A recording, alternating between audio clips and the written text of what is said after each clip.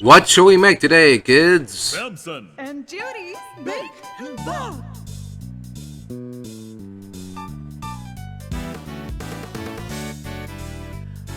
Macaroons, waffles with cream, chiffon cakes that are light as a dream. Laugh and sing, smile, it's true. All that sweetness waiting for you. Look there, what where? Over there. The oven's got something special to share. Ping. Now let's see what we got for you.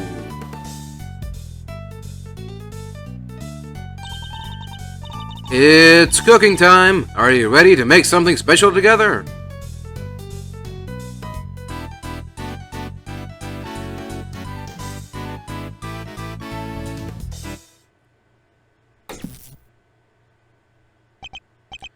Wow, talk about a blast from the past. Hey, Gregory. I'm going back there tomorrow with your boy. I'm finally going to find out what happened 18 years ago.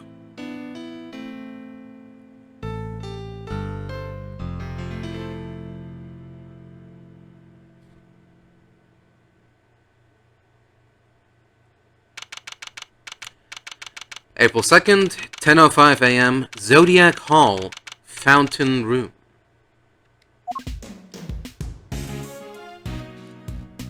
Well, Fender, are you finally going to tell me what we're doing here? Why have you brought me to an art gallery of all places? Hey, you had nothing going on. Seemed like the perfect chance to come and enjoy the magic of star sign stuff together. Star sign stuff together? I'm leaving. Chill, big guy, I'm just joking. You know about the IS-7 incident, yeah? Your old man's last case? Of course. Von Comer took great pleasure in showing me the files as soon as I became a prosecutor. And I reviewed them again last night after your invite. See? I was also present at the trial all those years ago, although my memories of it are somewhat hazy.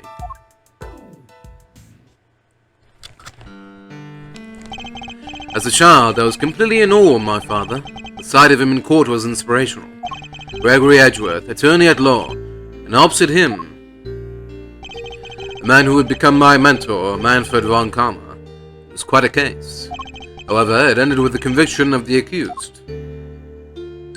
Ah, so you were there too. You were in the courtroom for Gregory's final outing.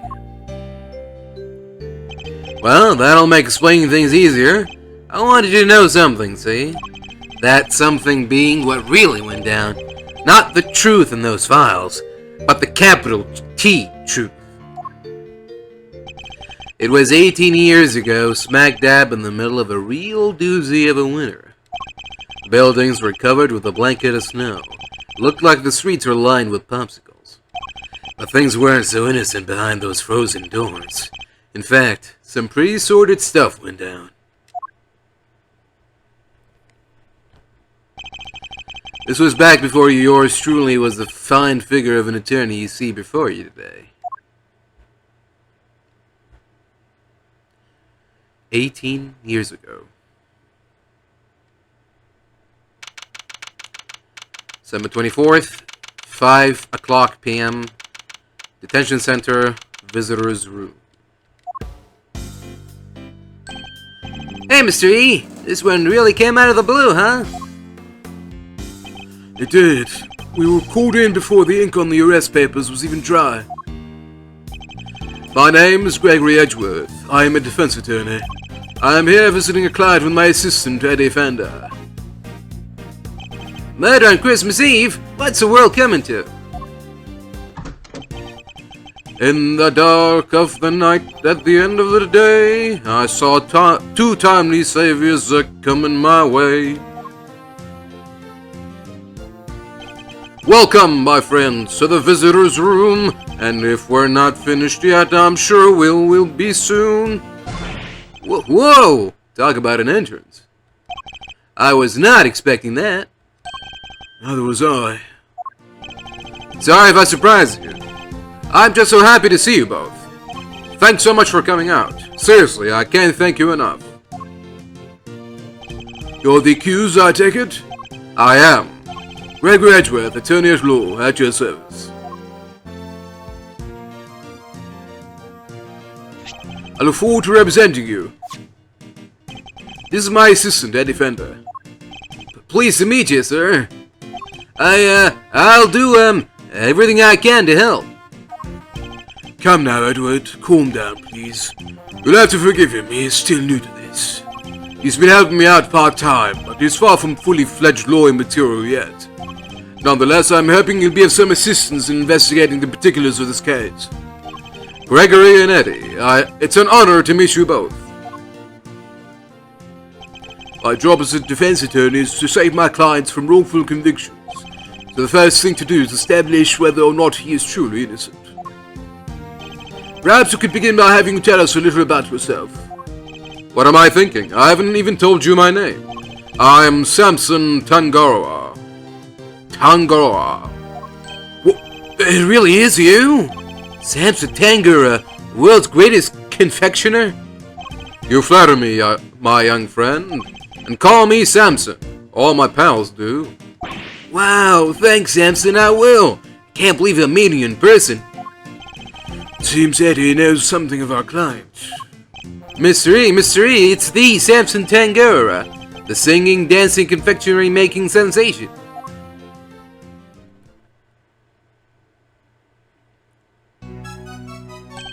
What shall we make today, kids? Macaroons, waffles with cream, chiffon cakes that are light as a dream. Laugh and sing, smile, it's true. All that sweetness waiting for you. Look there! What, where? Over there! The oven's got something special to share. Now let's see what we've got for you. I almost started dancing alone. No way! I got to sing with Samson Tangaroa. This is a dream come true. Is it Tangaroa? Tangaroa? Or Tangaroa? I don't know. It's like tango and something else? I don't know. Ha! Thanks, little pal. It means a lot to hear you say that. My apologies, but I think we need to discuss the matter at hand. Of course. I'm sure you're both very busy. Alright, where would you like me to start? Thank you for agreeing to represent me. The scales on my badge mean something, Mr. Tangaroa. They represent justice and fairness. We'll see to it that you get a fair trial, and if you're innocent, you will walk free. But until then, I'm going to need you to sit tight and trust me. I will. I do. Thank you.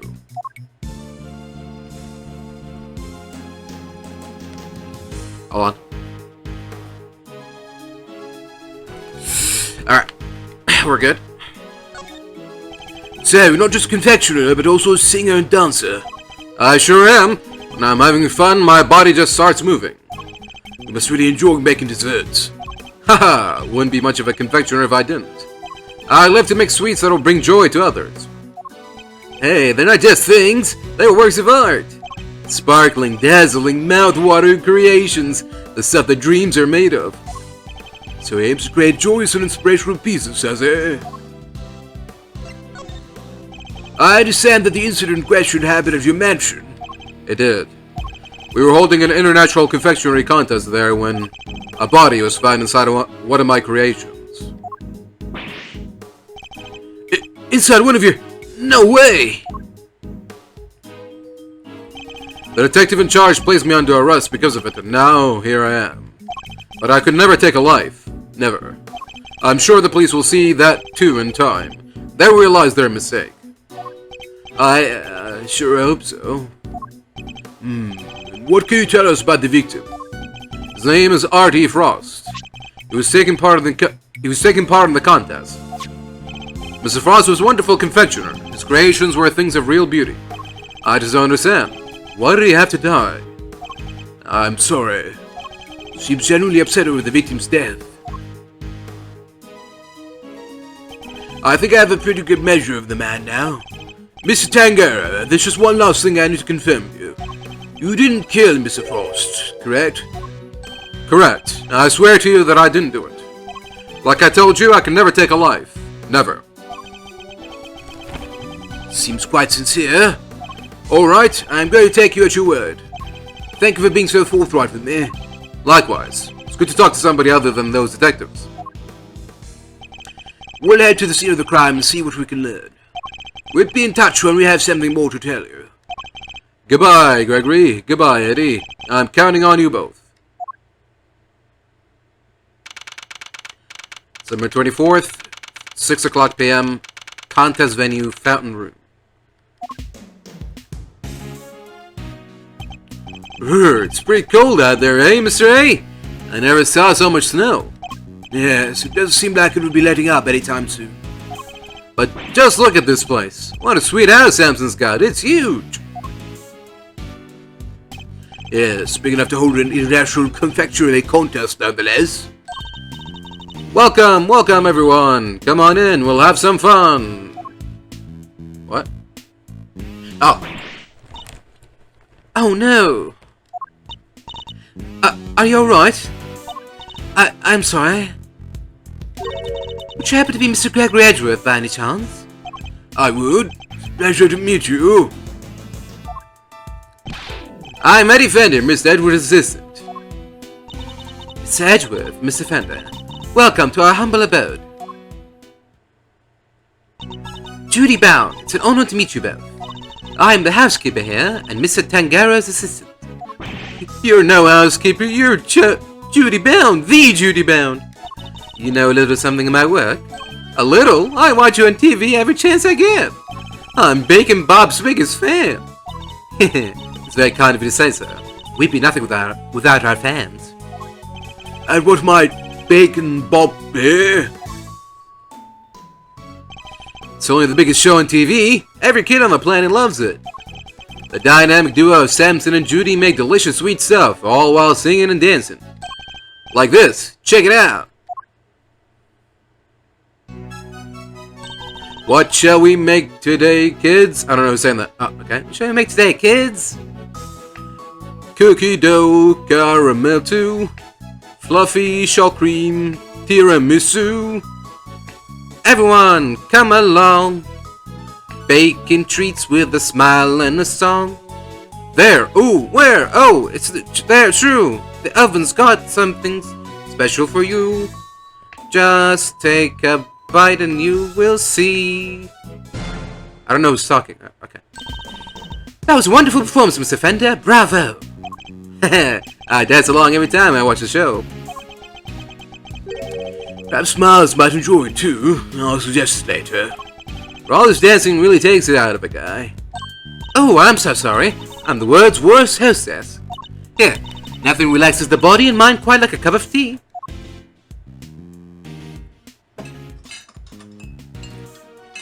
A clink and a clatter too.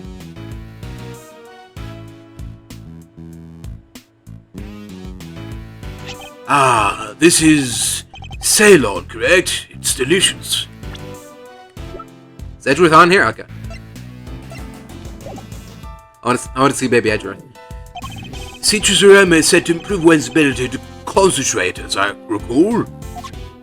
Interesting. So this is what Ceylon tea tastes like, huh? How odd. So cold. Yes, it's so that the tea cools down more quickly, I'm afraid. Some of the guests don't like it too hot.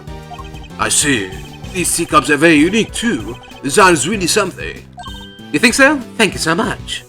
I ordered them all the way from France. They're my absolute favorite. They were designed by a marvelous sculptor named Paul Haliqui.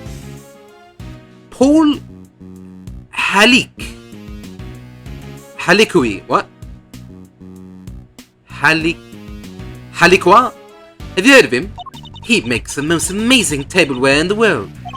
You're clearly a big fan of his work. Oh, I am. These teacups are my greatest treasure. Said not afraid to show when she's passionate about something. If you don't mind, Miss Bound, I'd like to move on to the reason we're here. Can you tell us everything you know about the unfortunate incident that occurred earlier? Of course, I'm sorry for getting so distracted. I guess I'm still in shock. Because I'm the one who found the body, you see? You discovered the victim? Is it true that the body was recovered from inside one of Mr. Tangaroa's creations?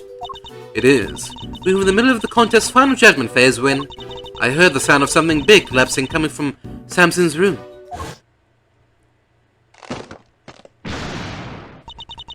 Oh no, what was that sound? Samson, are you in here? Ah! I opened the door and went inside, and there was Mr. Frost's body. Thank you. I'm sorry to make you relive such a traumatic experience. Think nothing of it, please. I only wish I had more to tell you. Now, if you don't mind, Miss Bound, I'd like to begin our investigation of the crime scene. Oh, Miss Edgeworth, Miss Offender, you have to save Samson. He's no murderer. He can never do something like that. Of course. Leave it to us, Miss Bound. Thank you so much. I'll go serve the others their tea, then. Come, Eddie, to the scene of the crime. Yes, sir, Mr. E.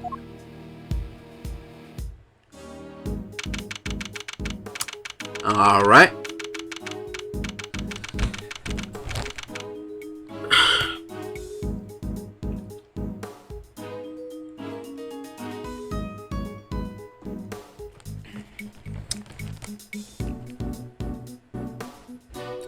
Just trying to think what accent to give the chef. Should I go for a Scottish accent? Irish accent? Or like stereotypical Asian accent? Maybe we'll wait until we hear him talk and then we'll decide. December 24th, contest venue, Tangaroa's room. Tangaroa. No way! Everything in this room is made of chocolate. I can't believe I'm getting to see so many of Samson's creations this up close and personal. I'm a bit more excited myself if the room wasn't a murder scene. Shudder. Just hearing you say that sends a shiver down my spine. That might just be the temperature in here. It's rather cold. Yeah, now that you mention it, it is pretty chill. Achoo! Defense on the scene already. That was fast. Pleasure to meet you, Gregory Edgeworth. I'm representing Mr. Tangaroa. This is my assistant, Eddie Fender. Nice to meet you. Bad. Detective Tyrell Bad.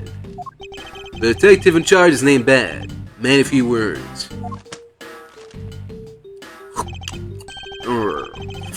Something about this just sort of tastes right. You're eating your no paper. He likes to chew of his thoughts rather literally, I'm afraid. Have some to digest and remember them. It's a little quirk of his. Please try to ignore it. Although I'd be the first to admit that's easier said than done. With the introductions out of the way, Detective Bad, would you mind if you joined you in investigating the scene? Sorry, not gonna happen. What? How come? Mr. Edgeworth is Mr. Tangaroa's attorney. Yeah, and attorneys will do anything to get them off the hook. Even put words in their clients' mouths. You think I need that on my crime scene? Mr. Edgeworth would never do something like that. I don't trust attorneys. Okay, kid? Detective, you established my client's supposed guilt based on an investigation of the crime scene, correct? That's usually how it works, yeah. What of it? Extend me the same courtesy. I believe he is innocent, and I would like the chance to prove it. You believe he's innocent, and you didn't even see the scene yet?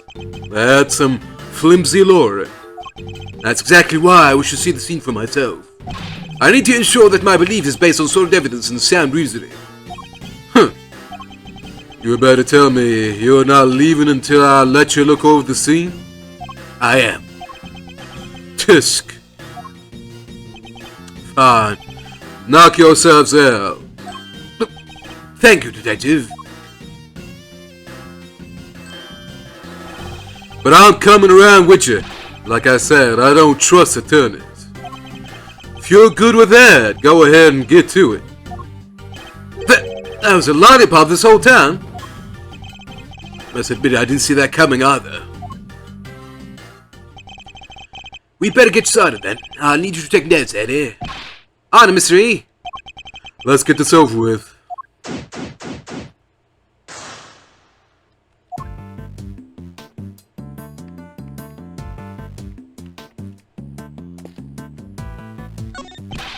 Real crime scene. This is so exciting. This isn't a game, Eddie. I need you to take it seriously. Don't worry, Mr. E. I'm taking notes on everything. You are? What kind of notes? Notes about how all this delicious stuff is made. Can't wait to try it for myself. I'm not playing around, Edward. Take this seriously. Yes, Mr. Edgeworth.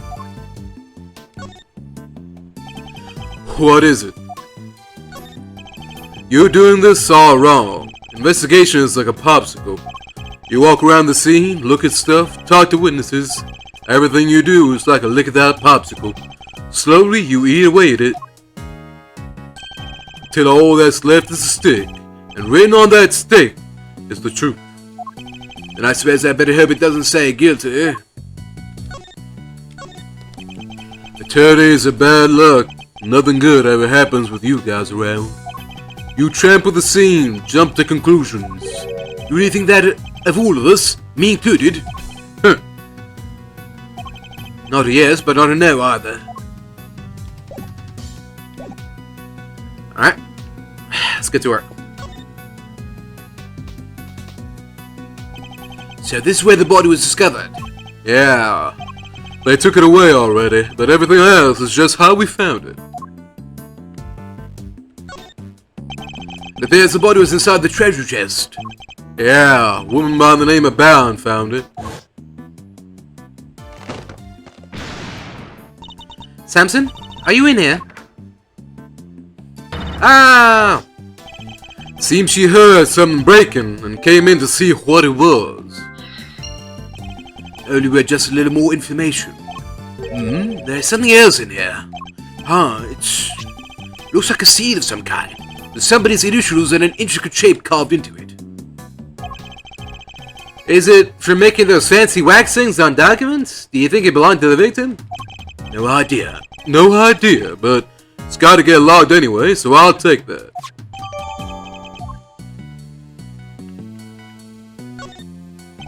It's rather impressive making an entire ship out of chocolate. That's Samson Tangaroa for you. Don't you just want to take a big bite out of it? Which part to bite first, though? That's a real head-scratcher, you know? Bite any part of it, kid, and you'll be off this crime scene so fast your head will spin. Hey, it was just a joke. Stop staring at me like that. I do sometimes wish Eddie could keep his cool a little better.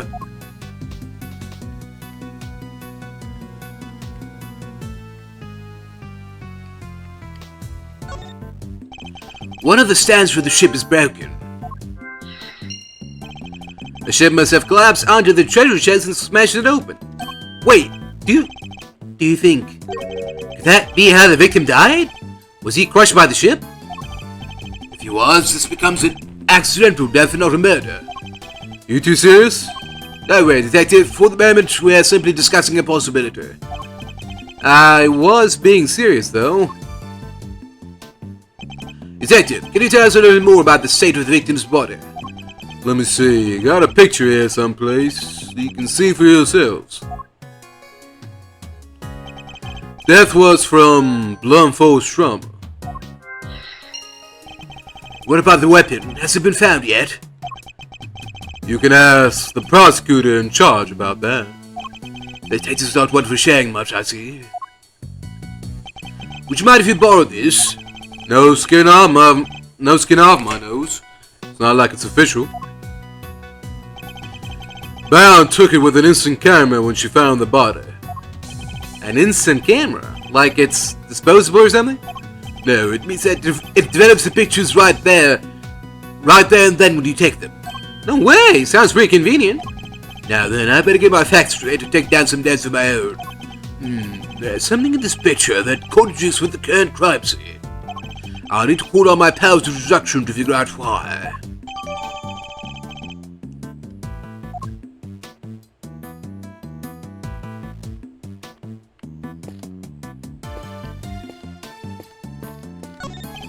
The Red Rover and the Crimson Tide. Looks like the statue is the inspiration for everything on display in this room. The ship and the treasure chest, of course, but also all the other nautical objects in display. It's certainly a suitably grand theme with which to showcase Mr. Tangaroa's talents. This is a fine selection of nautical paraphernalia. Do you think one of them could be the murder weapon? No, they're all made of chocolate. We'd have a hard time bludgeoning somebody to death with one of them. Tusk! Can't tell what's real in here. They really do look genuine. I tell the difference myself. True testament to Mr. Tangaroa's skills.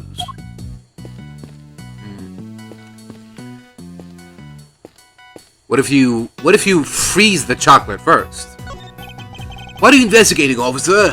Sir, I was just checking the temperature of the water here. and what have you learned? Oh, it's warm, sir.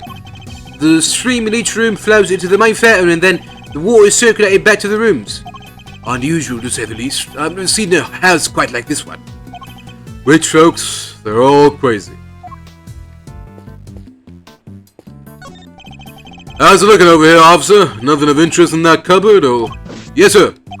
So, there is? Oh, no, there isn't. Just a black toe choose for cooking and some tableware, sir. You're the man, Mr. Turner. Nothing to add, am I right? No. So, you do have some, Dad? Oh, no. Ain't got a straight answer out of anybody. Perhaps you should ask a straight question.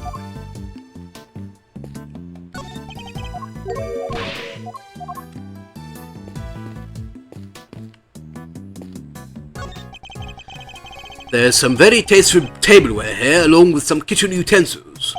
This tea set is of the same design as the one Miss Ban served us with earlier. You think Santa could have been drinking tea out of that? The pot and cup were dusted for prints. His were the only ones they found. Was that the case with the utensils too? Everything else had been washed, so there weren't any prints to find.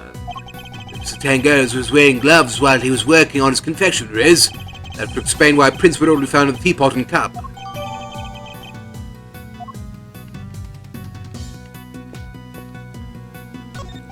A well-equipped kitchen, as one might expect. Sadly, it doesn't look like there's much to be found in the way of clues. Nothing of interest in the fridge either. We checked.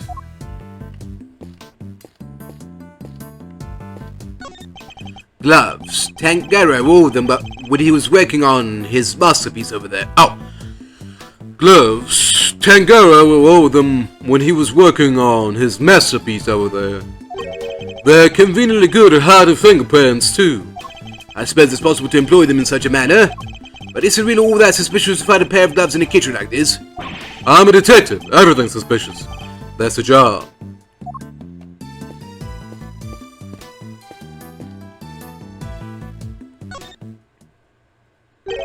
And you are?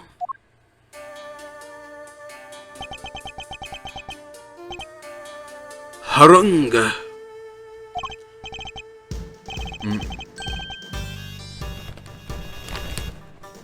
Alright, I'm just gonna go where the music takes me. Develop a voice based on the voice I'm hearing. Okay. Excuse me.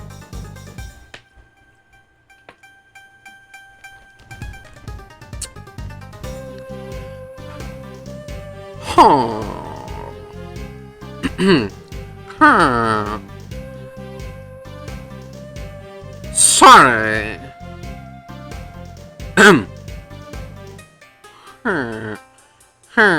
Sorry. Meditating.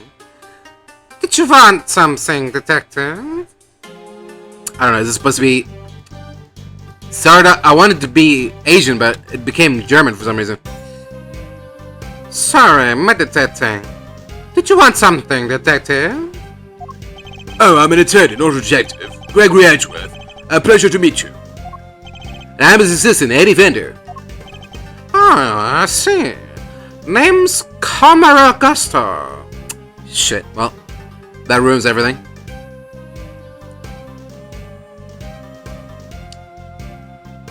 Name's Camera Augusto.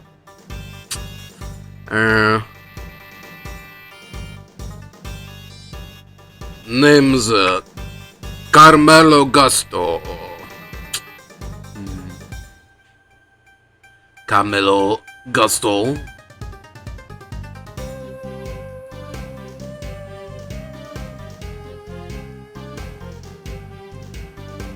Carmelo Gusto.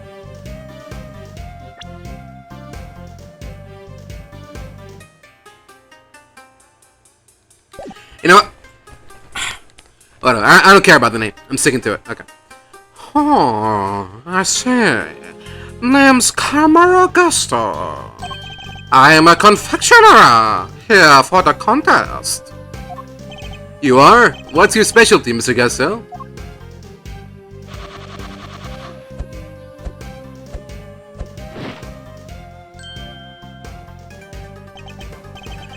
The art of air and sugar. No way, look at that. It's a little baby seahorse. It's a dragon, a noble soaring creature of the skies. That's a dragon? That's look more aquatic than airborne. No need to sugarcoat it. My design sense is weak.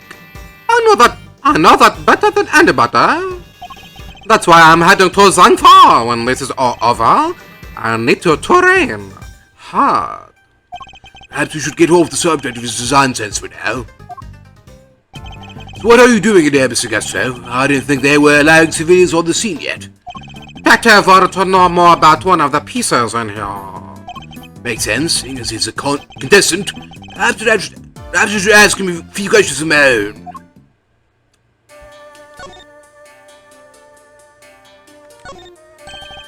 Interesting design. Yes, I could do something with this. Can I borrow it? Oh, I'm afraid not. It's rather important. Can't bear the thought of it coming to any harm in Mr. Gusto's hands. Huh.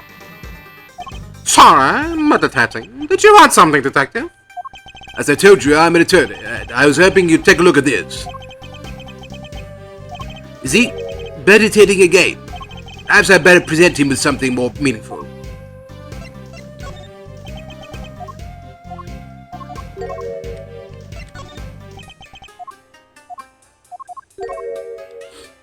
Alright, fair enough. Just checking. Those were some interesting implements you used, Mr. Gusto.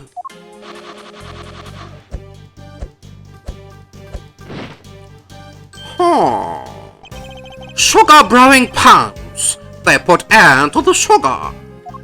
It's so cool. It's like watching a swordsmaster do his thing. I'm no master. Not a day goes by that I don't hurt myself one way or another. That's why I wear red. That way, it doesn't matter when I make a mess. The way of the confectioner is a lonely one. You never stop rearing, not until you die. The way of the confectioner sounds like a long one too, if he's still injuring himself on a daily basis. What can you tell us about the contest? Based on what we've seen so far, flavor doesn't seem to be the only criteria at play. The contest was Tangaroa's idea. It's about art. Confectionery as art. Confectionery as art? Art you could eat, every part of it. Every single atom in this room is edible. The whole place does kind of smell like chocolate. Tangaroa is a genius, a once-in-a-generation talent. Flavor and flair, he has it all. And if you can't outdo the god of confections himself, you can't win.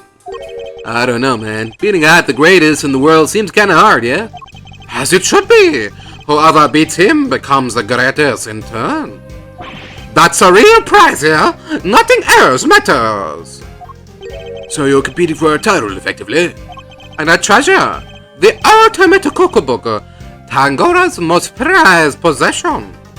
If you want to know more, it's all written down here. It's a list of rules that was given out to the contestants.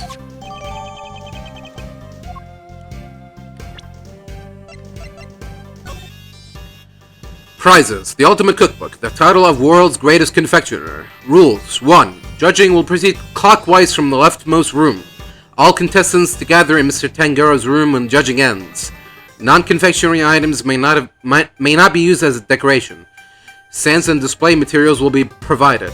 Contestants may not enter another contestant's room until judging has been completed.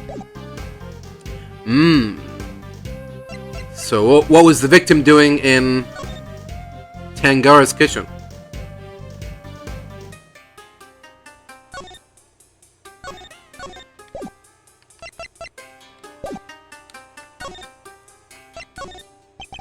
The winner of the contest gets to call themselves the world's greatest confectioner, and that's my goal.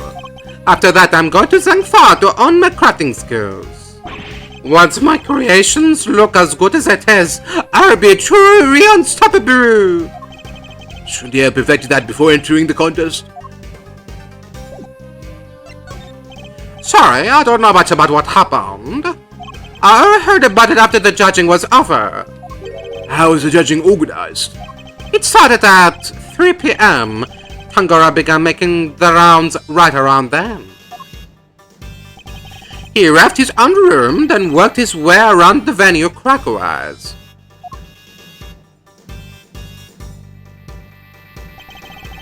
My creations were the first to be judged. After that, he went to Scone's room. She is another one of the contestants. What can you tell us about her? Ruthless, brutal. There's nothing she wouldn't do to win. She was working with cream, some kind of dreamscape. Then Rasavor, first room. His thing was flavored ice. Sculptures this time, or so I heard. Bound found the body while Tangaroa was still making the rounds. She panicked, ran to call the cops. Tangaroa went right on judging, claims he didn't know a thing about it until afterward. Went ahead and looked over the victim's work, even though the guy was nowhere to be seen. Pretty suspicious behavior in anyone's book. I don't have enough information to challenge him on that yet. By the way, Detective Bat, what were you and Mr. Gussab talking about earlier? I was going to ask about the piece on the wall here. The one in the frame. Seemed like something was off. Thought I'd better ask somebody who knows about this stuff. But then you, bozo, showed up and pulled me away from my very important work. Perhaps we could take a closer look at it together. Can't take a hint, can you? Mr. Gusto, would you mind helping us out?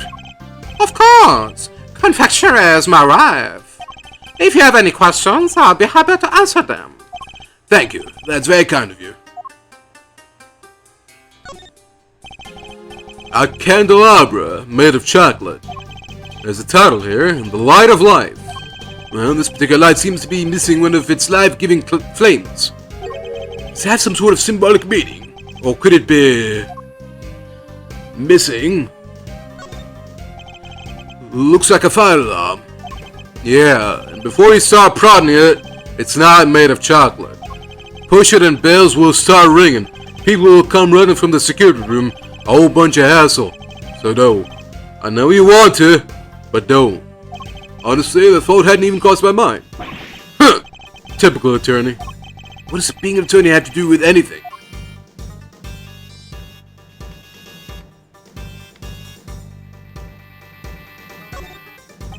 It's a journal belonging to the captain of the chocolate ship, also made of chocolate. A Diary of Despair, that's some title. Come, hearken, see how we cross the sea, and rode the red tide to misery. Quite a jaunty rhyme for such a tragic-sounding tale. There's something of interest here. This must be the title of this piece. Angel beset by thorns. That's pretty mysterious. Really gets you thinking, huh? I think I'm a fan. You have good taste. I'm especially fond of it myself. Simply captivating. Mr. Edgeworth, Mr. Gus, surprise me. No, Eddie, don't make this into a phony issue by bragging about it. You have a bad taste. Was that a dad joke, Mr. Edgeworth? I better make note of this momentous occasion. Why did I make a joke, dad or otherwise? Who knew you could make a picture this pretty out of chocolate? Samson really is a god among men. It's really made of chocolate, though. Looks far too much like a regular illustration to me. You have a good eye. I'm impressed. That's no piece of candy. That's the ultimate cookbook. The ultimate cookbook. In other words, the grand prize. What? So it's not made of chocolate after all? No, the book is simply inframed in some. Tangaroa showed it to all of us when he gathered us here to expand the rules. The participants knew that the grand prize was in this room the whole time. Anyway, you see it too, right? The frame. Something's missing. Ah, the oddity Detective Bad was going to ask Mr. Gusto about earlier, yes. You're right, Detective. Something is missing from this frame. So it's not just me. Huh? What's missing? I'd better show Eddie which part of the frame is missing some chocolate. Take that. Look at the decorative work in the corner here. Something is missing now. Oh yeah, it's different from the other side. Not like Tangaroa. The patterns are wrong. But that's not all. Take a look around. Every confection in this room is missing some small bit. You're right. Candle holder, the nautical stuff, they're all like that. Did somebody deliberately damage them? It's a very good question. Oh, did Tangaroa just want it to look like somebody messed with his work? He'd never do that to his own creations. Never.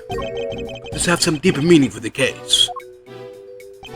I must scour the scene and inspect anything that catches my attention. Are these finger marks? Yeah, but we don't know whose yet. Still haven't figured it out. No fingerprints, no ID. Finger marks without prints. They could certainly be important to the case. It's a real head scratcher, alright. Not really. I'm guessing whoever it was wore gloves.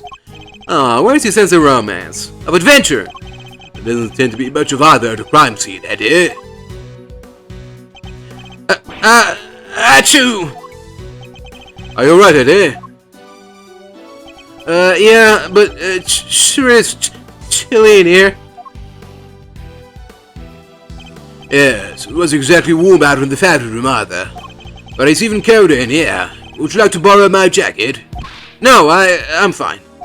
Besides, you said you'd give it to me when I finally got my attorney's badge. Heh, I did, didn't I? Why do they have the heat down so low?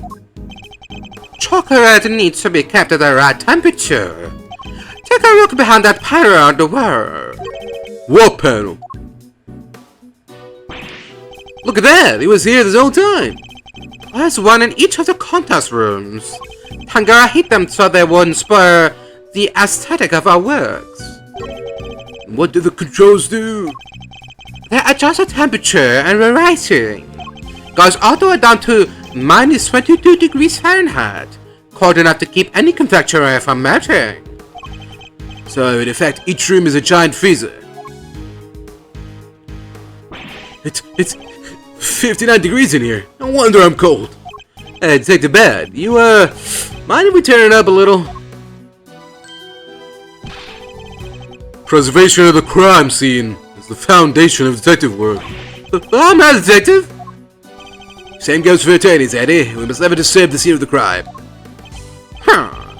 Get used to the curve. It's all part of your training. Chocolate needs to be kept between 59 and 65 degrees. There's no way around it.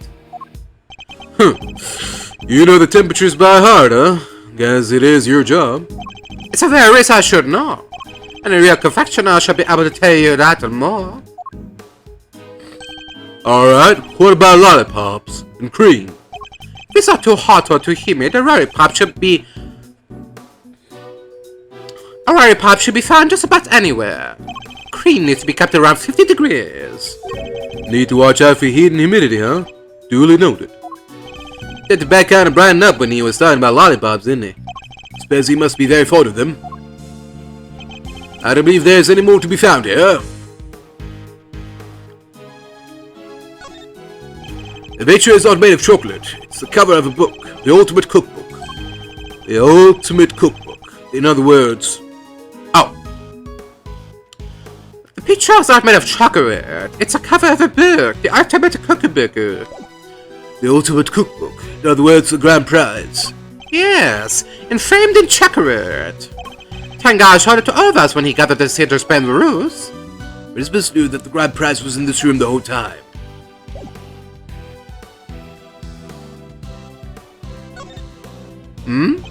Oh. Examine the... Okay, sure. These controls can be used to adjust the room's temperature and lighting. Red, yellow, green, dark blue, light blue, white. That's a huge range. Temperature is set to 59 degrees. Light color set to white. The pieces in here are made of chocolate, that's why. White light makes them look better. Tangaroa must see the room itself as a part of his carefully crafted creations.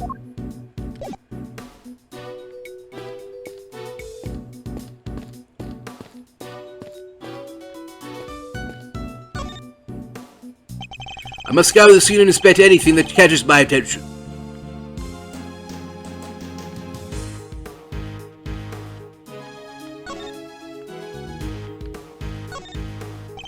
Subtle Voyage of the Red Rover.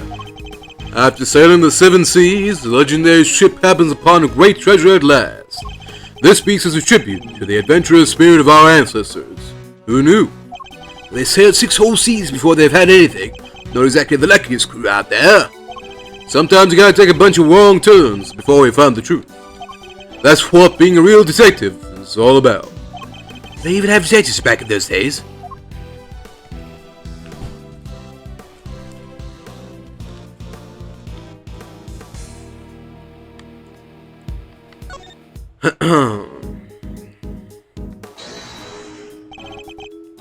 Could this be related to the evidence somehow? Eureka! Consider the relationship between the evidence and what we see before us. There's a contradiction. I'm concerned the ship before us, and how you're lucky it's made of chocolate. Otherwise you'll be on it right now, floating down that little stream over there. Not exactly the most pleasant way to be ejected from a crime scene. I need to calm down and think this over one more time. I'm certain there's something missing that ought to be here.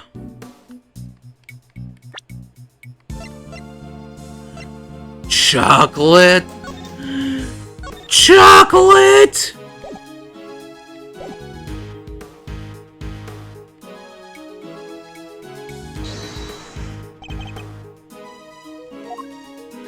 Eureka! You said the only thing that has been removed from the scene is the body. Yeah, that and the piece of cloth it was wrapped in. There's something here that doesn't quite add up. It doesn't? Take another look at the scene in front of us, Detective. A very conspicuous pool of blood that should be here is clearly missing. But you're right. Don't remember anybody mentioned they removed the blood along with the body. Let me check with forensics. What is it, Missy? What did you figure out? Compare the treasure chest and the photograph to the real thing. In the picture, the solid chocolate bottom continues underneath the deceased's head. And yet, that part of the chest is now gone. Part with blood all over it. Exactly. So did the police remove it? Perhaps the killer? It wasn't forensics. They're saying nobody took anything like that away. Interesting. So somebody deliberately removed the blood from the scene. Could be.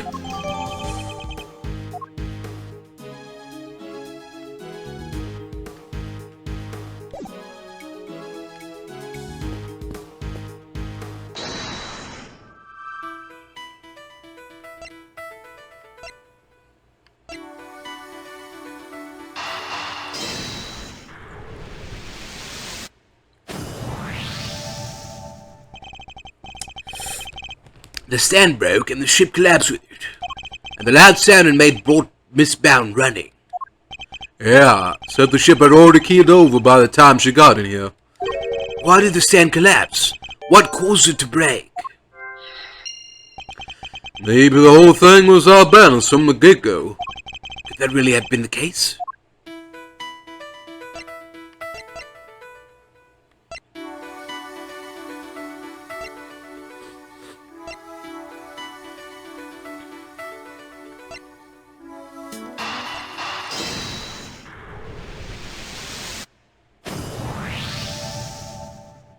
All of Mrs. Tangaroa's creations are missing a little piece each, including one of the stands that was holding up the ship. Somebody really went all out. You think it could have been the killer? Certainly a possibility. Either way, I think we can safely say the stand was damaged with our mystery person's tampering spray. Wonder if all the random bits that are missing from this room were things that had blood on them, just like the piece of chocolate inside the treasure chest. Maybe. When it broke, the ship fell and smashed open the treasure chest, which would have remained closed otherwise.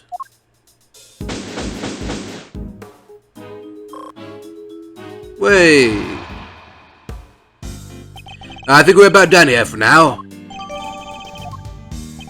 Well, if I wasn't convinced before, I am now. Tangaroa did it, no two ways about it. But what do you mean? All the rooms in this place locked from the inside. The only way to unlock them from the outside is with this key. There's a fucking running water stream next to you. Come on. I see, and who had access to that key? Who do you think? Tangaroa. And it's the only one. There aren't any copies. Can make one out of chocolate. With the mansion key, Tangaroa could slip it to anybody else's room anytime he liked. And he could even lock his own room from the outside if he wanted. Mr. Tangaroa's room wasn't locked, was it? Nope, which is exactly what makes him a suspect. Would you care to explain your thinking?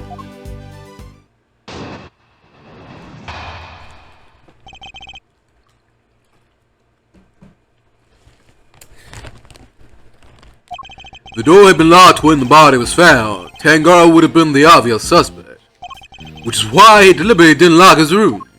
And why he smashed in the lid of the treasure chest, so the body was on full display. Everyone was supposed to gather in his room when the judging finished up, so he made it look like the murder happened while he wasn't there.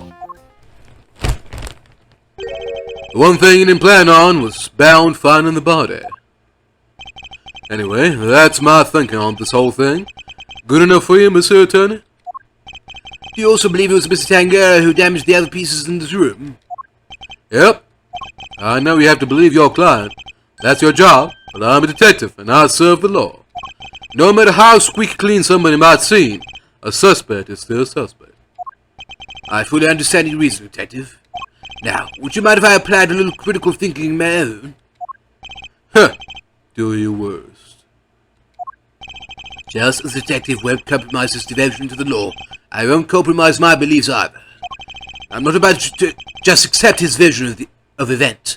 In fact, I'm going to show him the piece of evidence that highlights the contradiction in his claims.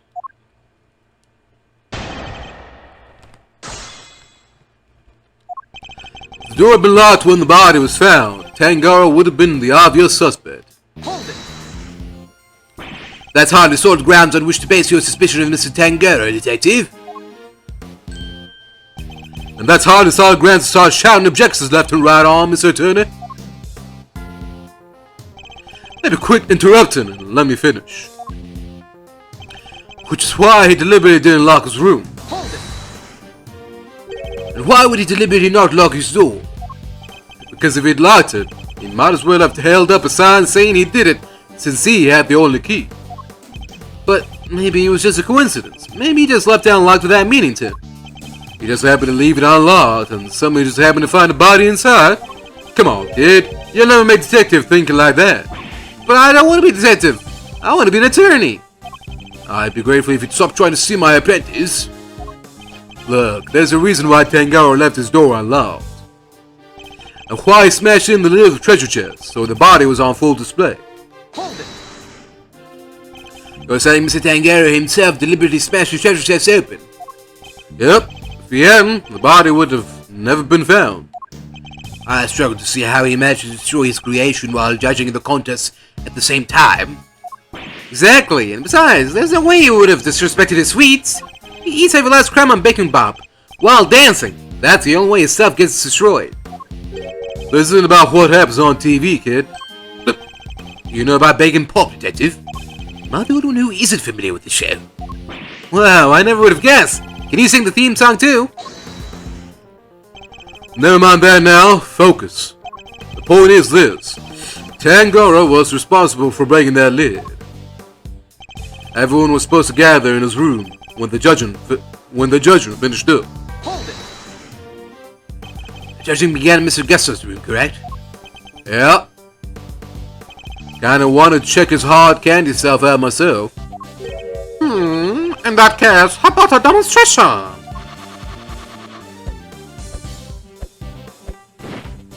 What? Well, it's you, Detective. You calling him a dirty dog? It's a wolf. Lone wolf. I like it. I'm starting to enjoy these little displays. Anyhow, so we made it look like the murder happened while he wasn't there. Hold it. Do you have a clear idea of when exactly the murder took place? Not yet. Autopsy report still pending. Yet you still went ahead and arrested Mr. Tangaroa? We may not know when the murder happened, but we know when the body was discovered. It was while Tangaroa was judging Gusto's room. Perfect alibi if we could set it up just right. Still not grounds for an arrest. Surely you have to agree with that. Do I? Especially when I've got nothing more to say to you. Why do I get the feeling he's hiding something? Dr. Bat seems pretty convinced that Mr. Tangaroa is the culprit. But there's no way he would have vandalized his own creations. No way!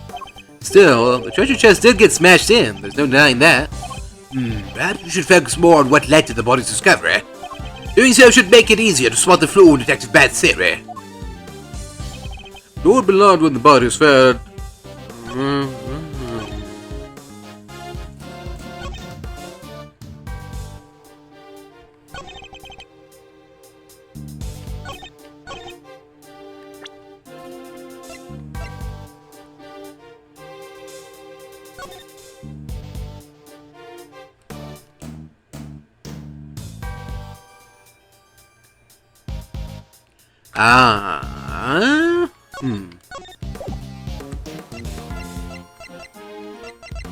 Objection. Okay. I know it's true, but I don't know why. I still haven't figured that out. Okay. Can I try to figure it out before he says it?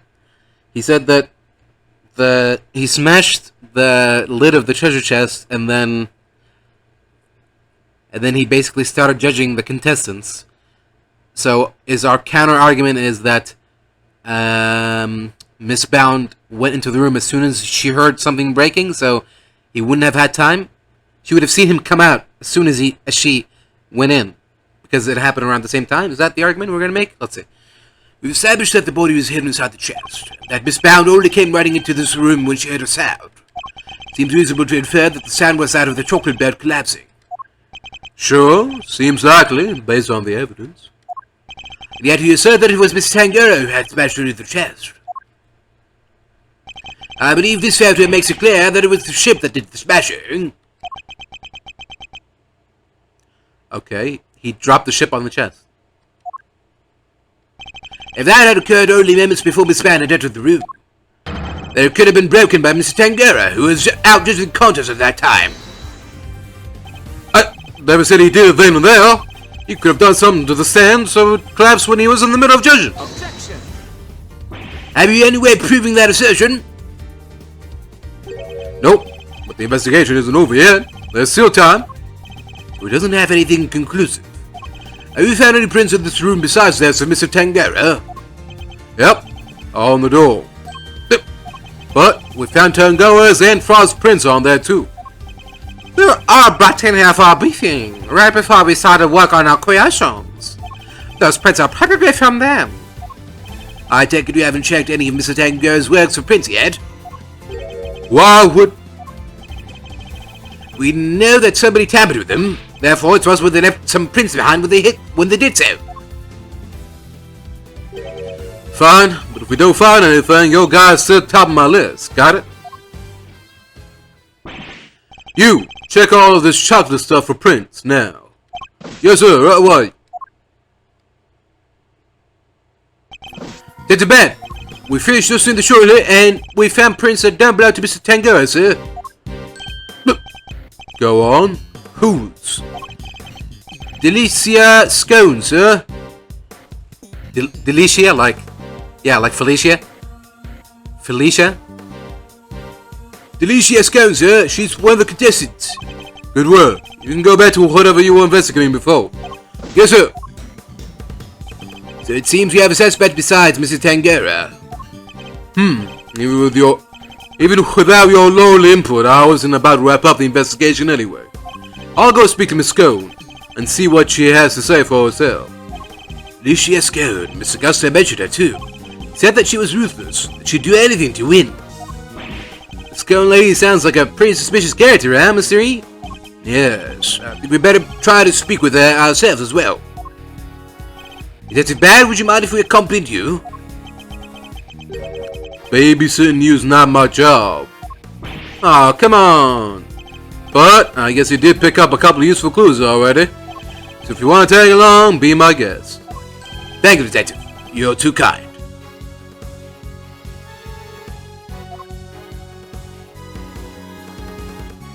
But Detective Betzer, I don't think that's such a good idea. The lead prosecutor is still busy in there. It'll be fine. Me and him don't exactly see eye to eye anyhow. Who is this him? Who do they assign the case to? Manfred von Karma. What? They give it to Von Karma? He hasn't lost a case in 25 years. Manfred von Karma, a living legend over at the prosecutor's office. We've never faced one another in the courtroom, but I've heard plenty of stories. They say he'll do anything to ensure a guilty verdict. I can't let that distract me. For now, I need only continue to do what I believe is right. To be continued. December 24th, 7:30 p.m. Contestant venue, Scone's room. Whoa, a candy castle! And look, there are even some little elves to go with it.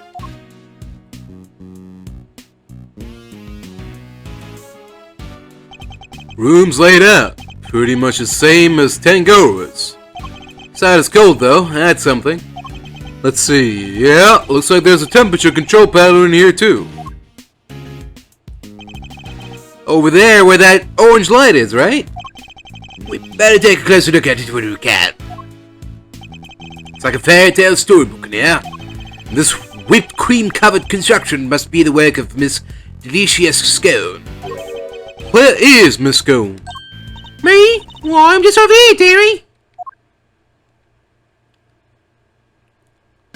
Oh, just so you lovely boys. Delicious Scone at your service. Some cheeky blighters batting by even coming Miss Delicious. Do ye? Called Lovely Boy 34. Unexpected to say the least. Oh, what? You're only 34?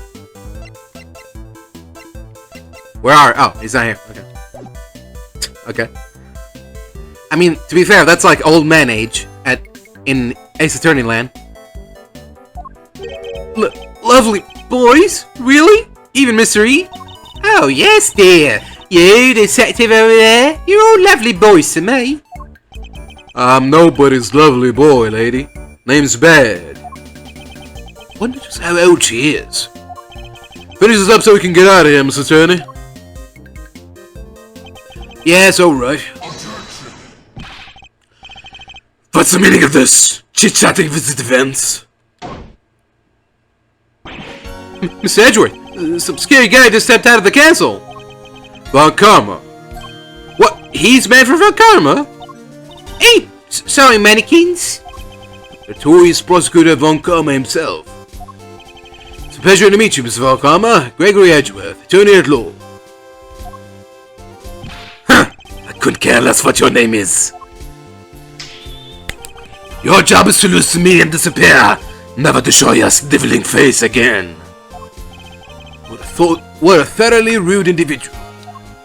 Those piercing eyes, that furrowed brow. Shudder. You're even scarier than they say. You might want to keep such rude thoughts to yourself, eh? We're hoping you might permit us to carry out some brief inquiries, Mr. Von Karma. Ha! Why would I wish to extend you any such courtesy? This clearly isn't going to be easy. So long as your inquiries are limited to this room, I suppose I'll allow it. What sudden change of heart? You, the tall fellow! Name's bad. Is that so hard to remember? I did ask for your opinion. The thoughts of a lowly detective do not concern me. But I do admire your spirit. But see to it that these worms don't step out of line. Why do I have to? I am not offering you a choice, detective. I need to go and look over Gustav's room. Good day.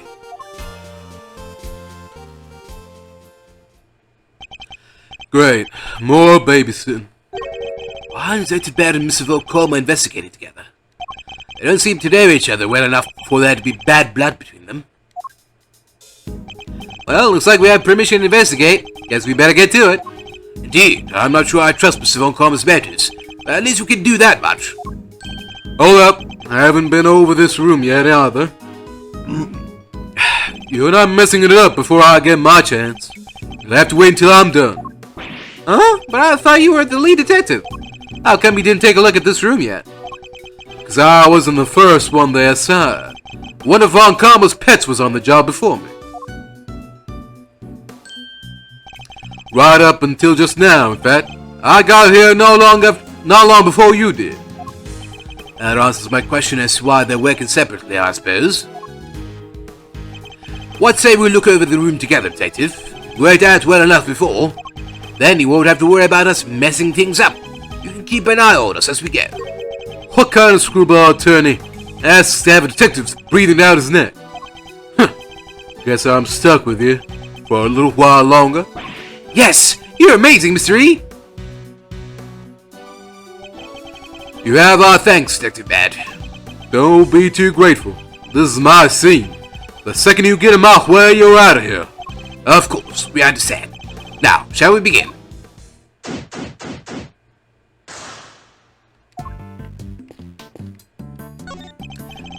The thick, sweet scent of delicious whipped cream is in the air. It's like a fairy tale, but in real life. Yet, there he was, standing in the middle of it all with that evil look on his face. This whole experience is wasted on the scary old creep. Come now, Eddie, you can't call people names like that. It's rude. Sorry, Miss Edgeworth, I'll try to be more careful. It's just, he reminds me of this teacher I once had who was always super angry with me. A stern school teacher, eh? Now that he mentions it, Mr. Von Karma does have the look of one. I shudder to think what it would be like for miles to study under him.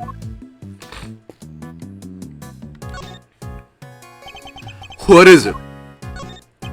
Room's laid out the same as Tangaroa's. Anything else strike you as strange? Von Karma's inside the castle. Must have been looking around in there. Who knows? Maybe he had a reason to. What about Miss Scone? She seems suspicious to you. She's hiding something.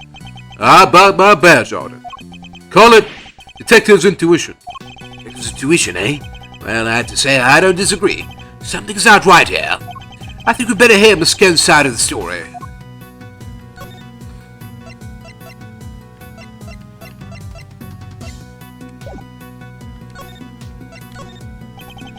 What a weird seal. Used like a stamp and come out as PH, right?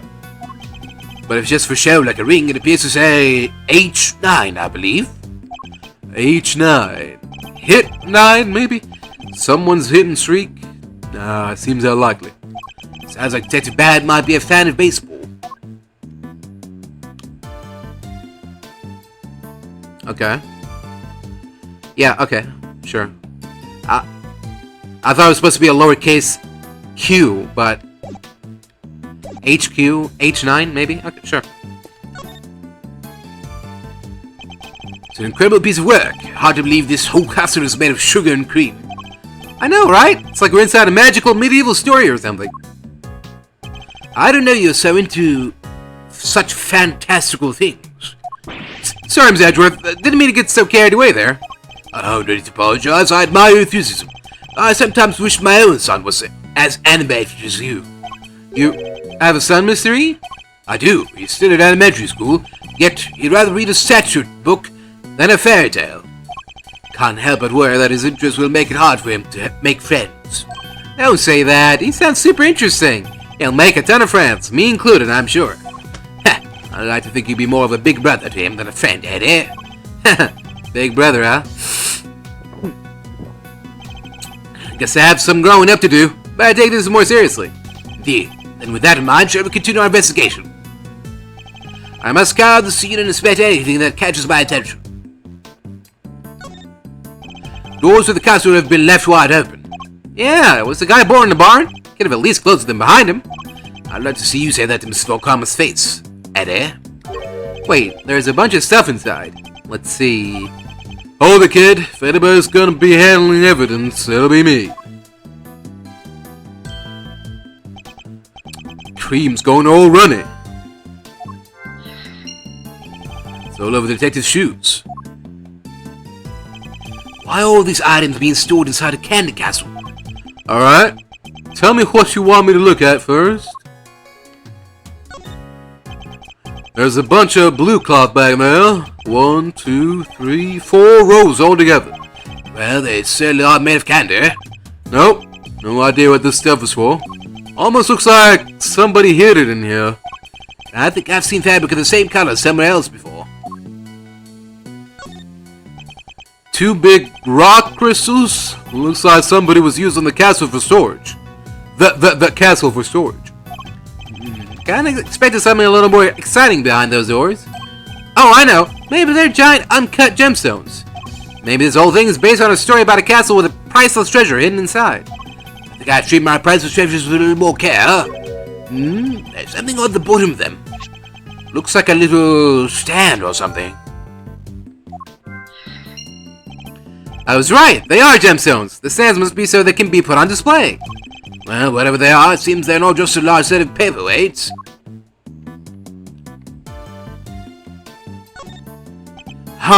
These pillars. They have hexagonal indentations. Looks like something's supposed to go in there. Well, whatever they were, they're long gone. Hexagonal indentations, eh? I wonder. Castle's covered in whipped cream, so maybe a giant strawberry. Giant strawberry with a hexagonal bottom? Look, I like strawberries, okay? Can't blame a guy for wishing. I prefer bananas myself. Blueberries for me.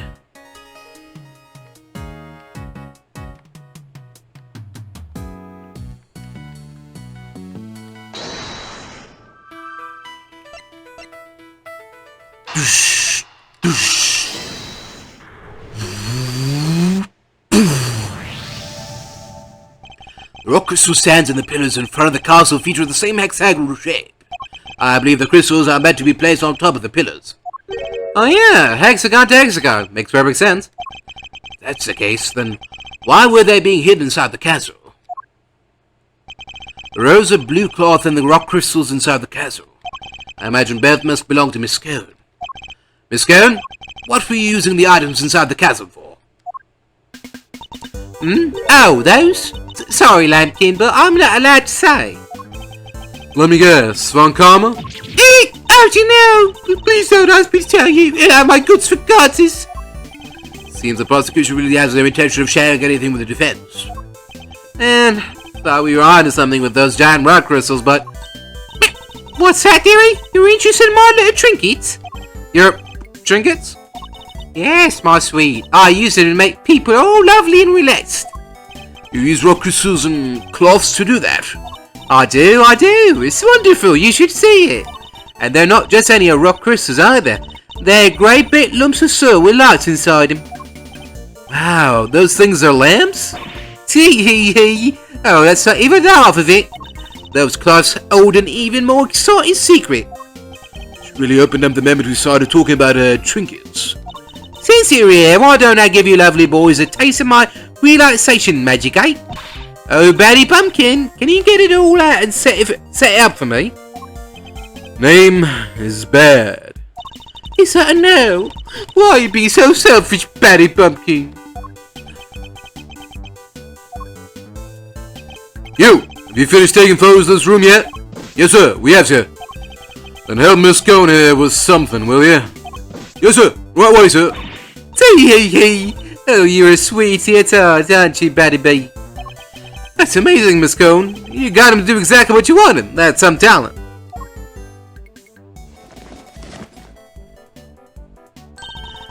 Thank you ever so much, Batty Kings. And you, Officer Lovely.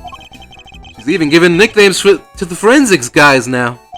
I guess it's her way of showing that she cares. So, what about this is supposed to be relaxing, exactly? Oh, don't be a big sourpuss, Batty B. The fun's only just beginning. Officer Lovely, you can switch it on now. Yes, Mum.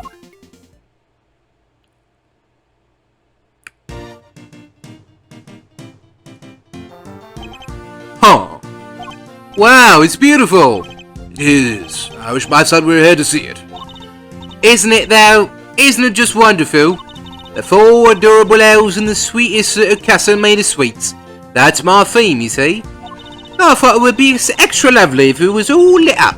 Isn't it the nicest thing you ever seen? One of the elves must be feeling a little left out. This is how we were supposed to look for the contest. I'm glad you lovely boys got to see it at least. Wait, shouldn't the lamps be lit up too? What's happened there, I wonder? I think we better take a look at the lamps and the elves one more time.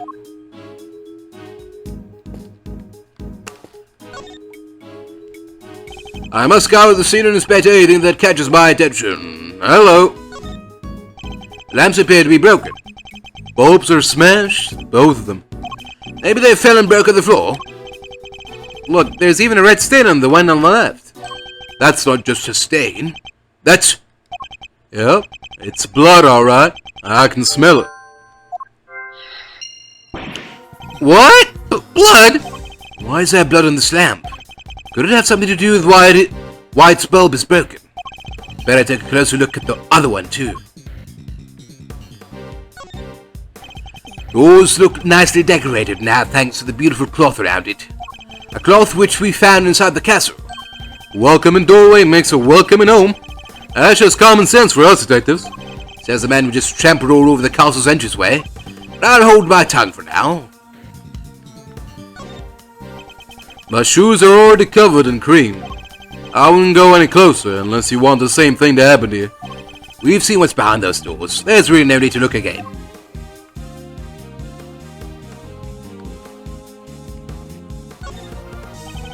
So, Miss Scone had actually intended to use these lamps in her display.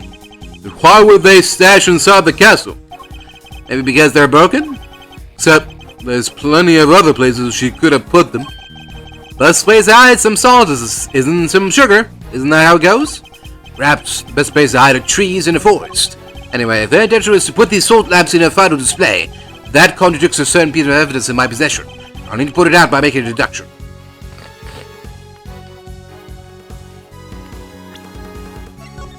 It's against the rules.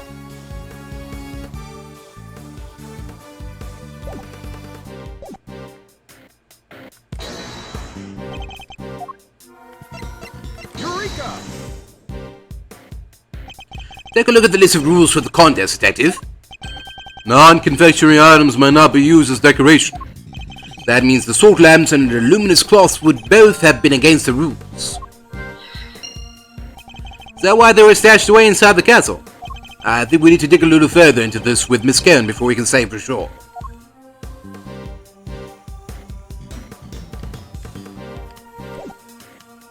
Interesting. The 4 adorable elves in the sweetest little castle made of sweets. So that's the theme behind Miss Scone's creations, eh? Oh, lucky for her, things aren't quite as sweet around here as she's trying to make out. These must be the various tools Miss Scone used to build her castle. Buckets filled with cream, trowels, and a brush.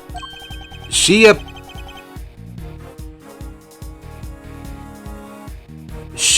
patissier or plasterer? You go making jokes are more expensive, you cheeky young devil. I don't just slap stuff on walls like a serial plasterer. I have to spread the cream out lovely and smooth, then work out all the rough patches. That's literally exactly what a plasterer does.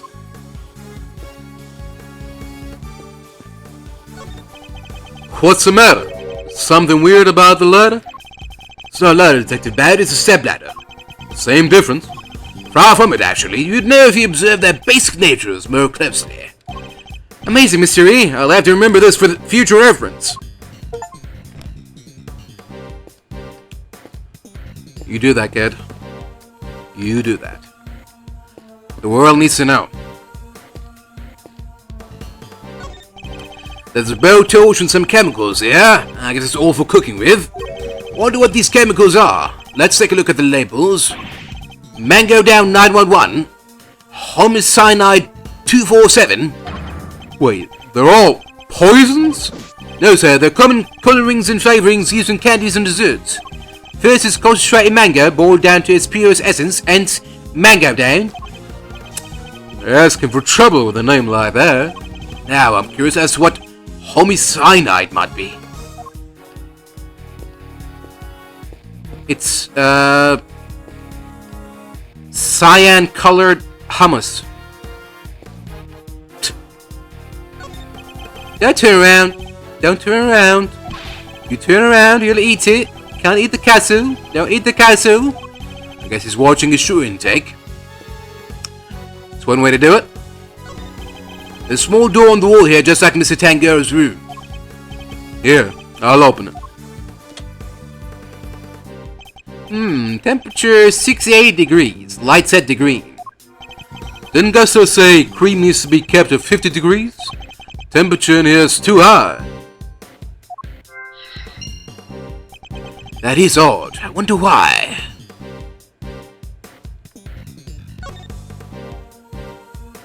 Temperature 68 degrees. That is odd. Wonder why. It's a cute little elf made of candy and sitting on a little tree stump. Fabric above it and the other decorations around it really add to the dreamlike atmosphere. Stare at it for too long and we might get swept up in the fantasy ourselves. Yeah, well, our job is to stay right here in reality and get to the bottom of all this. Nobody's getting swept up in any flights of fantasy on my watch. Oh, okay. Can't go around? Alright.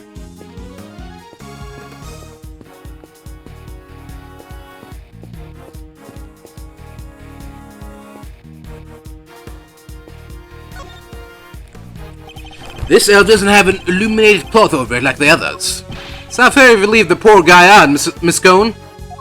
Well, I didn't want to, did I, dear? But one of my cloths and one of my little machines went missing. Cloth and what sort of machine exactly? Oh, you'll never guess how it all works. Those luminous cloths are connected to these little thingamajigs. They're called, full spectrum light emitting devices. They send light down the main cables and into each optical fibre strand. That's what makes the cloth grow. The cloth glow. With a little bit of fiddling, you can change the light to any colour and they'll all woo. Bright red like ferocious fiery flames. Cold blue like clinking crystals of ice. They have these special batteries that last for donkey's years. And they don't mind the cold at all. Forgive me. So these machines, they're what makes the special luminous cloth light up in all these beautiful colors, Mr. E. I see. So much new technology, I can barely keep up. These light-emitting devices. You lost one of them in a piece of luminous cloth? That's right, Lankin. Heaven only knows where they could have got to. This cloth could have something to do with the case.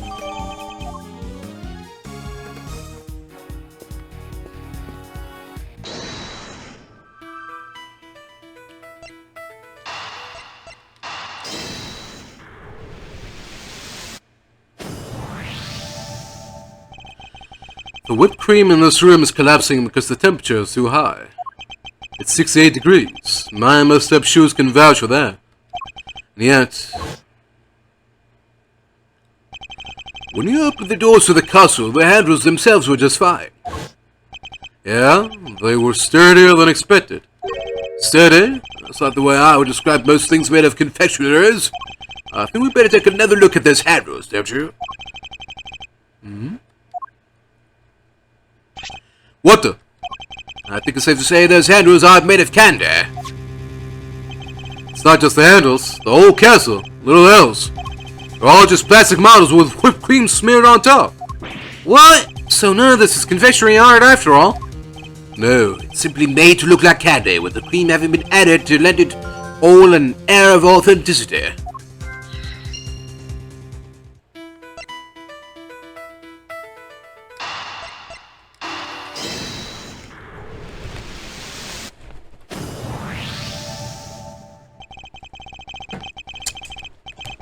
So not only did she use decorations that were against the rules, she didn't even make any real sweets.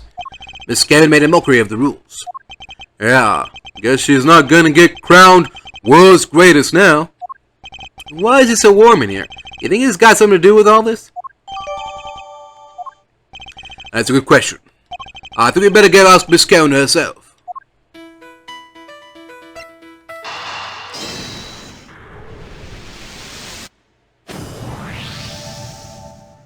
We know that the victim was struck and killed with something blunt. We found blood on one of the lamps, which has a smashed bulb inside. Could the lamp not have been the murder weapon? For sure, could definitely do enough damage to kill someone. You, science guy, did you finish analyzing the blood from a lamp yet? Yes, sir, just got done a minute ago, sir. The blood is the victim's, no doubt about it. There you have it. So the murder weapon was hidden in Miss Scone's room. I begin to think we may need to add her to our list of suspects. Alright. Sigh.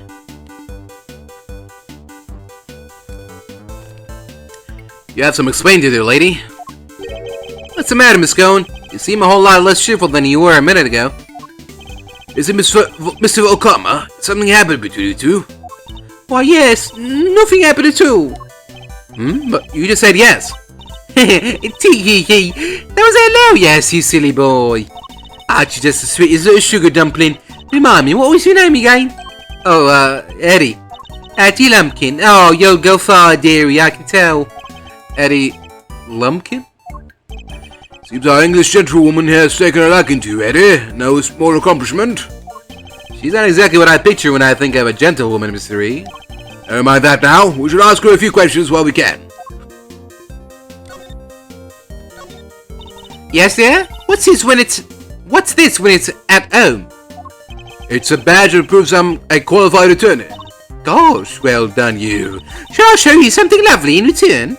See this big pink hat I'm wearing? It proves that I'm a qualified pastry chef. Is that so? I thought you could buy those in stores. Oh, you can. Anyway, it's not the hat that matters, it's the hat underneath. So then, can anyone call themselves a pastry chef?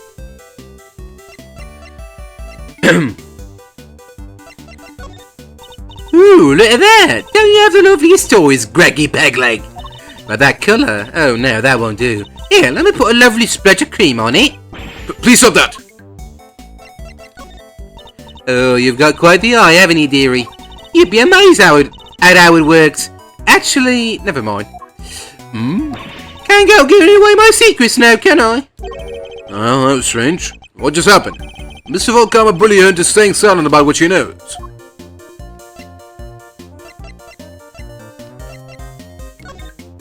Ooh, look at that. Don't you have the loveliest toys? Ooh, look at that.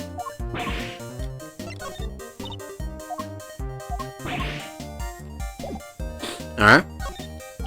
Could you tell us about what you did over the course of the contest? Of course, dearie, let's see. It all started at about 10 in the morning. That's when we set to work. And, well, I spent most of the time in my room getting everything ready, as you'd expect. Oh, and then there was a lovely afternoon tea for an hour or so from around 1, I think. Afternoon tea. An English tradition. Chance to drink tea, enjoy a snack, and make small talk. So, kind of like recess? I suppose you could say that. Oh, you really know your onions, don't you, Greggy Begleg? Such a clever boy. When did I become Greggy? Where was this afternoon tea served? Out in the garden, of course. There's a lovely little one just outside. They do it at the same hour every break time during the contest. Lay on a nice little spread, you know. But today, only me, Samson Silly Pants, and Moody Judy were there for it. Sammy Pitbull had already finished his big creation, so he was there the whole time. The poor old Chillywinks and Gusty Paints had to miss out because they hadn't finished yet, bless him. You're saying everybody except Mr. Frost and Mr. Gusto were present? That's right, dear. To tell you the truth, I hadn't finished yet either. But I wasn't about to miss out on tea and cake served by our two TV superstars. I went right back to work when I finished, though. Tootled off while the others were still nattering away. And at any point during the contest did you visit any of the other competitors' rooms? What? No, dear, don't be silly. That's strange, because your fingerprints were found in Mr. Tangaroa's room. Eek! Go red-headed! Wait, so you admit you were there? Oh, well, I can hardly deny it now, can I? But I didn't kill anybody, I swear. I suppose I better tell you what really happened. Just promise you believe me, won't you, dear? What exactly were you doing in Mr. Tangaroa's room? What exactly were you doing in Mr. Tangaroa's room?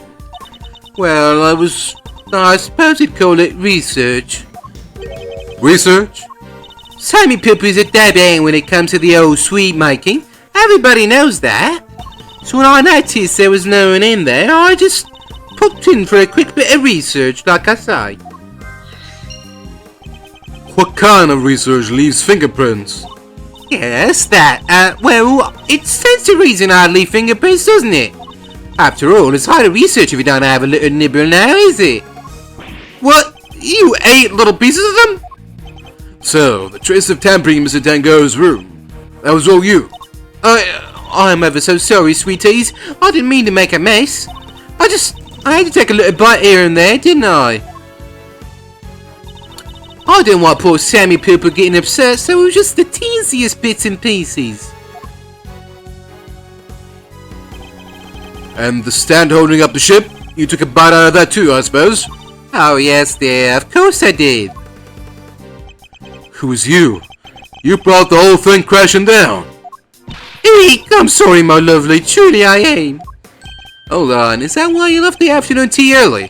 You were heading out for a second helping of sweets? Look, just please believe me. I never killed anybody, I promise. Your actions were certainly suspicious. That's about all we can say for now. Miss Scone, why is the temperature of your room set to 68 degrees? So I ate the cold, don't I, dearie? Besides, being chilly is no good for a girl. If I want to keep my fresh-faced complexion, I've got to be careful about these things. We ladies have to stay young, don't you know? How old is she really, though? That's what I like to know. It's not polite to speculate on a person's age, eh? But most of your work is made out of whipped cream. And whipped cream needs to be kept at 50 degrees or it starts to deflate. Is that so, dearie? Well, silly me, eh? I've only gone and made a whipsie. Wait, you really didn't know that? World-class confectioner, my foot. Not only did she break the rules by using fake candy, she's ignorant of basic facts about her supposed craft. Miss Scone grows more mysterious by the minute.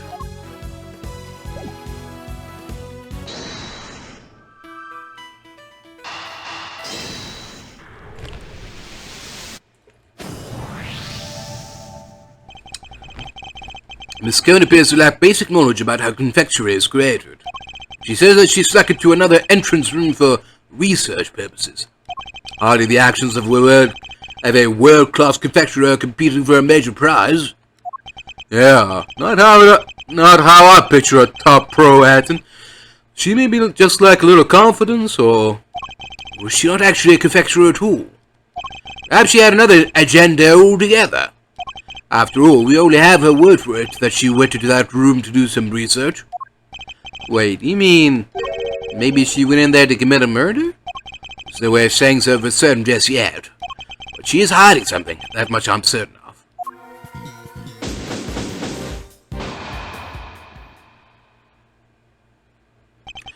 That's enough investigating for now, don't you think? Yes, we've certainly found plenty of interest. Something's been bothering me for a while now.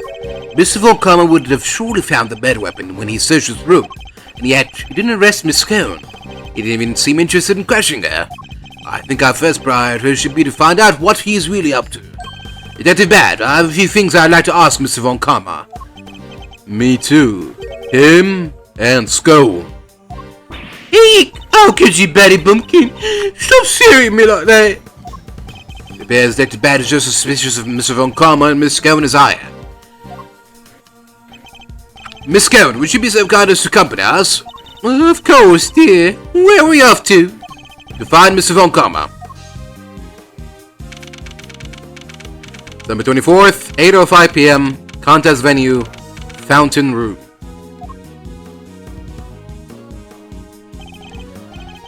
Mr. Von Karma, we'd like to speak with you if that's alright. Tisk, tisk, tisk. Judging by your faces, I'm guessing you found the murder weapon. We did. It was in Miss Scone's room.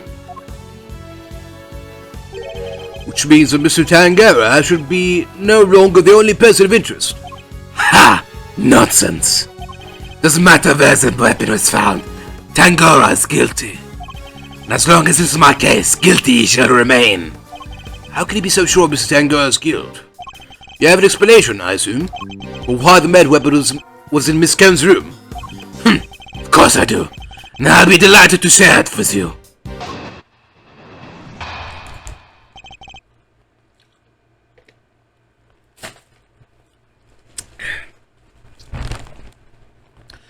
Alright, go on then.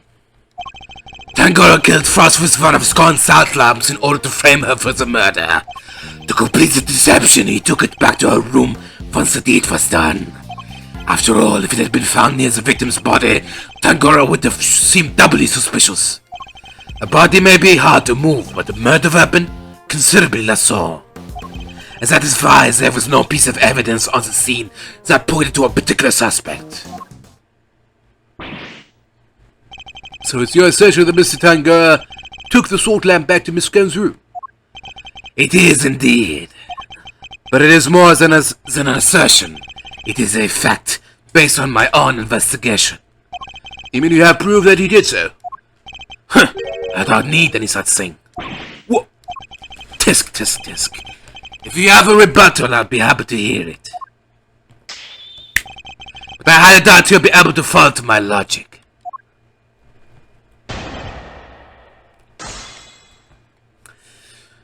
I guess we'll have to see, won't we? Tangaroa killed Frost with one of Scone's salt lamps in order to frame her for the murder. Hold it. So he took one of the salt lamps from Miss Scone's room back to his own? Indeed. He prepared it beforehand, knowing that it would be the perfect weapon with which to kill Frost. But we found the lamp in Miss Scone's room. Surely this casts Miss Scone herself in a suspicious light? Perhaps if you would let me finish. Now, as I was saying, to complete the deception, he took it back to her room once the deed was done. Hold it. You're talking about the lamp made of rock salt that was hidden inside the candy castle, correct? Precisely. I was the one who found it. So be grateful. Thanks to me, you even have such a vital piece of evidence. What made you go inside the castle in the first place, if you don't mind me asking? Good point. Maybe you just wanted to see what it was like in there. Deduction! Fools! You think I went in there out of him? I went in there because detectives are an incompetent lot, so I investigated it myself. But I had nothing to do with the initial investigation? That's right. That's right. Detective Bad wasn't a part of this investigation until very recently. If you want my trust, detective, you'll have to earn it. And a good first step would be to stop wasting my time. Now, if you'll allow me to continue... After all, if it had been found near the victim's body, Tangaroa would have seemed doubly suspicious. Hold it. But he came under suspicion anyway due to the body being in his room. So why... Would you like to hear a favorite expression of mine? Even a dog can hold still and stare. Let me finish! Only I could say the same to you. A body may be hard to move, but a bladed weapon, considerably less so. Hold it. So you think he hit the body in the chest but removed the murder weapon from the crime scene? Yes, he foolishly believed his own creation to be the perfect hiding place. Eek! I'm sorry, I had to help myself. think you mean you couldn't help yourself, no? Doesn't seem very sorry to me.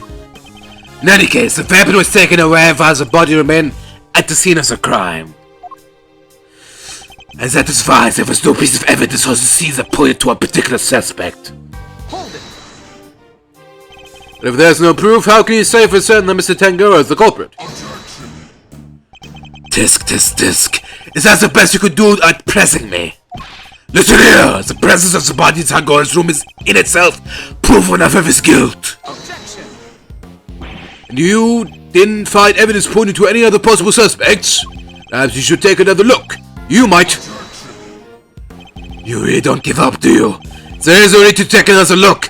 Tangaroa is guilty. End of story. If you insist on asserting otherwise, then show me some proof to back up your ridiculous claims. I had to think back over the scene of the crime. Mr. Tangaroa really isn't guilty, But there must be something that points to somebody else. pressing Mr. Wakama on any of his statements won't have much of an effect, I fear. My only hope is to find a piece of evidence that contradicts his claims.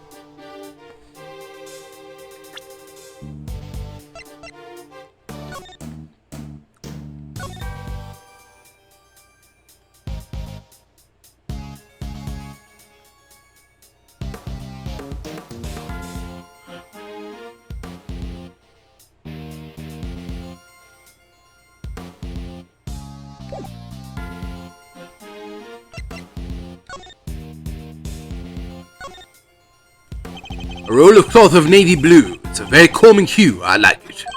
Yeah, that was real deep and all, Mr. E, but let's get to the main event already and light it up. Alright, but I wasn't trying to be deep or anything, though.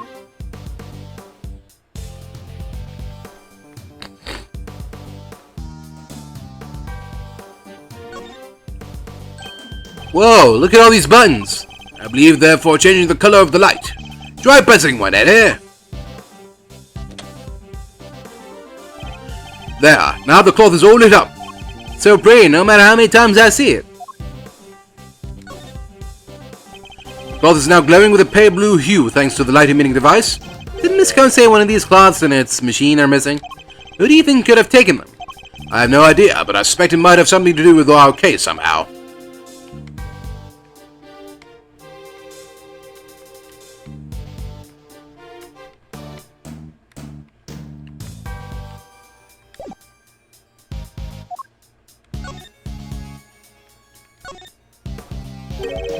The slap isn't working. No, unfortunately, it appears to be broken.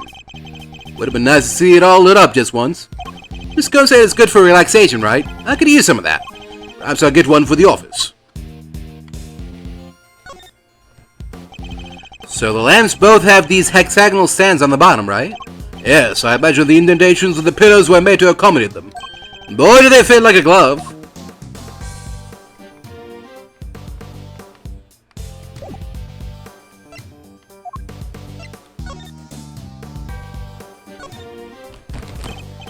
Yes, what a gorgeous design. Really? This seems a bit out there to me. Like, how do you even get your tea in there? Art isn't about function, Eddie, it's about form. Guess I'll have to take your word for it, Mr. E. This art stuff is way beyond me.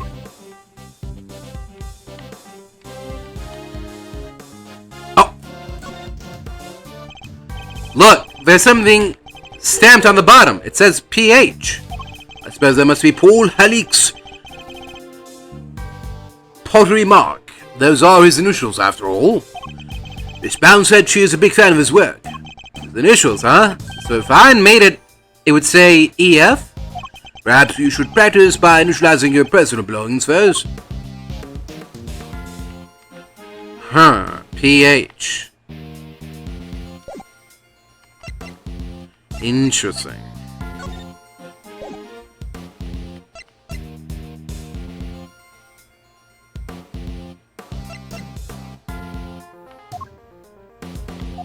Okay, so do we present the crime photo or the blue cloth?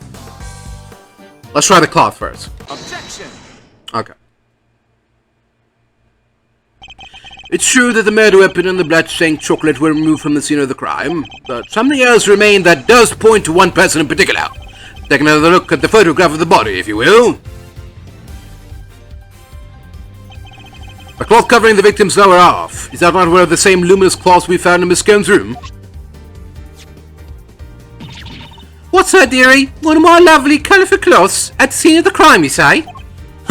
Luminous cloths. Nonsense! I see no light to speak of. I guess he doesn't know how it works. May look like ordinary fabric at first glance, but attach one of these light-emitting devices, and the difference soon becomes apparent. Look at his face. I don't think he was expecting that. The fact that the cloth can be lit up is neither here nor there. We have to show why it's important. One of the rolls of cloth from Miss Scone's room went missing, and if we look closely at the blue cloth in the picture, wouldn't you say it's clearly made of the same material, Mr. Von Karma? Salt lamp and the luminous cloth both belong to Miss Scone, and seeing as the body was wrapped in said cloth, surely even you have to admit that's suspicious? Mr. Von Karma, I think it's time to accept that a number of factors point to Miss Scone as a person of interest. Eek! Greggy Bagluck, how cute you! You're accusing me of all people? I'm not accusing you of anything just yet. I do think you're hiding something. Let's not... Just to clarify, your assertion is that both the murder weapon and the cloth were in Miss Scone's room prior to the murder? Exactly. Tisk. Something funny? Only that you walked so carelessly into my trap. Neither the cloth nor the bed the weapon were in fact in her room. So sorry to have to break it to you. What does he mean? Tangaroa spotted them before the contest began and noted that the lambskin cloth contravened the rules. He subsequently confiscated them and took them to his own room for safekeeping. What? Then, after the contest began, nobody saw hide nor hair of Frost, as he had secluded himself in his room. The only other person capable of entering his locked room was Tangaroa, possessing as he did the only key. And as you now know, he was also in possession of the lamp used to commit the murder. So you see, I have had everything I need to get Tangaroa convicted all along.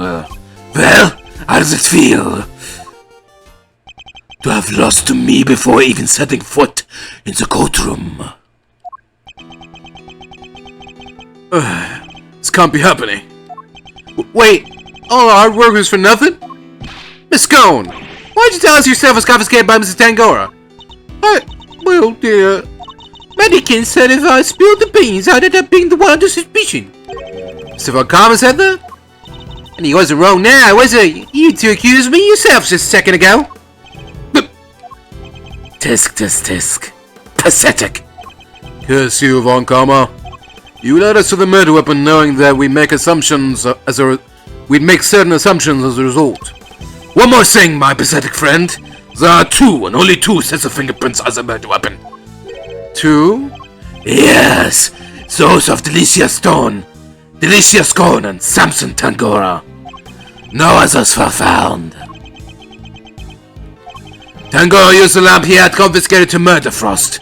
He was foolish enough to hide in Scone's room without first removing his fingerprints. At this rate, no one will even need to testify. My perfect evidence will do all the talking for me as I secure his guilty verdict. Objection! But wait! What about the luminous cloth that was left behind in Mr. Tangaroa's room? What about it? You probably meant to return it after disposing of the body. I don't have enough to disprove any of what he's saying. No more pitiful objections. Then get out of my sight and close the door behind you. Mr. E! How about just give up? I see you mean to waste more of my time. Bad Escort them off the premises now! This investigation is not over yet. Take the bed? What is the meaning of this? Sorry, I'm not in the habit of leaving cases half solved. There's still one last thing from the crime scene we haven't identified. He's right. Still have the evidence of somebody's activities to account for. To discuss your lingering doubts at our leisure, detective. But whatever they might be is no business of defenses. Objection! I beg to differ. There's a piece of evidence I'm still not satisfied about either. And I suspect it might be the same thing that's bothering Detective Bad. What? This is the yet unidentified something that was left in Mr. Tangaroa's room. Take that! There are finger marks on one of Mr. Tangaroa's creations. Supposing they belong to the murderer, it could certainly explain how their prints didn't end up on the murder weapon. How do you know so much about the crime scene? Because I let them look around. You will let the defense examine the scene, Bad? Are you out of your mind? I don't remember you telling me not to. Insert firm. You would do well to remember this then, Detective. That the result of your next salary review are up to me. Oof. That the Bad's in trouble now, too. I'm sure glad you're my boss, Mr. Edgeworth. You do well to remember that the results of your salary review are up to your performance here. Ha! Me attorney uncovering such a fact based on a cursory investigation. I'm almost impressed. But it's entirely possible that those finger marks belong to Tangaroa. After all, he evolved gloves while preparing his creations. Objection! But can you prove conclusively that the finger marks are his? Furthermore, there's still something about Miss Scone that doesn't add up. Is there? Or are you simply not prepared to admit defeat? Oh, stop it, Greggy, stop it! Why are you being so mean to your poor pale Delicia? I owned up to nibbling poor Sammy Poopy sweets. What more do you want? I don't want to have to make you a suspect, that much is certain. But you lied to us. You're still not telling us everything. Stop, Greggy, stop it! Stop bullying me! I'm sorry, but you don't even know the temperature whipped cream should be kept at. What kind of professional confectioner doesn't know something as fundamental as that? I'm sorry, alright? I'm sorry I'm just a silly, muddle-headed girl. What more do you want me to say? I don't think you're muddle-headed at all. I think that you were never a confectioner in the first place. Enough! I'll thank you to keep your baseless accusations to yourself. Evidence is everything in a courtroom, in case you've forgotten. If you're going to accuse a witness of perjury, then I demand that you present something to back it up. But this isn't a courtroom, is it? Nevertheless. What proof do I have that Miss Scone doesn't know the first thing about making desserts? Take that! Every single one of Miss Scone's creations break the rules of the contest. The offending items, the cloths and the lamps, were duly confiscated, as we have established. If the witness did not go and bring them back to her room herself... Objection! But those weren't the only rule-breaking items in her room. But... the entire fantastical world Miss Scone created, every last bit of it, it's all just a collection of plastic models slathered in whipped cream. That cream is the only authentic confectionery in the room. No real-world title contender would ever stoop so low. Is this true, Bad? Yep. Saw it with my own eyes. Stepped in it with my own shoes. Do we finally convince him? With their lies exposed like this, surely he can't continue to deny the facts. Miss Scone, your actions place you firmly on our list of suspects. What? No, dear, I'm no killer. And why don't you finally start telling us the truth? Who are you really, and why were you tampering with your rival's work? Sigh. Alright.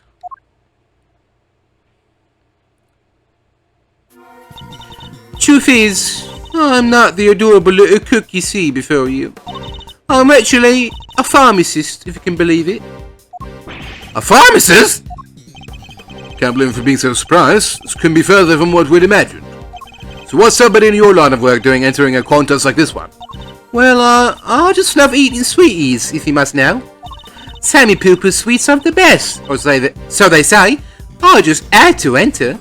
I didn't mean to end up making it all the way to the final.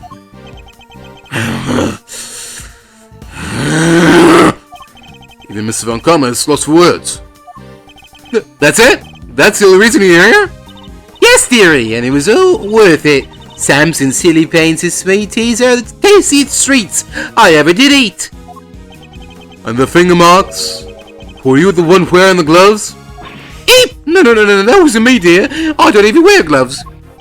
Remember, Miss Scone's fingerprints were found elsewhere on Mrs. Tangaroa's other creations. I'd say that points to her not having worn any gloves. Exactly, Lambkin. Gregory Pegleg's got the right end of the stick. I'm an innocent woman. Is the red filled with cream too? Sorry, mannequins. The red may not be filled with cream, but she is certainly no master of subterfuge. Miss Scone, were Mr. Tangaroa's works the only ones you sampled? No, dear, I couldn't help myself. When I finished my afternoon tea, I tiptoed over to Chillywinks' room for a little taste too. You were in the victim's room too? Yes, dear. Nobody was in there, you see. Quite possibly because the occupant was already dead. I could only stomach one little bite. I never tasted anything so salty in all my life. So I had myself one of the tasty star-shaped bits off to the side to cleanse my palate.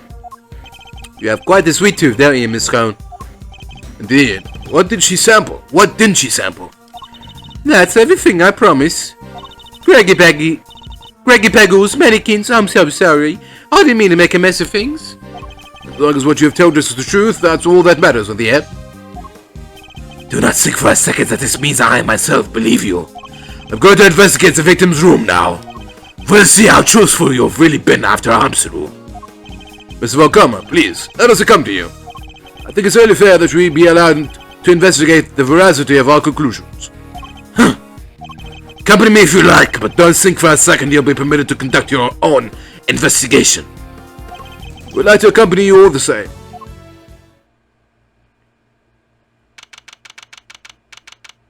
December 24th, 9 o'clock p.m.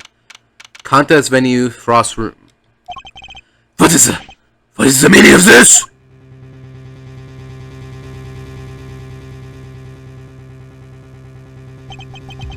We got to Frost Room. We saw nada. It was all gone. The whole enchilada. Was this the work of the culprit? A dead body hidden in a chocolate chest. A murder weapon moved mysteriously to another room. This case was a real peach. And it was going to take some serious sleuthing to get to the bottom of it all.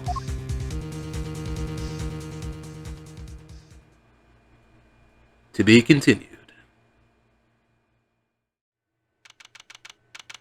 April 2nd, 10:15 a.m., Zodiac Hall, Fountain Room.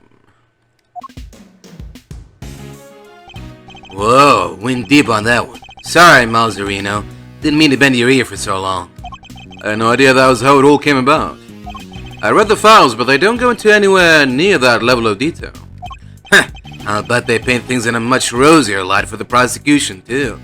Von Karma was the one in charge, after all. What happened with the case after that?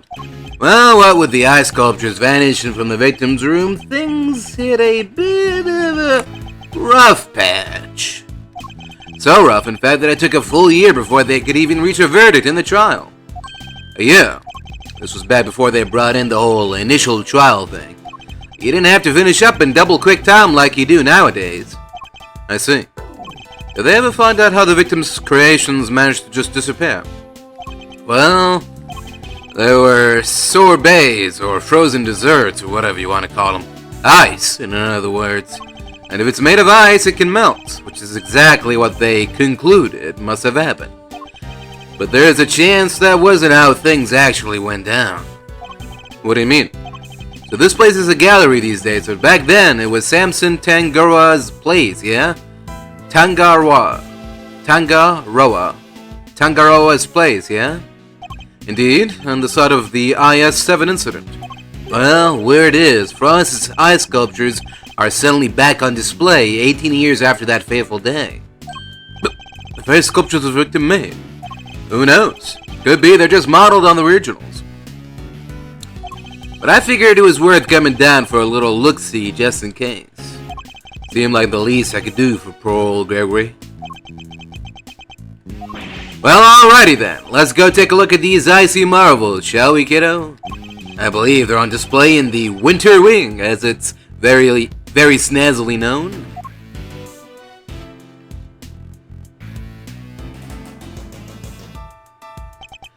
So, Winter Wing, Winter Wing.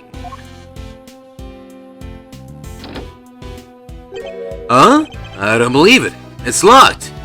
The gallery's open for biz, but the Winter Wonders wing... But the Winter Wonders wings off limit? What gives? Fender. Perhaps you should look more closely at the pamphlet we were given. The Winter Wing is over there.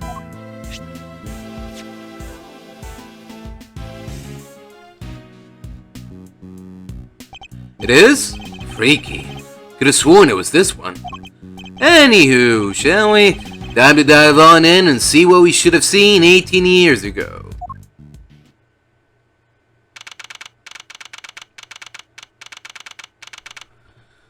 I wonder if these are actually accurate.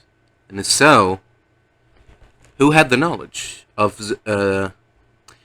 Frost's sculptures?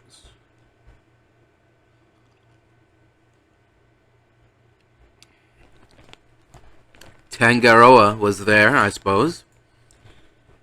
Maybe Miss Bound? Yeah, okay, sure. The IS-7 incident. Prosecutor Mike Karma, defense attorney Gregory Edgeworth, body of the victim, Artie Frost, who was found hidden in a chocolate chest made by the suspect Samson Tangaroa. The victim died from blood loss after being struck on the head with a rock salt lamp.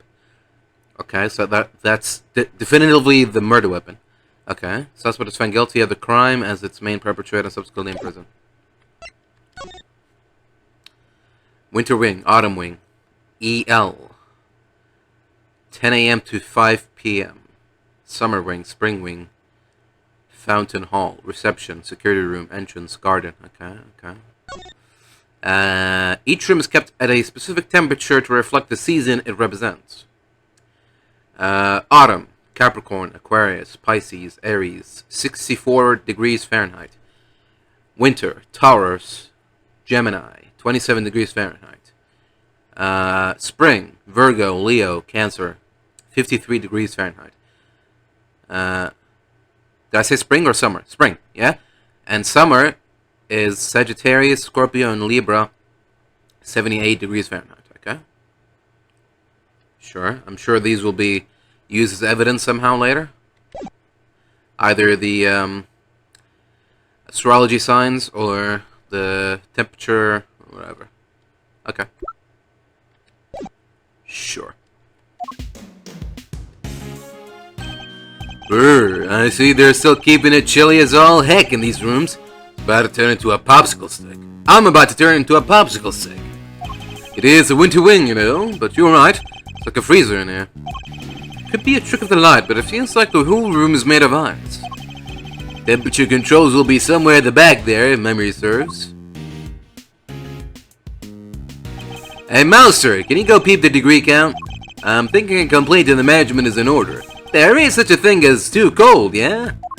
Alright, if you insist. Take your time, mosey around and take in the sights while you're at it. I've got a camera I need to prep for action. Feel like your pop might appreciate a picture of all this? I'll put it on his grave so he can have a gander. Of course.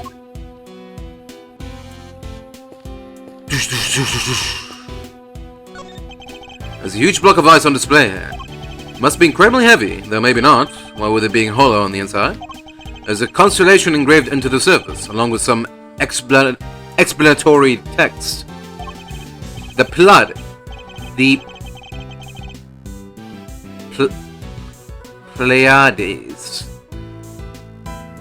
Pleiades, known to some as Subaru. They form part of the larger constellation of Taurus. Why cram so many stars into one tiny part of a single constellation? I guess people in ancient times weren't hugely careful about such things.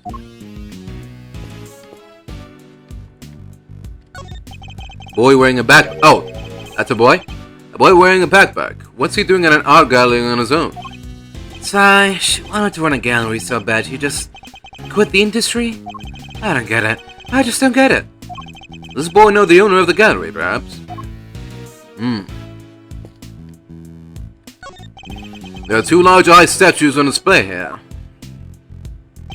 Guess these are remakes of Frost's work from 18 years back. Real eye-catching stuff. Ice sculpture is a heck of an art form, huh? It is. These are the works my father never got to see. To think that I get to see them instead, so many years later. Sorry to butt in while you're deep in a thinkhole, Meister, but would you mind looking this way a sec? This way? Beautiful, yeah, just like that. And, really? Say cheese! Please don't do that again. I don't like having my picture taken. Haha, my bad, big guy, my bad. I had to check if his old thing was still working is all. Now that you mention it, your camera does look rather ancient. Yep, vintage model. You ever hear of an instant camera? It develops a picture right after you take the shot. Still twist my noggin trying to think how it works. I know what an instant camera is, although I've never used one. Should have known, Mr. Know-It-All would know it all. You really are your father's son. Alright, step aside. I need to get some good shots of the room here.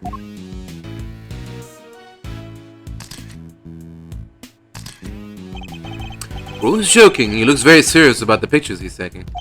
He must have his own theories about the IS-7 incident. Whew, well, I should have been a paparazzo. These are gold. They develop right away. Want to see? Well, since we've already shoved one in my face. Alright, Brainiac. Question. What do these 2 sculptures represent? They appear to represent Taurus and Gemini, 2 constellations best observed during winter time. Bingo! He shoots, he scores! Whew! You're a regular encyclopedia, Meister. Guess that's why this is the winter wing, right? Because they have the winter star stuff on display here. Anyway, seeing as I'm the nicest old rogue on the block, that one's yours for keepsies. Thanks. The victim made these same Zodiac statues out of flavored ice for the contest 18 years ago. Sure did. Lovingly crafted life-size desserts. I only ever saw the old ones in photos, though. But these are the spit of the originals. So this is what you wanted to show me. Yep, I think Gregory would have wanted you to see him, too. And I might not have had it in me to come here on my own. Sorry to drag you along. Not at all. I'm happy to be able to see why my father's final case unfolded. Good to hear you say so, Paleo. What say we grab another quick snap to commemorate this heartwarming occasion? Absolutely not. The statue of a rather ferocious-looking bull, not a gaze one would want to be fixed with. But then, I was always taught to return a stare with a stare. Well, in this case, discretion might be the better part of valor. It's incredible to think that such lifelike sculptures can be made from flavored ice alone. The skill required to create such works of art is almost beyond imagining. There seems to be some sort of lighting device attached to the case. If it weren't for this cordon, I could take a closer look.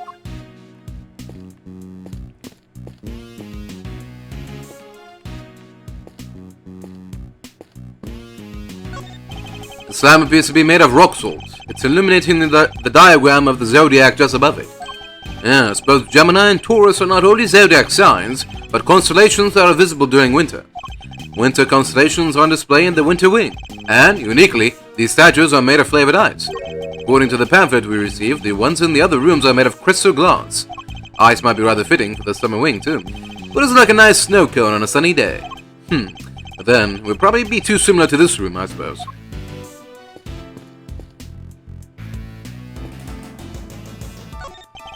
There's an enormous block of ice on display here. There is some explanatory text engraved in it. Castor and Pollux. Every year in December, countless shooting stars can be seen emanating from this constellation. So the device needs to... Yeah, then I... Wish these two would stop talking so loudly. Difficult to concentrate. Never mind, I'll just go take a look at some other exhibit. So, how about this? I scream out, "Oh no, this must be the work of that villain, Damask." Yeah, and I'll go, that's me, the legendary Musty Mask. Yeah, and then... No. Say that and you'll be in cuffs before you can blink, Ronnie. Gotta take this more seriously, otherwise, how are we gonna get this to... What? How are we gonna get this to market to sell? What? Exactly are these two plotting? And what is a to market to sell? Malzerina, mind if I ask you something? Of course, assuming it's something I can help with. I was wondering, do you think we're allowed to take pics in here? Oh, you didn't check? Well, I don't see any signs and we weren't told not to, so I suppose it's probably okay. Good, because even if it wasn't, I was planning to grab my shots anyway. Gregory always wanted to see the place. What Gregory wants, Gregory gets. My father, what would he have noticed if he were here? Perhaps if he had had the chance to see it, that trial might have... No, what's happened, happened. Leaving so soon, Miles? Stick around, take in the sight. Might as well while we're here. It's too cold. I was thinking of heading somewhere warmer. If you want, I can lend you some of the old vendor threads. In exchange for your jacket, of course. I'll be fine, thank you. Seems I'll have to stick it out a little longer. Okay.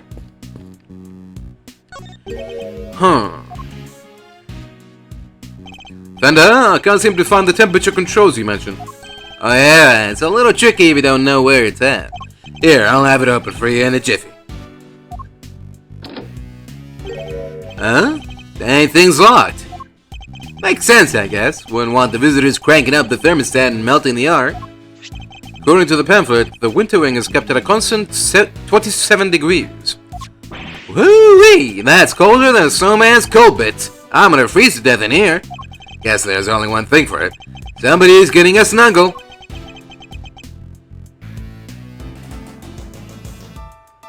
Hey, what's with the icy stare? You want me to freeze to death? No. No. Alrighty, I got the shots I wanted. Shall we scoot on over to another wing and see what's cooking? Might as well do the full tour while you're here. I suppose so. Okay.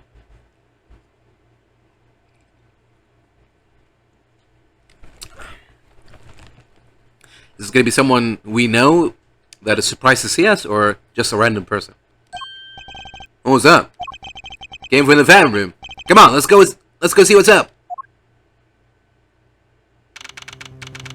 It's not another death, is it? What? April 2nd, Zodiac Hall Fountain Room. There's someone on the ground. And is that? It was someone we knew. Hey, what are you doing here? Actually, never mind that. What on earth is going on? Gee, you should have seen it. It was awful. Just calm down and tell me why there's an unconscious man on the floor. I didn't do anything. He just fell down in front of me. Wait, I know this guy. Is everything alright? Don't you know it's rude to make a racket in an art gallery? Oh, don't you know it's rude to make a racket in an art gallery, you naughty boys? Wait, the smell. Still breathing, but I know these symptoms. It's not safe, Miles. We need to get everybody out of here. Everyone, with me. There isn't a moment to lose. There's poison gas coming out of that room.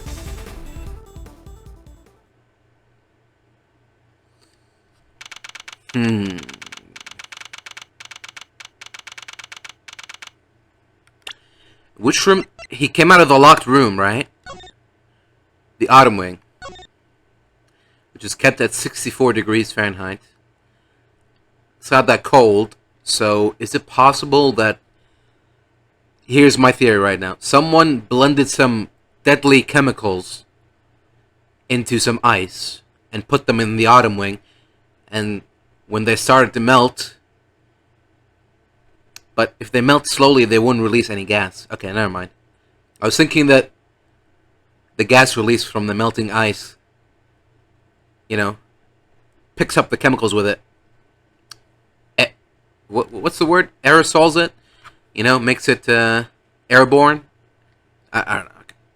I'm sure there's a much more sensible explanation for what happened. April 2nd, 10:42 a.m., Zodiac Hall Fountain Room.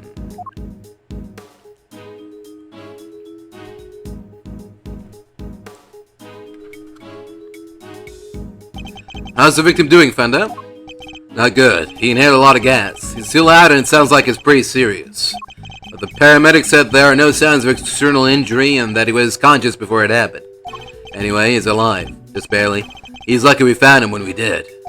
Like I said, he's not out of the woods yet. They put him in the medical room with a specialist. I see. Couldn't help noticing that it seemed like you knew him, Fender. Sure do. That was Carmelo Gusto. He was here back when the whole IS-7 thing went down. Confectionary! So he was here 18 years ago, too. Anywho, Zools, this guy here seems like he's in rude health. Old pal yours, Malzerino? Yes, something like that. Not you okay, Larry? Something like that? Are you serious, Edgy? You haven't known me since elementary school. How's your guys' feelings, what, don't you? Anyway, you know you're not supposed to call me... You know you're supposed to call me Larice Denham when I'm dressed like this. So no more Larry, okay? Got that? This is Larry Butts. He's a bit of a troublemaker, but he's one of my only friends from back when we were little kids. Ever since he developed a passion for art, he's been trying to make it big as Larice Denham. But new name or not, he's still the same old Larry. Whoa, great school buddies. I need to go tell Gregory about this. He'll be over the moon to hear you have a pal. He was always worried he'd never click with anybody. Hear that, Edgy? You're lucky to have a friend like me. I never knew I was the cause of such worries for my father. Never mind that now, Larry. What are you doing here? Larice, Edgy! Who doesn't want to do this, Larice? What are you doing here? Eek, what's with the demon eyes? Alright, I'll talk. Just stop looking at me like that. Good. Now talk. You want to know why I'm here? What the heck do you think? For my art, of course. Oh, and I'm coming on a date here with Lulu soon, so I thought I'd better scope the place out. So not actually for your art at all. Larice, my man, an artist and a romantic. You'll have to introduce me to this lady for interviewers. Oh, sure. It's nice to have somebody take an interest for once. Spare me. Oh, by the way, Laricio, did you notice anything when you found the victim? Nothing in particular. Didn't you say you'd seen something awful? Oh, that! The old guy, he disappeared and then... Splat! He was on the floor, scared the life out of me.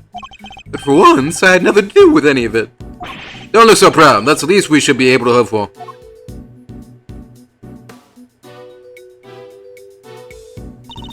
Honored guests, I can only apologize for the trouble you've experienced. I am Judy Bound, the gallery manager. Another person from the IS-7 incident. Good to see you, Judes.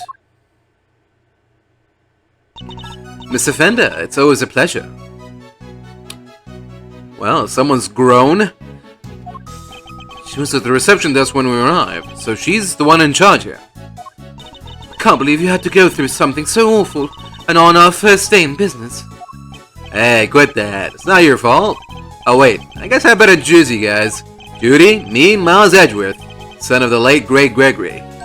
Really? You're Miss Edgeworth's son? Well...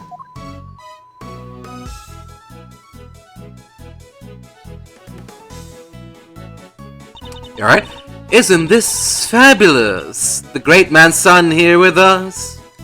18 long years have passed, but now look, he's here at last. It's very lovely to meet you, Mr. Fine Attorney number 2. Judy, that was the bomb. I see you're in good voice as ever. What? You're in good voice as ever. What? Miles Edgeworth, prosecutor. It's a pleasure to meet you. Oh, you're a prosecutor. I'm so sorry. Forgive me for jumping to conclusions. Very polite, but there's something strange about her. Hey, Judy, can I get an autograph? You can write it in here. Well, if you're sure you'd even want such a thing. Why do you want it, Larry? Rude! You know who she is, right?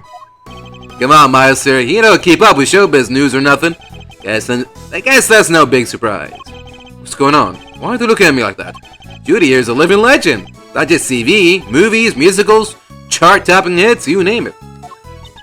Hehe. Oh, don't be silly. I'm just a humble art gallery owner now. I finally quit the biz for good. I finished shooting my last movie just the other day, in fact. Some of my co-stars were even kind enough to say that they would come visit once we opened. Anyway, here you are, and good luck with your artistic endeavors. Thanks so much, Judy. I'll treasure it till my dying day. Ah, you and me are peas in a pod, Louise. Peas in a gosh dang pod. I'm lovely for you both. Alright, could you go practice your drawing somewhere or something? You did come all the way to an art gallery after all. It would be a shame to waste the opportunity. A real artist drawing our exhibits. What an honor. Heh, guess even you have a bright idea once in a while, Edgy. Alright, Judy. Seeing as you were so nice about it, I guess I will. Be right back. He's a real live wire, that one. That's one way of putting it. You can only apologize. By the way, there was another woman with you before. Where is she now? You mean Delicia? Delicia Scone. She's in the medical room helping to care for Miss Augusto. I called it the medical room, but it's nothing quite so grand, of course. I couldn't stay with them as I'm the only one on staff, and I can't leave the gallery unattended for long. Delicia Scone. We've heard that name before, haven't we, Fender? Sure have. Sounds like our IS-7 bingo card is complete. Something tells me this isn't a coinkydink. Perhaps I could offer you gentlemen a cup of tea? A job of the old Judy Band special blend? Why not? For old time's sake. That would be lovely. Thank you.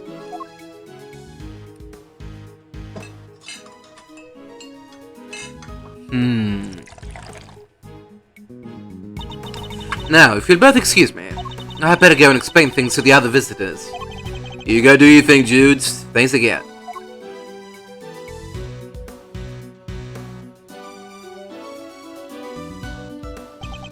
This aroma. Ceylon, I believe. Let's give it a try.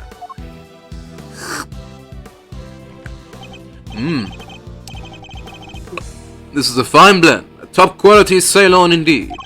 Citrus aroma is said to improve one's ability to concentrate. Right? Your old man said those exact words 18 years ago. Really takes me back. There's just one difference. Jude's cooled the sausages back then. Not today, though, it seems. Anyway, don't you think this is all a little odd? Every single person from an 18-year-old case, all assembled at the same place at the same time? Yes? Yes. It almost feels as if an investigation is in order.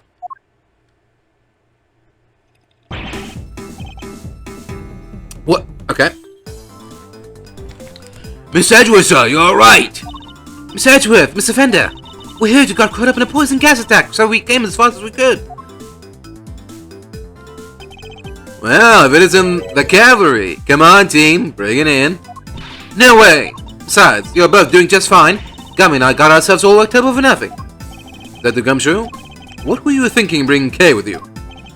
Sorry, sir. I knew it was dangerous, well, with the poisonous gas and all, but she wouldn't take no for an answer. I ran and I ran and I ran and I ran and I ran and I ran. I just couldn't shake her off. When it comes to running away, the great thief right here is the world champ. Then run away. Don't chase a poor detective. Oh, sorry, sir. Oh. Fuck. Oh, let me finish this coffee real quick.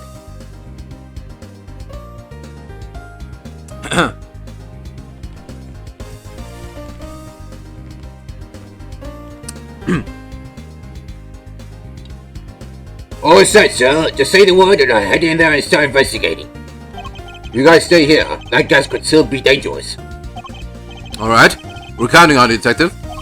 Good luck in there, Dickie boy.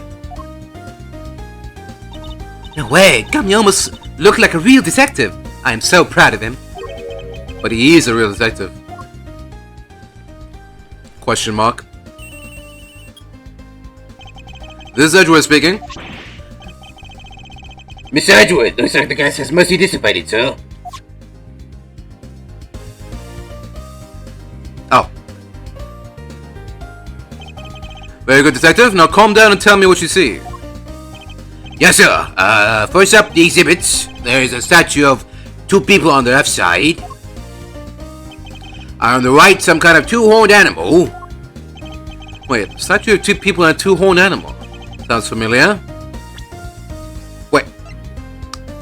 hold on. Yeah. Yeah, he went into the Autumn Wing. And he found it to be exactly like the Winter Ring?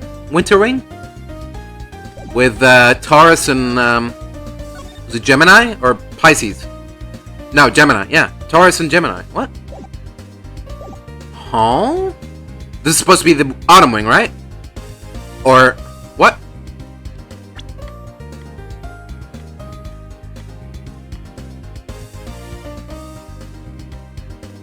Okay. In fact, sounds identical to the display in the Winter Wing. Other than that, the place is looking pretty damp. The sprinklers sprayed the place good. Must be what stopped the gas from spreading.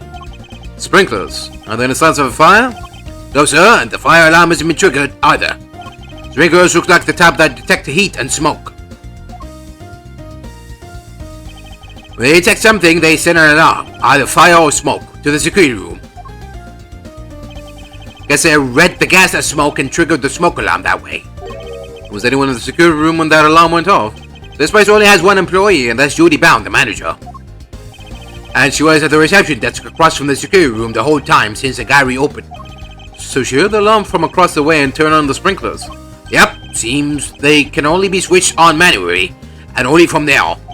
When they are getting soaked for no good reason, I guess. And if it's manual, you could maybe even check how bad the fire was and try to get some stuff off first. The security setup is geared around protecting the exhibits. Makes sense at an art gallery, I guess. And one more thing, it's freezing in here. This isn't the Autumn Wing, it's the deep midwinter wing. The Autumn Wing is cold too. I checked the temperature. It's 26.5 degrees in here, sir. Why is the Autumn Wing being kept at the same temperature as the Winter Wing? That's about all I've got for now. I'll let you know if I find anything else, sir. Understood? Thank you, Detective Gumshoe.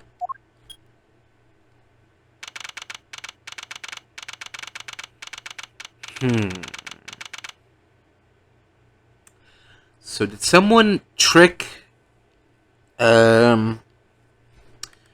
what's his face? Goebbels? Gusto.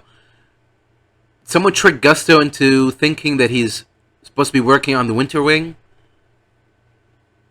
So he started making some ice sculptures, and then someone just went in and changed the temperature. Yeah, someone changed the temperature. The ice started melting, and the poison gas started spreading.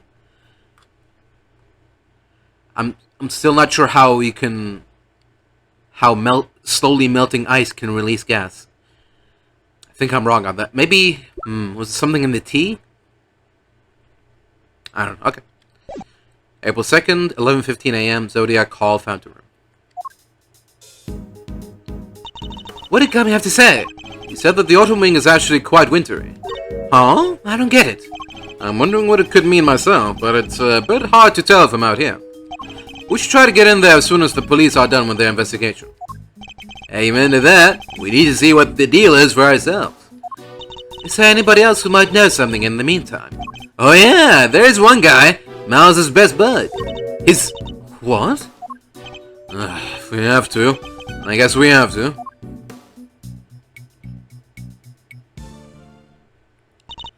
Wait, that's... Okay, didn't expect to see you here. You're looking as fresh-faced as ever. Huh, yeah, long time no see, Larry, right? So, here's the deal, okay? I am Maurice right now. You see, I'm also a bit of an artist. Ah, so it's your alias. I like it. Good to see you, Maurice. I always knew you were a nice, thoughtful kid. I like some people. Oh, I like some people. I have some questions for you, Larry. What the? How am I a suspect? Just because I found the guy, that doesn't mean I did the crime! I never said you did. I just need you to tell us what you saw. You said you saw something awful. How so, exactly? Look, I didn't see anything, I didn't do anything, okay? I don't think I did, anyway. Whoa, Chief, you didn't sound too sure of yourself at the end there. There's something you should know about him, Fender. When something smells, it's usually the butts. We've been saying that about Larry for 26 years now. His ability to attract trouble is legendary, for want of a better word. Ability to cause trouble, too. I suppose I better find out what he did this time. Playing mind chess?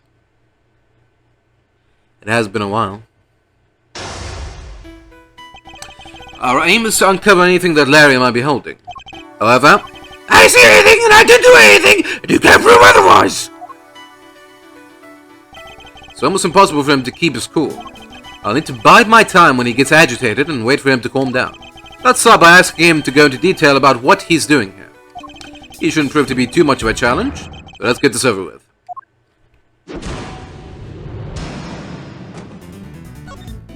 Why exactly did you come to the gallery today? What kind of question is that? What do you think I should do? What, you don't think I belong in a gallery or something?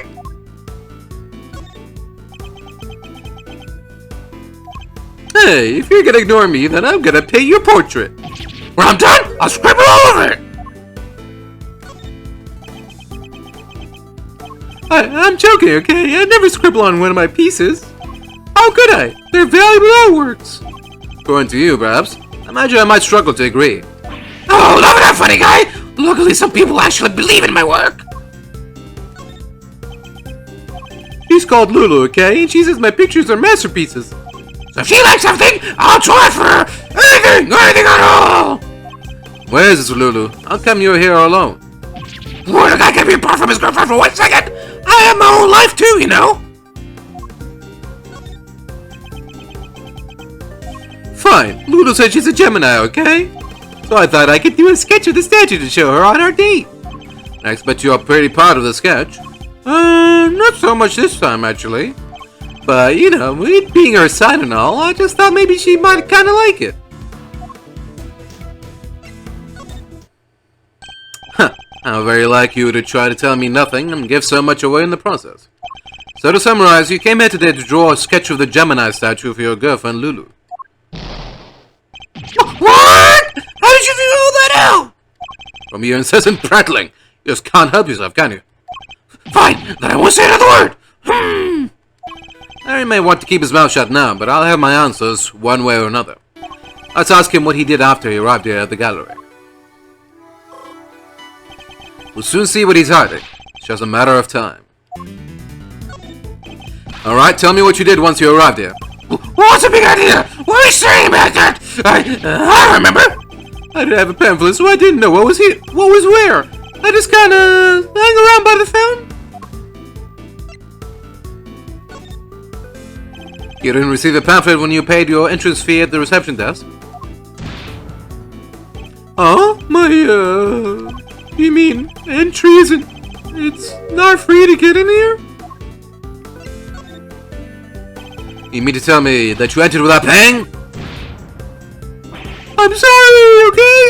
It wasn't deliberate. There wasn't anybody at the reception desk is all. So I thought entry must be free. You're saying Miss Ban wasn't at the reception desk at the time?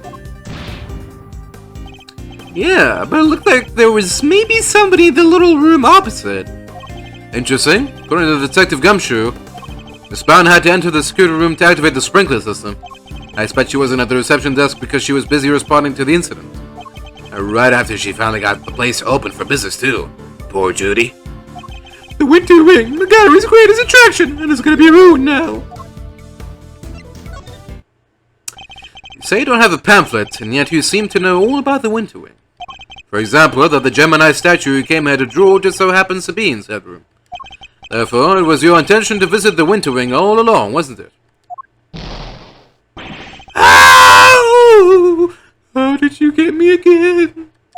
Fine! You're right! I came here for the Gemini statue! Yeah! I came here to visit the Winter Wing!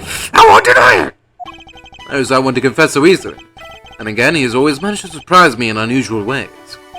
Let's see what more he can tell us about the Winter Wing. I expect even Larry has found his feet a little by now. I'll have to watch his reactions more carefully and see what information I can glean from him.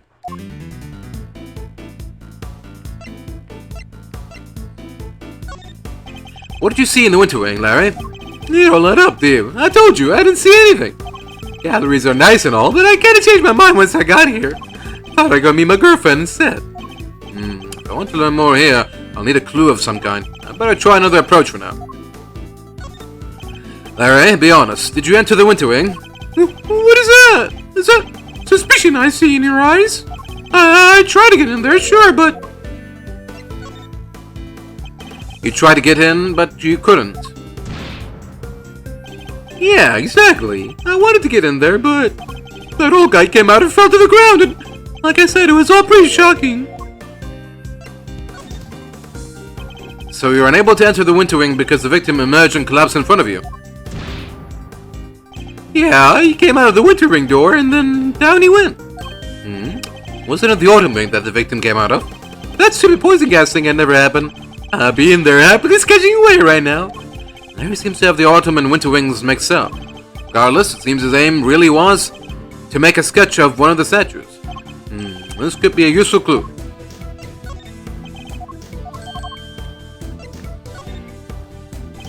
Didn't you say you came here to make a sketch of one of the statues for your girlfriend? You gave up on that a little easily, didn't you?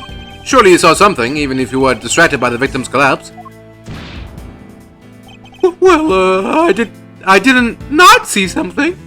But that doesn't prove I did see something totally terrifying either, does it?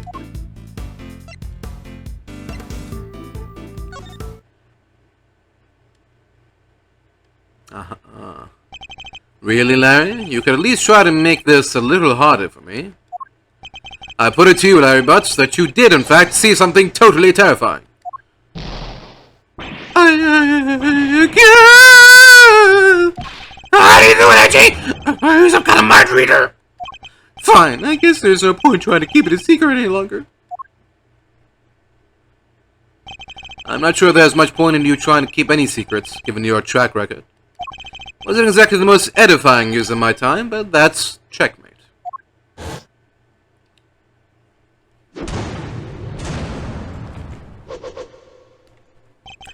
I couldn't help staring at that Gemini statue. My eyes were drawn to it. Objection! You keep talking about Gemini statue. There's no way you saw what you think you saw. It's simply not possible. What do you mean? You think I saw a ghost statue or something? Larry's still laboring under the misconception that he was looking at the Winter Wing. This piece of evidence shows us what Larry was really looking at. Take that! Take a look at this pamphlet. The Autumn Wing features sculptures depicting Capricorn, Aquarius, Pisces, and Aries. Not only that, but I've seen the statue depicting Gemini in the Winter Wing for myself. Which means that whatever you saw, it kind of been a statue of Gemini. Guess that makes sense. Why is he not more surprised by that? It seemed pretty weird now I think about it. One of the two people did look like a goddess. So the other stuff, I guess that wasn't my imagination either. Other stuff? You're interested in it too, aren't you, Edgy? Great, let me show you. Show me what exactly? I drew a picture of it all. Got the whole scene down exactly as I saw it. But I'm still not that confident in my work, so well, I want to see. Really? All right, here.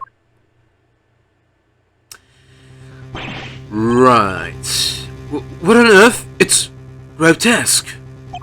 You trying to tell me that the statue is crying tears of blood? I have to say, Louise, it's pretty scary.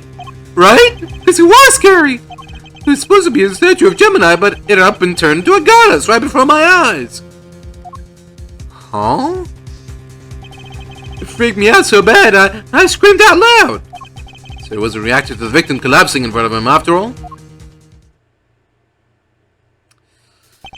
Wait, when you say it turned into a goddess, what do you mean exactly? What do you mean what I mean? The bottom half was suddenly a fish! That's what I mean! Goddess with a fishy bottom half. Sounds like Pisces to me. I heard it's all based on this legend of a goddess and her son turning into fish to escape some baddie. Wow, really? I thought Pisces was just two plain old fish. Edgy, do you think the statue's cursed?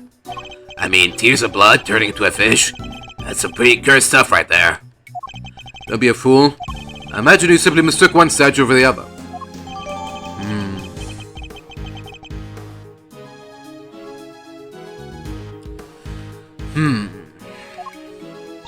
Oh, look at you, tucking it carefully into your organizer. I simply thought I might have use for it later. Maybe in the bathroom. You're the worst, Edgy. The worst. Kind of freaky deaky though, huh? Statue with the bottom half that changes shape? Pretty keen to find out what went down in the autumn wing, aren't you? I suppose I am, yes. Could there be some kind of trick to the Pisces statue, perhaps?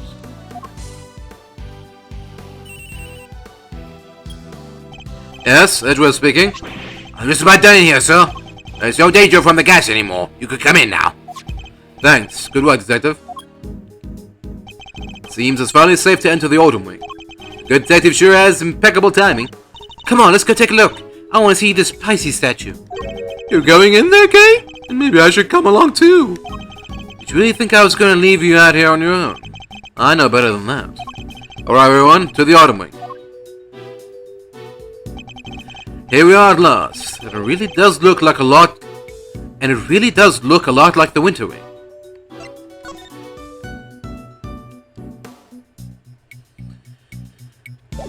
Interesting. Yeah, there's something wrong with her. She was calling Gregory kid 18 years ago. And now 18 years later, she looks the same. Meanwhile, this guy has aged 30 years.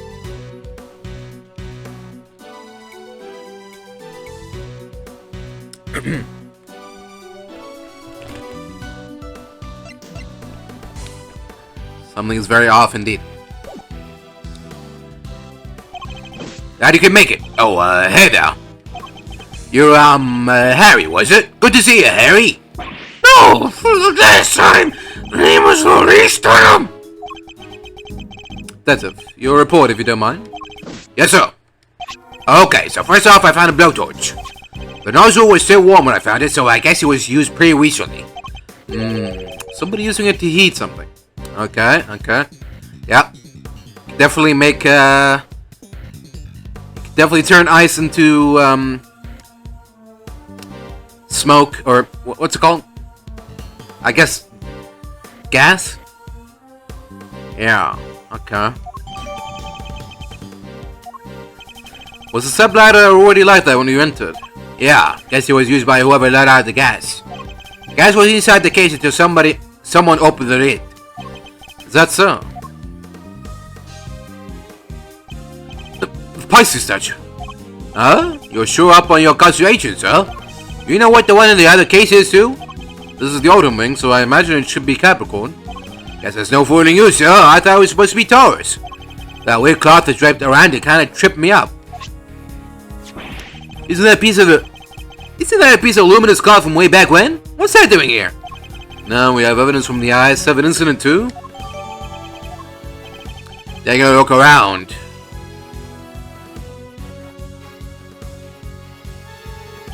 Seems there's a piece of luminous cloth on each of the other cases too. Yeah, that just makes me want to see what's hiding underneath real bad. Sure, let me whip them all right off for you. Gas gets released, everyone dies. Wow, they're beautiful.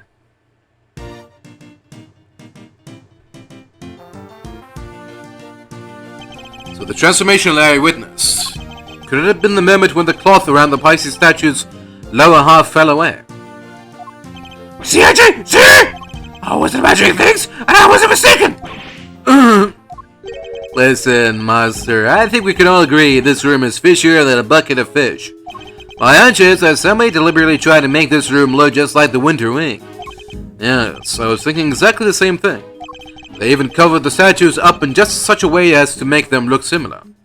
With a cloth over the bottom half, the Pisces and Gemini statues look almost the same. Ditto for Capricorn. Cover his bottom half up and he looks pretty much like Taurus. The other two can't be fixed as easily, so covering their cases up completely was the only answer.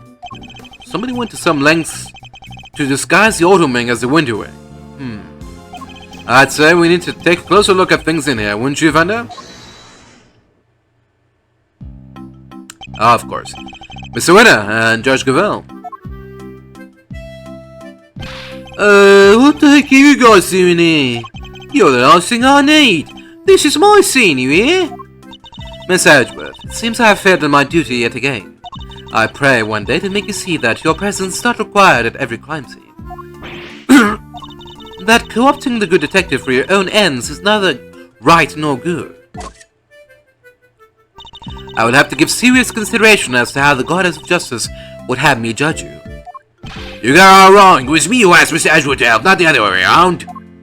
It was? Well then, you know what that means, Detective Flatfoot? Oh, you mean... Exactly. Your salary check is starting to hit. Bet you're looking forward to payday now. Heh, always wanted to say that. Man, getting a wage cut from you of all people. Not so fast, Mr. Winner. I was simply assisting with the police's investigation as a witness and bystander. Detective Gumshoe is entirely in the right. Oh, he is, eh? So you saying I should give him a bonus instead? That's not what I'm saying at all. Hey, I wouldn't mind a little salary bump. Your compassion and generosity are truly heartwarming, Eustace. But who must take into account past transgressions when making judgments that concern the future? And I hereby judge Mr. Edgeworth and his associates unfit to tread the hallowed ground of the scene. What? Well, we only just got here. The goddess of justice has conferred her blessings on Eustace and Eustace alone. Which you mean, this is Mr. Winner's case? That's exactly what she means. It's time for the warm-up act to get off the stage. After all, I solved this one already.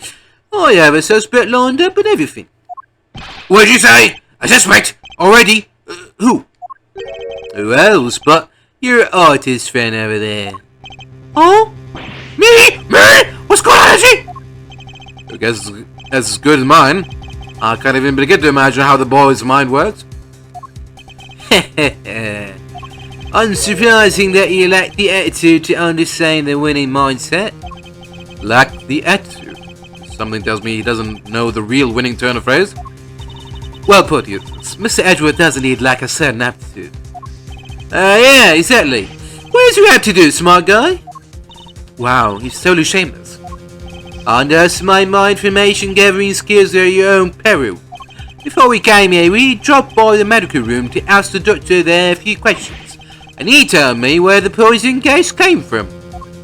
And where might that have been? It was, just chemical you find everywhere. Can't think of the name just now, though. Wait a sec, let me just call him real quick. Perhaps I can answer your question while Eustace is on the telephone. Why not I make the call if you know the answer? The gas was created by mixing two specific chemicals. Ubiquitum and asphyxion. Asphyxion? What kind of chemicals are they? Ubiquitum is a red liquid used in all manner of everyday products. Paint and dishwashing liquids, among various others. On its own, it's entirely benign. So it's something anyone could get their hands on. Precisely, but the same cannot be said for asphyxion. That does sound nasty. What is the use for? It is the main ingredient in a product called Infesticide Ultra. It is pure white in color and is unavailable to the average consumer. In fact, it is nigh impossible for members of the public to obtain it here in this country. As such, we are currently investigating where it might have come from. Could it be Zhengfa?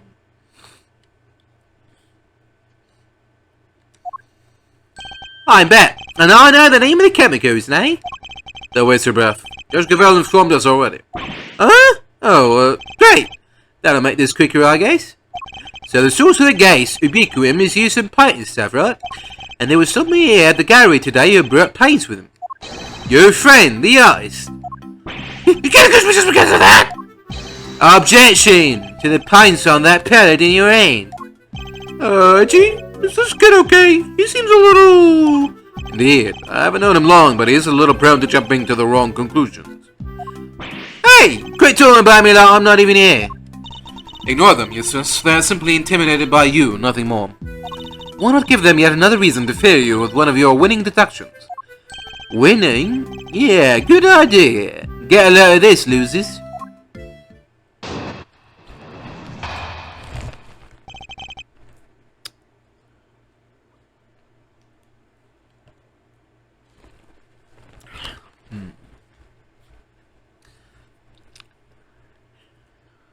I mean, even...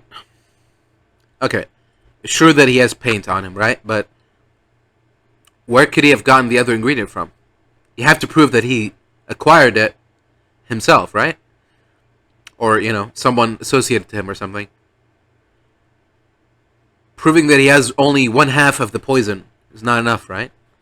You would think so, but apparently not. Our friend the RSA won the race to find the victim and was the first on the scene, correct?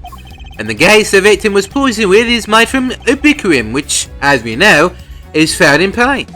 He was carrying paint on his person and he was one winning stride away from the victim, which surely makes him the winner on our list of suspects. Ragavel, you think so too, right? It is a possibility that certainly can't be discounted. Well, would the artist like to share his version of events? Should leave red paint at the scene of the crime.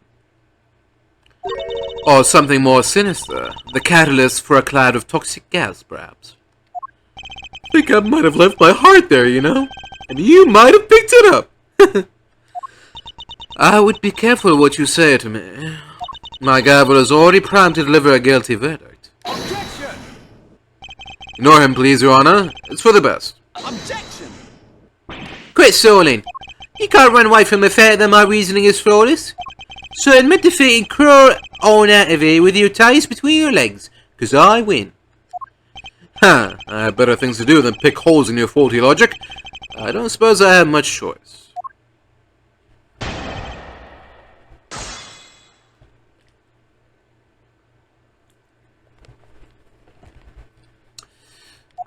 Our friend the artist here won the race to find the victim and was first on the scene, correct? Hold it! I'll be the first to admit that he's something of a suspicious character. Objection! First to admit? Are you trying to beat me to it? Oh, you can't, because I'm the winner. I'm the first rate, always. I'm a first rate artist, you say? Larry, I don't need you to make this any more convoluted than it already is. Please, Mr. Winner, let's continue. And the gas the victim was poisoned with is made from ubiquitous, which, as we know, is found in paint. Hold it! We do indeed. Seems it's found in a number of everyday products. Right, which makes your friend's paint pretty darn suspicious. But isn't it also found in a bunch of other stuff too? She has a winning point, I guess. Ragavel? I suppose she does. As I said, ubiquitous is also found in dishwashing liquids, among other things. In other words, paint isn't the only possible explanation. No, but just listen to the rest of my amazing deduction, will you? He was carrying paint on his person and he was one winning stride away from the victim. Hold it! It's by no means certain that paint was the source of the poison gas. Well, it's by no means certain that it wasn't, either. Was that supposed to sound clever? Calming Mr. Edgeworth's speaking style isn't a shortcut to looking cool, you know? You make it sound as if you think there's something wrong with how I speak. Anyway, to bring it all home, my winning deduction shows he had paint and he was closest to the victim. Which surely makes him the winner on our list of suspects. Hold it! That's really all you're basing your suspicion of Mr. Butts on. What, you have a problem with that? Then show me some proof, loser! Put up or shut up! It's literally asking for it, Miss Edgeworth. Yes, so let's find the right piece of evidence and really give it to him. We know that Mr. Winner isn't much of a listener. We also know that his reasoning is likely to be based on a flawed assumption. Yeah, he even found the other guy and he still got it wrong somehow. Let's get this over with as quickly as we can. It's a waste of all our time.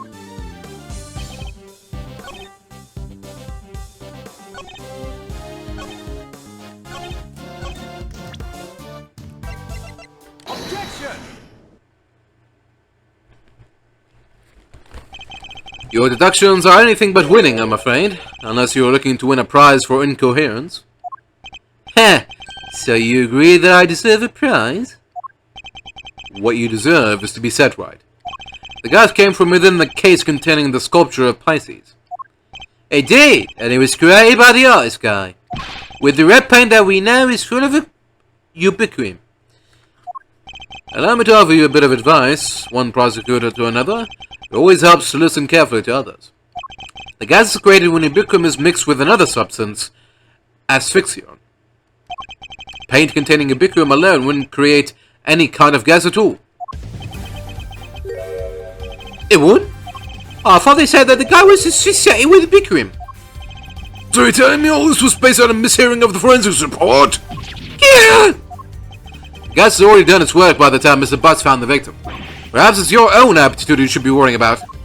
My attitude? What does that even mean? You literally used the word 5 minutes ago. It means one's ability or how suited one is to a particular task, Eustace. An attitude, the other word you misused only minutes ago as well, is another thing entirely. I get what you're doing. You're making fun of me again. What I'm doing is demonstrating that you do not have the aptitude required to head up this investigation. Before you go any further, you might wish to consider some of the flaws in your own statements. And what flaws might those be? Firstly, that you cannot prove your artist friend did not enter the automobile. And secondly, that you cannot prove the red paint did not have something to do with the crime. But the paint isn't important on its own, surely. What's important is the combination of the red ubiquitous with the white asphyxion. How exactly were the two substances introduced to one another? Surely we need to figure out that before anything else. Indeed we do. And that is what Eustace will be investigating next. Or what he would already be investigating had you not been here making needless trouble. We are not here to make trouble. Quite the opposite, in fact. We're here to help. He's saying you know how the gas was made? I don't believe you. I can certainly point you towards a vital clue as how it was done. He's bluffing, Eustace. Ignore him.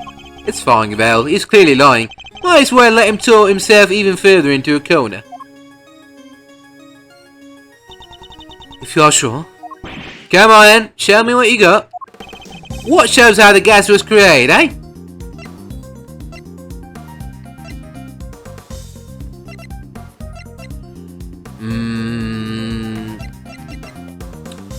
Do we present the sketch or the blowtorch?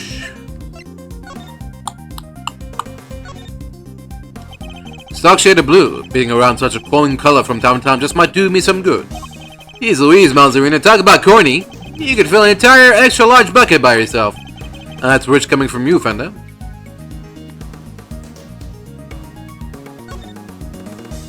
These must be the switches that change the color of the cloth. Let's see if they work. Well, the cloth has certainly changed color. It's glowing with a pale blue hue. And according to Detective Gumshoe, this is what it looked like when it was still draped over that statue. Indeed. What does that have to do with the case?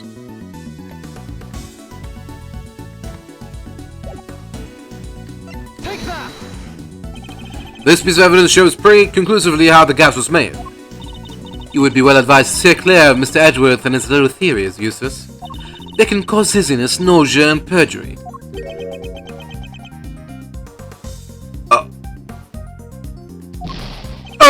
He visibly moved away from me. Come on, Mr. Edgeworth, don't let them poison the discourse. You can do this. I should have evidence somewhere of ubiquitous and asphyxion having been mixed. Red ubiquitous and pure white asphyxion. What shows how this gas was created, eh? Take that! You're saying this somehow shows us how the chemicals were mixed to make the poison gas? That's exactly what I'm saying, yes. Thank you for noticing. Well, they do say I have a good eye. The red tears Mr. Butt saw, that was the ubiquitous. Wait a second. You're saying the statue cried itself out? What, so a culprit is some kind of evil spirit? How much time am I gonna have to waste taking him through this step by step? The red tears alone would not have been enough to create the gas. They must have mixed with something else inside that case. What evidence do you have that's what happened? The evidence is right there in the sketch I just showed you. I need to point out the part that shows the two liquids had mixed together. Take that! Observe the pool of pink liquid beneath the Pisces statue's glass case. This clearly shows that the two chemicals mixed. What? Wait, I don't get it. How does that prove that some ubiquitous mixed with some asphyxion? We have an artist with us, why don't we ask him? Larry, you claim to be something of a painter. I imagine you have some experience mixing colors. What happens when you mix red with white? Don't tell me I'm a dumb magic! I just graduated from junior high, you know? Any idiot knows that red and white make pink. I mean, there's variations. You got your rose pinks and your baby pinks. Hold it! That will be more than enough, thank you. You see what I'm getting at now, Mr. Winner? Oh, I think I do. Your bicum is red, his fitsuit is white. Mix the two together, you get pink. That's what the pink liquid is. Yes, very good. Got there in the end. Yes. Interesting. I think we finally convinced him. Miss Edgeworth, you have raised the possibility, nothing more. We cannot know for sure that this shows the results of the two chemicals have been mixed. And besides, the sketch you are attempting to enter as evidence was drawn by a suspect. How can we possibly hope to rely on its veracity? Hey, I drew everything exactly as I saw it. A true artist never lies or embellishes the truth. Forgive me, but I did not ask for your opinion. Oof, she's a cold one, but I like it. You may rest assured, Your Honor, that I mean to prove my theory to all of our satisfaction. It might not be wise to jeopardize your position any further, Mr. Edgeworth, especially as there is another question to which you have yet to provide a satisfactory answer. How can you prove that this man did not enter the Autumn Wing? Until you are able to, there is little more to discuss. Wait, maybe the victim could help us out with that. Mr. Gusser, he is still unconscious and in critical condition. He is? Oh.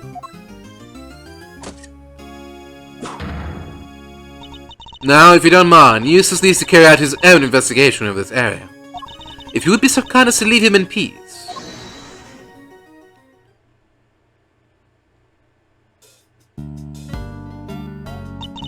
For the presiding judge's sake, I pray to the goddess that you need not ever be summoned to testify. Now then, is there something you wish to say, Mr. Artist? If you could just hold that pose for a moment there, Miss Ice Queen. I am Justice Verity Gavel, and I would be grateful if you would dispense with the childish epithets. Oh-hoo! Finally she tells me her name! Nice to meet you, Verity. Name's Laurice Denham, but you can call me Laurice. You could stop wasting the court's time, Mr. Denham. Oh, yeah. Sorry, it's just, there's something I forgot to mention, The door was locked. I tried to open it, and then the old guy came tumbling out. It does appear that the door can be unlocked from the inside. However, that does not necessarily mean that it was locked at the time, as you claim. Without proof, your statements carry as little weight, I'm afraid. Objection! Well, as it happens, I can back our pal here up on that. Whoa. Yep, we tried to come in here too, but it's just like the guy said. It was locked up tight. Ain't that so, Mazzarino? It is. I distinctly remember how it went. I remember it like it was 20 minutes ago. So, Winter Wing, Winter Wing. Huh? I don't believe it. It's locked. Gallery's open for biz, but the Winter Wonder Wing's off limit? What gives? Prior to the incident with the gas, it was not possible to enter this room from the outside. But what is to say that your suspicious friend was not in here with the victim the entire time? The fact that he didn't suffer the ill effects of the gas. Search him for a gas mask if you like. I doubt you'll find one. I see. Then I suppose we will have to take you at your collective word. That was a little too easy. Well, Judge Gravel, do you accept that Mr. Bust is no longer a viable suspect? And that once again, Mr. Winner's deductions have fallen short of the mark? Hehehe. What are you talking about? I just need some more information, that's all. You can't blame a guy for being a little hasty with his deductions. You know it's not cool for a prosecutor to be saying stuff like that, right? Very well. Then perhaps we should call our next suspect. Mr. Denham, you may step down from the stand. Huh? Go, you mean? But I was enjoying our time together, Verity. Let me stick around, please. Overruled. Show no mercy. Squish my heart to gooey mush. I love it. Who exactly is this next suspect? The pharmacist Alicia Scone. Your artist friend may have struggled to lay his hands on a bottle of an infesticide ultra, but someone in her line of work would surely have a better idea of where such a thing might be acquired. The court hereby calls for a 10-minute recess. Eustace, we will go and fetch the suspect. Your winning smile will bring her running, I'm sure. My winning... of course, Gavel. Let's go get her at once. Hey, Detective Flatfoot, you carry on investigating while I'm gone, okay? Sure. Is it possible? Could Judge Gavel have suspected Miss Scone from the start? Now that you mention it, she wasn't helping Mr. Winner like she usually does, huh? What exactly is your angle here, Judge Gavel?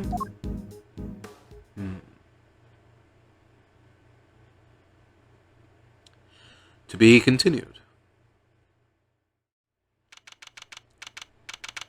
April 2nd, 12:05 p.m., Zodiac Hall, Autumn Wing.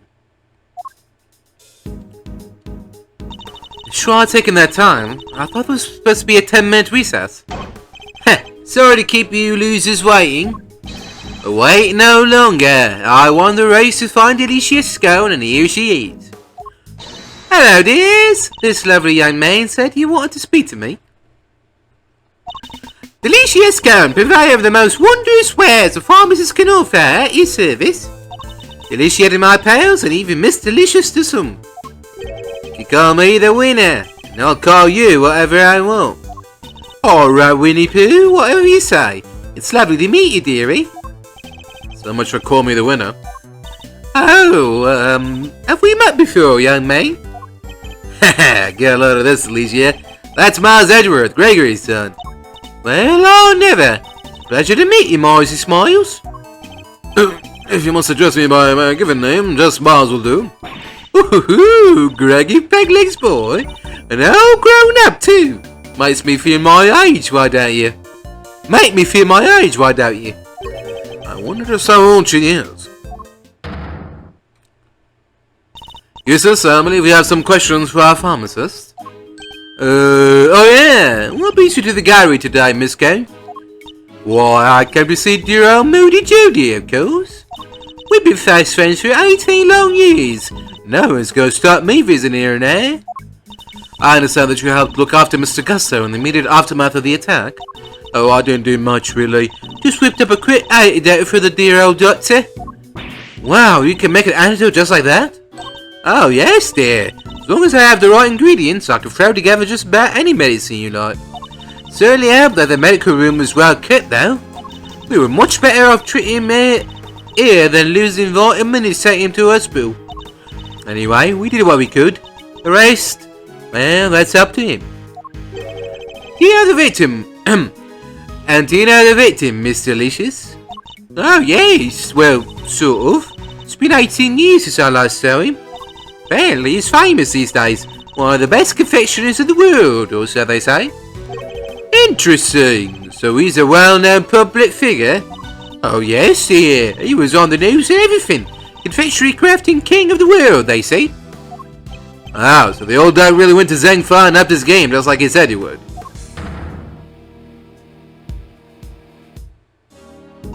Perhaps if we could proceed to the matter at hand. Miss Scone? Are you familiar with the substance known as Infesticide Ultra? Of course, dear. You use it to get rid of, you-know-what. Oh, it's awfully strong, though. That's why they don't sell it in the shops. Might I ask what you mean by you-know-what? A little blighters that frighten the life out of poor innocent ladies like you, surely. That's what. Ghastly little creatures, running around people's nice, clean kitchens and terrorizing them. Oh, I get it. Those. Thank you, Miss Scone. One more question, if you don't mind. Are you aware of what happens when the chemicals asphyxion and ubiquitum are combined? Oh, yes? It's right there in the Infesticide Ultra instructions. Do not mix with products containing ubiquitum, ever. Because if you do, they react with each other and make a horrible poisonous gas. Poison again. Effects of inhalation include respiratory complications and, well, death. And poor old Gussie was very nearly didn't make it. To make that much gas, you'd need, probably 500 milliliters of each chemical, I'd say. Certainly talks like a skilled pharmacist. Ubiquitums awfully thick and sticky, and it eats up very quickly indeed. It's also bright red and smells minty fresh. Oh, and cheap as chips. That's why they use it in everything. It seems more watery and it's white in colour. That will do, thank you. You are clearly well informed, Miss Scone. As well I should be, dearie. After all, Infesticide Ultra is made by the company I work for. Oh, but before you get the wrong idea, they don't go around handing out free samples. As I say, it's awfully terribly dangerous. You can buy it even if you wanted to. Yes, Miss Scone, very interesting indeed.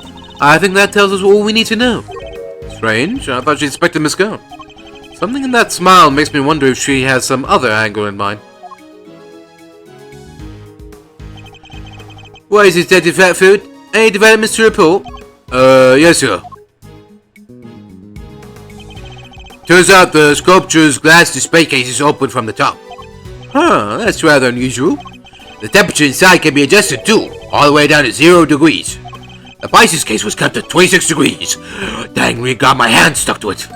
We're lucky you escaped alive. Anything more relevant to the case? Yeah, they found something on the underside of the top part of the Pisces case. Traces of ubiquitum. Oh, now we're talking. That's all. There was a big shot to it. Should have stayed stuck. After all, at 26 degrees, it would be frozen solid. It would, eh? So, how did things wind up as they are now? I think Kay might be able to help us figure out just that. Or at least Mr. Thief might. Ha! You guys are that desperate to get on my good side, eh? Fine, I don't know what the heck you're talking about, but take it away. Can't believe I'm taking orders from this guy. But whatever, anything for the truth. Before we get too carried away, the Goddess of Justice has no need of your help. We will find the truth ourselves. Yeah, ouch! Why so frosty, Judge G? Your baby prosecutor just gave us the big thumbs up. What's the issue here? Oh, wait. Don't tell me the committee has some dirty little secret it doesn't want us finding out. I'm not required to explain myself to you. But if you feel that you absolutely must participate in the investigation, perhaps you can prove to me that it will be worth our while to keep you around. What exactly does she have in mind here? Who triggered the release of the poison gas? If you can answer this question, I will consent to your participation in the investigation. You're the lady smiles. Somebody opened the Pisces case and let out that gas. Considering what we've learned so far, there's only one person it could possibly be, no? Yes, the answer is indisputable. In that case, please kindly provide it now. Who released the poison gas?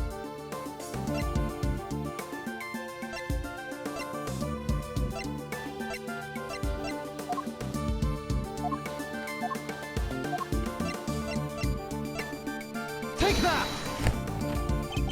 This is who released the gas, I'm certain of it. And I have never been more certain of my decision to overrule somebody. No! I knew you were unworthy of...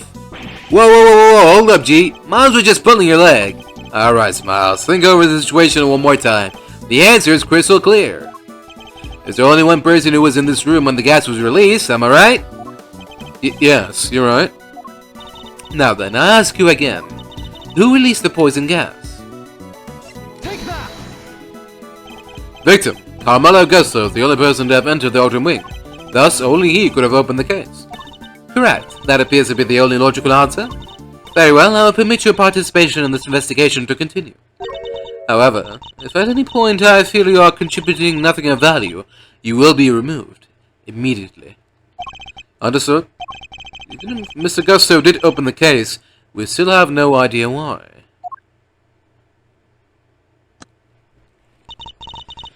Alright, Mr. Edgeworth, tell me what you want to see. Let's use the data we've collected to recreate the scene before the poison gas went off. On it.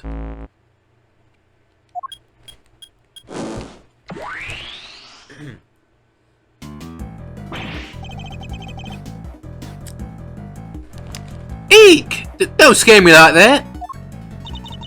So this is what you're talking about. You're Mr. Thief.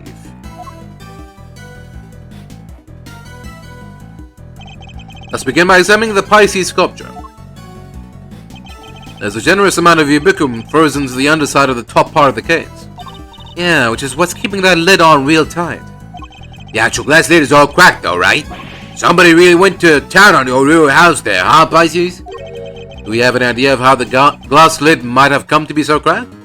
Well, it doesn't look like the outer facing side of the glass suffered any damage. I see. So we have a cracked piece of glass that we know it was ice cold on its inner facing side. We also don't know that it wasn't damaged in any direct way on its outer facing surface. Thoughts? Ice cold. Makes me think of the way you glare at people, sir. Cracks. Makes me think about those deeply etched lines on your forehead. It was cracked by heat expansion. Applying the heat to the ice-cold glass from the outside will cause it to crack. Huh, well, I appreciate the science lesson, but why is it all heat cracked in the first place? Why indeed. A heat-cracked glass lid lined on its underside with frozen ubiquitous. You look like the cat that got the cream, Mazzarino. You know what happened. You know what happened, don't you? I certainly do. What's more, I know how Mr. Gusto opened the case. What? But you didn't give me a chance to figure it out first. Would have been quite the wait. Well, don't keep it to yourself, Edgeworth. I'm on aces. How did Mr. Gusto open the case? Take that! The blowtorch showed signs of having been used recently when it was found here in the autumn wing. I think it's likely that it was used on the glass lid, causing it to crack. A blowtorch? Who uses a blowtorch to open a glass case? Oh, I get it. Mr. Gusto was trying to melt the frozen ubiquitous so he could open the lid. Indeed. You beat me to the answer by saying, but we'll see who wins in the end. Don't try and tell us you nearly had it. You didn't have a clue. Nuh-uh. It was Edgeworth making things hard to understand. Okay, would you mind updating the recreation so that Mr. Winner can follow along too? Sure, just for him. Alright, here goes.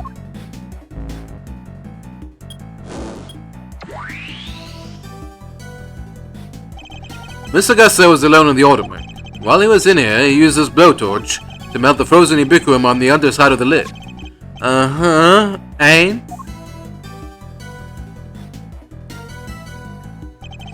As the ubiquitous melted and mixed with the asphyxion that was already present inside the glass case, thereby producing our poisonous gas. When Mr. Gusto had finally managed to open the lid, he would have released the gas and poisoned himself. He made it as far as the fountain room, where he collapsed. So he opened the case and out came the gas, eh? Seems you got there in the end. Why the heck a doodle-doo did he want to open the case in the first place? I'm not sure. In fact, we don't even know what his ultimate goal was. I'm thinking he might have come here for the same reason I did. To check out not the item wing, but the winter ring. You remember, right? I thought this was where the winter ring was when we first got here. Caught you out too, did it, my little Eddie Lumpkin?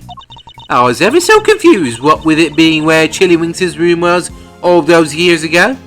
There's even the same little tree in front of the blessed door. Who wouldn't be all at 6s and 7s, eh? Did everyone involved with the I-7 incident make the same mistake? I think we need to go and take another look at the winter ring. Time to see how quickly I can convince Mr. Winner, I suppose. Eureka! Ladies and gentlemen, I have the answer.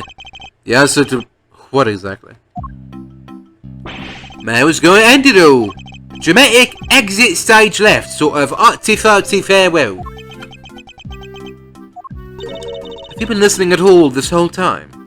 At my level I barely need to listen to a word, and I still understand exactly half of what's going on. Perhaps I can explain a few of the finer details to you later, Eustace. Winner's prerogative? Winner's? Sure, thanks, Gavel. Thank you indeed. I find it's always best to leave things like child wrangling to a professional. In the meantime, don't you have something to tell Mr. Edgeworth and his friends? Oh yeah, I totally forgot. What is it now? I took the liberty of investigating our friendly pink pharmacist here. Or rather, I had one of my underlings do it for me. That's something to brag about, you know. Shut up! Can't you see I'm talking? Anyway, just put a pin in my suicide theory for now, yeah? I have something more important to tell you. It was Mr. Licious who set up the poison gas trap. Eek, how could you say that? I was greatly saddened to learn of this, Miss Scone. Your profession is one dedicated to saving lives, and yet you use your expertise to try to take one. I beg your pudding? How How dare you? I did no such thing. Perhaps you could explain, Mr. Winner. Haha, you bet I can. Get a load of this.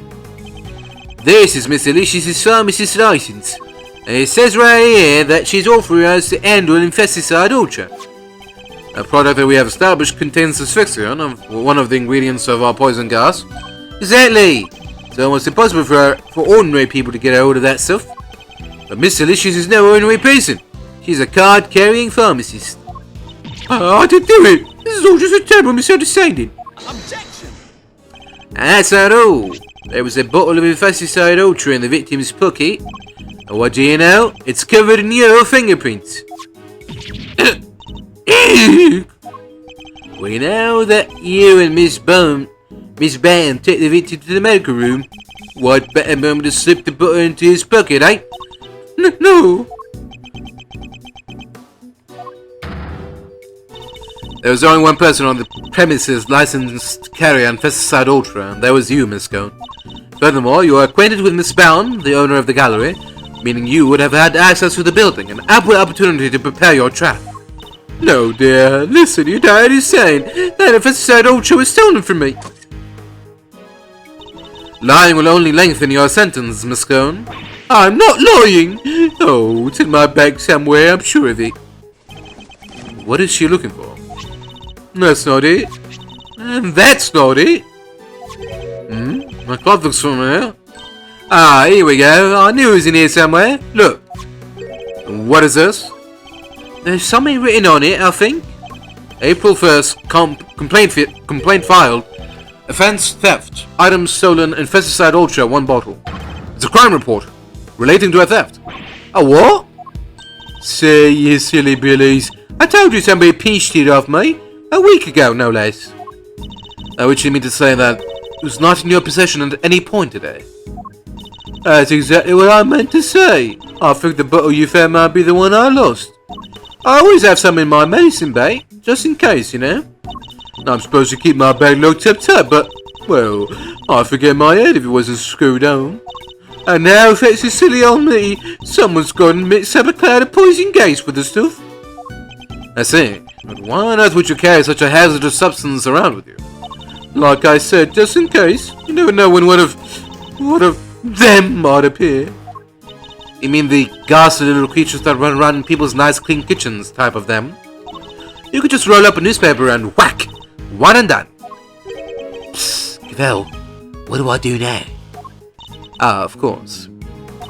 I think perhaps it might be wise to confirm the authenticity of the crime report, just to be safe. It can't hurt to verify Miss Scone's story, after all. She may be lying to us. Good idea! Alright, I'm gonna go give the precinct a call. Don't go anywhere.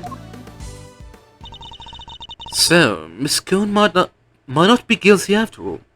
Indeed, if she really were the one who set up the poison gas trap, then I highly doubt she would have used a method that directly implicates her. So who do you think did it, Smiles? Someone with knowledge of the victim's likely behavior, and the time and the means to prepare. I wonder who could that be? 2 factors which point to one very specific person. Oh yeah? And who might that be? Don't leave us hanging, big guy. Who had the means to steal the Infesticide Ultra and dress one room up to look like another? Take that! Bam! Surely only Miss Bound, the proprietor of these premises, could possibly have prepared in such a way. We need some solid evidence to support such a theory, nonetheless. So, it was her, huh? Strange. It's like you already knew. Whew! Nice shooting, Mazzarino. I might have to make that associate position a permanent deal. That is not what I was hoping for. Ahem, I'm back with results. The police have confirmed that the theft really was reported and logged, which means we may have been a little icy with some of our conclusions, team. You mean that every single one of your conclusions proved to be hogwash? No, I mean, we're just getting started. Oh, then what's our next move? Well, first we had to go and talk to Miss Bain. And then? And then, I'll think about what to do after that. Useless. Mr. Gusto's real destination appears to have been the Winter Wing. Perhaps it would be worth having someone investigate that room more thoroughly. Oh yeah, we should totally do that. Flatfoot, go investigate the Winter Wing. So, yes sir. Gavel, we're going to talk to Miss Barrett. Very good, Eustace. We'll join you if you don't mind.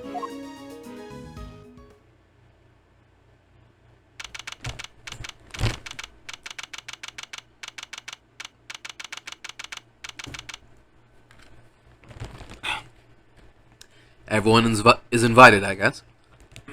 April 2nd, 1:35 p.m. Zodiac Hall Fountain Room. Alright, you have your orders. Go talk to Ben for me. Hey, Mr. Winner, weren't we going to talk with Miss Bound ourselves? Sure, but I thought, why not let the grunts handle the grunt work, you know? Means I can just sit back and wait for the report. A winning strategy. You spoiled little... it's so exhausting. I need a break. Oh? There's something in the fountain. Eek! Is it Miss Bound? Gah! It's a body! What on earth? Order! Order in the court! Somebody call forensics! Bad news, sir! Real bad news! Order! I will have order, detective! The ice sculptures to the Winter Wing! Not again. They've all mental! What? Huh? Say!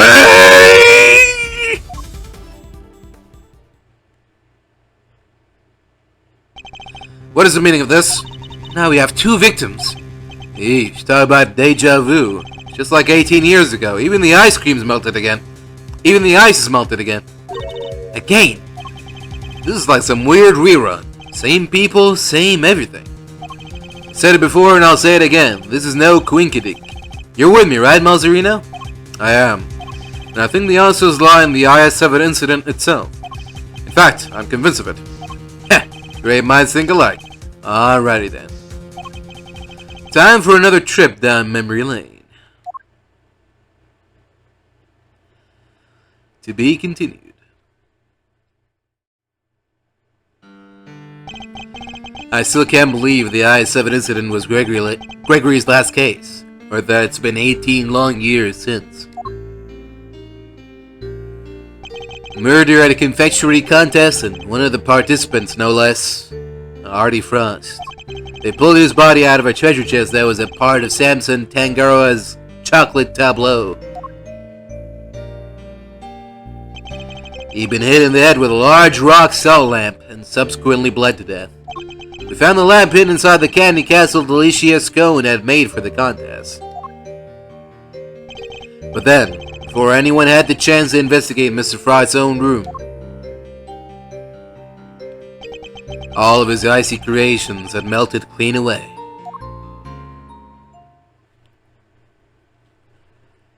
"18 years ago. December 24th, 9:05 p.m., contest venue, Fountain Room. All of Mr. Frost's work destroyed. Mr. Valcama wasn't very happy. He told us to get out and in no uncertain terms. So what do we do now, Mr. E?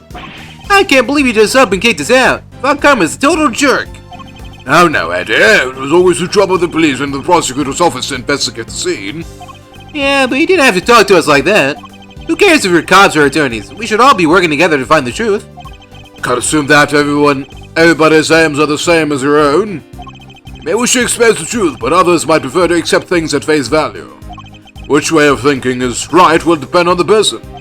What if somebody innocent ends up behind bars because no one managed to uncover the truth? It can happen. All human, police and prosecutors included. Which is why defense attorneys exist. Our job is to help people in just such situations. To be friends to the friendless. Friends to the friendless? Now, we may not be able to investigate Mr. Frost's room as we hoped. That doesn't mean we give up. You're right, Mr. E. I'm sorry. I should have thought more before I opened my big mouth. Ha! You're young, Eddie. You'll learn soon enough. I will. I promise. Mr. Edgeworth, Mr. Fender, you look like you could use a little pick-me-up. Afraid this is all I have, but please, by all means. Whoa, you're the best, Miss Bound. Thank you. A little sugar boost might actually help, although only it's all a little too sweet for my liking.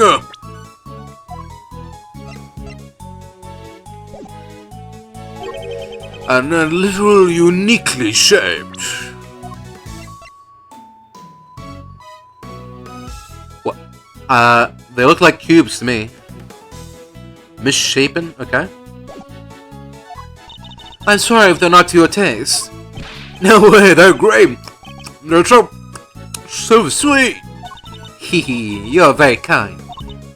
Imagine, me of all people, a mediocre confectioner. What? You mean you made those yourselves? Yeah, Samson loves chocolate, so I had to learn. Keeping him supplied with his favorite treats and it's just one of my many duties. Although he does spend most of the time coaching me on how to improve my technique. Mr. Tangaroa sure is a lucky guy. Getting to eat homemade sweets made by the one and only Judy Band whenever he wants sounds amazing. I'm sorry, did you say something? No, nothing at all. Yeah, sweet Eddie, you really do still have a lot to learn. Seems you're quite committed to the work you do for Mr. Tangaroa, Miss Bound. It's 18. Oh, okay. Really? I thought I'd be younger than that. That'd be 16 or something.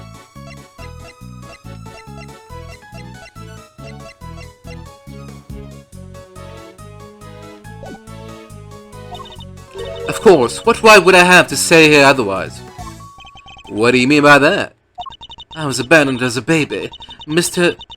Tangaroa took me in. That's right. One snowy Christmas Eve, many years ago, he found me on the steps of this very mansion. He saved my life and became the father I never had. I can never repay him. So my work for him is the least I can do. And I'll be here for him for as long as he needs me. That's the most beautiful thing I've ever heard. Speaking of gold, I'm welling up a little myself. And to think today is Christmas Eve, and I can't even give him his present in person. I'd do anything to save him. Anything. Please, if there's something I can do to help, just say it. We're very grateful, Miss Bound. Perhaps you could help us by answering a question. Did you know the victim? Not very well, I'm afraid. Oh, but if you wanted to see some of his work, I have a picture of the sculptures he made for the final.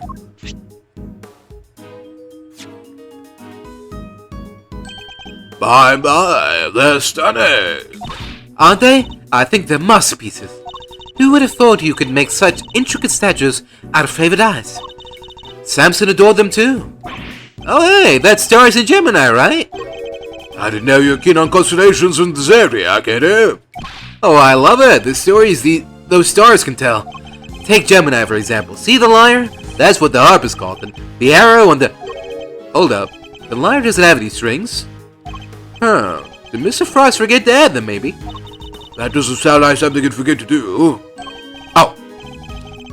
That doesn't sound like something you'd forget to do. Wait, really? But I thought you just said he didn't know him very well. Oh, well, he didn't seem like the type. Seems he's got something to hide, too. You took this photograph yourself, Miss Bound?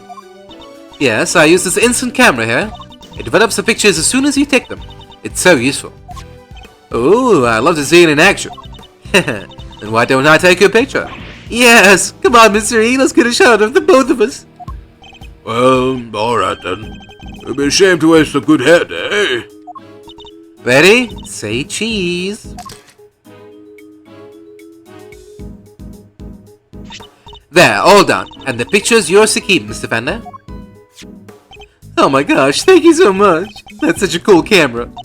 Well, it's the only one we've got, so we use it for all our picture-taking needs. It's very convenient, but the lack of negatives is something of a shame. There aren't any negatives for us to reference, huh?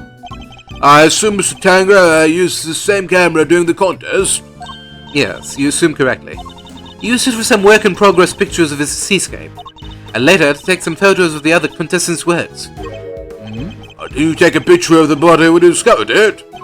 Didn't you discover the body while the judging was still underway? Ah, yes. Samson wanted pictures of all the entrance completed rooms. But the film ran out just as he finished photographing Mr. Gusto's work. So he asked me to go put in a new cartridge. He seemed to think there should have been more shots left there than there were. Otherwise, the film ran out sooner than expected. Yes, the numbers of shots he took didn't line up with the number of shots remaining. But he thought maybe he just lost track somewhere along the way. But had he really, though? I went to our living area to change the film and was passing through the fountain room on my way back when I heard the sound of something break and collapse in Samson's room. Samson, are you in here?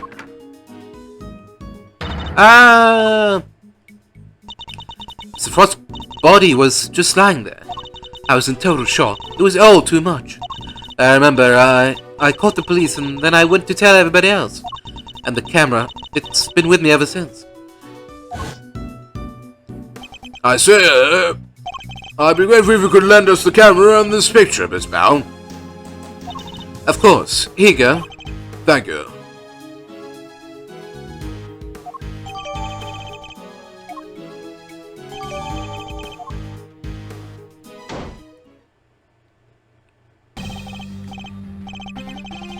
They're to bed. Miss Scone, are they done investigating?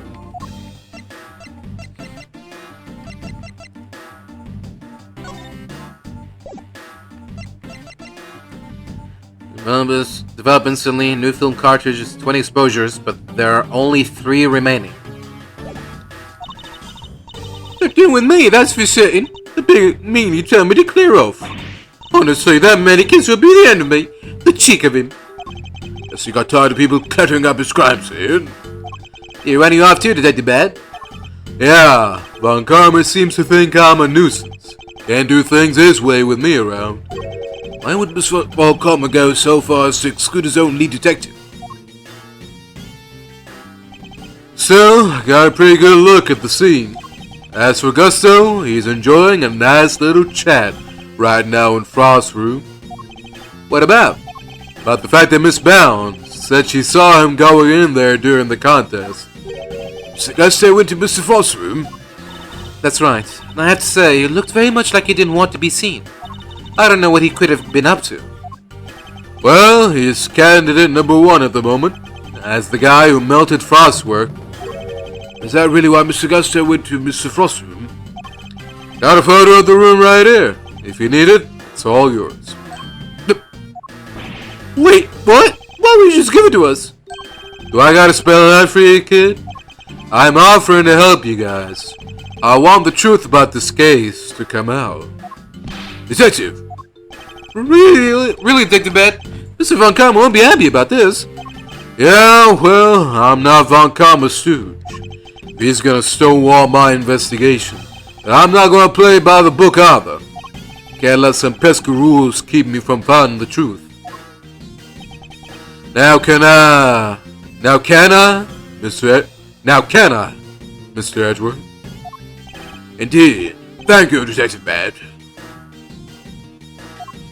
Wow, I can't believe you won him over, Mr. E. Well, either the fuck is what you're all going about, but here's some new friends, eh? It's definitely nice to have the good detective on our side, that's for sure. Alright, let's take a look at this photograph. Here. It is. This is what Frost's room looks like right now. Yikes. There's nothing left of the flavored ice sculptures but puddles. Floor appears to be completely covered in a pale blue liquid. I shall compare this with the photo I just borrowed from Miss Bound. I assume that the unplugged power cord has something to do with all this. Yeah, once that was out of the socket, the display cases lost power and up the temperature went. It's like they were all connected to the same power strip. Do you have an idea when it was unplugged? Nope, still working on that. Those sculptures were beautiful. What a waste. You could say that again. I should have taken a few more bites out of them while I had the chains. They tasted good. Did they ever? I've never tried ices so scrumptious in my life. Really? Man, I wish I could have had a bite. Well, scrumptious you said for the salty bit, of course. That was unbearable. The salty bit? It's in the other photo you've got there. This bit, the, herpy thing. Gemini's liar. Wait, that's why I had no strings? Because you ate them? I didn't eat that much, you cheeky little devil. I told you, it was all horrible and salty.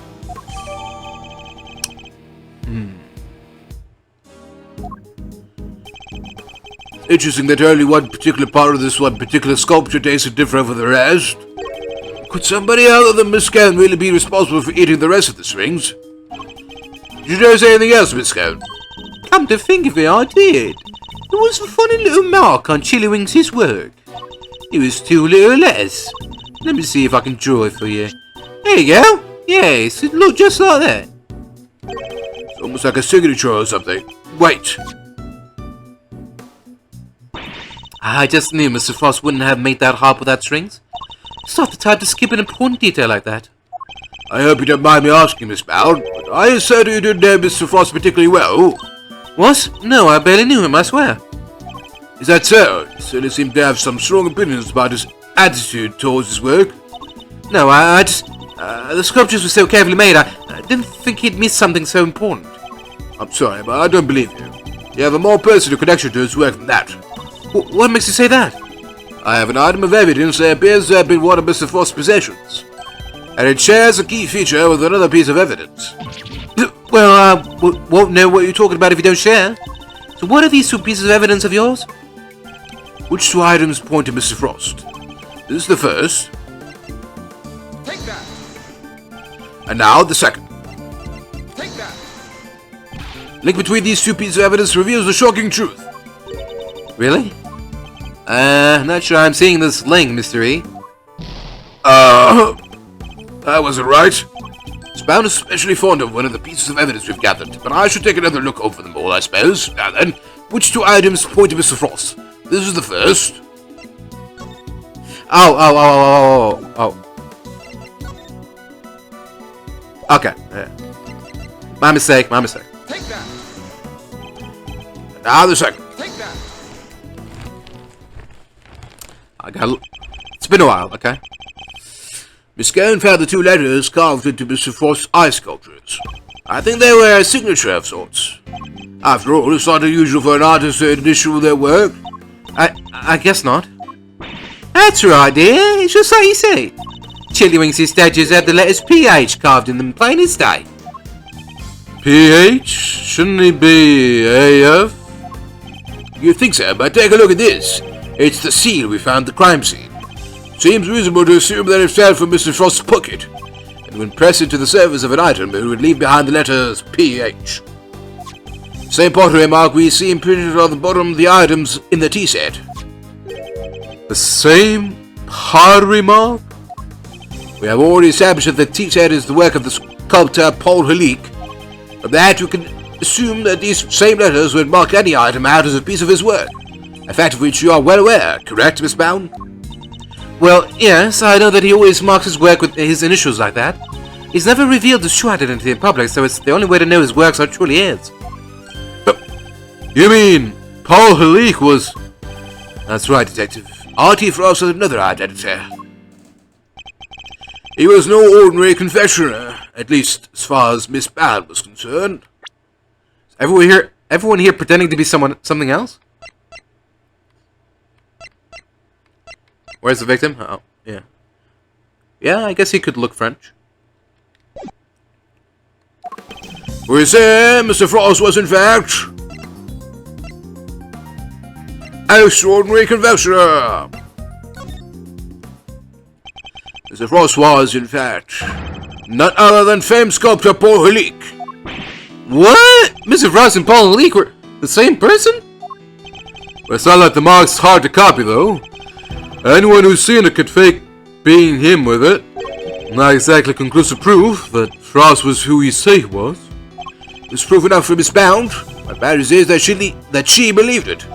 The true identity will have to be investigated by the good people of the precinct. Alright, I'll have the boys look into it. I should have known I couldn't hide it from you, Miss Edgeworth. It's So you admit it. You were aware of who Mr. Frost really was. I was. When I discovered his body, I saw the seal you found. Don't ask me how, but I just knew straight away that he was my dear Paul Halik. Imagine his entries in a confectionery contest were his final legacy. A great man like that.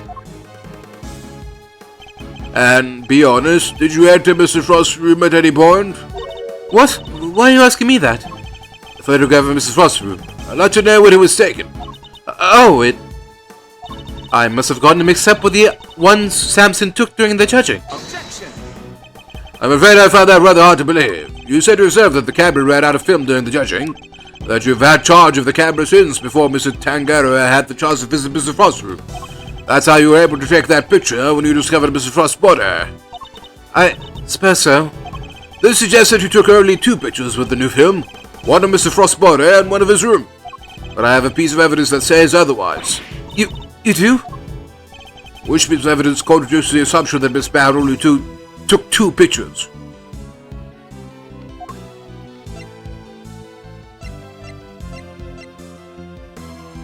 Take that! The camera? You gave the picture of the body to the police and the picture of Mr. Frost's room to me. Oh, and he gave us that picture he took of me and Mr. Edgeworth, too. 3 photographs in total, yet the film cartridge in this camera only has 3 exposures remaining, out of a total of 20. You took more pictures, and I want to know what of. I need to see all the photos you took. Perhaps then we'll finally learn what you're really up to. I'm so sorry. I confess, I've been lying to you. Huh, these are all shots of Frost's room. I'm so sorry. Besides, you took pictures of his work from every possible angle. And when they were taken, the ice still hadn't melted yet. Wait, don't tell me. It was you? It was. At least, I'm pretty sure it was. You are? Why? Well, you see, I'm a huge fan of Mr. Halik's work, as you know. I was petrified that they might be ruined, what with the investigation that was going on and everything. So I thought I should at least capture the sculptures on film for posterity. And? How did that make them melt? I think I was so intent on getting the perfect photographs that I might have tripped over the power cord without noticing. I'm sick. Are you sure? I didn't notice it at the time, but, well, how could I have been so careless as to cause the loss of his final masterpieces? That seems a little convenient to me. I'm not sure I believe it. But I'm not in a position to refute it either. I'm so sorry. I didn't mean to cause any trouble. Please, don't worry about it. The important thing is that you told us the truth. What he said. No hard feelings, Miss Bound. Thank you. Mr. Edgeworth, picture's yours. Hope it helps.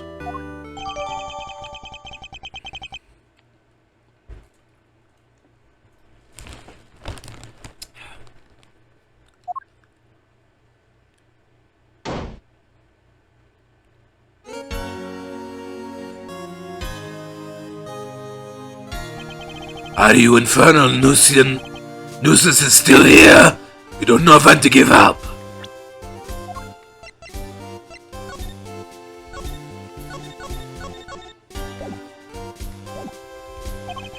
Linger for as long as you like. The answer is still the same. You are not part of this investigation. Whether we're part of it or not, we'll uncover the truth nonetheless. Seems you don't know when to shut up either, but I commend you on your stubbornness. Mr. Von Karma, I'm afraid I'm the one responsible for Mr. Frost's work melting. What? What is the meaning of this? I'm so sorry, and to you, Mr. Gusto. No concern of mine. I didn't do anything, and Mr. Von Karma agrees. Nothing at all, Mr. Gusto. You went to Mr. Frost's room, did you? Perhaps you could tell us why. Sure, I was... Silence! You're not to give the attorney even the tiniest shred of information. Judy Bound, you're coming with me. I have reason to believe that you are an accomplice of the accused, Samson Tangaroa. no, I will be interrogating you personally, so you had better get your story in order. I understand. Wait, please, I'm not done questioning her myself. You think I care because... No. Bad, Gusso, and you, Scone. I have questions for all of you, and I expect answers. Fine by me. Oh, you can at least ask nicely, mannequins.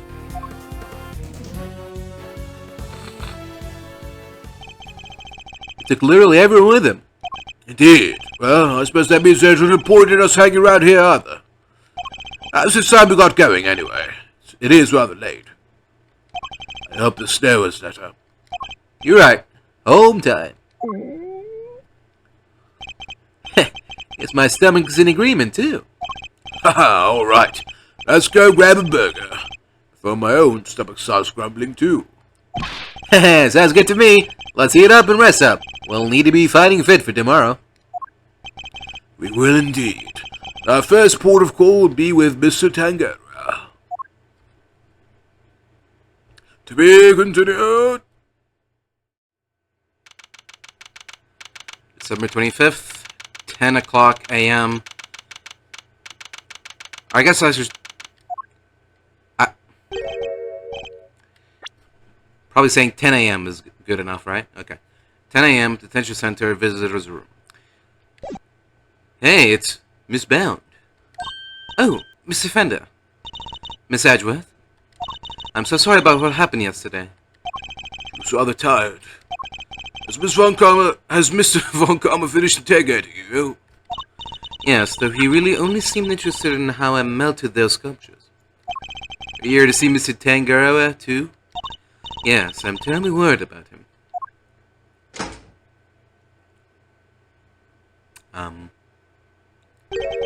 Detective Bad? What are you doing back there? Oh, just happen to be here? I'll be heading back to the scene soon. Not sure how anyone just happens to be at a detention center, but okay. Good morning. Mr. Tangaroa, what happened to you? Oh no, Samson, what did they do to you? They didn't seem to want to let me sleep. I had no idea interrogations could be so involved. Sorry if I seem distracted. I think I'm a little... tired. Not letting you sleep? That's not police work, that's torture. What's going on here, Detective Bad? I'm not the one doing the interviewing. It's the guy they put on the case before me. I like Von Karma's methods about as much as you do. That's why I'm doing what I can to help. It was Detective Bad who got me out of there. I'd still be in that interrogation room right now, if it weren't for him. Detective Bad really is trying to look out for Mr. Tangaroa in his own way, it seems. Alright, Eddie, let's share yesterday's findings with Mr. Tangaroa. You got it, Mr. E. My notepad is at the ready. Mr. Tangaroa, we found out quite a bit, if you'd like to hear it. Of course, thank you. You alright, Mr. Tangaroa? You seem kinda spaced out. I'm fine, I think my blood sugar might be running a little low. Samson. We have anything that might give him a little energy boost?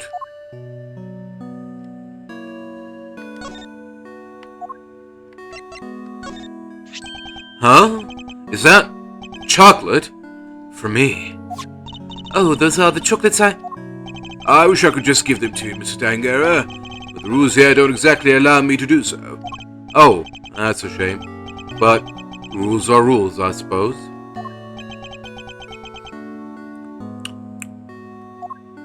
There must be some way we can hand them to him.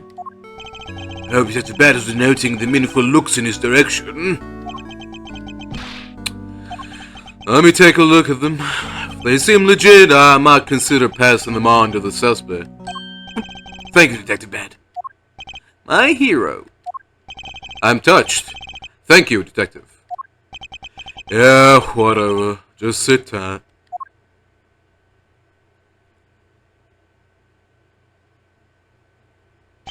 Yeah.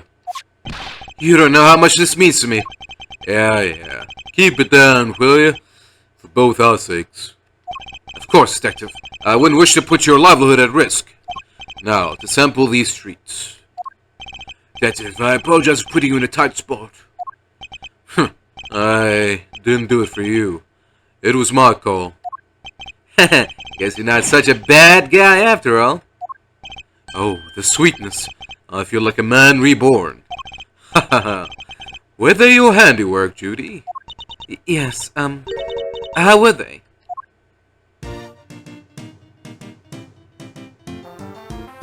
Feel the melt, soft and smooth, chocolate that'll comfort and soothe, ear to ear, head to toe, smile and savor the taste as it flows.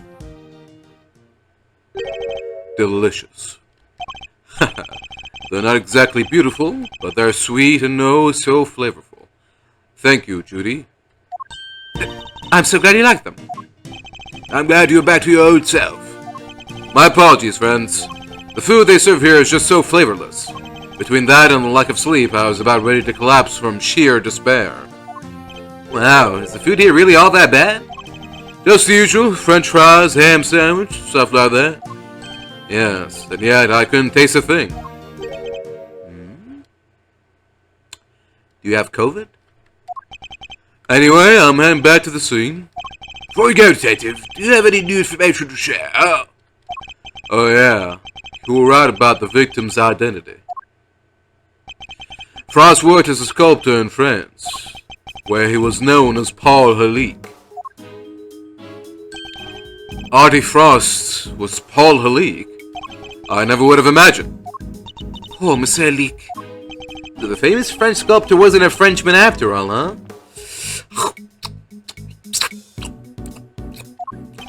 So it would certainly explain why Mr. Helique was such a recluse and refused to show his face in public. He was busy working on his greatest masterpiece, apparently. Bunch of Zodiac statues. Guess he'll never finish them now. He never finished his greatest masterpiece? Nah, seems he was making statues for each season, but he never got around to the winter constellations. The winter constellations? You mean Taurus and Gemini? The two he'd made out of ice would have completed the set. Yeah, now they're nothing but puddles. What a bummer.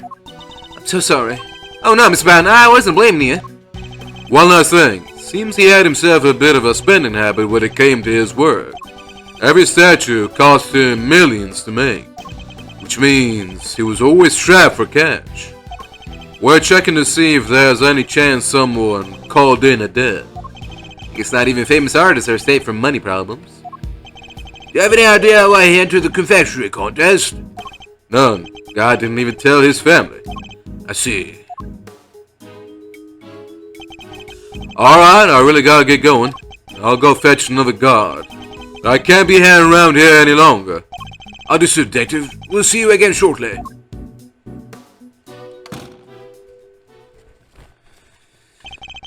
He is a good man.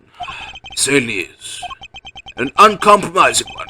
Somebody who can be trusted to stand up for what he believes in. And scare the pants off of anybody who new he meets. Now, you were going to tell me about what you learned yesterday. Of course. Allow me to give you a full report. Thank you for that. Allow me to apologize on Judy's behalf. I'm so sorry. It's fine, Mr. Tangaroa. As I told you yesterday, the important thing is that we learn the truth in the end.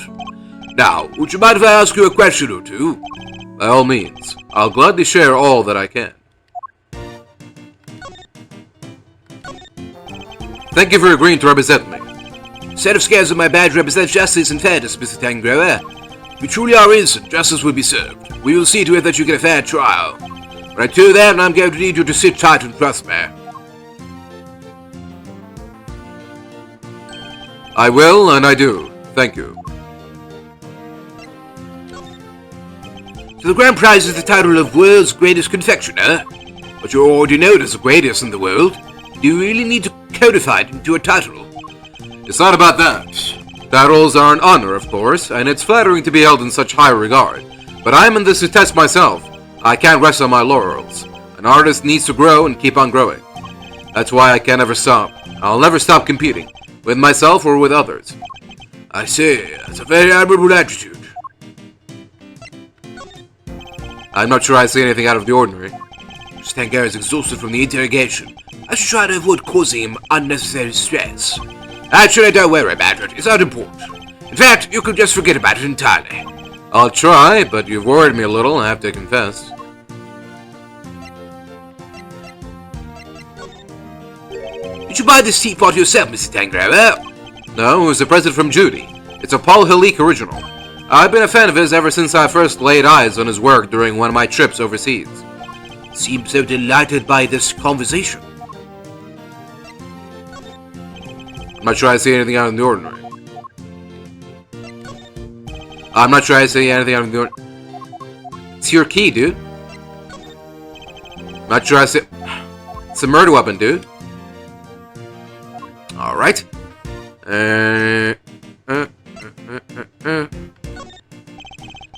Okay. I'm guessing he still doesn't know that, Scone is a sham?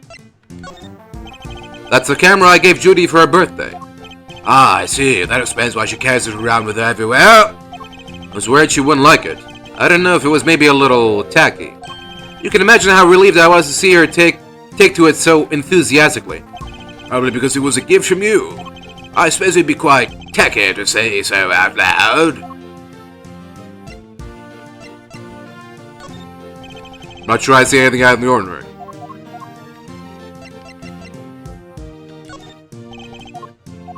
Alright. That's it, I think.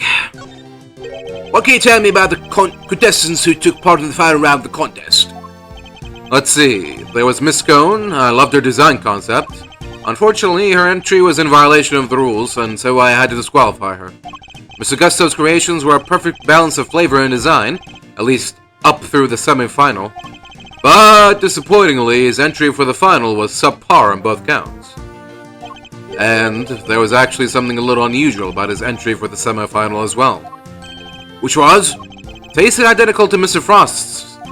They may have looked different, but I could have sworn I was eating the same thing. Huh? What exactly did his work look like? Oh, there should be a photograph back at my mansion. I'll show it to you later, Miss Adwa. Much appreciated, Miss Brown.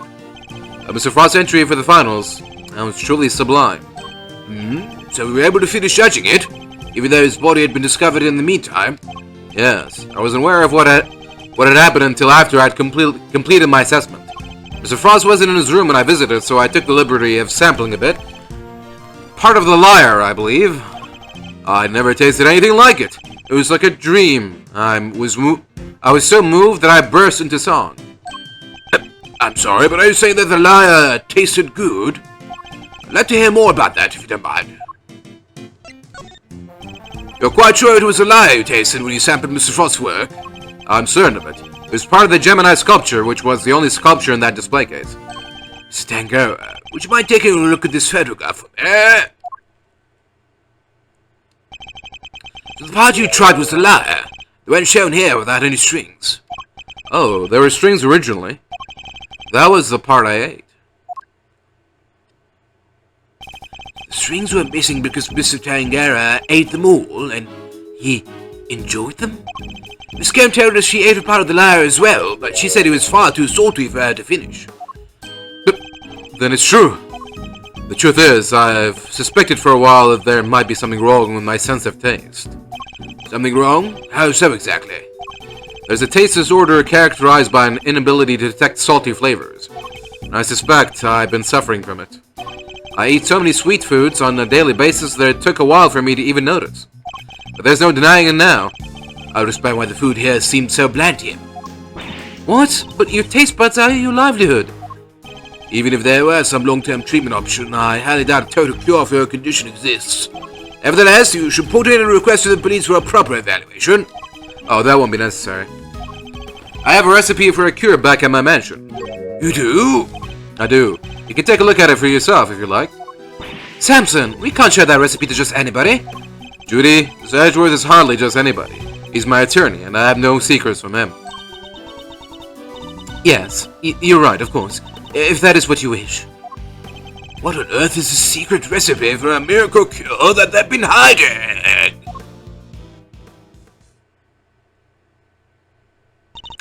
Well, I suppose I should be getting back. Alright, we'll be right behind you. Judy. Yes, Samson? There's more to life than just me. Please, Judy, think about the life you want to live. Because I won't always be around.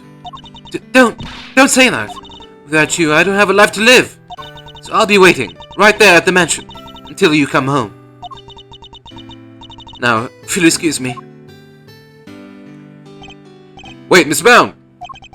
Judy. Whoa, she seemed really upset. I thought I saw tears in her eyes. Why'd you even say all that to her? Because I worry about her. She can't keep putting my needs ahead of her own. What you mean? The elite collection, the candy making. It's all because she thinks these things will make me happy.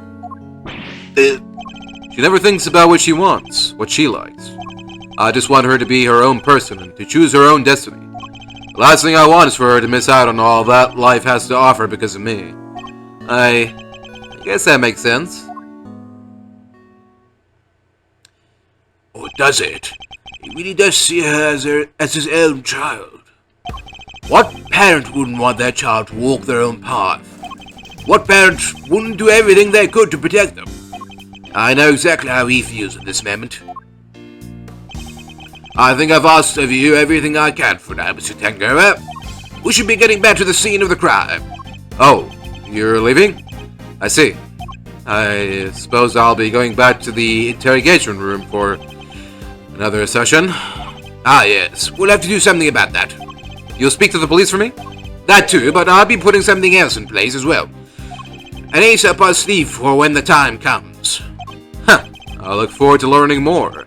I'm counting on you, Mr. Edgeworth. We'll be back to brief you, Mr. Tangaroa. Every day. And Judy, too. Thank you, Eddie. I'll look forward to it. Mr. Tangaroa, your interrogator will do everything in his power to extract a confession from you. I hate to see an innocent man suffer like this. But please, you have to do everything you can to hold out. If you can't, Mr. Von Karma will use that confession against you for as long as this case lasts. And it will make it that much harder for me to save you. I understand. And I'll try. I won't give up until you're out of there, Mr. Tangaroa. You have my word on that.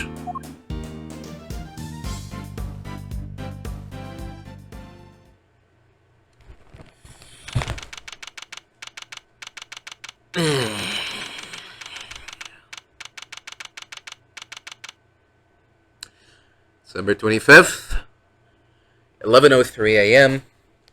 Contents venue, fountain room.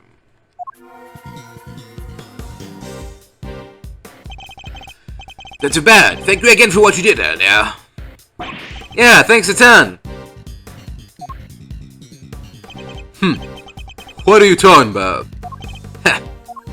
Haha, there's no need to be shy about it.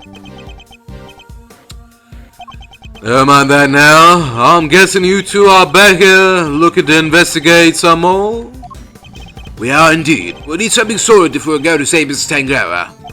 Well, I hate to break it to you, but apart from this room, the whole place is on lockdown. What? But we need to see those other rooms. This is Mr. Volcama's doing, I presume. Who else? Haven't seen the autopsy report yet either. Guy's probably got a hand in that too. Don't expect to speak with anybody except us cops and Miss Bound. Everybody else is gone. I doubt Von Karma will be handing out phone numbers. Is this all just a game to him? Why does he have to go so far? So what's your plan of action, Detective? Same as before. Do what I can to help you uncover the truth, like I promised. You have my gratitude. Just you wait, Mr. Von Karma. We're gonna beat you and your bag of dirty tricks. Detective, may we conduct a brief investigation of the area? Sure. Like I said, everywhere else is outbound. You probably won't be seeing those rooms again. That's fine. As long as there's at least some way of continuing our investigation, we'll make do.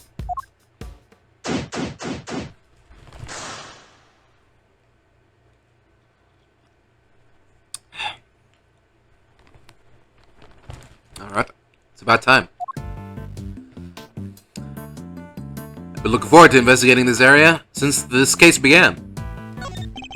Statues on the fountain depict cherubs enjoying some chocolate fondue. All of these work, apparently.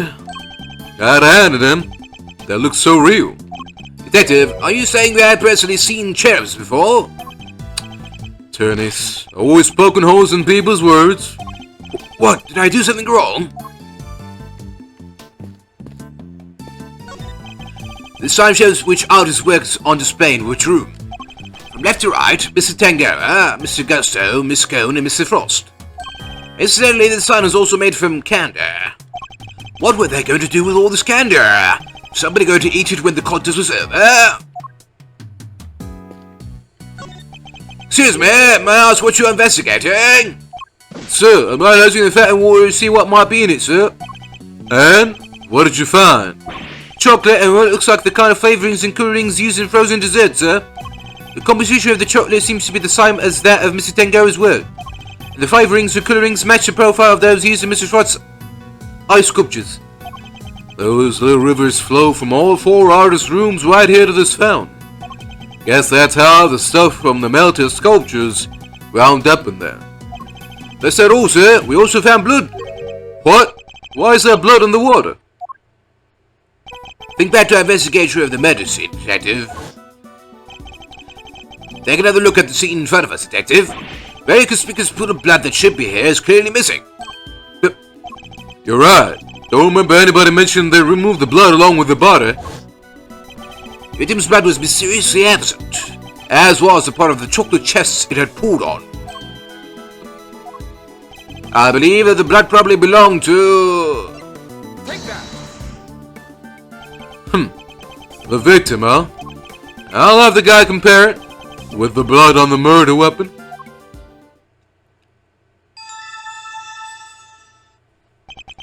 It's a match. The blood in the fountain is Frost's. Why would someone want to send the victim's blood downstream and into the fountain like this?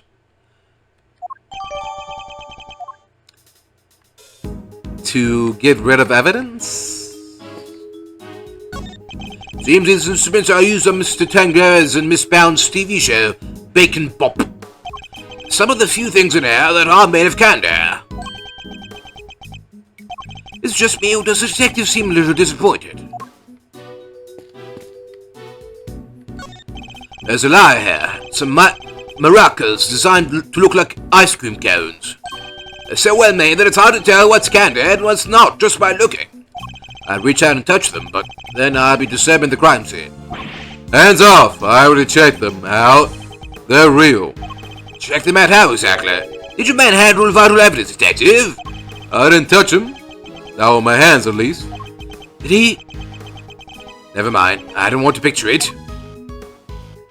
Just gave him a little lick, that's all. Not wrong enough. Not wrong enough. Maybe your time, Eddie. Sure thing, Mr. E. What's up? Real attorney's badge. I'll have one of my own one day. Just you wait and see. Well, just remember that the scales represent justice and fairness. It's not enough to simply wear the badge. Your job is to prove yourself worthy of wearing it. Yes, sir. I shall make sure to set a worthy example. This looks like a vital piece of evidence. Let me just take a note. I was hoping you might have an opinion to offer. Sorry, Mr. E. It's gonna take me a while to digest this. Both he and his notes still have a long ways to go, I suppose. I wouldn't mind having a tea set this fine for myself. Sorry, Eddie, I wish we had something nicer at the office than bitter old coffee. My tea making efforts are focused on the home. My son is something of a fan, you sir. Don't get me wrong, Mr. E, I love your coffee. Blacker than a moonless night, hotter and more bitter than hell itself. Oh, that coffee, it's strong, so strong. Perhaps I should bring some tea to the office too.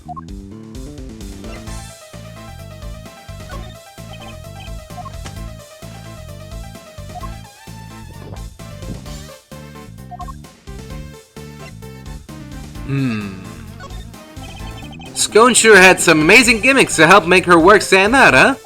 Yes, sadly they're all in flagrant violation of the rules. You said she loves stuff like that? Her trinkets, I think she called them? Pillows that light up, dresses that light up, sunglasses that light up. They're supposed to be super relaxing. They don't sound very relaxing to me.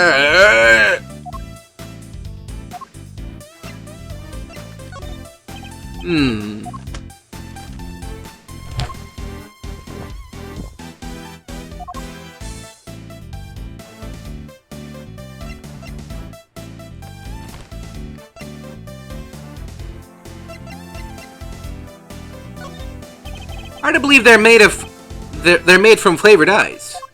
They're certainly very impressive works, but there's something about them that makes me uncomfortable. What is it? Just can't shake the feeling that something is wrong here. Something that makes you uncomfortable? Oh, I get it. I guess it does seem like a waste to eat something so pretty, but that's just the way the cookie crumbles. Except they're not cookies. They didn't crumble. They melted not long after Miss Scone and Mr. Tangaroa sampled them. That was a joke, Mr. E.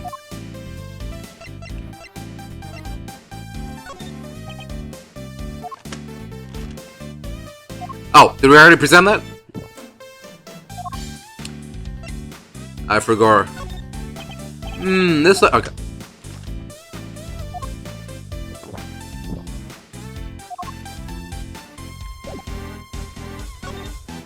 Do you have any thoughts on the case? Oh, you bet I do. Mrs. Tangaroa's amazing display being used to store the body. This garbage beautiful landscape being used to store the murder weapon. We're really seeing some beautiful things bang used. Come on, guys, what are we doing here? We're really seeing some beautiful things being used for ugly purposes on this case, huh? I suppose we are. And to make things worse, Miss Bound seems super down. I asked if you had any thoughts on the case. I was thinking more about useful insights. Oh, sorry, Mr. E. Did I do something wrong? Worry about you sometimes, I don't. How are you liking your first crime scene investigation, Eddie? Oh, it's great. I've been taking notes about everything, and I'm learning so much. I'm so happy you let me tag along, Mr. Edgeworth. So you want to be an attorney, huh? You bet I do. I'd give it anything to be a hero of justice, to help the helpless and fight for what's right. The first time I saw Mr. E do his thing in court, I knew I'd found my calling. You know, cops look out for people too. Sure, but I want to be an attorney. Well, good luck to you. I get the feeling Detective Bad might be pining for an apprentice of his own.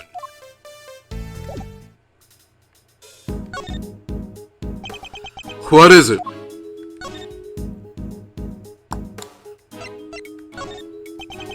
What a weird seal. If you use it like a stamp, it'd come out as PH, right? But if it's just for show like a ring, it'd be to say H9, I believe. H9? Hit 9, maybe? Someone's hitting streak? Nah, seems unlikely. I think Detective Bad might be a fan of baseball. It seems to doubt that this is the murder weapon. Whacking a guy with something like this makes me think it was a spur of the moment thing. Who had easy access to the lamp? Our little lady friend. That's who. Something's rotten in this house of candy sweets. Could Miss Scone be hiding something? A lot, apparently. I mean, if she's hiding the fact that she's not a confectioner, what else is she hiding, you know? I'll have your opinion on this if you don't mind. I do. There's one thing I hate at small talk. Seems he only cares about things that are directly related to the incident.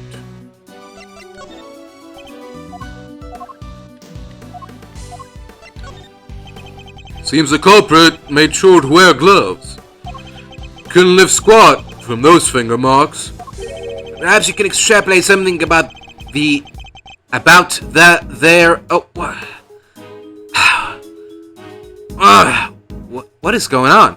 perhaps you could extrapolate something about their owner from the size of their fingers, for example. It's not as easy as it sounds. Sorry, but these finger marks are pretty worthless as evidence goes. So need to be hasty, detective. After all, even the absence of fingerprint cells is something of interest, don't you think? You'll always have an answer for everything, don't you? I'll take that as a compliment. Now you've been on this is mine.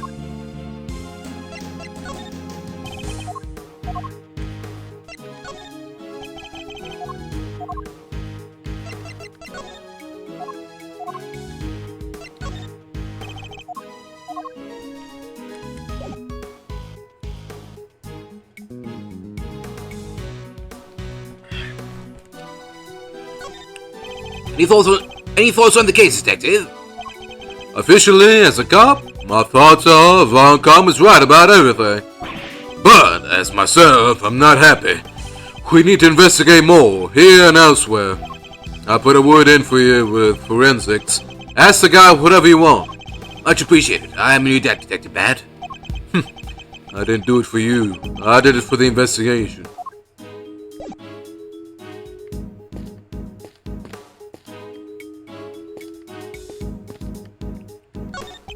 There's a drum set here decorated to look as if it were made out of kegs. I must play it on bacon pop. Detective, about these drums. We already checked. There's nothing inside any of them. No sign of anything having been put inside or taken out either. They're not relevant to the case. You've already done your homework, I see. I might like lollipops a little too much, but I'm no sucker.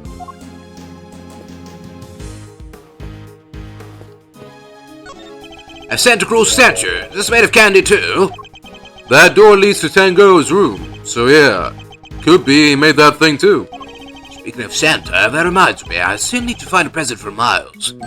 What an attorney's badge. I wonder if Mr. Tangaroa would make one out of candy for me if I ask. Authorized person only beyond this point, I'm afraid.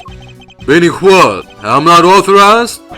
Sorry, sir, no authorized person either. So nobody's allowed in? Let me guess, Von Karma's orders? Guys, we're starting to grind my gears.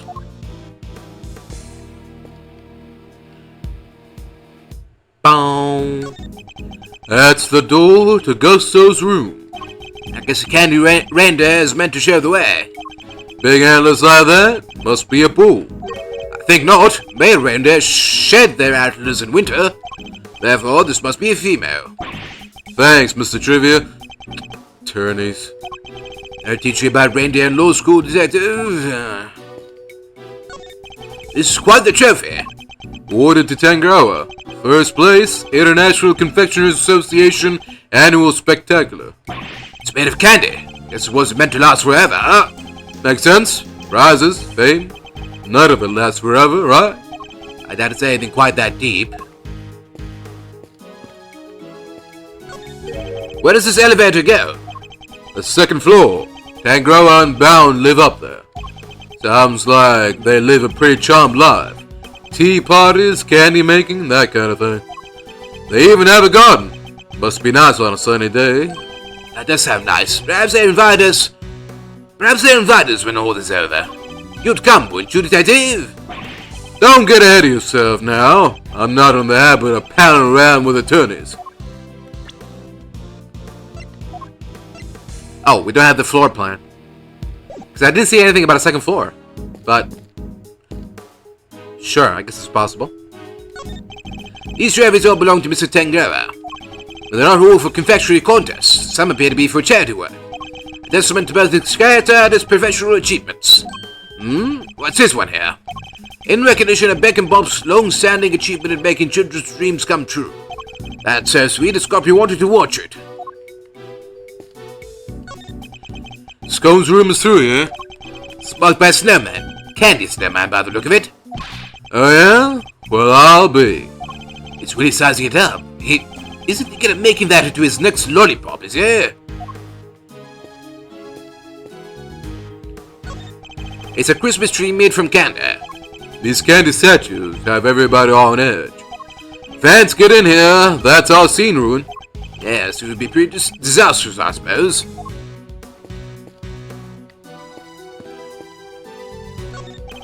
Miss Bound, we're here to continue our investigation. Oh, Miss Edgeworth, I'm so sorry about earlier. She's still looking kinda down on the dumps mystery. She must have been greatly taken aback about what Mr. Tangaroa had to say. I found the photograph of the semi-final entries for you. Here, it's all yours. Wow, Miss Scone sure knows how to make a cute cake. Yeah, Samson loved her design from that one. And he loved the designs and flavors of Mr. Gusto and Mr. Frost's entries too. Only problem was, as Samson mentioned earlier, they tasted exactly the same. However, their respective entries for the final tasted nothing alike, it seems. Was there anything else of note that changed between the semi-final and the final? Nothing major, but I guess there was one thing. Mr. Gusto's son was always here with him throughout the contest, but he was nowhere to be seen during the final. Why would his son come and hang out at a contest venue of all places? I'm sure you're happy for us to keep hold of this. Of course. I hope it helps with your investigation.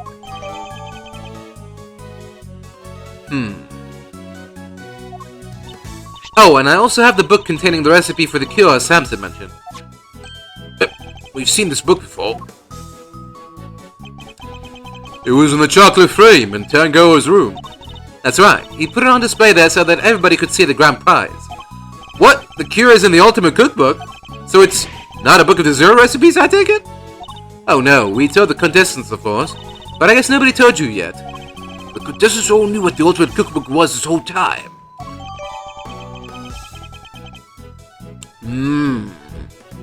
Okay, so if it's a magic cure-all, then a pharmacist would have motive to kill to get it, right? I'd like to hear more about the cookbook if you don't mind, Miss Bound.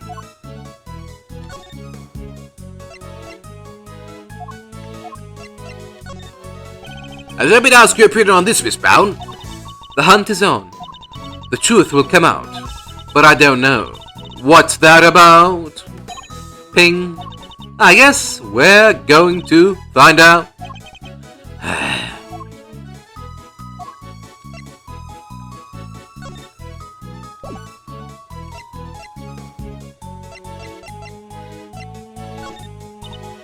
I can't apologize enough. Not only did I milk Mr. Frost's work, I even lied about it. Oh, no worry about it, Miss Bound. Who amongst us hasn't lied at one time or another? As long as there are people like me, those lies won't go undiscovered. Miss Edgeworth, you look very serious all of a sudden. It's a little frightening, I must say. Those who would cover up the heinous crime of murder with lies are the truly frightening ones. So true. Oh, you simply must do whatever you can to uncover their dastardly lies and bring them to justice. You can count on me, Miss Bound.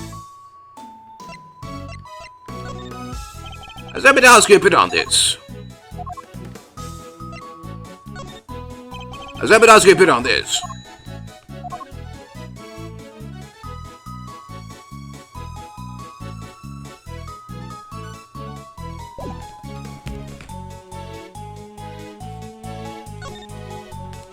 Hold on a second, I'll be right back. Alright, sorry about that. Let's continue. If I understand correctly, the Ultimate Cookbook is actually a collection of recipes for different medicines. Exactly, or rather, totally new medications that haven't made it to market yet, to be precise. To the right buyer, a pharmaceutical company, for example, it would be worth a fortune. But why make that the grand prize in a confectionery contest?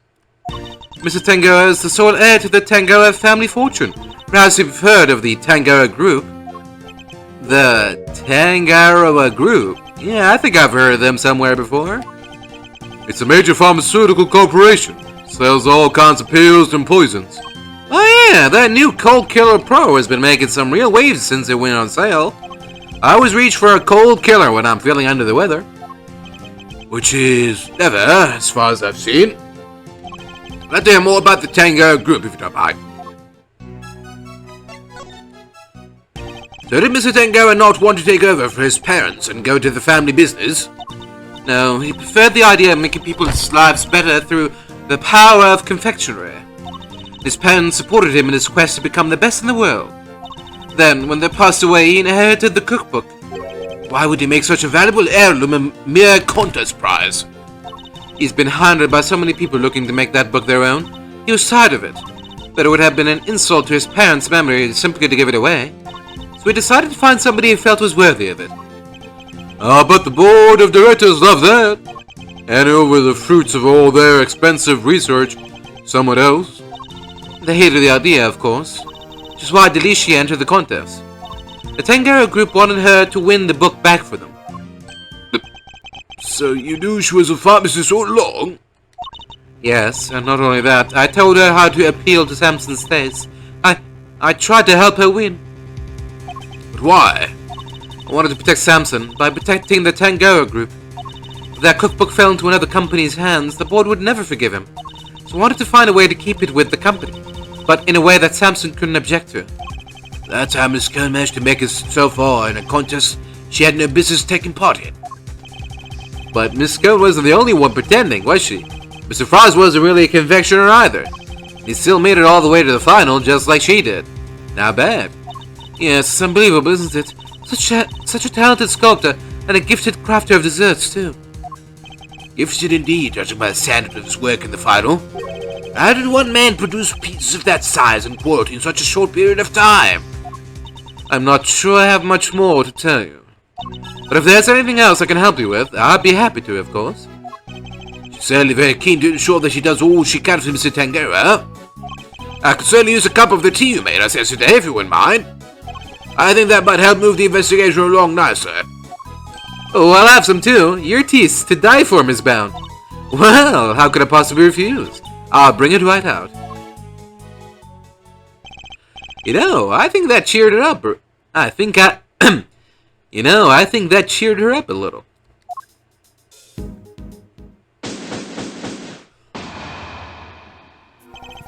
We'll learn more about the contest participants. There's still one question involving Mr. Gusto for which we never got an answer. Nothing at all, Mr. Gusto? You waited in Mr. Frost's room, didn't you? Perhaps you can tell us why. Sure, I was... Silence! You're not to give the attorney even the tiniest shred of information! What was he doing in Mr. Frost's room? That's not all. I also have questions about the work he submitted for the semi-finals. Confectioner who admits to lacking design sense, and a sculptor with it in spades. Mr. Gusto could not have helped to win such a high-level contest by himself, which is why I'm beginning to wonder if there was some sort of connection between him and Mr. Frost. Detective, I had to ask Mr. Gusto a few more questions. His story still doesn't quite add up for me. Me neither. We need to figure out how to get in touch with him. Oh, do you now? Where's Von Karma? Oh, do you now? Good luck with that, because I have no intention of allowing it. Mr. Von Karma, I am already in the midst of my own investigation into Gusto.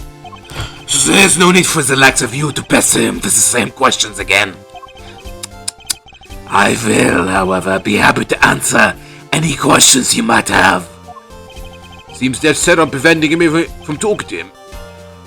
He seems dead set on preventing me from talking to Mr. Gusto, in which case, fine, but allow me to take you up on your offer. Very well, what is it? I'd like you to tell me about the connection between Mr. Gusto and Mr. Frost.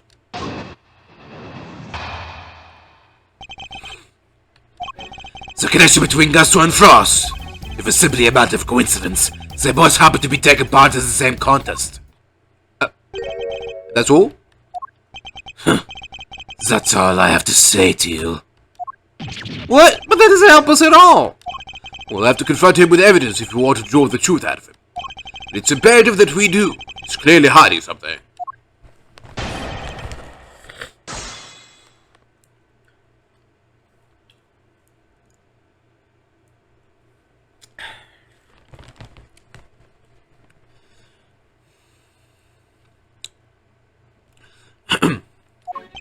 The connection between Gusto and Frost. Hold it.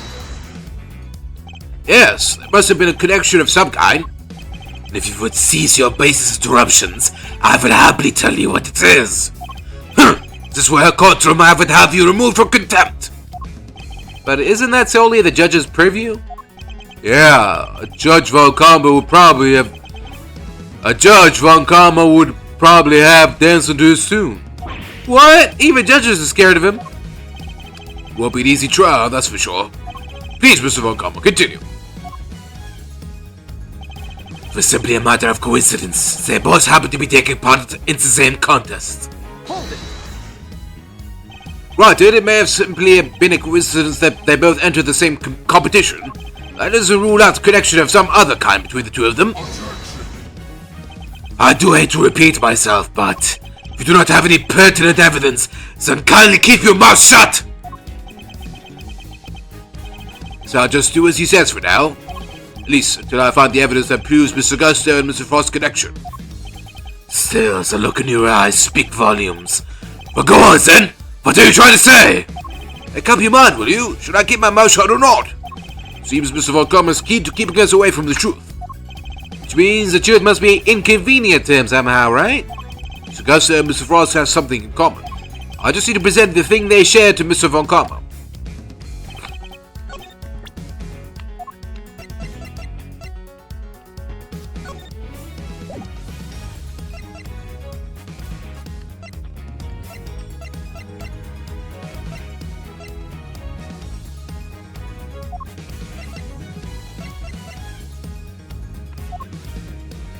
Okay. I mean, there's no evidence that shows Gusto was spotted entering Frost's room, so this is the closest thing? Objection. Sure. Wonder if you could look at the two confections in the foreground for me, Mr. Von Karma. They were made for the contest semi-finals. Both are quite exquisitely crafted, wouldn't you agree? Get to the point. As the nameplate suggests, these were Mr. Gusto and Mr. Frost's entries. Mr. Gusto told us that confectionery design was far from his strong suit. And yet, his work in the picture is just as good as Mr. Frost's. Exactly as good, in fact. We learned from another witness that their two entries also tasted exactly the same. Objection. What are you suggesting? I am suggesting that they were helping one another out. Let's take a closer look, shall we? While at first glance, the two may appear to be superficially different, it soon becomes apparent that there are significant similarities in how they were put together. They are made of the same ingredients, taste the same, and share a similar design aesthetic. This picture is proof positive that the two were working together. You figure that much out. I suppose there's little point in denying it. Mr. Von Karma knew all along that they were cooperating. I'll warn you, none of what you are about to hear will be to your advantage. Let me be the judge of that. Let me confirm what you seem so desperate to prove. Gusto and Frost were indeed working together. Gusto spells out the details of his relationship to Frost during his questioning last night. Seems they were helping one another right up until the day before the final. So, you knew that the two were cooperating? Mr. Von Karma, why are you trying to bury the truth? Objection. Please, enough of the petty slander. I merely wanted to avoid you poking your nose around before I could provide proper context in court. It simply slipped my mind to explain that to you. Doesn't explain why he's being so slippery with the facts, though. I need to figure out what it is he's hiding. I can't let things end like this.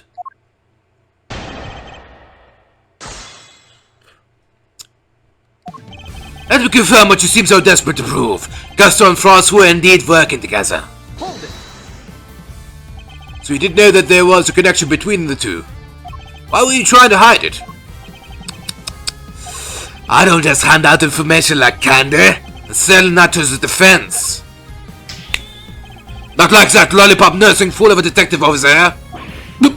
You do things your way, and I'll do them mine. And you wonder why I refuse to share information with a traitor like you. Gusto spelled out the details of his relationship to Frost during his questioning last night. Hold it. Last night, after Mr. Frost's work melted, correct? Yes, I interviewed Gusto personally. Yeesh, a one-on-one with Mr. Von Karma. That must have been terrifying. I imagine Mr. Gusto probably meditated his way through the difficult parts. He most certainly did not. Every time he closed his eyes, I brought him back with an almighty snap. No one dares to plead the fifth with me. I'd even work on him. And that is how I was able to perfectly learn every last detail of Gusto and Frost's relationship. Seems they were helping one another right up until the day before the final. Hold it. Why were they cooperating? Gusto's sense of design is subpar, and Frost was an amateur confectioner at best. Neither of them stood a chance of making it through the contest alone. So what was their endgame? Why cooperating only until the day before the finals? Gusto claims to have ended the scheme. Allegedly, he wanted to win the final on his own merits. His one and only goal really was to be crowned the world's best confectioner, and his pride would not allow him to do so with the help of another. Cheaters can only ever win hollow victories, I guess. I was under the impression that their collaboration had only lasted through the semifinals. I'm starting to think it might have lasted up through the final itself. Mr. Von Karma, I'd like to ask you some more about how long they were together for, if you don't mind. If you must. Gusto's sense of design is subpar, and Frost was an amateur confectioner at best. Hold it. Before you ask, I'm not objecting to your characterization of Mr. Gusto's design sense. Yeah, he admitted himself he isn't all that great. He made what he alleged to be a likeness of me. Just think of the abomination he came out with stirs my stomach. Yeah, I kinda like the guy's work. An artistically rich amateur and an artistically impoverished professional. And if it was inevitable that they would wind up working together. The two cooperated until the day before the finals and decided to compete on their own merits. Hold it. You really believe that they were cooperating until the day before the finals and then just simply stopped? That seems a little strange to me, wouldn't you agree? Objection. I have told you the truth. Whether you find it strange or not is none of my concern. It's concerned enough to try to hide it from me only a few minutes ago, though. Which means there must have been a reason for that. Based on Mr. Tangaroa's assessment, it sounded as if Mr. Frost's entry with the final was the clear winner. Which means he must have still been working with Mr. Gusto, right? That's precisely what I was thinking. I must have some evidence that proves they were cooperating right up through the finals.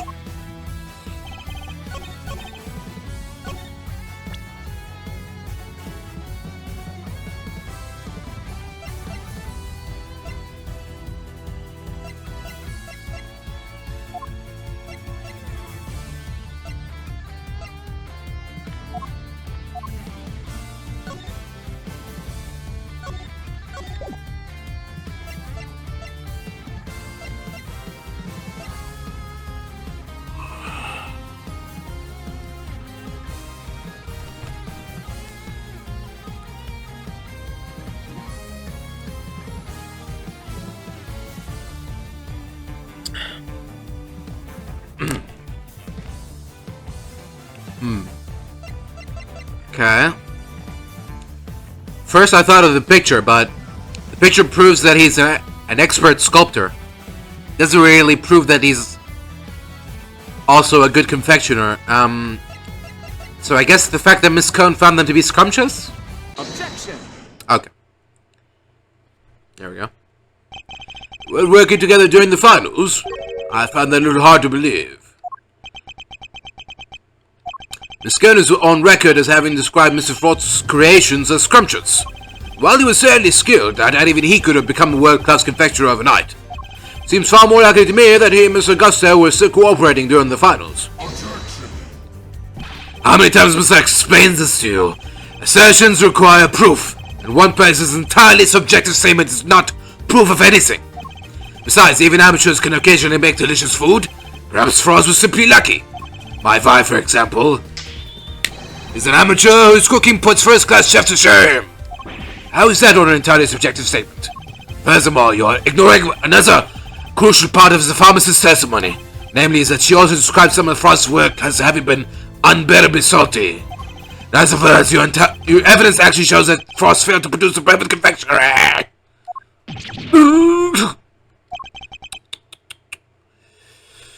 No more objections, I take it.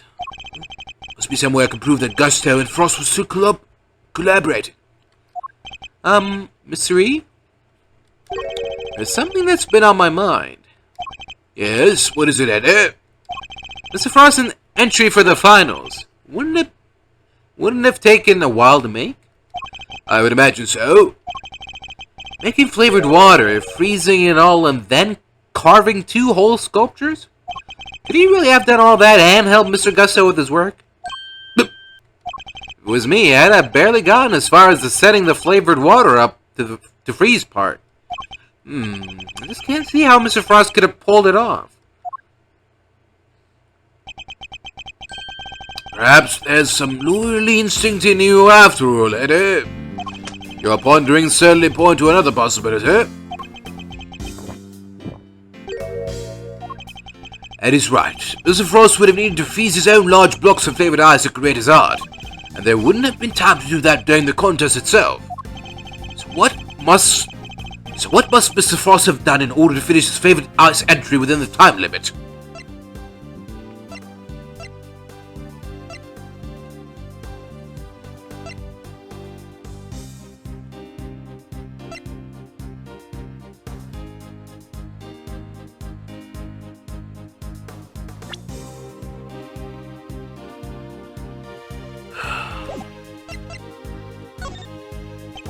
Must have made the flavored ice the day before. Then all he would have had to do was sculpt it. What are you muttering about now? Oh, I'm sorry. I just realized something, that's all. I realized that you are correct. What? Mr. E? I hope you know what you're doing. Oh, accepting defeat at last, are we?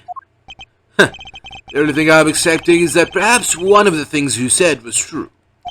They were helping one another right up until the day before the final.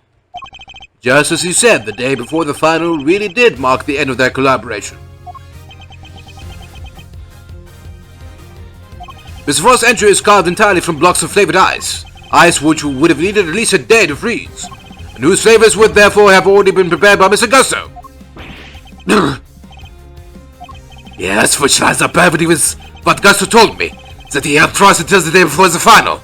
In that case, why did Mr. Frost reciprocate and help Mr. Gusto in return? I can hardly be expected to read the minds of the dead. Objection. Perhaps not, but I imagine Mr. Gusto could tell us. So no? So why don't you let us speak with him? Or do you still insist your interrogation was as thorough as you claim? How dare you call my masters into question? That's not my intention. I just don't understand why you would obstruct a perfectly valid line of inquiry. Give me one good reason as to why you're keeping Mr. Gusto from here. One good reason? Certainly. The how and why of Frost and Gusto's collaboration have absolutely no bearing on this case. Objection. How could you possibly say that with any certainty? Their relationship had broken down for some reason. That could very well have been the motive behind this murder. Could it indeed? Then why did Gusto himself tell me all about it? Why does the man you seem so keen on accusing share the details of his collaboration with the prosecution? Please tell me you have some proof to back up your preposterous suspicions this time. Mr. Gusto only acted suspiciously one time that we know of, and I imagine Mr. Von Kommer is aware of exactly what that suspicious action was. Which means this is probably a trap. Ha! Well, cat got your tongue? Even if this is a trap, I can't back down now. Mr. Gusto snuck into Mr. Frost's room, and we still don't know why. That fact alone is reason enough to suspect him. If that's your only concern, then allow me to clear it up for you. I knew it. It was a trap. I was saving this for the trial, but consider the days of things to come. Plus, I'd hate for the proceedings to drag on because of your needless interjections. Here, take a look at this. That's Gusto and Frost and their sons. Huh? Welcome new students.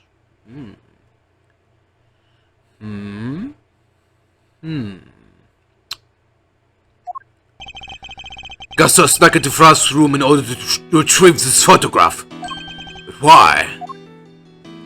It seems their sons attended the same elementary school. Gusto was concerned that the fact of Mr. Frost and his acquaintance might place him under undue suspicion. A concern that you have just proved was entirely well-founded. Gusto's actions make perfect sense, and you have given me no reason to believe otherwise.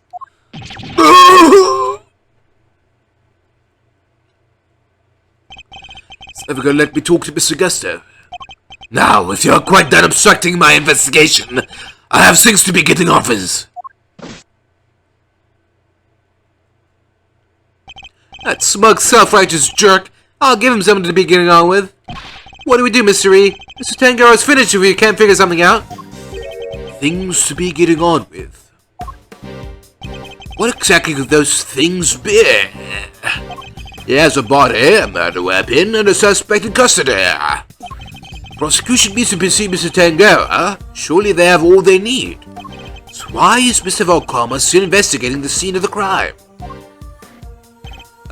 Something on your mind, Mr. E? We're missing something. Something important. Mr. Volcoma has everything he needs to proceed with the prosecution of Mr. Tangaroa. And yet, he still doesn't seem entirely confident of his case. If he was, why refuse to share information with Detective Bad? Who else? Haven't seen the autopsy report yet either. Guy's probably got a hand in that too. In addition, we still haven't solved the mystery of what happened to the evidence that went missing. Take another look at the scene in front of us, Detective. Very conspicuous pool of blood that should be here is clearly missing. But you're right. Don't remember anybody mentioning they removed the blood along with the body. Evidence that turned up not in Mr. Tangaroa's room, but in a most unusual place. It's a match. The blood in the fountain is Frost's. So there were no traces of Mr. Frost's blood left in Mr. Tangaroa's room. Yet we found some in the fountain instead. Why?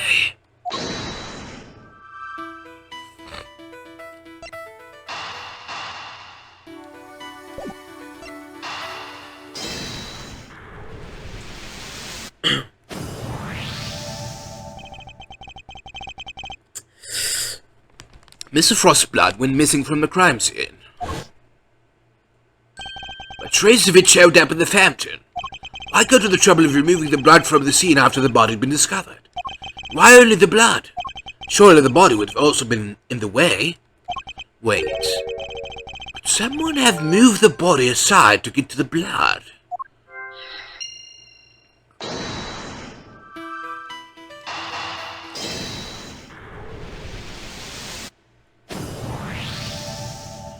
So the body might have been moved aside, or even removed from the scene of the crime entirely.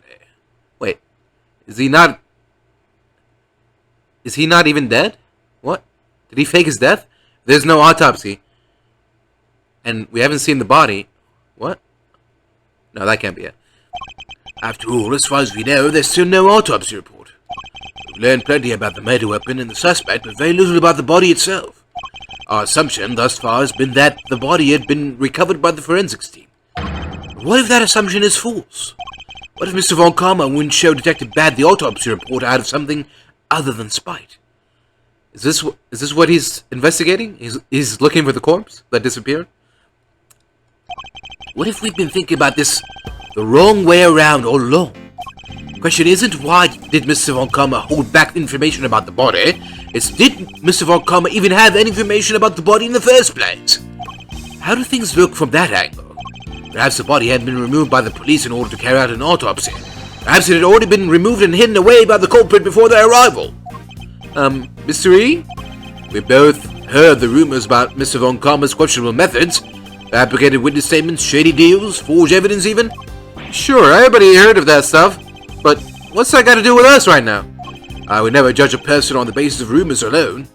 Even Mr. Von Karma, I've tried my best not to let my preconceptions color our interactions with him. Nonetheless, it appears he may indeed be willing to twist the truth to his own ends. Twist the truth? You mean he's been playing dirty? I fear he might have been, still is. And I'm not about to let him get away with it.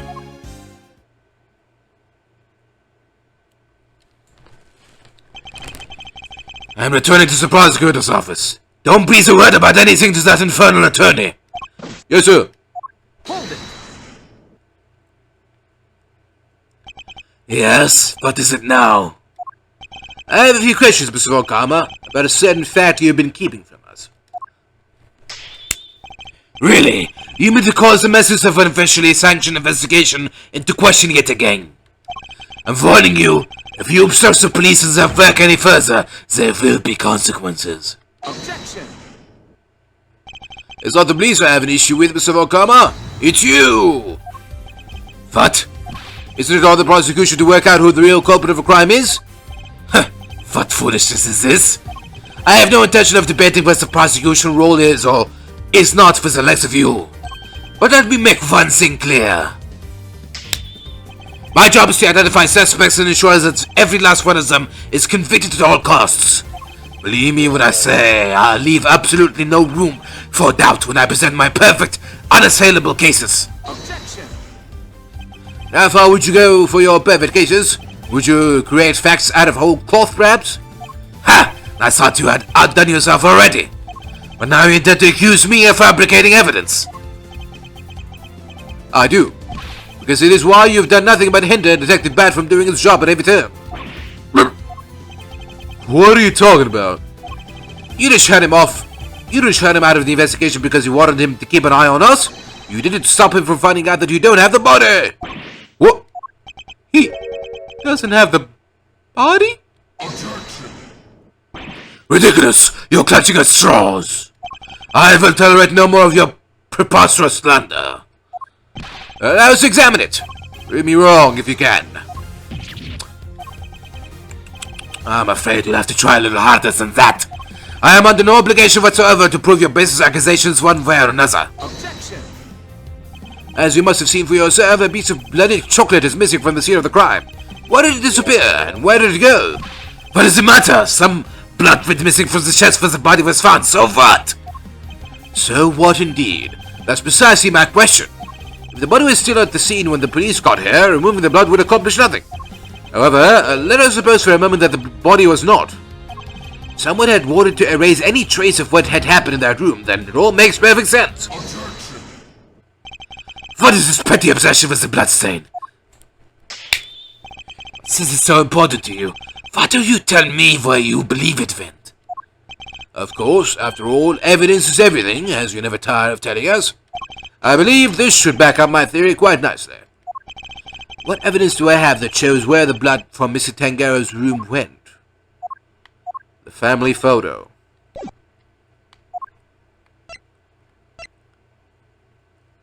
Take that. Traces of the victim's blood were found in the fountain, along with traces of the chocolate from Mr. Tangaroa's room.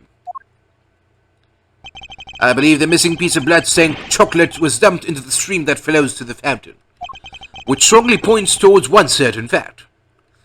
Someone purposefully disposed of the blood after the body had been removed from the chest. Mr. Von Karma, where did you find the body? You didn't find it, did you? Answer me! You, where'd you get your hands on that kind of evidence? You have neither the authority nor the means to carry out that kind of analysis on the fountain water. No, but I do. Curse you, Bat! You've been a sword in my side from the moment you were assigned! For no longer, as of now, you're officially off the case. I was barely on in the first place. Mr. Von Karma, you should have answered my question. Will you admit it? Will you confirm that no body was ever recovered? It's really quite the claim, you know. One that you'll never find any proof for, I'm afraid. But what must I do to get an answer out of him? Now, if you don't mind, I have given you quite enough of my precious time already. I look forward to destroying you in court, Gregory Edgeworth. Your precious logic and series once heavy then, nothing will. Mark my words, Mr. Von Karma, your methods will be your undoing. No matter how you try to hide the truth, I'll bring it all to light in the end. What?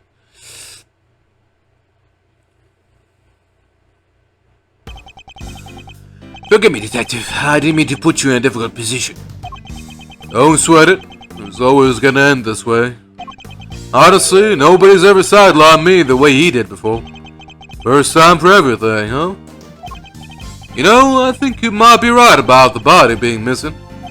I am, and I'll prove it in court. Well, if there's anything I can do to help, just say the word. Since, I'm off the case now. That's very kind, and I'm sorry to keep asking favors of you, Detective Bad, but there is one more thing. Hey, what are you guys whispering about? Come on, let me in on the secret. Alright, Eddie, the detective and I were just arranging a little insurance for the trial. I think we have enough to see Mr. Tangaroa acquitted. But I'd prefer to have an ace in the hole, just in case. And what is it? You'll find out in the courtroom. Wait, what? You're letting me join you? Of course I am. You are my assistant, after all. I'll be more than that by next year. I'll be a full-fledged attorney, you know? We can take on Mr. Von Karma together. Indeed. Though I'm hoping we'll have freed Mr. Tangaroa by then. But if we're up against Mr. Von Karma, I guess we can't rule out the possibility that this might take some time. Right, but we'll do everything we can in the meantime. I know you can be Mr. Von Karma, Mr. E. I believe in you. Can't allow Mr. Tangaroa to remain in prison for a crime he didn't commit. And we won't. I'll expose Mr. Von Karma's lies if it's the last thing I do.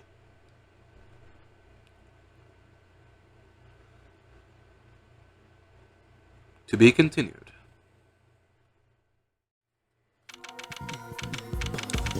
April 2nd, 2:10 p.m., Zodiac Hall Fountain Room. And that's pretty much how things went down. Those are the facts of the IS-7 incident as far as I'm concerned. Fun in learning the truth about my father's lost case. What happened at the trial? Well, we lost. Von Karma did a real number on us. Really? You couldn't prove that Mr. Tangaroa was innocent? Oh, we could prove it alright. Had a decent little pile of evidence in our favor. Problem was, we underestimated Von Karma. He fought even dirtier than we'd feared. I can imagine. Secure conviction at all costs. That was always his guiding principle. Yeah, ain't that the truth. Anywho, the trial dragged on and on. The whole thing took about a year in the end. I'll never forget the day the verdict came down. December 28th that following year. It's April now, so, ooh, mama, we're talking over 17 years ago. Time sure does fly, huh? December 28th. I was there that day 17 years ago, sitting in the courtroom gallery. Just before the trial got started, Gregory noticed that Samson was looking even worse than usual. Turns out the poor guy had finally reached his limit. It was so bad, even said he wanted to be found guilty. Wait, you mean they forced a confession out of him? Yeah, Von Karma got what he'd been pushing for from the very beginning. When Gregory tried to drop the bombshell about there being no body to speak of, he learned that Von Karma had used the power of the police to head him off at the pass. He even had himself a fake autopsy report, but that wasn't the end of it. Von Karma had gotten Samson to falsely testify against himself to being an accessory to murder in court. Combined with his confession, the poor guy's goose was well and truly cooked. Gregory still had his ace in the hole, though. The same ace he asked Detective Bat to help him with. Exactamundo. He knew he needed one last card to play if they squeezed a confession out of Samson. So he had Bad record all of Samson's interrogations. I guess Detective Bat really wanted to know the truth too, huh? We all did. But he was a trooper. Stayed with the case even after Von Karma took him off of it. He was tied up in some other big case too. Good old bad. They don't make him like that anymore. Anyway, Gregory presented the recordings as proof that Samson's confession was coerced. You know what? It almost worked. A cop named Ian Seidman got fired. Samson's interrogator and the initial detective before Bad, he took the fall for pretty much the whole thing. Von Karma didn't get away scot-free. In fact, he was disciplined by the chief prosecutor. For the one and only time in his 40-year career. Still, Samson himself couldn't stomach another day in court. So when that guilty verdict came down, it didn't just signal the end of the day. It didn't just signal the end of that day, but one of the whole sad affair. I don't remember a lot myself, but my father's face when they declared Mr. Tangaroa guilty. I was a young child at the time, but even I could tell how much he was hurting inside. Gregory wanted to appeal the ruling, of course. He would have done anything to clear Samson's name. But then, well, you know what happened next. Poor guy. Never got the chance.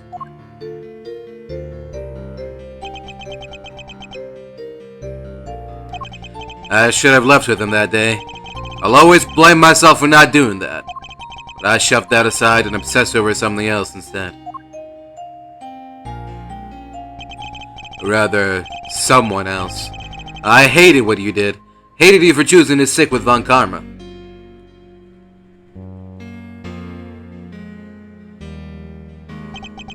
I hope you can forgive me. No, you had every right to hate me.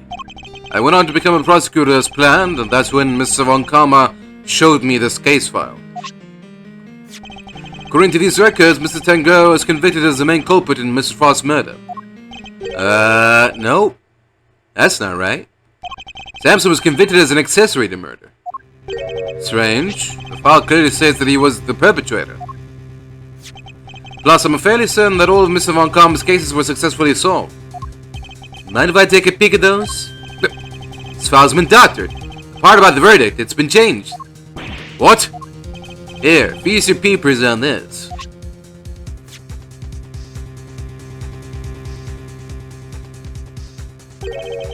Convicted as an accomplice. Organizer of confectionary contest, victim's body was found inside of one of his creations, leading to his arrest. While in detention, Tangaroa discovered that he had a taste disorder, which was subsequently cured via medication. Verdict, convicted as an accomplice based on his confession. That's a copy of the file they have on record at the courthouse. Why is my copy so different? Well, you said it came from Von Karma, yeah? My guess is he didn't want Gregory's son thinking there was a murderer out there still at large. Didn't want you looking into it again before the statute of limitations was up. So everything I believed about the case was a lie? Like they say, we all gotta start somewhere. What's important is, you know what's what now. Statute of limitations may have run out, but the truth's still out there, you know? I inherited Samson's case when your old man passed. Prosecution handed it off to somebody else, too. Great Von Karma wasn't gonna bother facing off against a rookie like me, was he? Anyway, long story short, the killer was never found, and Samson was found guilty instead. It's terrible. Is there really nothing we can do to help him? Not without the real perp, I'm afraid. Till then, his confession stands. Speaking of which, I didn't find out until after the verdict had been handed down, but Von Karma had threatened Samson and made him a deal. Told him if he didn't confess, he'd make sure Judy was convicted instead. How could he? Samson knew there was no way Judy could have done it, of course, but he wasn't going to take any chances. So he did what he was told and confessed to keep her safe. Now riddle me this, mousy boy. Why do you think your Uncle Eddie just happened to be in the prison the day Bronco Knight died? That's right. You were there to see Mr. Tangaroa. Bingo. Judy and I both promised we'd visit him every day. I didn't quite keep that promise. But Judy did. She never missed one visit in all these years. Come rain or shine, she always showed up. But none of that changes the fact that Samson is still being unduly punished day after day. How heartbreaking. We've got to do something, Mr. Fender. Well, kiddo, that's actually why we came here. The ice sculptures are back on display, just like they were just like they were all those years ago. And we're gonna see what we can find out. Right, Malzarino? I'm a prosecutor, Fender. I don't look at these things in the same way as you or my father. Miles, that doesn't matter right now. Speaking not as a prosecutor, but as Miles Edgeworth, I want to know the truth behind both of these cases. And I'm not leaving until I do. Haha, you really are old Gregory's son through and through. Alrighty then, now that that's sorted, we can really get to work. Good thing I brought the IS-7 case file and evidence with me today, huh? Here, documents first. Who doesn't love paperwork, am I right? Parts in red ink are my annotations. Thank you, Fender.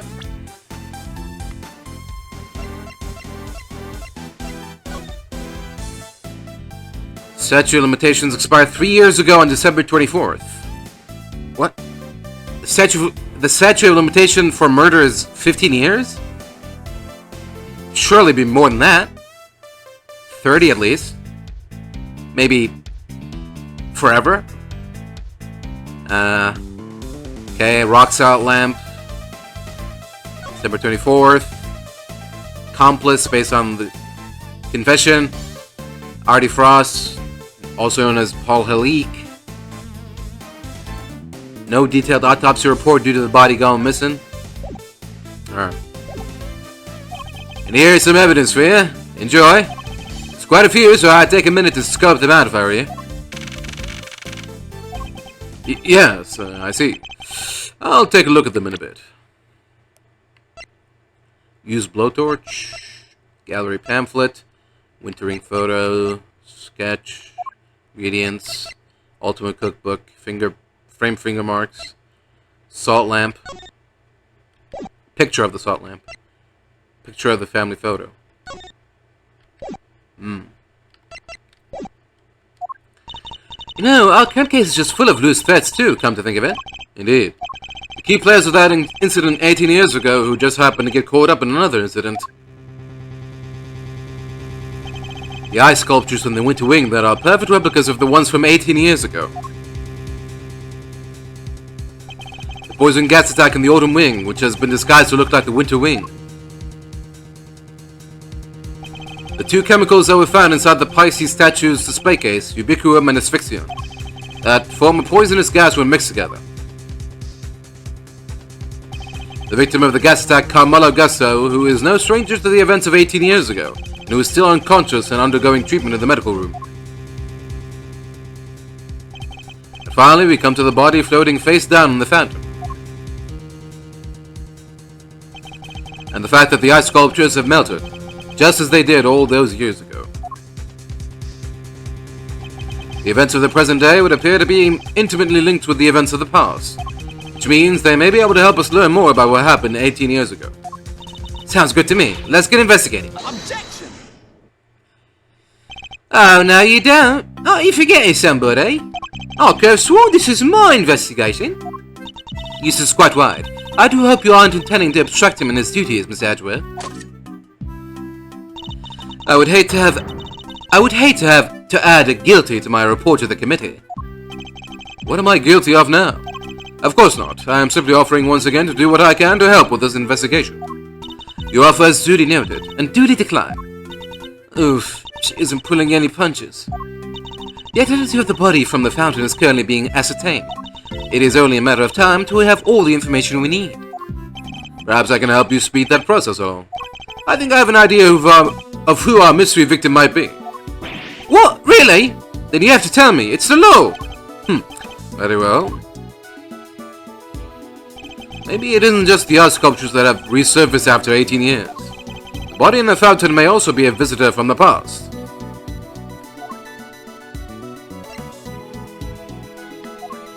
What? Is it gonna be Artie Frost again? I believe the body in the fountain is that of the man who was murdered here 18 years ago. Mr. Artie Frost. Whoa! You saying that was Paul Chili Wings? Wait, who the heck is Chili Wings? Whoever it is he talking about? Artie Frost was a famous sculptor, Eustace, although he was better known as Paul Halik. Sculptures on display here are all his works.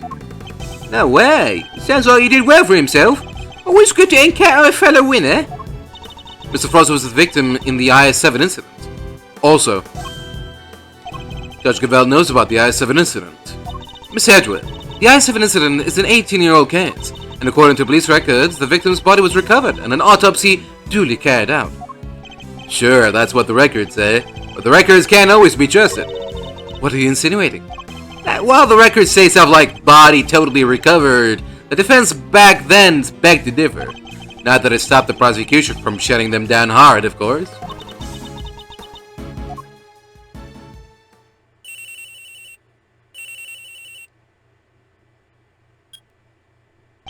Yeah, this is Rena. What? Really? What is it, Eustace? The body! We've got an ID!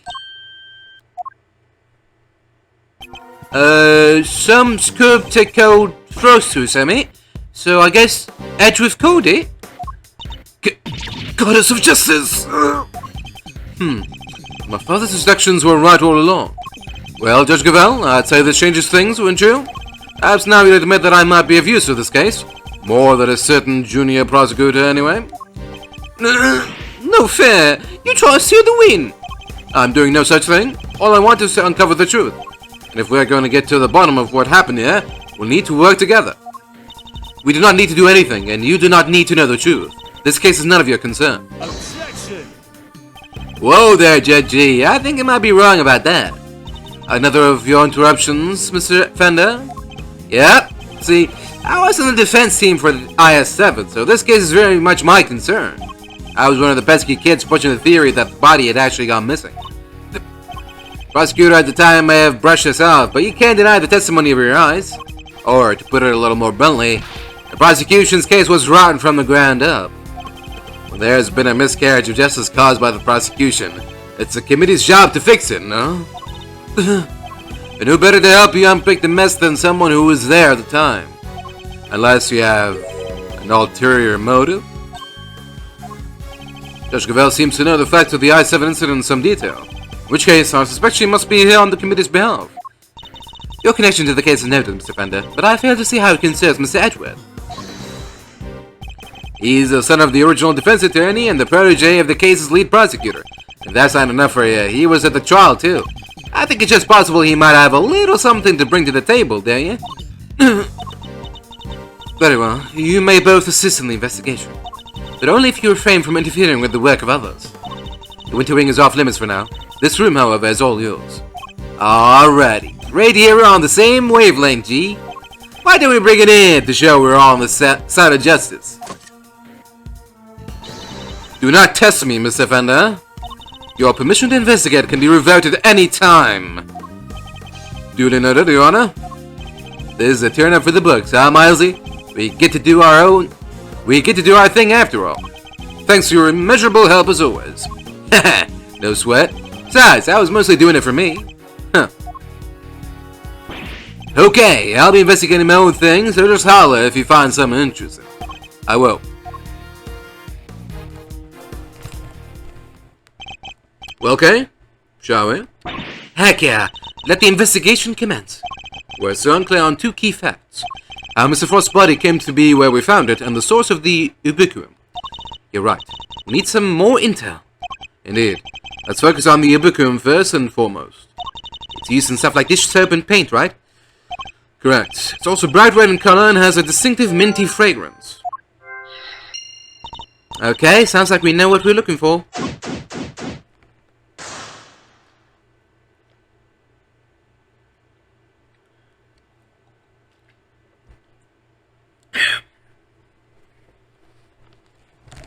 Alright then. Let's get to work.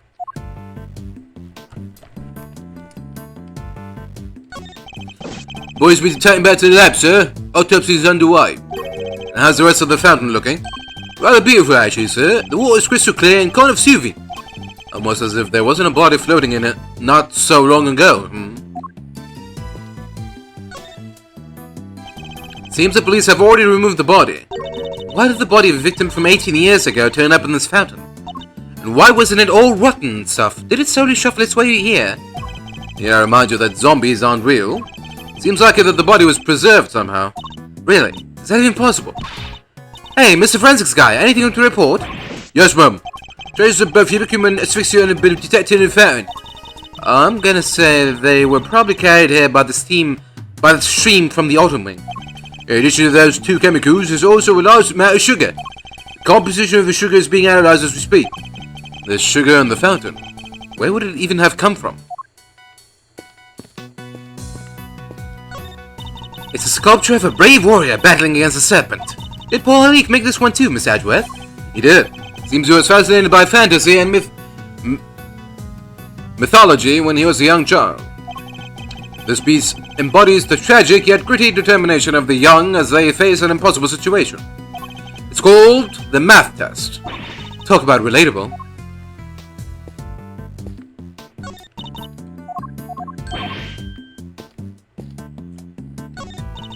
Statues of a man and woman in old-timey clothes. Did Paul Halik make these as well? Yes, it seems he created them later in his life once he had begun to make a name for himself. His wife pushed him to sculpt the two of them as ancient gods, and he couldn't say no to his beloved. The title is The Beautiful Goddess Venus and Her Humble Servant. Wow, talk about putting your goddess on a literal pedestal. Simp. This thing in front of the door is a fir tree, right? Yes, they're usually associated with winter. This door leads to the autumn wing. I suppose it's all part of someone's elaborate ruse. I could paint it red for that autumny feel. Evergreens stay green all year round, Kay.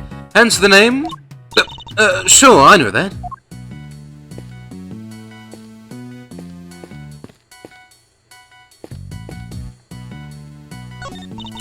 The door here is marked with a nice autumny looking tree. Yet it leads to the winter wing. I suppose it's all part of the deception. I could seal the leaves if you like, make things a little more wintry. I think you better leave them alone, Kay. It's a selection of the trophies won by Paul Halik, or rather, Artie France. Evidently, he was a very well-respected artist. Well, you've got one too, Miss Edgeworth. So it's about time I won one too. What? Oh.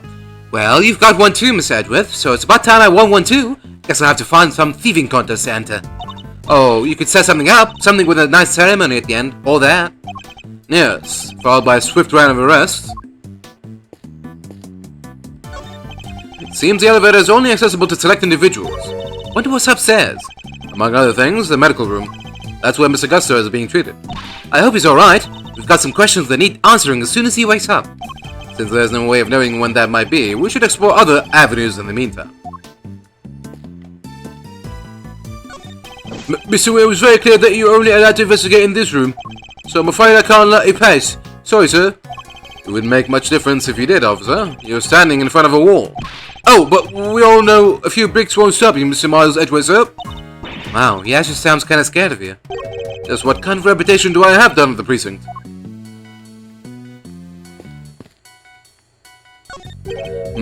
Why is there a lift cart just sitting here out in the open? Somebody must have been moving something heavy. The top of the platform seems to be wet. You know, I've got a funny feeling I've seen this thing somewhere before. You mean like 18 years ago? Yeah, it's all coming back to me now. I last saw it in Frost's room. It must be easier to move the eye sculptures around. It's one of those fancy numbers where you can change not only the platform's height, but even its angle. If you had one of these, you could move giant lumps of ice around, no sweat. Oh, just think of the possibilities. I could really use one of those. Still doesn't explain what it's doing here, though. Bit of a head scratcher, but we should give it a think, yeah? Indeed. After all, it just might have something to do with our case.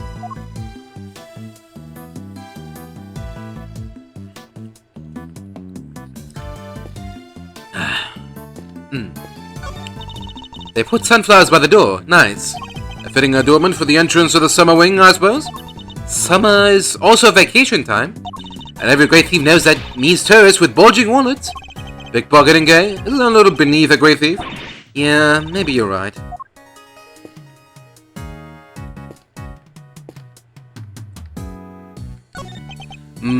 From the color and aroma, I'd say this is a puddle of spilled tea. And look, there's a small chunk of ceramic in it. I guess somebody must have broke something. I know that instinct, yeah? A certain high-strung somebody just might know a little something too. Those are tulips by the door, right, Miss Edgeworth? Yes, it leads to the spring wing. Ah, spring. Popular time to move house, which makes it open season for great thieves. Housebreaking is a little beneath a great thief, won't you say? Yeah, I guess you're right.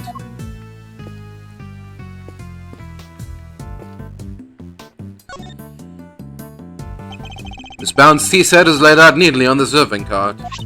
Pamphlet says the gallery is famous for its tea. Understandably so, the cup we were given was delicious. Looks like all of this stuff was designed by Mr. Frost. Interesting. In that case, I think we better take a closer look. So this dishware was made by Artie Frost. It looks very fancy. Oh, it is. I'm willing to bet that this set can fetch something in the thousands of dollars. So let's try not to touch any of it unless we absolutely have to. Whoa, this stuff's really worth that much? Stop it, Kay. I can see your eyes lighting up. Miss Span must really be a fan of Mr. Frost, like Fender said, to still have this.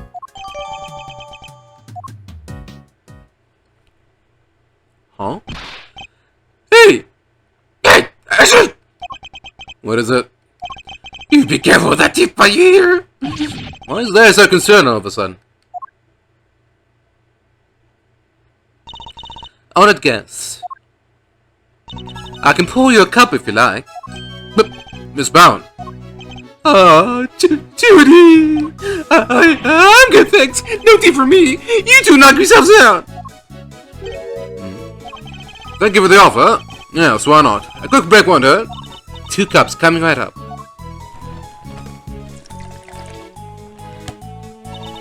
This smells great!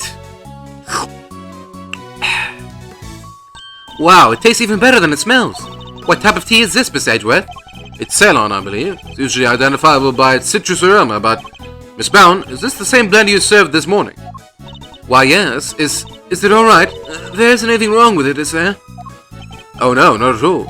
It's just that the cup you gave me earlier had a slightly different aroma. Really? That's odd. I used the exact same blend both times. I can't see what could account for the difference. Hey! What's your idea? Could be me about you to say what? What's going on to your skin, Larry? Nothing! You just... No! That's all! And if you try to call me by the right name, it's the least thing I'm doing! You know what? I'm done! I'm not talking to you anymore! Well, that was childish, even for him. Wow. What happened there? Let's ask him about it later, shall we? Talking to Miss Bound is more of a priority right now. We may not have any evidence to prove that she's the culprit, but it does seem likely the poison gas was her doing.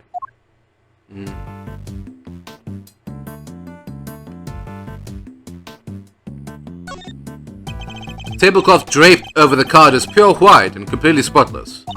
It's just waiting for me to grab it by the edge, clear my mind, and whoosh! Okay, I cannot stress enough how bad of an idea that would be. Oh, come on, what's the worst that can happen? Even if it does go all sideways, we'll just wind up with a cool tea-colored tie-dye. Yes, well, I'd rather remain white. Plus, I don't think Miss Bound would appreciate us meddling with it. Really? But there are so many other colors that would totally work. Pink, sky blue, tea leaves brown.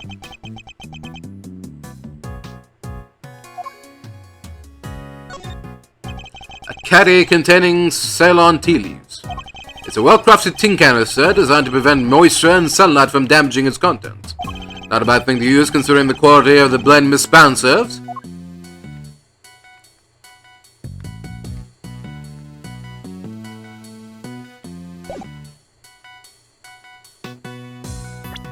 Okay, that's it, I guess. Oh, yeah. Top of the platform is wet. Maybe someone used it to move something liquidy around. Yes, but the question is who and what?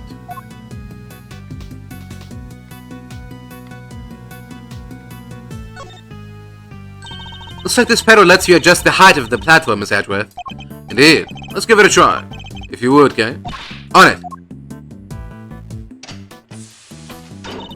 Ta-da! A single person can transport quite a heavy load using one of these. I'll say, I bet I could even cut gummy off with it. And for what purpose exactly, may I ask?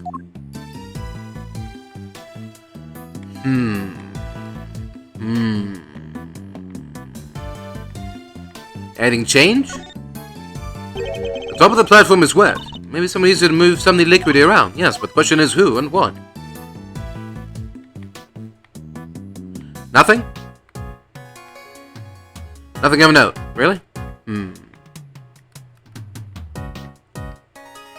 Not even like a droplet of blood hidden somewhere?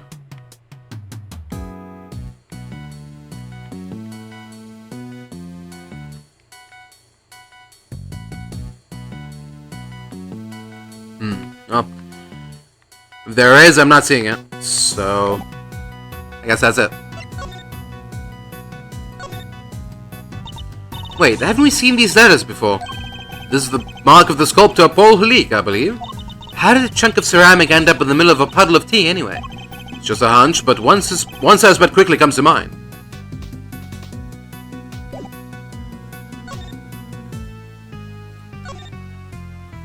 Boy, did this thing get smashed up good, eh? Indeed, to the point where it's hard to make out what it might have once been. It'd be nice if it had some kind of distinguishing feature or something.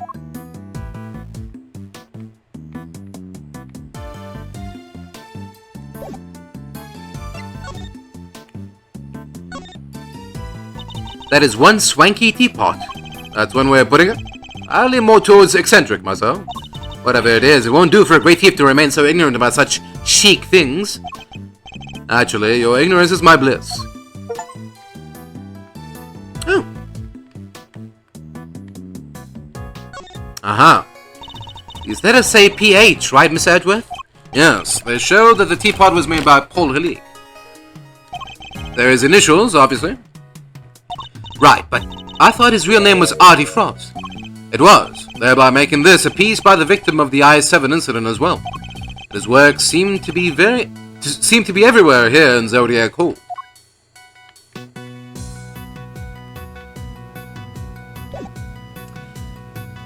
Okay. It's a man with a moon-shaped head and a woman with a sun-shaped head. The man's got a real pained look in his eyes, though. Is this another Paul Hulik piece? Yes, from his younger years when he was something of a dreamer. He depicted those closest to him by means of a motif taken from nature. The piece is titled My Parents. Guess the moon shone brightest in that house. Oh, guess the mum shone brightest in that house. Oh.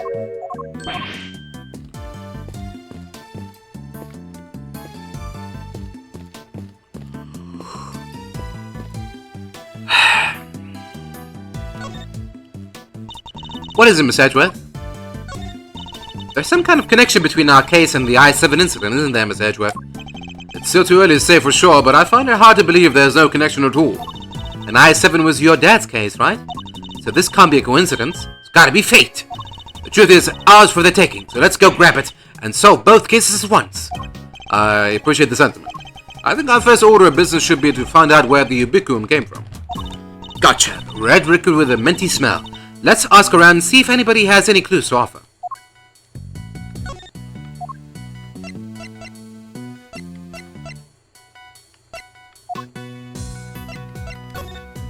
Hey, I'm a great thief. I totally sympathize. If you feel you gotta grab something, you should just go ahead and grab it, even if it's worthless. Doesn't seem to think much of my little treasure.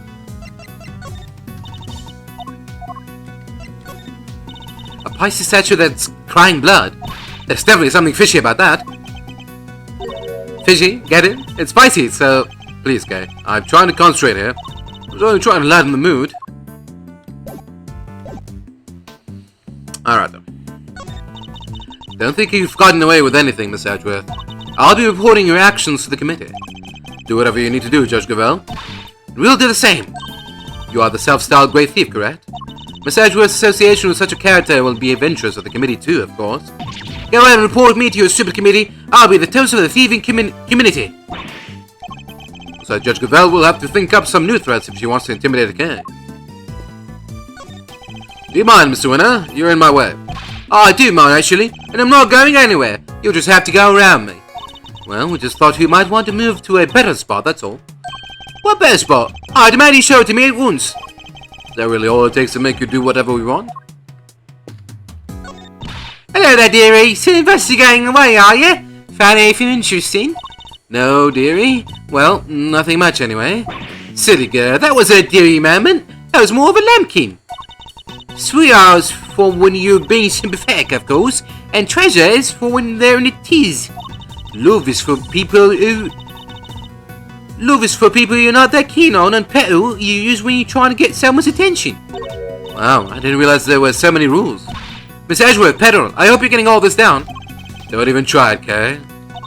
Oh, dearie me. I'm going to keep this simple, Larry. You're hiding something. So just tell me what it is.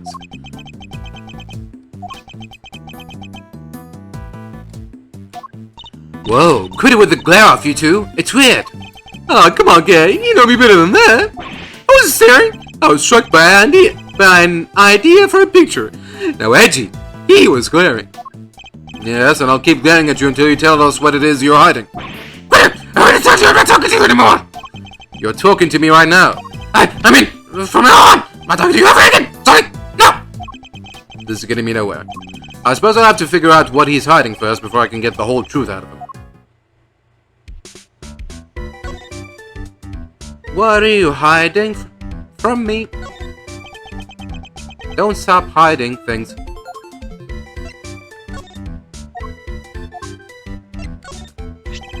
Would you mind taking a look at this for me, Larry? Why did you send me that? Tell me, what is it about Miss Bounce tea set that's got you so agitated? If you won't tell me, then perhaps you'd prefer to explain it to Judge Gravel.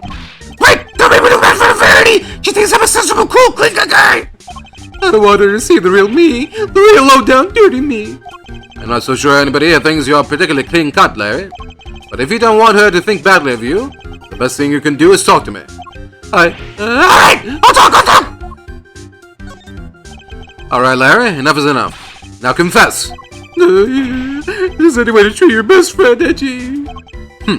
Is there any way for you to treat yours? By lying to him? Hiding things? I get the majority, so stop them. I'll tell you everything, okay? Earlier, I thought Verity might like a cup of tea, so I went to pour one for her.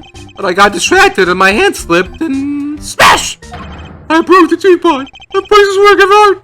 It's in pieces because of me. No words exist to describe how far away I saw this coming from. Ouch, you really messed up this time, Louise. See, Edgy, everyone's gonna think less of me now. Judy's never gonna forgive me for this. Crying to me won't do any good. I think you need to apologize to Miss Bound. My teapot? I see. I'm sorry, Judy. I'm so sorry. I don't have any money, but I'll pay your portrait. I'll pay you I'll pay you 50 portraits. Please, Mr. Dunham, it's really me who should be apologizing. How could I have failed to notice that there were broken pieces of ceramics on the floor? Somebody could have been hurt. Here, let me make sure that's safely disposed of. The teapot in question was designed by Artie Frost, correct? I understand it was something you've long treasured. You must be upset. Oh, I am. But, of course, all things break eventually. And as luck would have it, I have another identical teapot. It's far from the end of the world. She less attached to Mr. Frost's work than she used to be. Okay. Right. I think I know what happened here.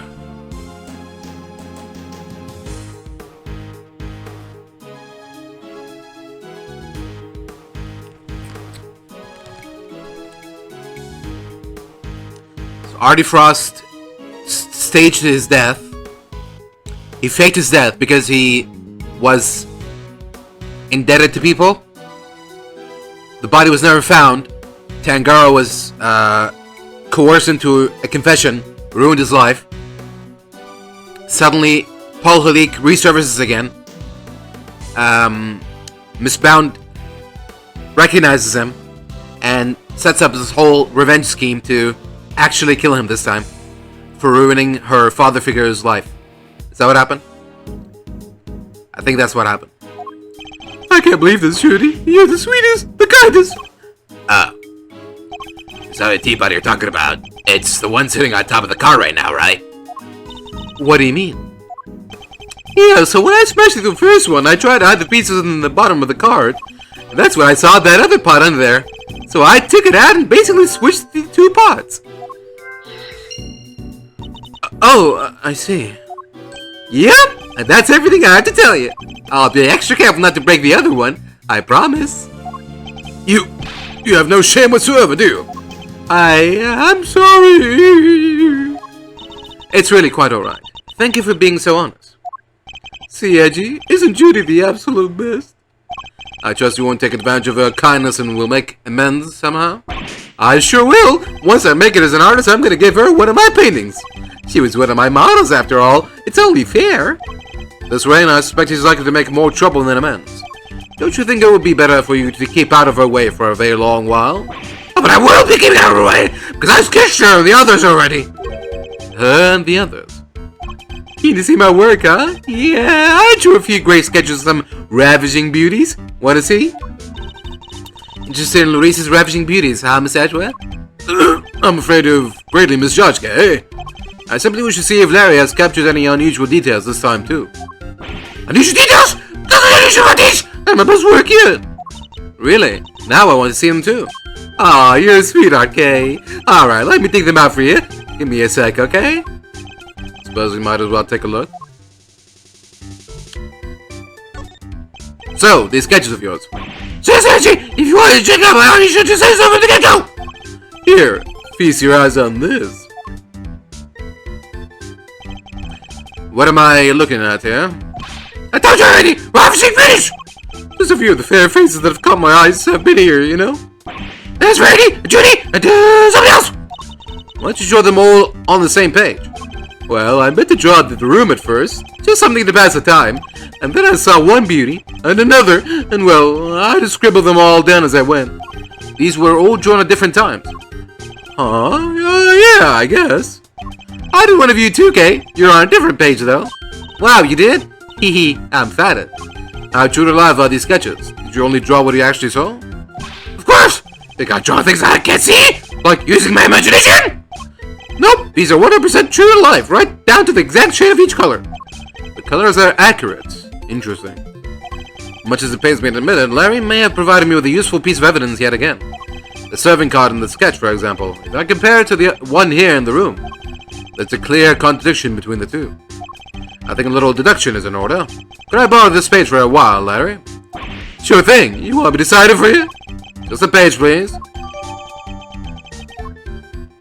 The cloth is green, isn't it?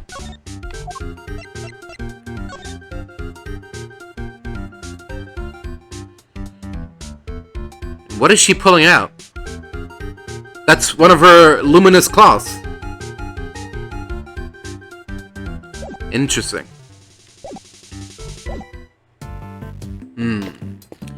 What does it all mean, I wonder? Oh, it's white. Why did I think it was green? Oh, because Judy was wearing green, maybe? Okay.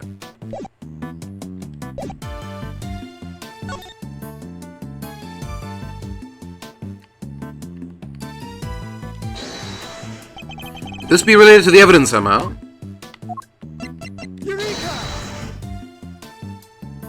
Larry, could I ask you something about your sketches? Fascinated by the work of the great Laurice Stanham, huh? It's a composition, right? Not exactly. This light blue tablecloth, you painted that exactly as you saw it, correct? I already told you. Everything is exactly as I saw it! But the tablecloth on the cot here in this room is white. Wow. Your head's so full of crazy theories, the simple stuff just passes you right by, huh? What's that look for?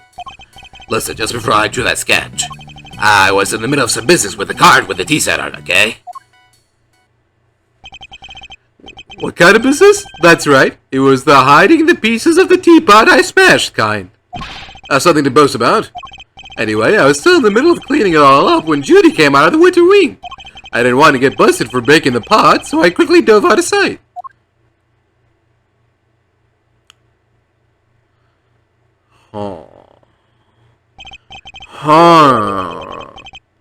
Huh. That's a different looking cart. Looks more like this one.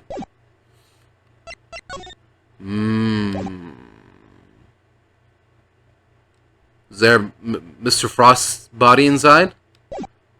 Wait, Miss Bound came out of the winter wing. Yeah, she was pushing a cart. Different one. That's the one with the light blue tablecloth on it that I drew. What did she do with the second serving cart? Well, I saw her wheel into the summer wing, but I don't know what happened to it after that. When she came back out, she was pushing one of those other carts, the kind you can lift stuff with. A lift cart. Yeah, so I called out to her, but she just ran off and left it behind. Never had her down as a shy type, but it just goes to show, you never know. Well, a serving cart, and a lift cart.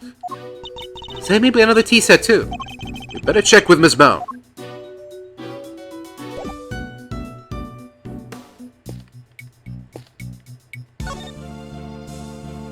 Hey there, Mazzarino. What's the situation with the investigation? Things are progressing. I think a fuller picture of what happened is beginning to emerge. Good to hear. Guess I better step up my game too, then.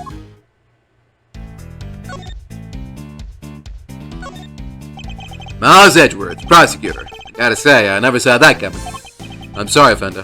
Hey, that wasn't a dig. You had your reasons, I'm sure. I'm just glad you'll get to see what the courtroom looks like from the other side for once. It's a whole different ballgame, let me tell you. Actually, I've stood at the defense's bench once before, and I have to say, it wasn't bad.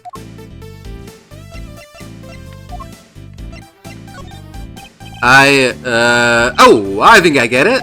So this is it, huh? The key to unraveling this whole mystery? Yes, perhaps. Great. You keep hold of it then, yeah? Quickly now, back in your pocket it goes. Guess he doesn't think much of it.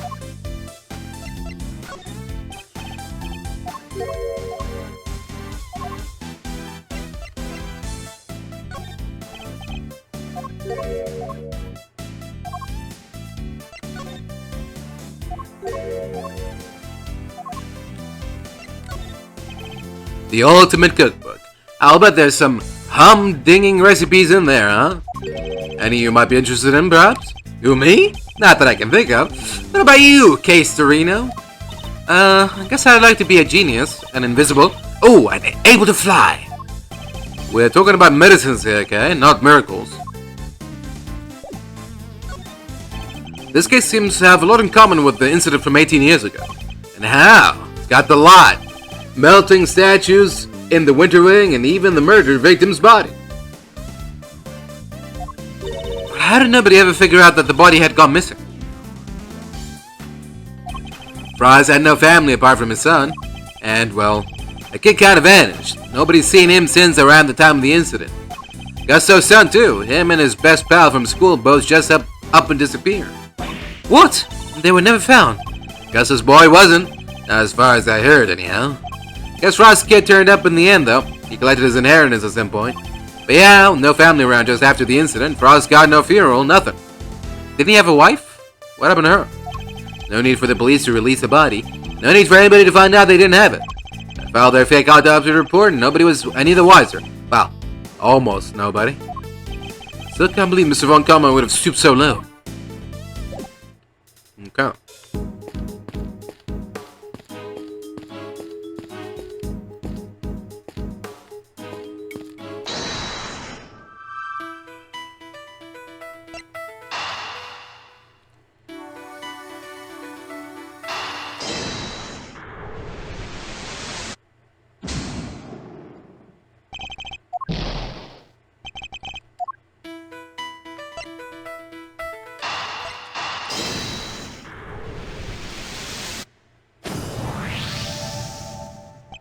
I suspect the difference in aroma we notice is due to the teapots having been switched. You do? I can't see what else it could have been. The tea itself hadn't changed. Why don't we ask Miss Bound, just to be sure?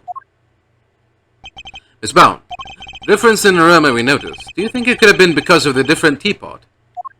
I suppose so. My cup just now had a subtle minty scent, rather like uva tea. Oh, I just remembered. I made some peppermint tea in that pot only yesterday. That must be where the minty aroma is coming from. Could that really be it?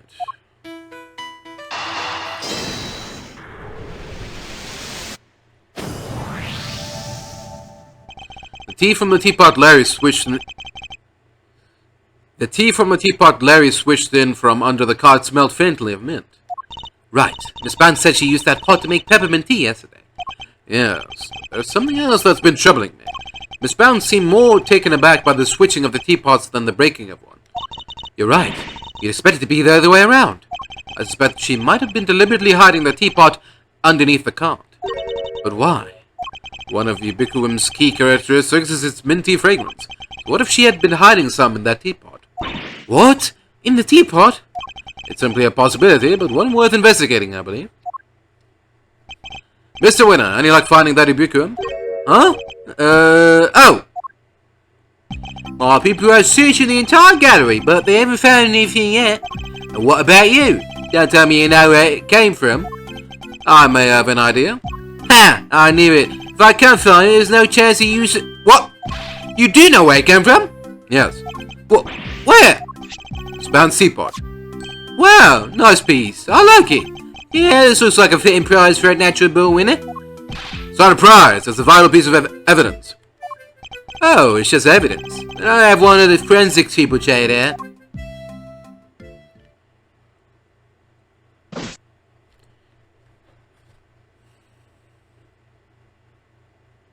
Miss Edgeworth, is there some sort of problem with my teapot? Possibly. The minty fragrance we noticed coming from it, I think it just might be the scent of one of the chemicals used to make the poison gas. But, Miss Edgeworth, surely don't think I had anything to do with that. I am afraid I do. The method used to create the gas would have required considerable preparation. Nobody would have had the time or the opportunity to set that up except you. That's not strictly true. It took around a week to get the Zodiac Hall ready for the exhibition. There were all kinds of people coming and going through here during that time. Delicia, for one. So you see, I'm not the only person who could have set it all up. Miss Scone is on the radar, too, of course. You needn't worry about that. Besides, I wouldn't know the first thing about making poison gas.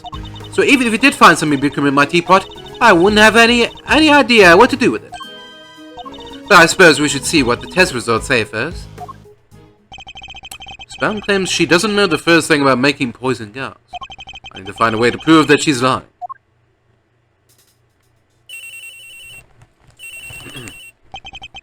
Edgeworth speaking.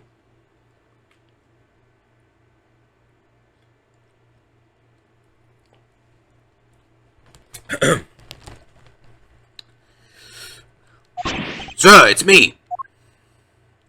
Is everything alright, Detective? Everybody's left the winter wing. Just me in here now.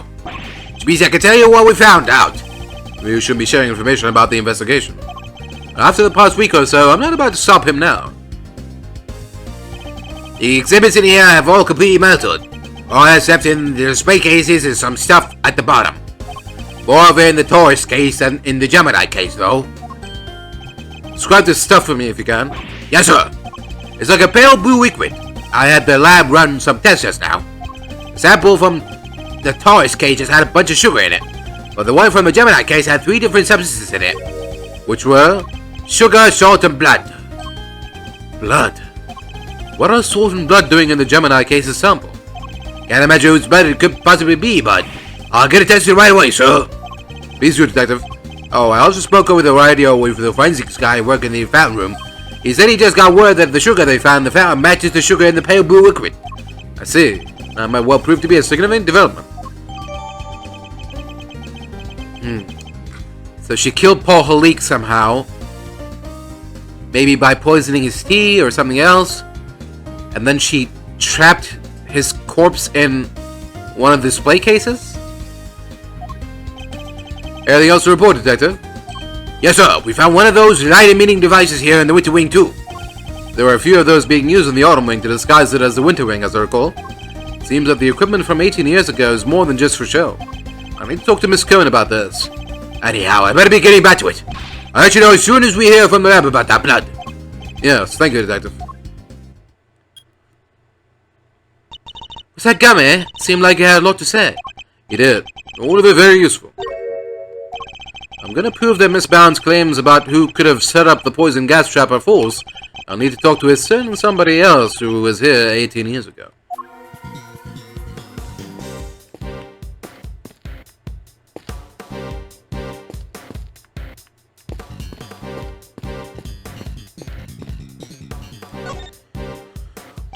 Where were you before you rejoined us here, Miss Bound? I had to go and tell our visitors we're closed. Oh, and hand out a little something in apology. Is there something you wanted to talk to me about? Yes, a few things actually. Not least of all, the fact that I think you might be the one who set the poison gas trap.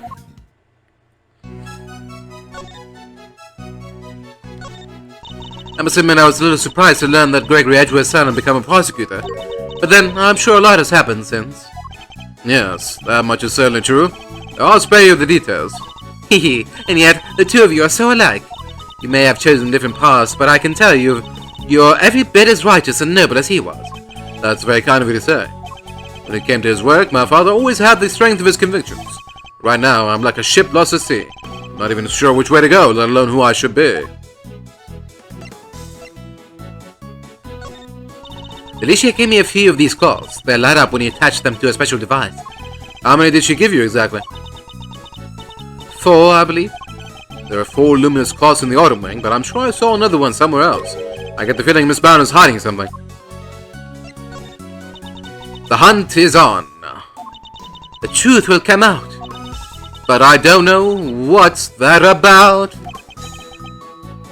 I guess we're going to find out. I inadvertently stumbled onto the set of Cake Crimes, the musical or something. You are a very successful actress, Miss Brown. Why did you decide to become a gallery owner? You know, the two things don't feel all that different to me. Movies, musicals, confectionery, sculptures, art, they're all the same, really. They all have the same aim in mind, to evoke an emotional response. That's what all artists strive for. So is that what Louise is striving for, too? Let's get one thing straight. Try as Larry might, a fancy name does not an artist make.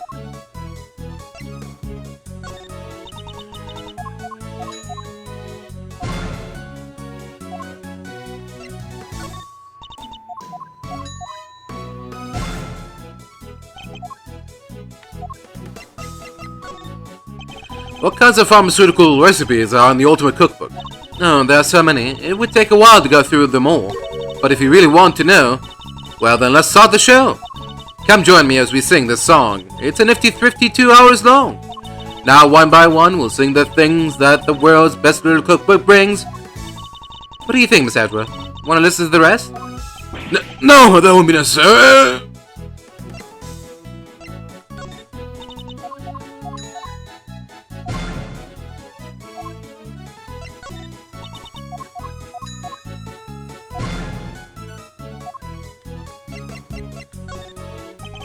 The Sniff's cart, I heard it was in use 18 years ago too. That's right. It was in another room earlier until I brought it out here. It's very useful for moving large, heavy objects around. But why is it wet? Was it used to carry something wet?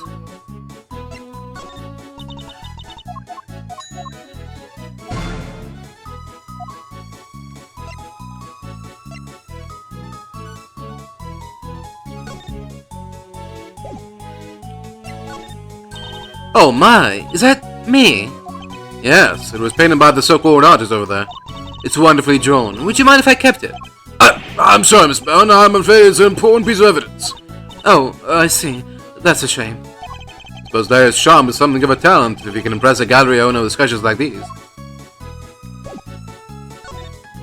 Are there 2 serving cars here at the gallery, Miss Brown? Oh, yes. Why do you ask?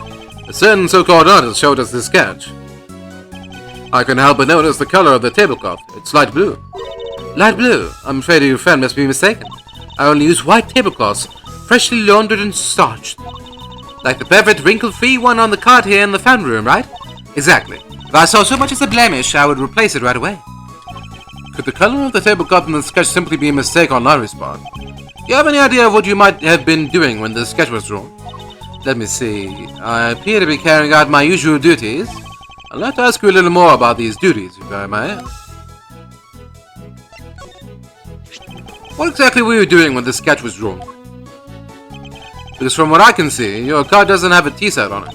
I was delivering some chocolates to the investigating officers. Oh, now I'm jealous. I love chocolate. Well, there were a few left over, so here, for you both. I made them myself. I hope you like them. Woohoo! Thanks, Miss Brown. Well, why not? They're a little melted, but I suppose that's because they've been sitting around in her pocket. Some people pay extra for that. They're super sweet. I love them. Hee hee, I'm very glad to hear it. They might not be the prettiest, but I'm grateful for the energy boost nonetheless. It tastes a little minty though. But perhaps they could do with a little less sugar. The original ice sculptures melted 18 years ago, correct? How did you manage to recreate them? Oh, you know about what happened back then? In that case, you might also know I took pictures of them during the contest. I commissioned the creation of a set of replicas based on those photographs for this current exhibit. But why go through the trouble of creating replicas? Mr. Frost's Zodiac series was his greatest unfinished masterwork. I wanted to see it completed at last. Rather, recompleted. It was my fault that the original set melted in the first place, after all. I see. Is there any particular reason why the winter and autumn wings look so similar? Oh my, you really think they look alike? Perhaps I used some of the decorations from one in the other by accident. It's clearly lying. But I don't have the evidence to prove it just yet.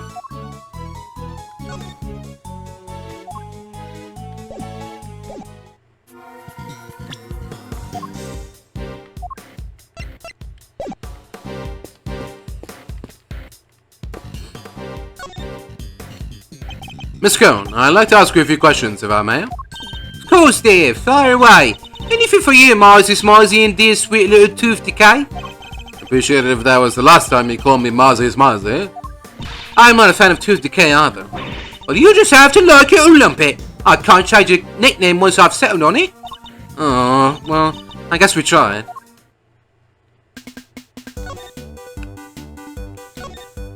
Hold on, that badge of yours, it's not the same as Gregory Peglegs. That's right, my father was a defense attorney.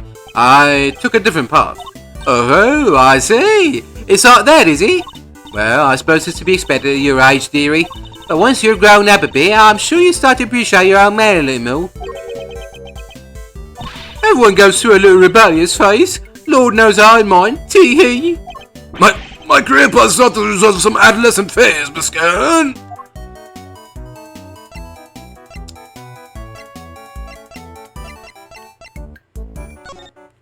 Ooh, you really do carry some cute rubbish around with you, don't you, Moses Moses?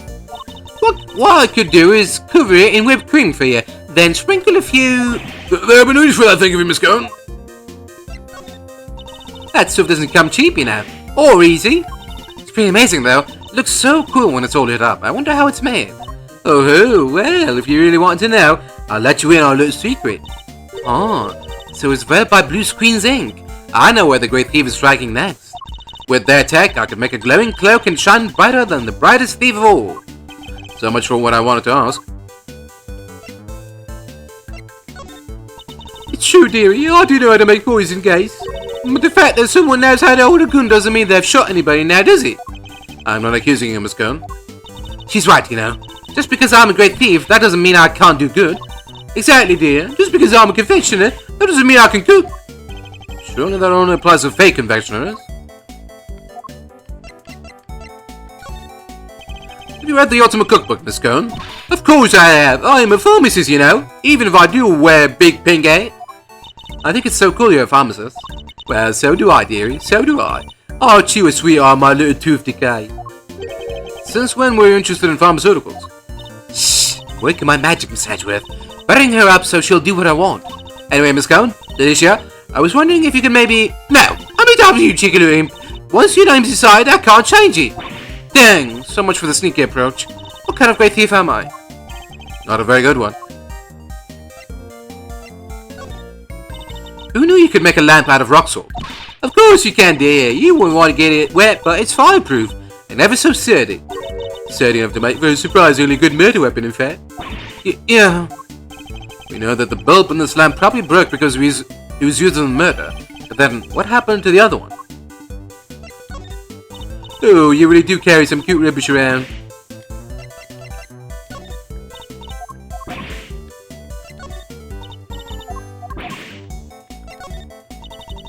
Ooh, look at that! A picture of silly old me! That's right, you seem to have caught the artist's eye. You mean lovely Louise Lemkin? I'll have to have a word with him and say thanks. Well, I'll be glad to introduce you. And there's the evil smirk. And there's the evil smirk. Oh, those are Moody Judy's chocolates, aren't they? Oh, but dearie me, they're all a bit melted. You're supposed to eat them before that happens, you silly Billy. Actually, they were already like this when she gave them to us.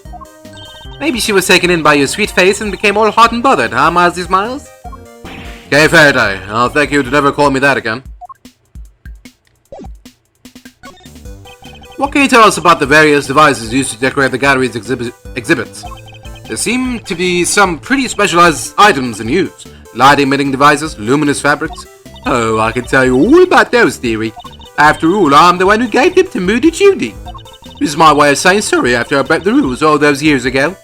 I bought her 4 lovely new salt lamps, and I gave her the 4 pieces of luminous cloth I used for the contest. Wow, that's super generous of you. Well, us girls have to do our best, don't we? Not everybody understands, of course. And that better not be a dig at me, Delish. I told you how kind I thought that was. Yes, but when you were a dear, sweet, innocent baby boy. What happened to you, eh? Dear, sweet, innocent baby boy, Mr. Fender. Come. Quite picture that, I have to say. So these decorations, they're all the same as the ones you saw 18 years ago, correct? Yep, salt lamps, glowing fabric, light-emitting doodads, the whole bit. There were 4 luminous cloths in use in the auto wing. I'm sure I saw another one somewhere. I'm not lying! Oh, it's in my bag somewhere, I'm sure of it. What is she looking for? That's not it. That's not it. My cloth looks familiar. Maybe I should jog her memory with something so Miss Scone will tell us more. You had a piece of fabric like this in your bag, did you not, Miss Scone? Albeit a somewhat grimier one. Grimy? How rude! You won't get people to cooperate with your little investigation like that, young man. Shall I call it a dish towel, then? Perhaps you used it to wipe up some sort of spillage? A spillage, he says? The cheek! That's a piece of highly specialized luminous cloth. Oh, I probably shouldn't have told you that. I think I'd like to know a little more about this highly specialized luminous cloth, if you don't mind. Why don't you want me to know you had a piece of luminous cloth in your bag? Oh, well, I suppose there's no point in hiding it now, is there? If you must know, I fished it out of the fountain. It was right before they called me into the autumn wing. So there is a sketch of Miss Scone of when she was trying to retrieve the cloth. At first, I thought it was one of the ones I'd given Moody Judy. One of the 4 you'd given to the gallery, correct? Exactly, but all 4 were being used in the autumn wing, weren't they? So I realized it must be the one that went missing all those years ago. I'd already had my Infesticide Ultra pinched and used to make poison gas. If one of my clothes turned out to have been used in some sort of dastardly deed too, well, I was going to look guilty as sin, wasn't I? So I kept it in my bag and hoped for the best. I see. Oh, it does feel good to get it off my chest though. Stress is no good for the complexion. So the cloth that disappeared 18 years ago, one that the victim was wrapped in, just happens to reappear in the fountain at the same time as the body.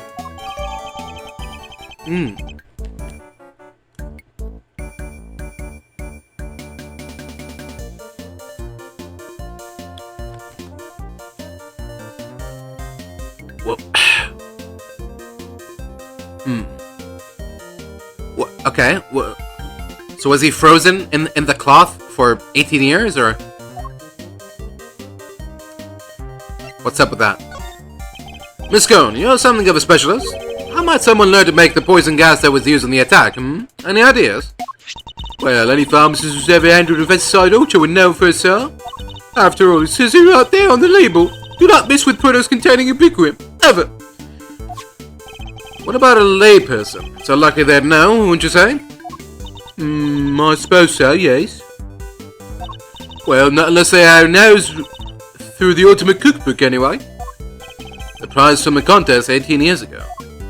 The recipe for making Infesticide Ultra, along with that not mixing with the ubiquitin bit, is in there, you know. So you're familiar with the contents of the book? Oh yes, dear, I know it inside out. Because I work for the Tangaroa group, you see. We're the company behind Cold Killer X. I'm sure you've heard of it. Cold Killer X fights back sniffles and sneezes with ease, apparently. After Sammy Pooper was found guilty, they couldn't be took custody of the book. But they only grant their most trusted people access to it, of course. Which means Miss Scone is one of these elites, I suppose.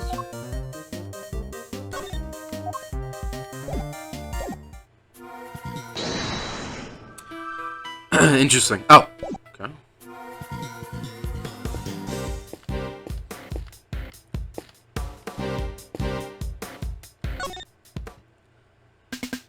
Is there something else we need to present to her? Where's the ultimate cookbook?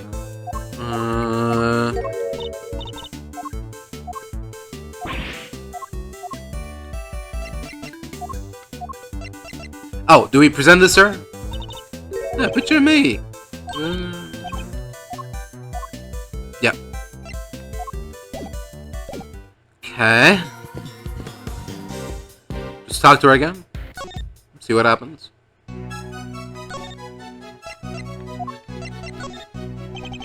Lots of pharmaceutical recipes on the ultimate cookbook. Oh, there's so many. It would take it would take a while to go through them all. But if you really want to know, start the show, sing a song. Okay. What's the other lead we need to close this case once and for all? Oh. Oh, okay. Here you go. Ooh, Judy's special homemade chocolate delight. The sweetest treat a guy could hope to eat. You know what goes well with one of these, Marzo? A nice strong coffee, that's what. Is that so? I'll have to give it a try. Did I tell you these are Samson's favorite? I hope they still bring him some sweet comfort after everything he's been through.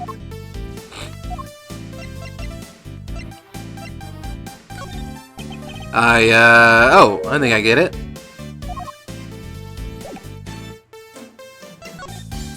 Tell me, Funda, what kind of person is Miss Bound? Huh?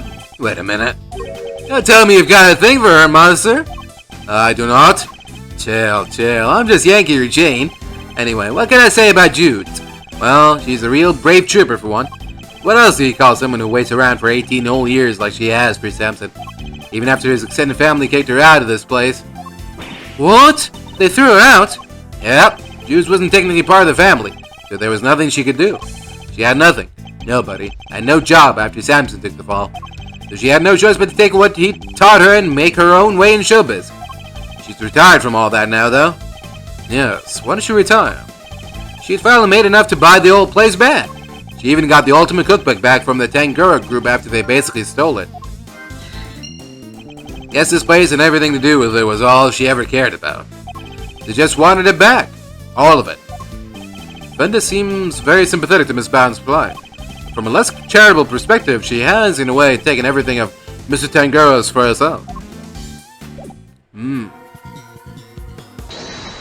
So if she was kicked out immediately after Tangaroa took the fall, is it possible that the only reason she bought the mansion back was to finally dispose of Frost's frozen corpse? I don't know. That seems far-fetched.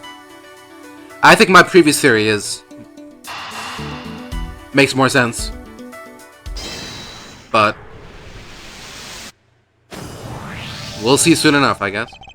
The Ultimate Cookbook contained instructions on how to create the poison gas. And the current owner of that book is none other than Miss Judy Bound. No way! You mean... I'm afraid I do. Miss Bound would have been perfectly capable of setting up the gas trap.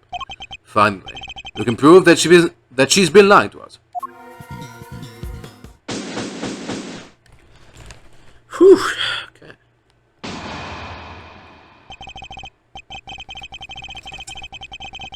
And that's that. All that's left now is to await the results of the tests on the teapot. To be continued. April 2nd, 2:33 p.m., Zodiac Hall, Fountain Room. Those results have just come in, sir. Traces of ubiquity were found in the teapot. They were? Just like Mr. Edgeworth said. Curse you! You better not think this means you beat me. You really need to drop this obsession with coming in first, Mr. Winner. We're all on the same side here, remember? We're all trying to get to the truth. What? But first is best. Everybody knows it's better to be a winner than a loser. That's really no way for a prosecutor to think. Not a successful one, anyway. What? But Enough, Mr. Edgeworth. Please refrain from taunting the boy. Ignore him, Eustace. He isn't worthy of your attention. Gavoo! Oh, alright. Why don't I take care of things here for now? In the meantime, you can perform the far more important task of going and checking on the victim. Oh, yeah, good idea. I'll be right back. Excellent. We shall see you shortly then. Mr. Winter's annoying, but totally harmless. Judge Gavel, on the other hand, now. Miss Bound, perhaps you could explain why traces of ubiquitous were found in your teapot. I had no idea there was anything like that in there, but perhaps it's one of the ingredients in the dishwashing soap I use. So you are telling the court that you did not intentionally put ubiquitous in a teapot? Yes, exactly. Why would I? Until today, I had no idea that it could even be used to make poison gas. Objection! You're a trained actress, are you not, Miss Bound? I'd have thought you would be a more convincing liar. What do you mean? You have access to the Ultimate Cookbook, correct? A book that just happens to contain instructions on how to create the poison gas used in the attack. Meaning it's perfectly possible for you to know exactly how to make it. You're very well informed, Mr. Edgeworth. Miss Bound, is what Mr. Edgeworth said true? The book does contain information on how to make the poison gas, yes. But the fact that I have seen it doesn't make me guilty. Can I ask exactly how the gas was triggered? The victim used a blowtorch to heat the lid of one of the display cases, thereby melting the ubiquitous. I see. But he locked himself in the room too, didn't he? Surely that and the fact that he triggered it himself wouldn't have point to it being a suicide attempt. So she's not willing to admit to anything. Furthermore, where would I have gotten hold of the Infesticide Ultra? Oh, I don't know. Perhaps you stole it. You know, I did bump into Moody Judy a week or so ago. That very evening I noticed my Infesticide Ultra had gone missing. Judy, surely you didn't. Delicia, you carry your bag of pharmaceuticals with you everywhere, don't you? There would have been any number of opportunities for someone other than myself to steal it from you. That's true. I don't have any hard evidence that it definitely was Miss Bound who stole it. Dudes, there's clearly something you're not telling us. Why don't you just come clean, We all know you never hurt somebody for no reason, so... Not you too. You think I'm guilty as well, Mr. Fender? Can you blame me? You've got one wing disguised as another, gas trap in one of the display cases. You're the proprietor of the establishment. It's looking a lot like you did it, kiddo. You've got this all wrong. You have to remember, the gallery doesn't have any security cameras, nor any security personnel. If some ill-intentioned person or other wanted to get in undetected, I don't think they'd have much of a problem. Wow, you're practically asking to be burglarized. You need to be more careful. A great thief could have a field day in here. I don't think she's joking. And actually, it seems that Mr. Gusto did in fact enter the gallery before it opened. Sheesh. Judy's one tough cookie. She's not budging an inch. Maybe it's time to rock her little technique Gregory taught me back in the day. What technique might that be? So hear me out. Everything's connected to what happened 18 years back, yeah? And since we're not getting anywhere by focusing only on the here and now, maybe we ought to approach this from a different angle and look to the past for clues instead. A turnabout in thinking. So my father used this method as well. Alright, let's run this through the old Thinkatron. How was Jude's involved in what happened back then? According to Miss Bound, it was because of her that Mr. Frost's favorite ice sculptures melted. Yet, his sculptures are here on display at this very gallery today. Is it possible that she... Thank you, brother. I think I know what I need to ask Miss Bound now. Haha, don't thank me, thank your pops. Now take it away, Mousy. I'll grab the popcorn. Miss Bound, you say that you are the one who caused Mr. Frost's creations to melt 18 years ago, correct? I'm afraid so. I was young and foolish, and it was a terrible accident. And yet, what you did allowed you to open this exhibit, no? What do you mean? Yes, what do you mean, Miss Edgeworth? If you are going to ask such questions, perhaps a formal testimony from Miss Bound might be best. Yes, perhaps it might. I'd like to know a little more about Zodiac Hall. And about why Miss Bound decided to dedicate the space to Mr. Frost's works. Very well. If you believe it to be relevant to the case, I will allow it. Miss Bound, would you mind? Not at all. I'll do whatever it takes to prove that I'm innocent. Then please, if you could give us some background on Zodiac Hall and the pieces on display here.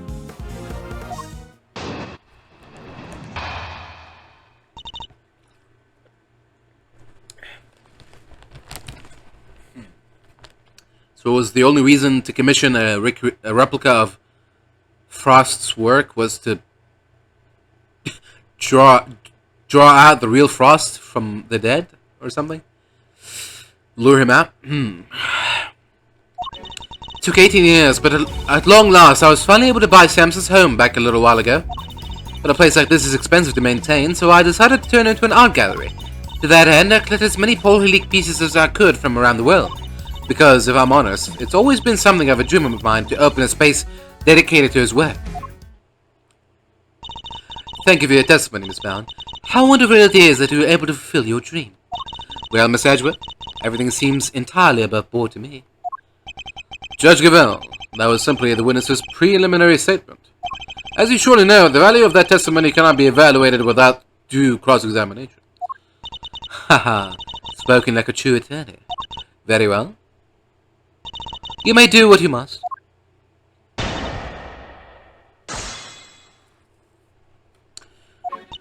It took 18 years, but at long last I was finally able to buy Samson's home back a little while ago. Hold it! 18 years. You must have gone through a lot to buy it back, Miss Bound. This home, this place, such memories abound.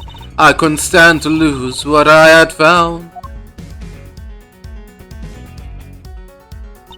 Samson, I did what I had to do to see that home was waiting for you.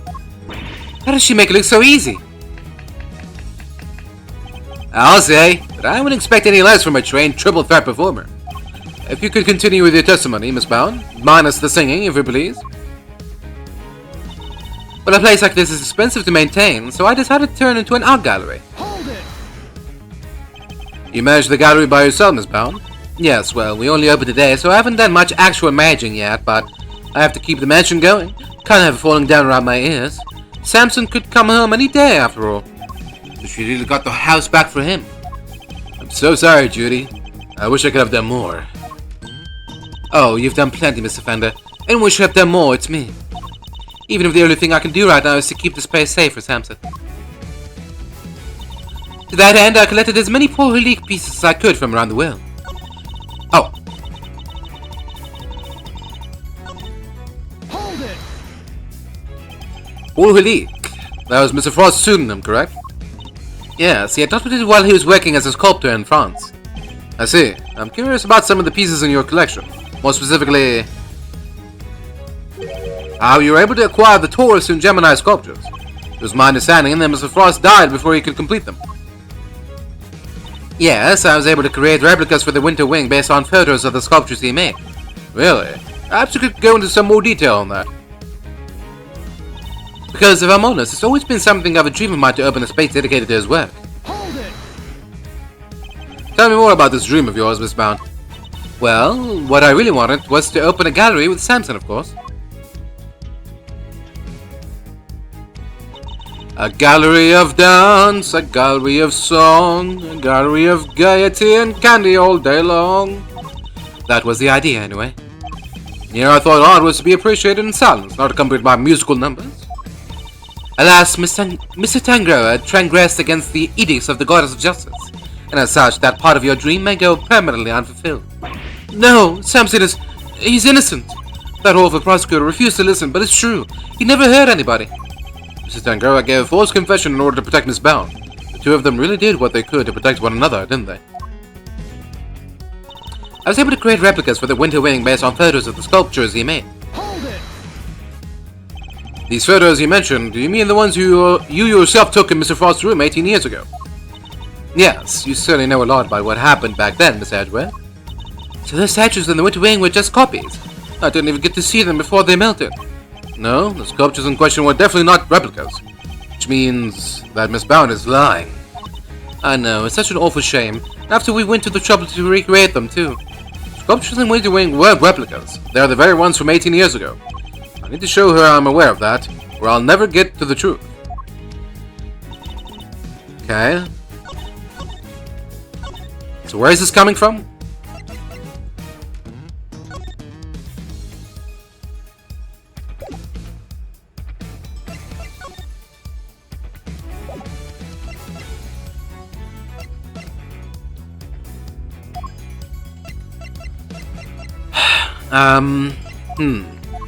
Okay.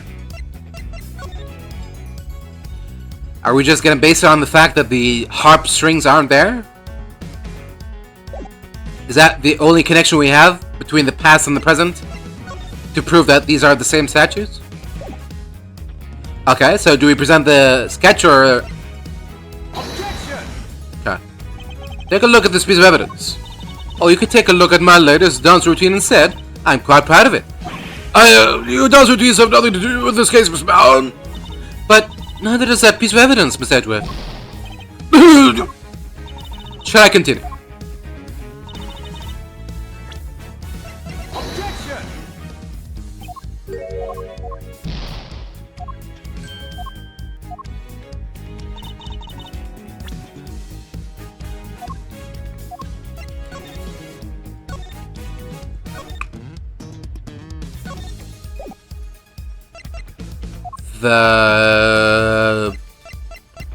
The wet cart? No? Oh, what? What? Huh? What? What? There's a quick admission, bound. Contradiction, suspicion, searching for admission. But you won't get one. No, you won't get one.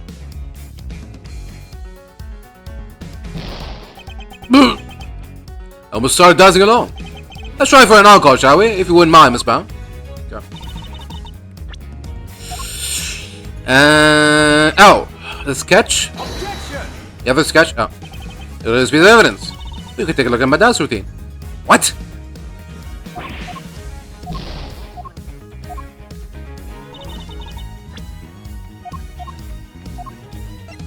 Huh?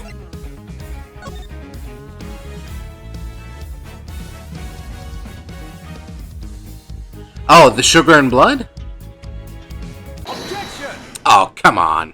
Give me a break. Okay, fine. Whatever. I feel like there's a lot of ways you can prove that they were the same statue, but, you know, whatever. Just have to play the guessing game. I'm afraid you have run out of road, Miss Bound. You can lie all you like, but you can't deny the results of the tests conducted on the sculpture's remains. And those tests leave no room for ambiguity. What you had on display weren't replicas. They were the very statues Mr. Frost carved 18 years ago. Ooh, I could probably help explain how they work. Yeah, if you like, dear. It's a sugar, you see. You might think sugar is sugar, but the composition is actually very unique. You could probably recreate the statues, but the sweet secret of their chemical makeup? No chance. Thank you, Miss Scone. I don't recall asking for her help, but still.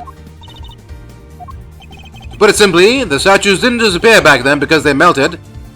They disappeared because you spirited them away and kept them hidden for these 18 long years. What? She kept a pair of flavored ice sculptures around somewhere for all that time? Ha! It's not the most out of there idea in the world, assuming you had a big enough icebox. Quiet, all of you. Mr. Bound, have you anything to say in your defense? So you've already learned that much. Should I take that to mean you admit to having hidden the flavored ice sculptures in question? No, I admit to no such thing. You haven't proven that I was the one who took those statues away, and you won't, because it would have been impossible for me to do so in the first place. The police were already here when they disappeared. How could I have done it without them noticing? How indeed. I don't yet know exactly how you did it, but I'm far from ready to say that it was impossible for you to have stolen them away. You're a very persistent man, aren't you, Miss Edgeworth? I am indeed, and I won't stop until I get to the truth. I see. Then I'd better tell you exactly what I did that day 18 years ago.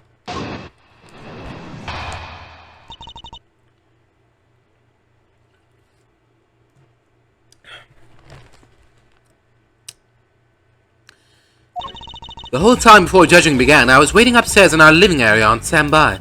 During the judging, I had to go change the camera's film cartridges for Samson. But before I could take the camera back to Samson, I discovered Mr. Frost's body. Later, around when your father arrived, I began to make the rounds and serve tea to everybody present. That was when I saw Mr. Gusto entering Mr. Frost's room. And those were my movements on the day it all happened. I hardly see how you could take issue with any of that. That's for us to decide, Miss Bound. Are you saying there's a contradiction in her story, Miss Edgeworth?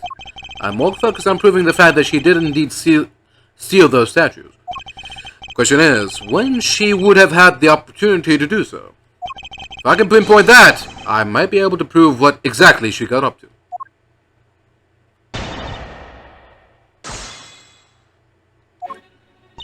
The whole time before judging began, I was waiting upstairs in our living area on standby. Hold it! And what were you doing while you were waiting? I was in my room practicing some dance routines. I was on a TV show called Bacon Bob with Samson, you see. Bacon Bob? What kind of show was it? It was a children's show. The two of them would sing and dance as they made a variety of sweets. Whoa, that sounds awesome! Oh, the phone. Miles, you used to watch it? My father introduced me to it. I may have watched an episode or two. Miss Bound passed the time before the judging began by practicing her dance routines. This is the moment when Miss Bound stole the sculptures.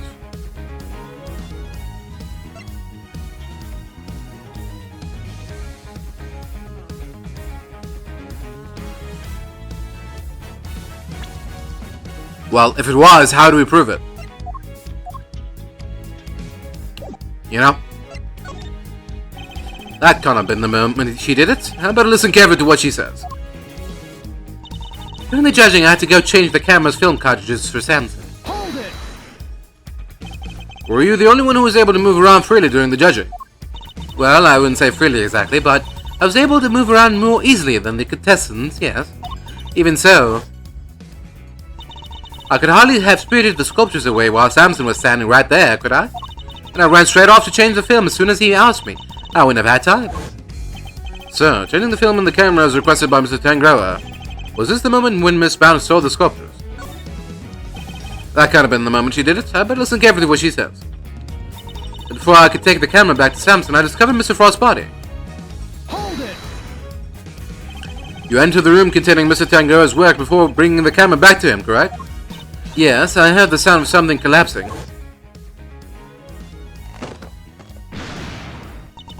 Samson, are you in here? Ah! Sound of the chocolate chip falling over after a certain someone took a bite out of one of the supports. Mrs. Tangaroa was still in Mr. Gusto's room when you found the body. Yes, I'm fairly sure that was the case. He was judging each room in order, and he liked to take his time. So, the point at which she discovered Mr. Frost's body, was this the moment when Miss Bound stole the sculptures? This is when you removed the sculptures. But how would I have done that? By, well, even a great thief would have struggled to steal the sculptures around then, Miss Edgeworth. Blah! Looks like I got it wrong. My apologies. Please continue, Miss Bound. Later, around when your father arrived, I began to make the rounds and serve tea to everybody present. Hold it! Just as you did today. Yes, I went around and offered everybody working on the investigation a cup of tea. Present company included. I remember it well. You were here, there, upstairs, downstairs, everywhere with that little cart of yours. Interesting. Did anything strike you as strange around that time? Yeah. Gregory was singing the praises of Judy's tea, and I think he mentioned his saucer was gold. His saucer was gold. Was this the moment when Miss Bound stole the sculptures? Miss Bound, I believe this was when you stole the sculptures. I hate to contradict you, but the fountain room was full of witnesses at that point, Mr. Fender included. Are you suggesting that I somehow got the sculptures out of Mr. Frost's room right under everyone's noses? That is precisely what I'm suggesting. Miss Bound stole those ice sculptures, and she did it by hiding them here.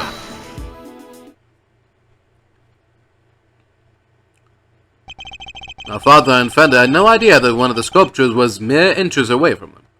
Because it wasn't just a tea set you were pushing around, Miss Bound, but a hidden ice sculpture in a glass case.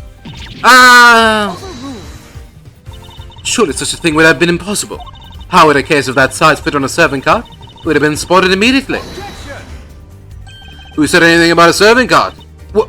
I'm not sure I follow, Miss Edgeworth. What are you suggesting she use instead? I'm suggesting that Miss Bound use this to transport the sculptures. Take that! And this is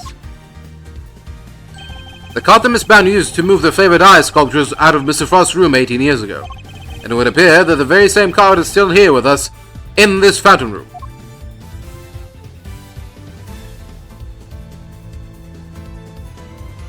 We originally bought it for use in the contest. You're saying that Miss Bound loaded Mr. Frost's sculptures onto this cart and carried them off? I am. As you can imagine, all one would need to do is lay lay a case on its side and a tablecloth, and it'll look exactly like a normal serving cart, thus allowing her to move the sculptures around freely. Can it be? Holy moly, of course! That's why those saucers were so chilly. They were sitting on top of a big block of ice. Dudes, how could you? Impressive. Then again, you are Mr. Gregory Edgeworth's son. I should have expected no less. There isn't a scrap of evidence that I stole the sculptures all those years ago now.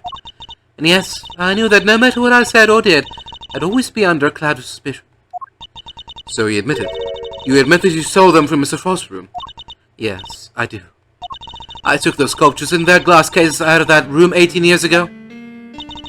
As Mr. Edgeworth correctly deduced, I dressed up the lift cart as a serving car to do it, and slipped in and out of Mr. Frost's room while I was going around serving tea to everybody. In the end, I had removed not only the sculptures, but the flavored ice Zodiac blocks as well. Zodiac blocks? I feel like I've seen them from myself before. There's a huge block of ice on display here.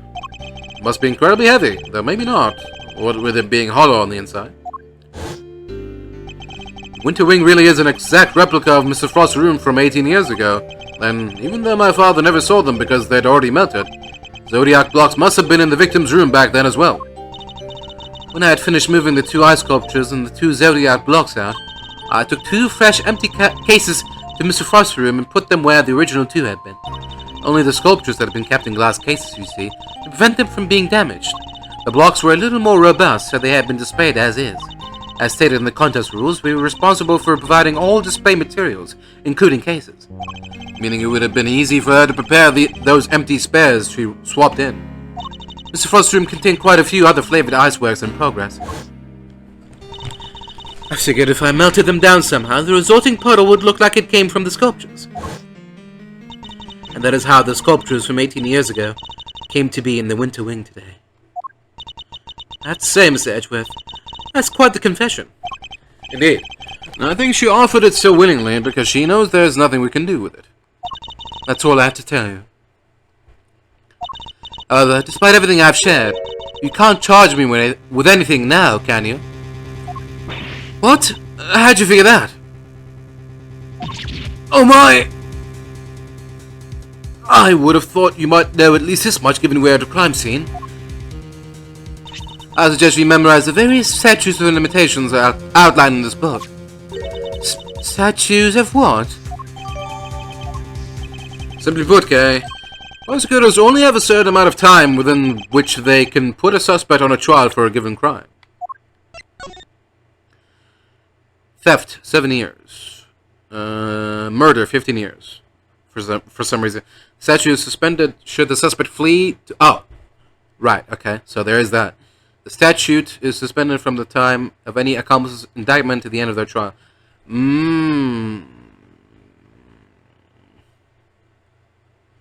So, So, if she spent all these 18 years acting in a foreign land, then we can still get her for murder. Maybe.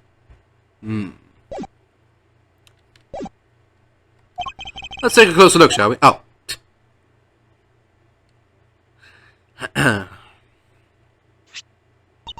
So it's different for every crime. Murder, 15 years. Theft, 7 years. Oh. Yes, Miss Bounce stole the ice sculptures 18 years ago. So it's too late to have her arrested for that crime. I don't believe it. Theft is a serious matter, especially when it involves the removal of evidence from a crime scene. However, as you yourself just pointed out, Miss Band can no longer be prosecuted for her crime. Rendering your revelation rather pointless, wouldn't you say, Miss Edgeworth? Objection! I wouldn't be so sure about that. For you see, the theft of the ice sculptures is in my principal interest here. I find the body that reappeared 18 years after the theft to be of considerably more interest. Are you suggesting that I also hid Mr. Frost's body? I am indeed. But how do you keep a body hidden for 18 years without anybody finding it? By hiding it in a very unusual way. Oh, now this is interesting. Are you telling me that you know where the body has been for all this time, Miss Edgeworth? It's not such a big leap if you think about what Miss Ban has told us already. Let's just say it wasn't just flavored ice that she removed from Mr. Frost's room back then. Very well. If you are confident in this claim, let us put it to the test. Tell me, Miss Edgeworth, where exactly was Mr. Frost's body hidden?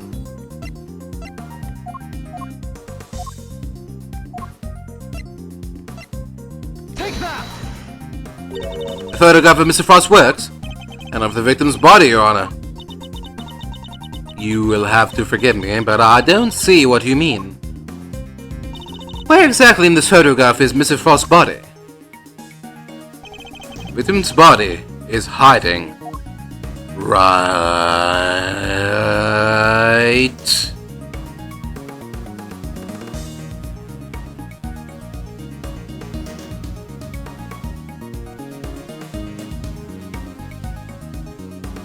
Here. The Gemini sculpture. Yes, it may look like a sculpture at first glance, but it is in fact Mr. Frost's corpse. What? Surely you can't be serious. I don't see anything in the photograph to support such a wild claim. Objection! That's because a certain piece of evidence was used to hide the body in plain sight. And what piece of evidence might that be? The court demands that you present what was used to conceal the body.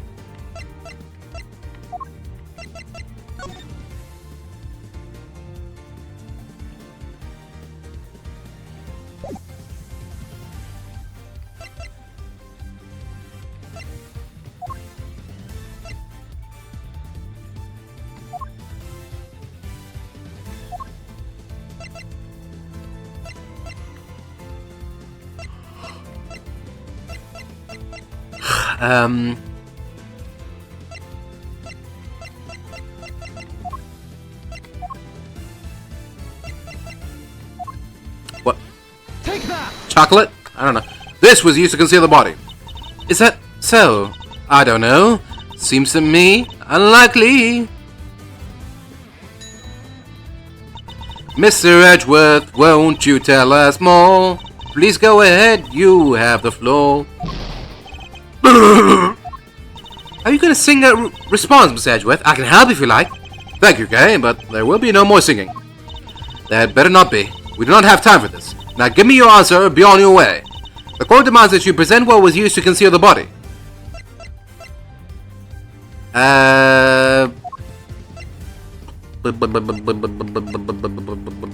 Just the analysis results? Oh, okay.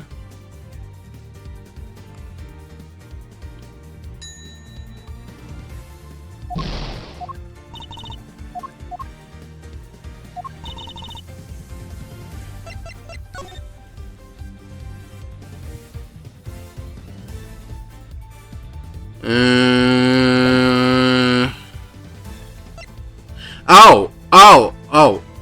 Huh? But where's the cloth in here? Oh.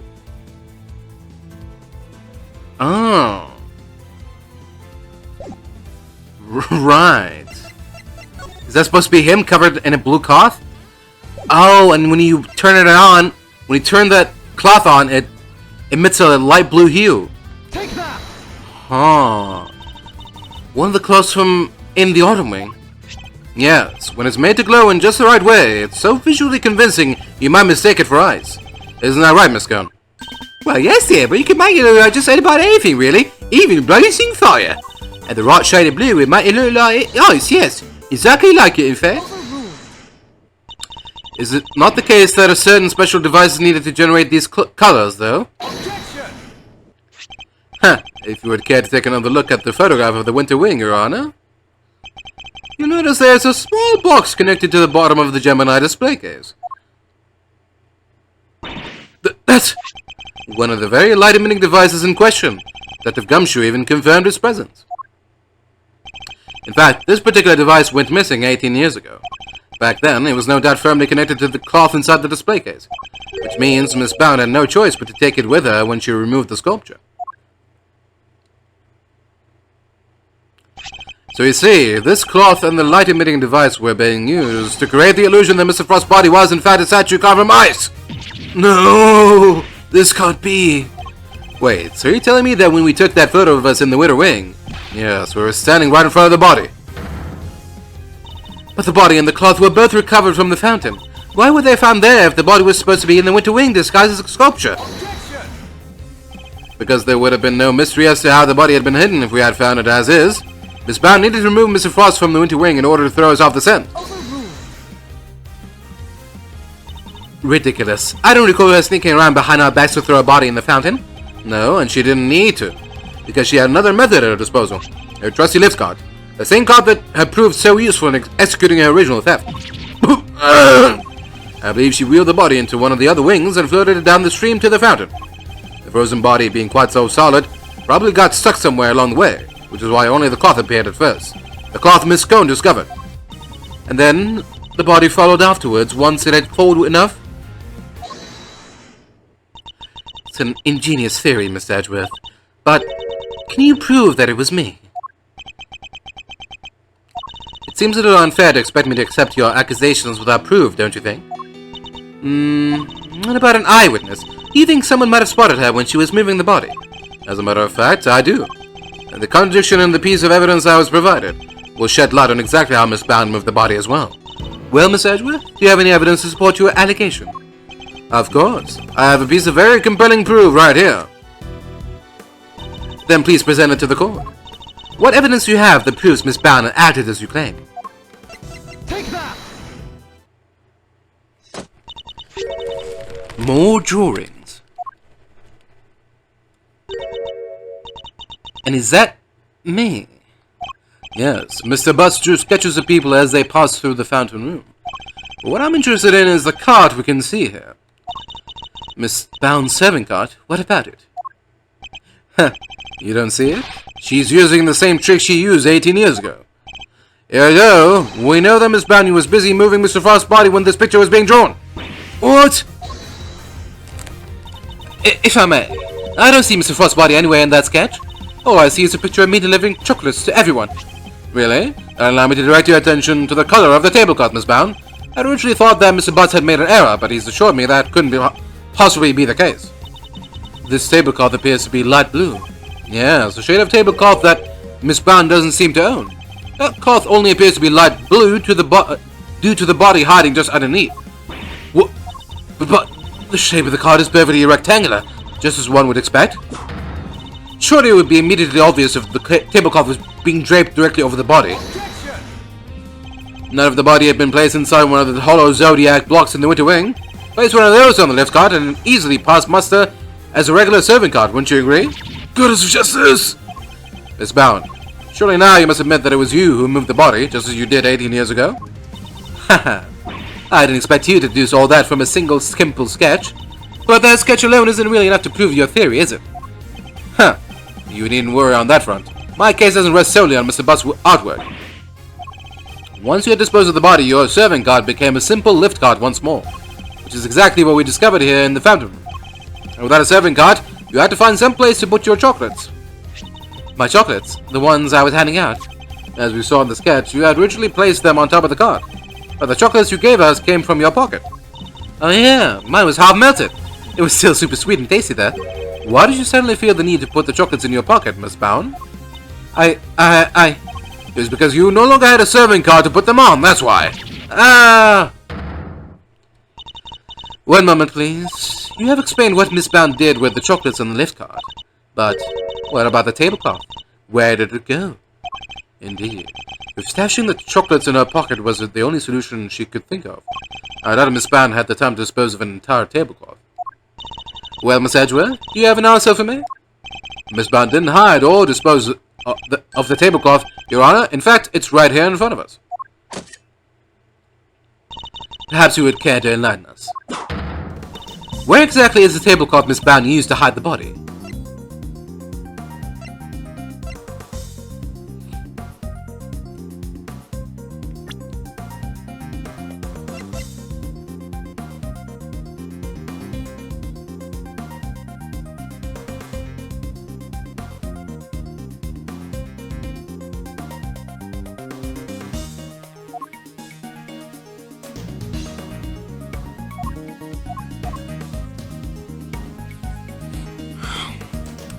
Isn't it currently in Scone's bag?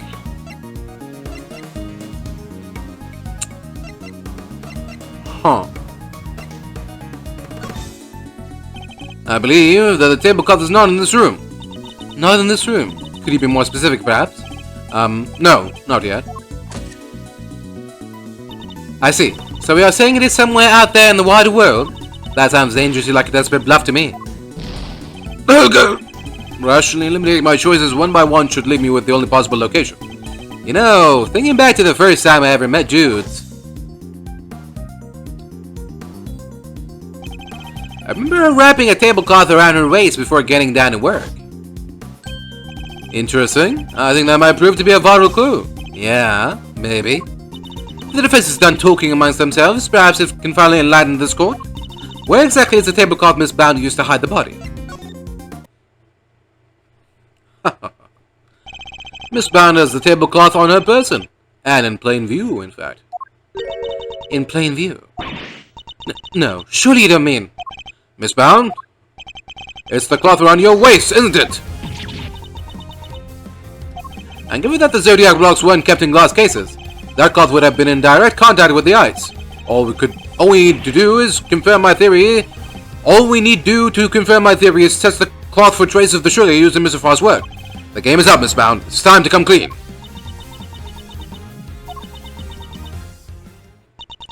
You won't need to test the tablecloth. Everything you said is true. I stole Delicia's infesticide ultra, and I moved Mr. Frost's body. It was me. It was all me. Delicia, I'm so sorry. Last week I went into your bag and I took it. And then I put it in his pocket, hoping to make it look like he had tried to do himself in. I also made sure to leave no fingerprints but yours, just in case the police suspected foul play. Judy! You? Oh, gosh. But Judes, why? Weren't we supposed to be on the same side? All fighting together to free Samson? We were, but I couldn't afford to get arrested. Not yet. Not until I'd finally proven that Samson is innocent. I always planned to give myself up in the end, I swear. I know it's easy to say that now, but... Why do it this way, though? It's not like you. I'm sorry, Mr. Fender. I've caused you so much trouble. I've been the guilty party all along, ever since that day 18 years ago. Are you trying to tell us that the true culprit in the IS-7 incident was you? I committed a terrible crime. I took those sculptures, and I sold them for purely selfish reasons. The moment Mr. Frost died, they became more than mere entries in a confectionary contest. They became the final works of Samson's favorite artist. I couldn't allow them to just melt away, not before he came home. And that meant I couldn't let anybody near them, not even the police. So I hid them. I knew it was wrong, but I just had to. I put them in the cold storage room for safekeeping. What I had actually done was far worse than anything I could have possibly imagined. Because who would have thought that Mr. Frost's body itself was posing as one of the sculptures? So she didn't know about the body when she stole the sculptures. Samson is a kind man, a saint. He could never kill anybody, ever. And yet, because of what I did, the police never found Mr. Frost's body, and Samson was found guilty.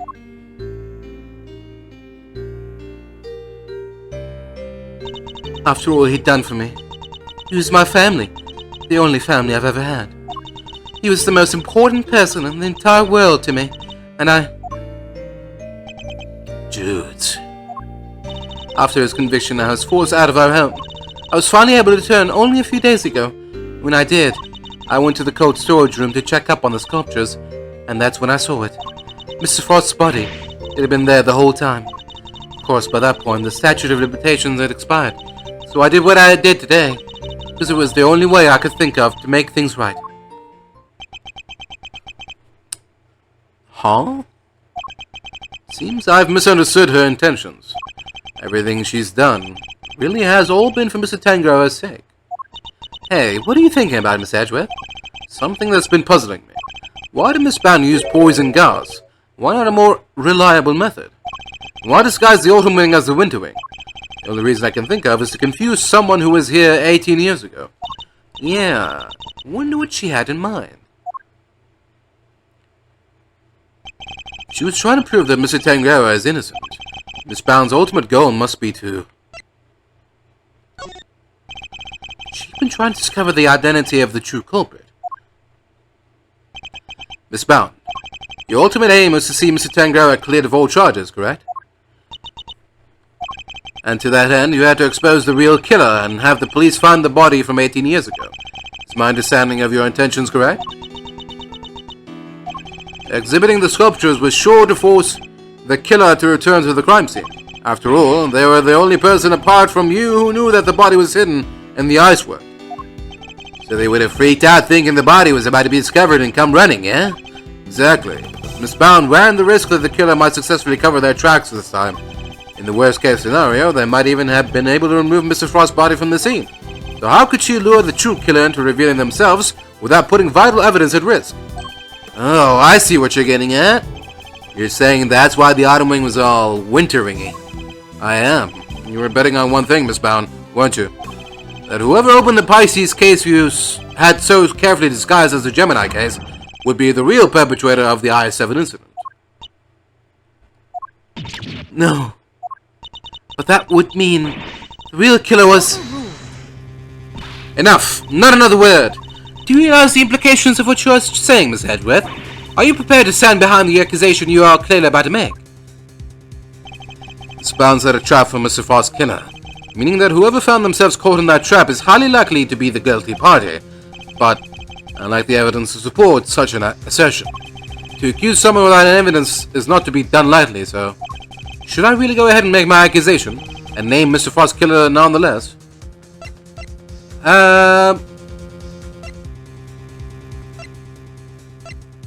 Sure. What's the worst that can happen? My ultimate goal is to see the truth exposed. And to do that, I need to seize the moment. Yes, Judge Cavell, I am prepared to stand behind my accusation. I know exactly who is to blame for the I-7 incident. Take that! Mr. Gusto, the victim of the poison gas attack is the perpetrator behind the I-7 incident. Gusto? Mr. Gusto. Miss Bound, as we have established, you knew that the opening of the gallery would lure in the real culprit, and you set up the poison gas trap in order to catch them. Do you dispute the facts thus far? You are a very impressive man, Miss Edgeworth, just like your father. And of course, you are absolutely right. And perhaps you could tell us exactly what happened in your own words. Of course, I have nothing to hide anymore, so I might as well tell you everything. As you said, I set a trap here in the gallery to try and catch Mr. Frost's killer. Before we opened, I made sure that the door to the autumn wing was the only one that was unlocked. When opening time came, I went around to unlock the doors of the various rooms, and found that the autumn wing had been locked from the inside. The killer is on the other side of the door. The thought, well, it frightened me. And then she simply walked away, leaving him to fall victim to a poison gas trap. When I heard that Mr. Gusto was being treated for gas inhalation, that's when I knew he was the murderer. All that was left was for the police to find Mr. Frost's body, and then Samson would finally be proven innocent. At least, that was my plan. Jude, why didn't you tell me? You know I'm always here for you, right? We could have found another way. It didn't have to be like this. Thank you, Mr. Fender. You've been so very kind to me all these years. But I'm the one who created this mess, so it was up to me to try to clean up. I didn't care what it took, as long as I could get Samson out of that awful place. Judy, Judy, Judy. 18 years ago, the police managed to cover up the fact that Mr. Frost's body had gone missing. If I went to them now and said it reappeared, I was afraid they might have tried to cover things up again. So I went to set off a very public incident here in the gallery, in front of as many witnesses as possible. I'm so sorry, Judy. You, Samson, Gregory, I let you all down. Fender, this can't be easy for him. No, I'm the one who should be apologizing. Miss Edgeworth, Mr. Fender, I hope one day you can forgive me. Whatever punishment I have to face, I am ready to accept it. But please, if I may ask one thing of you, it's that you simply must clear Samson's name.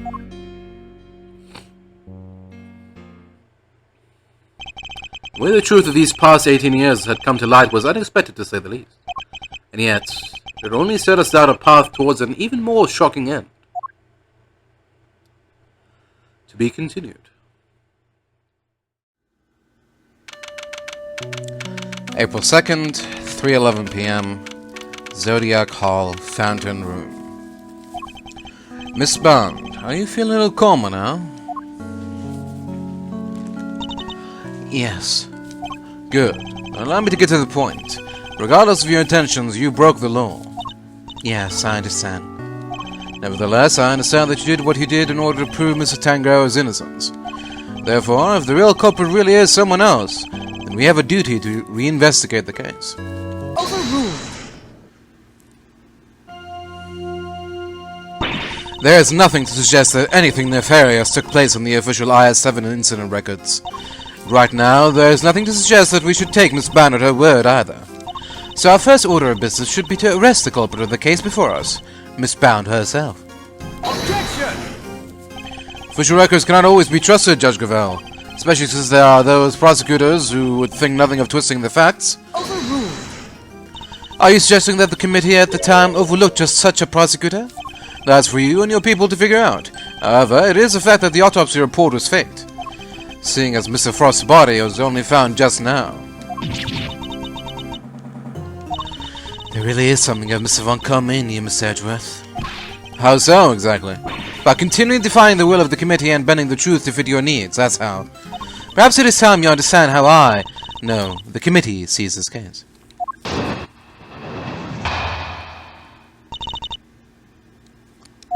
The committee is willing to accept that Mr. Von Combe falsified Mr. Frost's autopsy report. Even still, Mr. Von Combe only managed to have Mr. Tangaroa convicted as an accomplice. I personally have come to believe that the real culprit behind the IS-7 incident is Miss Bond. Her plan to poison and kill Mr. Gusto today was her attempt to frame him for Mr. Frost's murder. This is how the committee sees things, is it? It is. As always, I act solely in service of law and order. Sounds to me like all she's doing is acting in service of the committee in covering up the truth. And if I can't change her mind, there will be no saving Mr. Tangaroa or Miss Bond.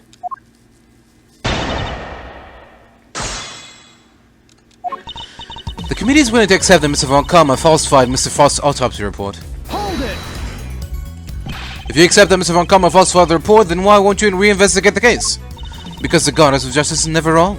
Her verdict remains true, despite Mr. Von Combe's manipulation. Despite blatant evidence tampering? You sure your precious goddess is into that? Almost makes you think the committee might have other reasons for not wanting this looked into again. Further investigation is simply unnecessary since the goddess of justice has already spoken. Is that right? Even still, Mr. Von Combe only managed to have Mr. Tangaroa convicted as an accomplice. Hold it! I believe it was the confession that sealed Mr. Tangaroa's fate in the end. A confession secured by Mr. Von Combe, which should surely cast doubt on the final verdict itself. Overruled. Samson Tangaroa confessed to the initial investigating officer, Warrant Detective Ian Seidman. The official records say that it was his interrogations that led to the conviction. Therefore, all I can say to you is the goddess of justice has already spoken. Unbelievable. She just won't budge at all. Are these committee guys really that big of a deal? In many ways, they are a prosecutor's worst nightmare. So kinda like how the police are to a great thief, huh? Funny how you don't seem to have a problem working with the police when it suits you, though. I personally have come to believe that the real culprit behind the IS-7 incident is Miss Bond. Hold it! Are you suggesting that Mr. Tangaroa and Miss Bond killed Mr. Frost together? Why not? You could even imagine they split their roles as us. Mr. Tangaroa could have been the one to commit the act itself, while Miss Bond was to remove the body. What? The thought that we could ever kill Mr. Frost... You stole his corpse and hid it for 18 years. Is it really so surprising that she might be considered a suspect as a result? Miss Bond has freely confessed to all of her crimes. Now is not the time to speculate about what else she might have done in the past. Very well, then let us pass judgment on what we know she did in the present. Her plan to poison and kill Mr. Gusto today was her attempt to frame him for Mr. Frost's murder. Hold it! Why would Miss Bond have chosen to frame Mr. Gusto for the murder? No doubt because he suspected her being the real culprit. He may have entered what he thought was the Winter Wing simply to see if the Gemini statue was genuine. Little did he know that he would be greeted by a trap designed to silence him, a trap that nearly worked. Do you have any evidence to support that line of reasoning? Unfortunately, Mr. Gusto remains in critical condition. It will be difficult to prove anything until he regains consciousness. In other words, there's little we can do for now. On the contrary, there's plenty we can do. You still have not grasped the situation, have you? Then allow me to spell it out for you. We have all the evidence we need to explain both the I-7 incident and the poison gas attack. Hold it! All the evidence you need. In the matter of the I-7 incident, we have a body, a murder weapon, and 2 suspects. As for the poison gas attack, we have the sources of the 2 chemicals in Miss Van's confession. And as for you, Miss Edgeworth, we also have enough evidence to see that you yourself will have to answer to the committee in a formal hearing. Whoa, that doesn't sound good. Don't worry, Mazzarino, if nothing else, you're always more than welcome at Edgeworth & Co. Your Honor, I'd greatly appreciate it if we could stay focused on the matter at hand. Haha, of course. Now, where was I? We have therefore determined that there's no need to investigate either case any further. Hold it! You really mean to assert that there are no loose ends left to investigate? Not at all. All of the evidence has been examined at length, and there's nothing more to be learned from them. Therefore, I see no need to further prolong this trial. This court finds the defendant, Miss Judy Your Honor, I'm certain there's something that still needs to be examined. The hammer is about to fall, Miss Edgeworth. Only hard evidence can stop it now. Present what you think requires further deliberation now, assuming there really is anything left, that is. This isn't over yet, not by a long shot. There's still one thing we don't have an answer to, and it's up to me to point it out to Judge Gavel.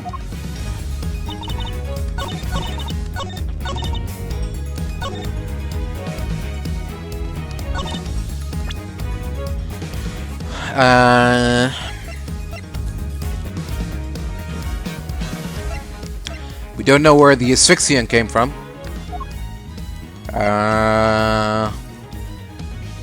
We don't know where the kids are.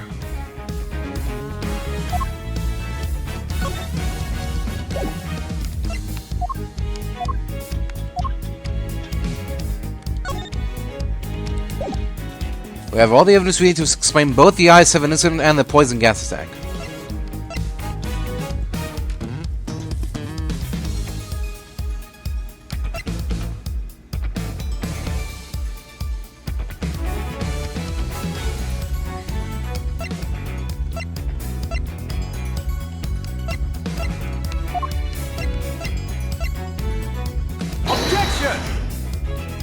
Would you care to revise your testimony at all, Judge Gavel? No, why? Do you believe there's something wrong with it? Well, no, nothing seems out of place. Then perhaps you could refrain from insinuating otherwise? Well, that blew up in my face.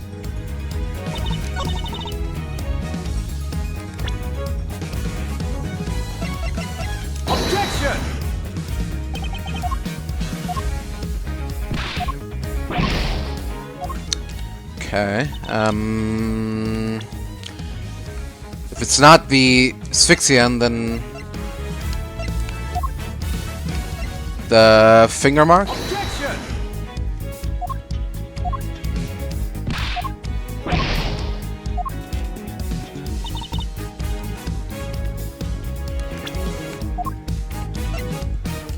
The salt lamp?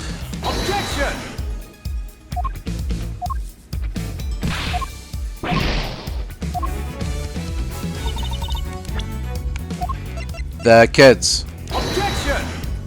Where are the kids at? No? Nothing?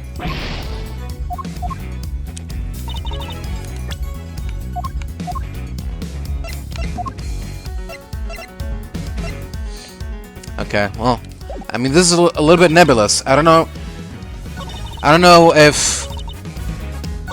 I feel like both statements are objectionable, but I don't know which statement to object to, and also I don't know what evidence they want me to present, so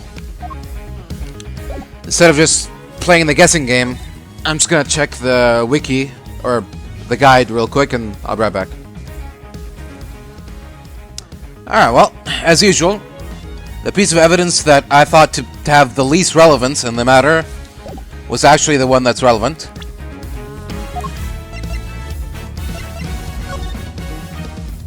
apparently the blood in the...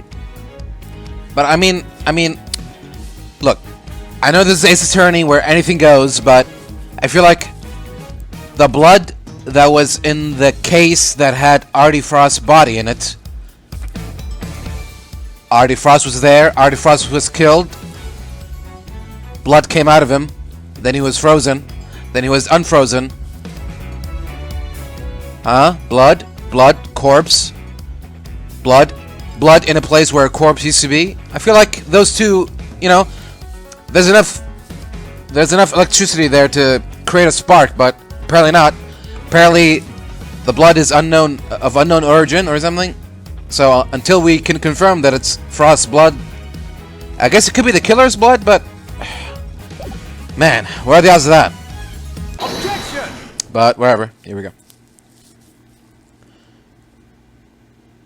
I'm afraid there's still one question concerning the I-7 incident that remains unanswered, Your Honor. Who stole my pie? I mean, would you mind taking a look at this? What is it? Their test results carried out on the liquid at the bottom of the Gemini case in the winter wing. As you can see, traces of blood were detected. The question is, whose? Until that question is answered, I hardly think you could claim to have all the evidence. There was blood in the Gemini case. I wonder who it is. Why did not hear about this from you, sis? Because Detective Gumshoe informed me of the results directly. I was planning to tell Mr. Winner about it myself, of course. You kept this to yourself until now, despite having no jurisdiction here whatsoever. Mark my words, the committee will hear all about what you have done here today. As ever, my interest is in the truth, and if mistakes were made in the past, they must be rectified. If you must report me to the committee, then so be it. But in return, we must be allowed to investigate this case to the very end. That is not my decision to make. You will need to discuss it with Eustace. Guess whose bet loses? And with good news, too. It was a close call for a minute there, but Carmela Gusto is alive. Gusto... Oh. Gusto. He made it.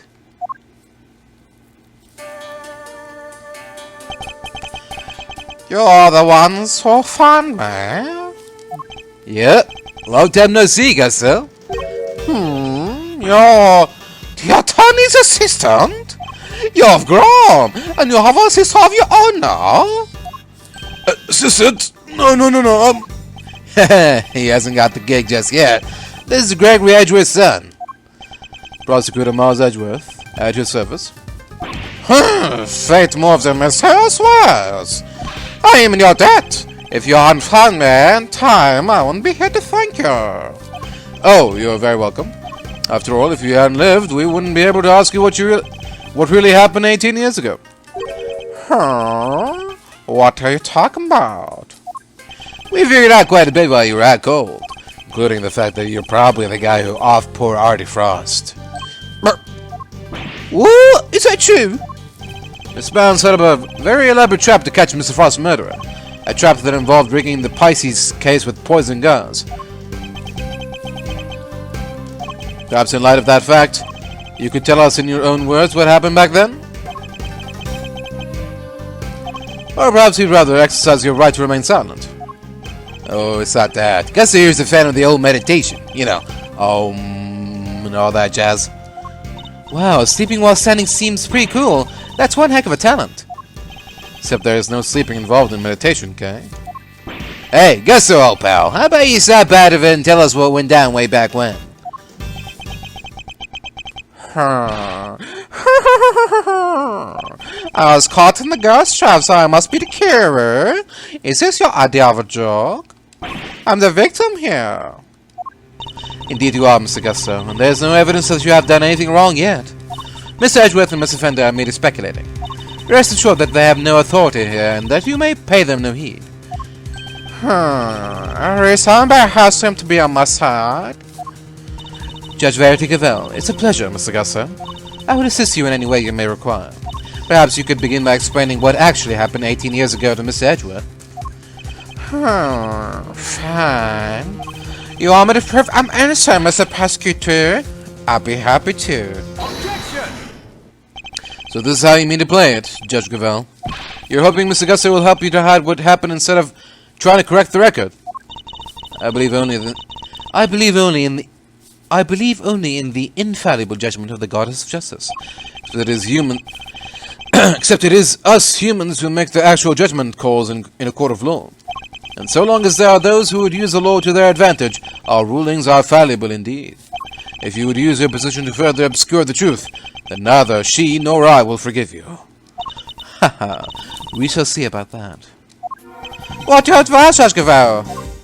It would seem that you are under suspicion because it was you who triggered the poison gas, specifically by opening the Pisces case's lid. Would you be so kind as to share why with us? Understood. I kept some false sculptures, simple as that. I made a mistake with the opening times and arrived early. Miss Bowen, was there no one at the reception desk around that time? I had left the main entrance unguarded and unlocked just in case the killer made an appearance. I was also busy making preparations elsewhere, all the way up until the gallery's opening. So no, there was no one here on the first floor then. But I did make sure that all the wings were locked up tight, all except for the autumn wing, that is. I see. She did all that just to steer the culprit into the autumn wing, which is precisely where Mr. Gusto went. Sneak into a building is pretty suspicious, however you slice it. Silence in the courtroom. I would permit no objections or interventions unless there is some evidence that the witness is lying. The courtroom? You know this is an art gallery, right? Mr. Gusto, if you could please continue by explaining why you opened the Pisces case. I wanted to say fast work, of course. So I went up to the German... Sorry, I guess it was supposed to be the Pisces statue. And I saw that the lid was frozen tight. So I grabbed a bird touch from nearby and tried to open it. When I finally got it open, gas came pouring out. Fascinating. This is the sort of flawless testimony turners can only dream of. Yeah, the everything sounds like a lie kind. I am none too satisfied with Mr. Gusto's explanation myself. Alas, there is no evidence to refute it. Come on, there must be something. It's Pound's story you should be questioning, not me. I'm not the one who set up the gas trap. She could have killed anybody with that thing. Objection! She turned on the sprinklers as soon as the gas was released. She knew exactly what she was doing. She was gunning for the killer and nobody else. That killer being you, old pal. So you believe that self-confessed criminal? Miss Pound is far from blameless in this affair, and she will have to pay for her crimes. But so will Mr. Frost's killer. You seem to tell me the pen fast murder on me. But I had no reason to kill him. And you have no evidence to prove otherwise. Can we now prove that he's the killer, Miss Edgeworth?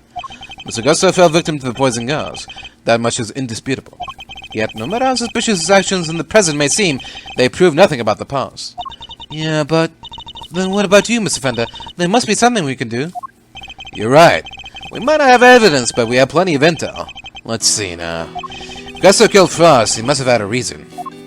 He claims not to have a motive, but that can't really be true, can it?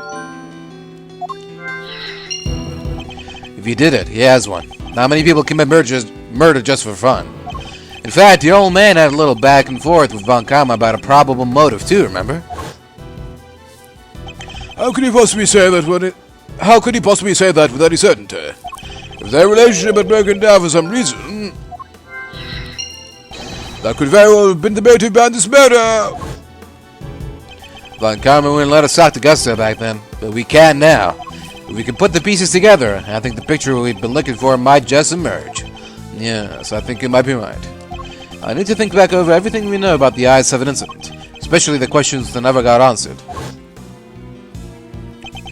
And the finger marks? Were you the one wearing the gloves? Scone denied that the finger marks on the frame were hers. But what if they were Mr. Gusto's? Perhaps he had wanted to take a look through the ultimate cookbook for himself. So he asked me to go put in a new cartridge. He seemed to think there should have been more shots left than there were. In other words, the film ran out sooner than expected. Yes, the number of shots he took didn't line up with the number of shots remaining. But he thought He thought maybe he just lost track somewhere along the way. My father noticed these things for a reason. I just need to piece them together correctly. And the absence of evidence is the only way to the truth. Motive.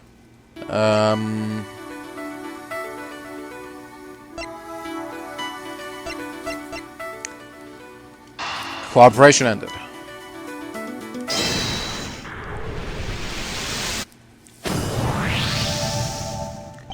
Mr. Gusto, you and Mr. Frost conspired to create wares for the contest together, did you not? Huh? So you know my little secret? Mr. Fender was kind enough to inform me. Mr. Frost was in charge of the designs while you were in charge of the flavor. Is that correct? What can I say? I still had a long way to travel on the route to becoming a master confectioner. But you only collaborated up through the semi-final. Something changed after that. We both wanted to show what we could do. Show that we are better than Tangaroa. Objection! Then why'd you help Mr. Frost with his entry for the final? What grounds do you have to say that? Your own statement, made to Mr. Von Karma 18 years ago. You told him that you had been working together right up until the day before the final. Mr. Frost's entry was carved entirely from blocks of favored ice. Ice which would have needed at least a day to freeze.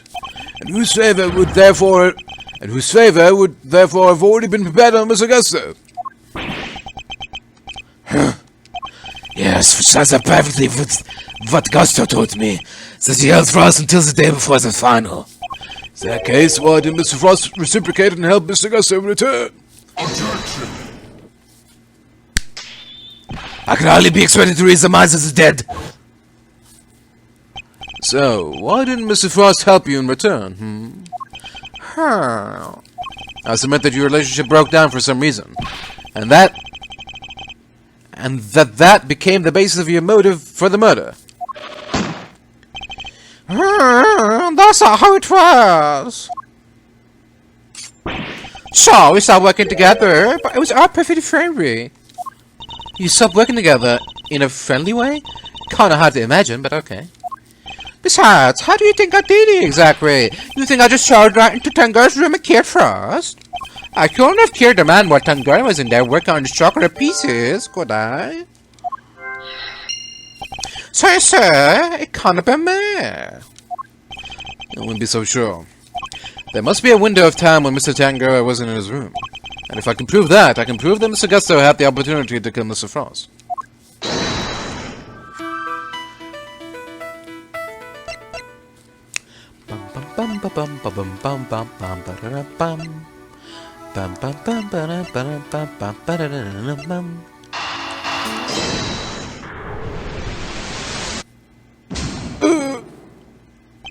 There's no logical connection between those two things.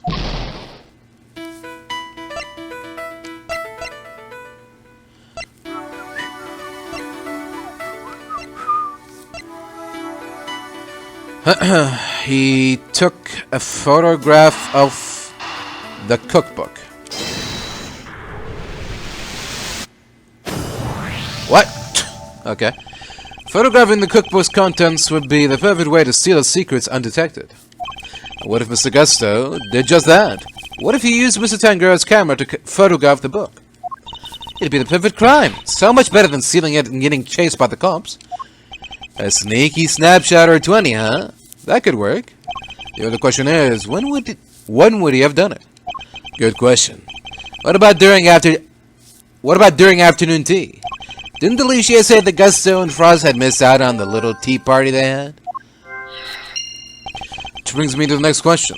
When do we know for certain that Mr. Frost was still alive? Then, after the contest began, nobody saw hide nor hair of Frost, as he had secluded himself in his room. As the only person capable of entering his locked room was Tangaroa, possessing as he did the only key. Miss Scone, were Mr. Tangaroa's works the only ones you sampled? No, dear, I can help myself. When I'd finished my afternoon tea, I tiptoed over to Chillington's room for a little taste, too. Mr. Frost had kept himself inside his room after the contest had started, but he was gone by the time Miss Scone snuck into it to sample his work, meaning there's a good chance he was murdered before the end of afternoon tea.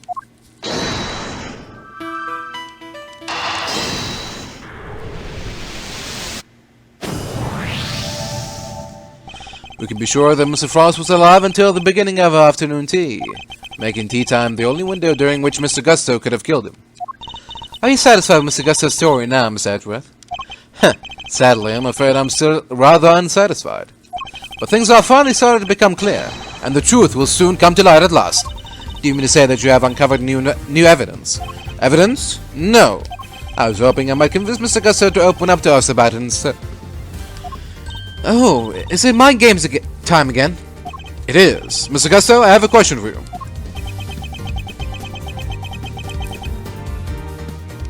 I said I have a question for you. No, what is it? You chose to make your entry for the final on your own. I told you, I wanted to test myself. I wanted to prove I was the best in the world. Objection! If that were the case, then surely you wouldn't have chosen to cheat in the first place. So tell me, Mr. Gusto, why did you feel the need to team up with Mr. Frost?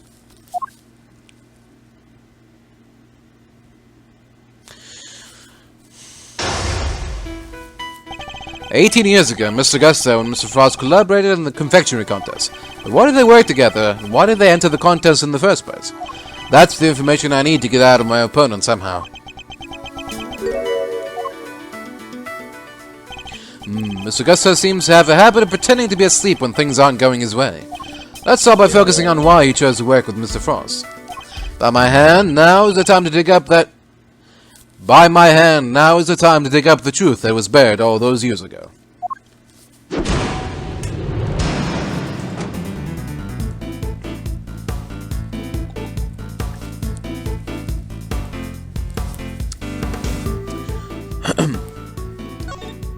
Mr. Gusto, what inspired you to collaborate with Mr. Frost?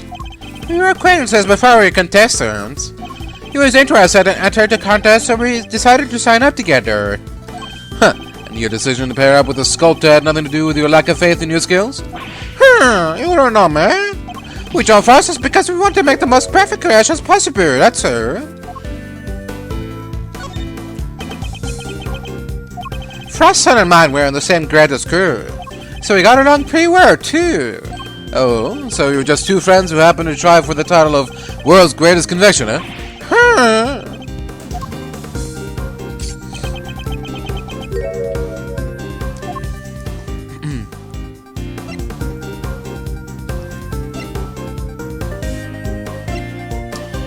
Wait, he said that he meditates when things aren't going his way. Doesn't that mean that... What? Okay. I'm still recovering, so you've got nothing to say. Let me go back to the medical room. Wait! I need to be a little more proactive. Okay. I need to study my opponent's reaction. Okay. That didn't seem like it was gonna work, but... Sure.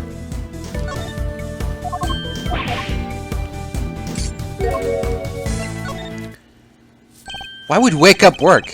Every time someone tries it, he just keeps ignoring them. But, whatever. Pretending to be asleep when the going gets tough will work on me, I'm afraid. Mr. Frost was a sculptor, Mr. Gusto. I doubt he cared much about winning a title for confectioners.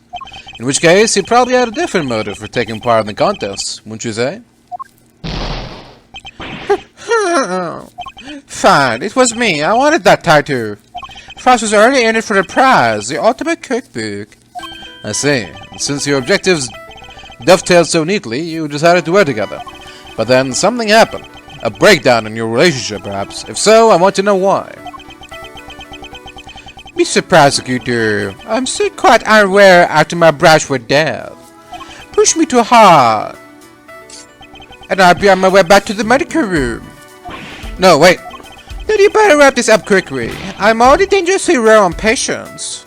Mr. Gusto is trying desperately to make his escape, but he's not going away. But he's not going anywhere yet. Not as long as he's still keeping things from me. Let's figure out what he was really after next.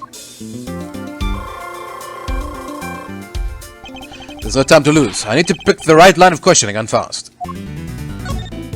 You wanted to appear on Mr. Tangaroa's TV show, didn't you? On Konga? I believe it was called Bacon Bob.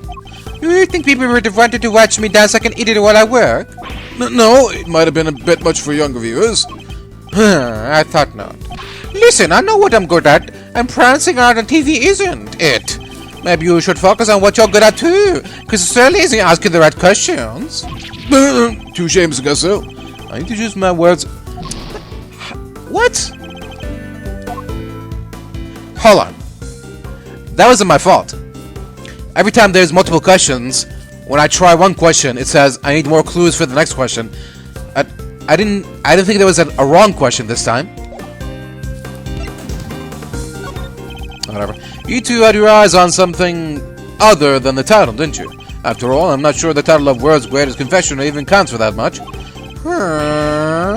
Now you're starting to wear the confectioner. My other girl was doing that tattoo. I didn't care about anything else. You have no idea how much it would have meant to me.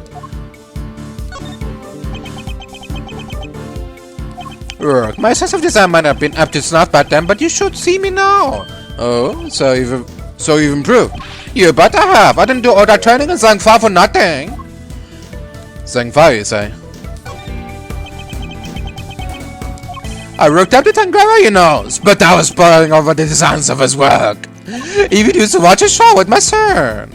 Sounds to me like Mr. Tangaroa's work was especially influential in the early studies. And with his recipe book, he might have even become the best someday. Maybe. The book was a real treasure, no doubt about that. Any confectioner would have wanted it.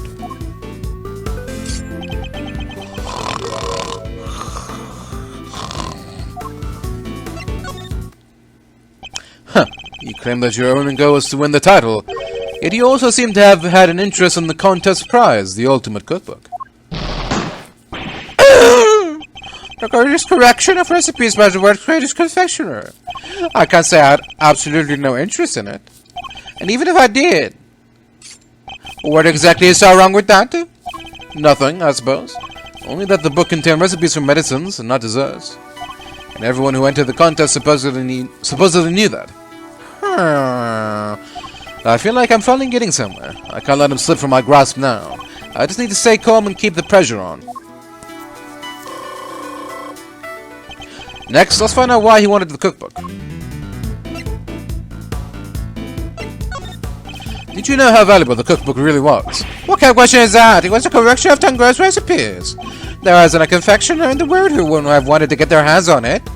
I don't have a clue as to how to proceed with this line of question. Now I can pick whatever question I want?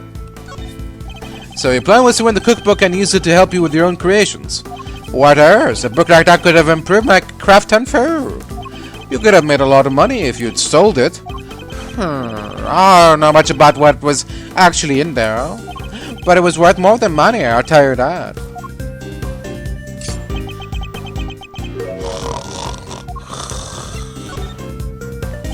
Come now, Mr. Gasu, I think you know more about the Ultimate Cookbook than you claim.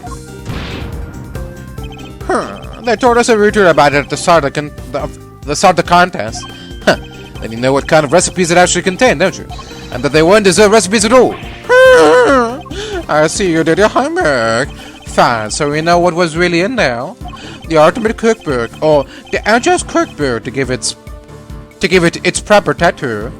It's a collection of chemical formulas and ways to synthesize new medicines nobody had ever heard of. So he did know that the cookbook actually contained recipes for medicines. This could be an important clue.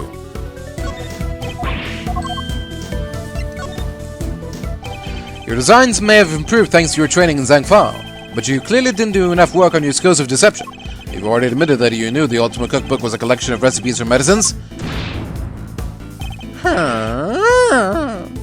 Thereby making your interest not gastronomical, but pharmaceutical in nature.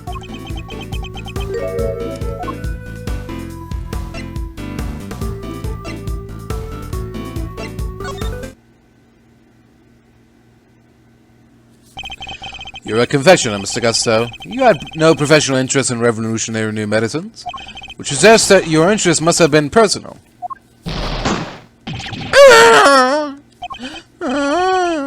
I underestimated you.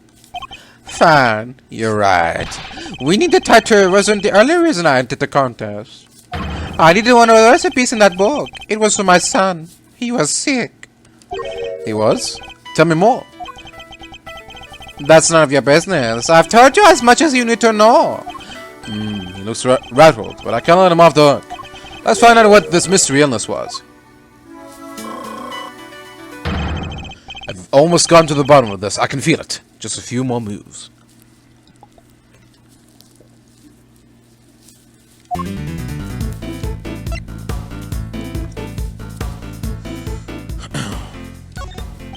Tell me a little more about your son. He was my pride and joy and my biggest fan. And you entered the contest in order to help him? You clearly don't have children of your own. Any father would have done the same. I would have done anything to help him. Anything.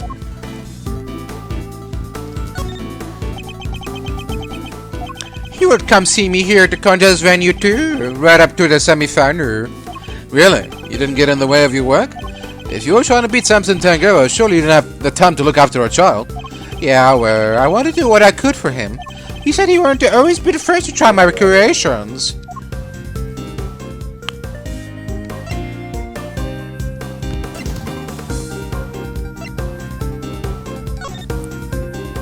You said your son was sick, Mr. Gusso, and yet he was able to come and join you for the contest?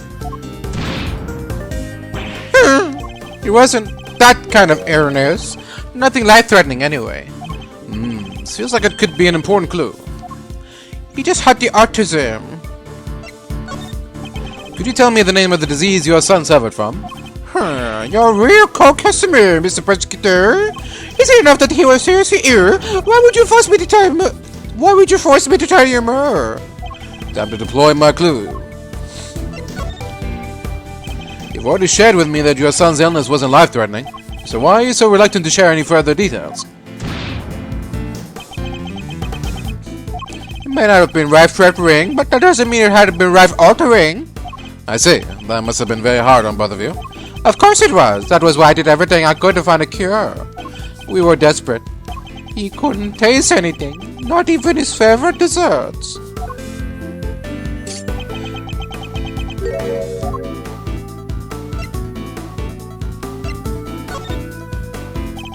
As I understand it, the Ultimate Cookbook contains a recipe for a very particular medication, one that Mr. Tangaroa used to cure himself of his own taste disorder.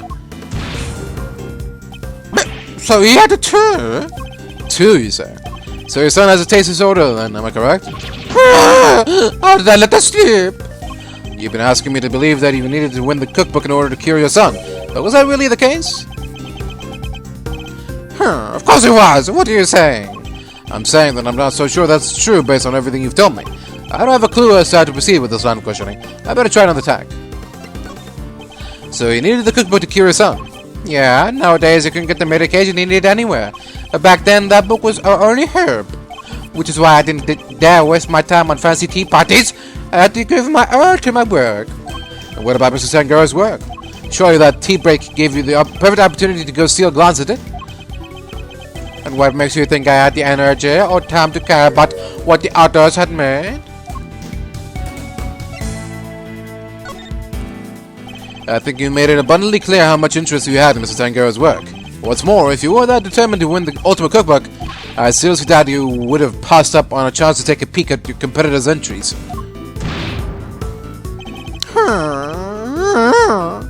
I'd had plenty of chances throughout the contest to see and help in my rival's work, you know.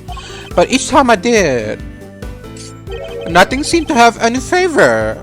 Must have been nerves or something. Nothing Mr. Gusto tasted had any flavor. That seems like it could be an important clue.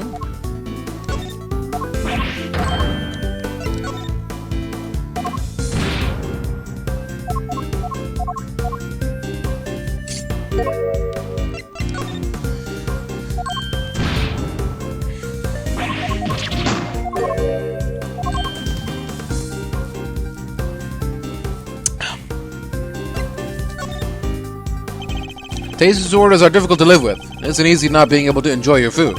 You should know. After all, you just told me you'd experienced something like that during the contest. You said that nothing you sampled had any flavor. Those are your words, correct? Which would seem to suggest that you were suffering from a taste disorder. Confectionary without a sense of taste? Not exactly ideal. Are you sure it wasn't actually your own condition you were seeking a cure for, Mr. Gusto? I have had enough of your speculations. I managed just fine in that contest. Made all my own entries, no problem.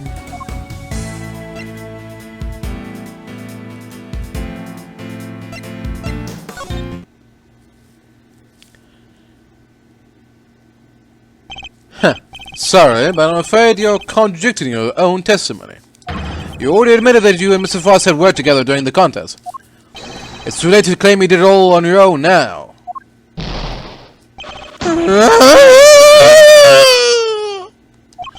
You would have us believe that you are a man of principle, a dedicated student of the confectioner's art, yet you abandoned those principles and conspired with Mr. Frost to rig the contest. Also, you could cure your own taste disorder. You got me, Mr. Prosecutor. As you said, my sense of taste was short. My son's was fine. I kept it hidden for so long. 18 years and nobody knew. Sadly, you can lie to others, but you can't lie to me. Both Mr. Gusto and Mr. Frost entered the contest helping to obtain the ultimate cookbook for the medicine that would cure Mr. Gusto's disorder and the money it would bring in for Mr. Frost. Thus, an uneasy alliance was forged, and that, I believe, is checkmate.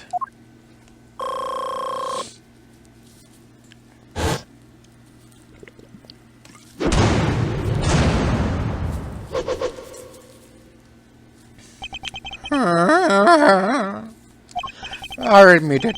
You're good. I never told anybody any of this, but you figured it all out anyway. It's true. 80 years ago, I developed agousia. What's agousia? It's a taste disorder that makes it so you can't taste anything at all. A confectioner's worst nightmare. Mr. Fender, is this what Mr. Tangaroa had as well? No, the big man had what they call dissociated taste disorder. Basically, some things you could taste just fine, while others had no flavor at all. So he suffered too, kind of uneasy. Not when there wasn't a way to cure it out on the market. Which is why you needed Mr. Tangaroa's cookbook. Do you admit now that that was the real reason you entered the contest? It was only one of the reasons. I was wrong when I said I wanted the tattoo. When I put my mind to something, it gets done. And no one rules to anybody. I may not have been able to taste it then, but I still know myself. But I still knew my stuff was good enough to win. Oh, so you went into the final thinking you stood a good chance of winning? Of course. When was it that Fender said about what Mr. Tangaroa thought of Mr. Gusto's creations? Mr. Gusto's creations were a perfect balance of flavor and design, at least up through the semi-final. But disappointingly, his entry for the final was subpar on both counts. We were told that your entry for the final was far from the prize-winning taste sensation you described. What happened, Mr. Gusto? What went wrong that day? Fine. You want me to talk? I'll talk. But you're not gonna like what I have to say.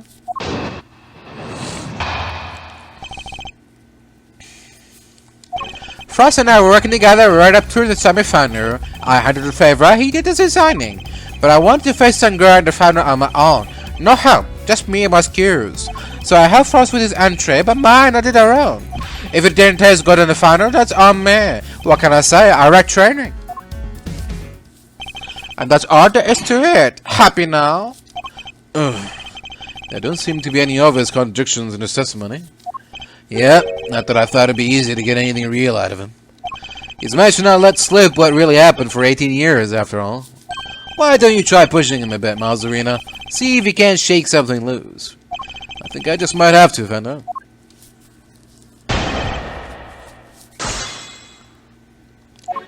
Frost and I worked together right up through the semi-final. I handled the favor, he did the designing. Hold it! Frost was in charge of designing the work you both submitted while you handled the taste.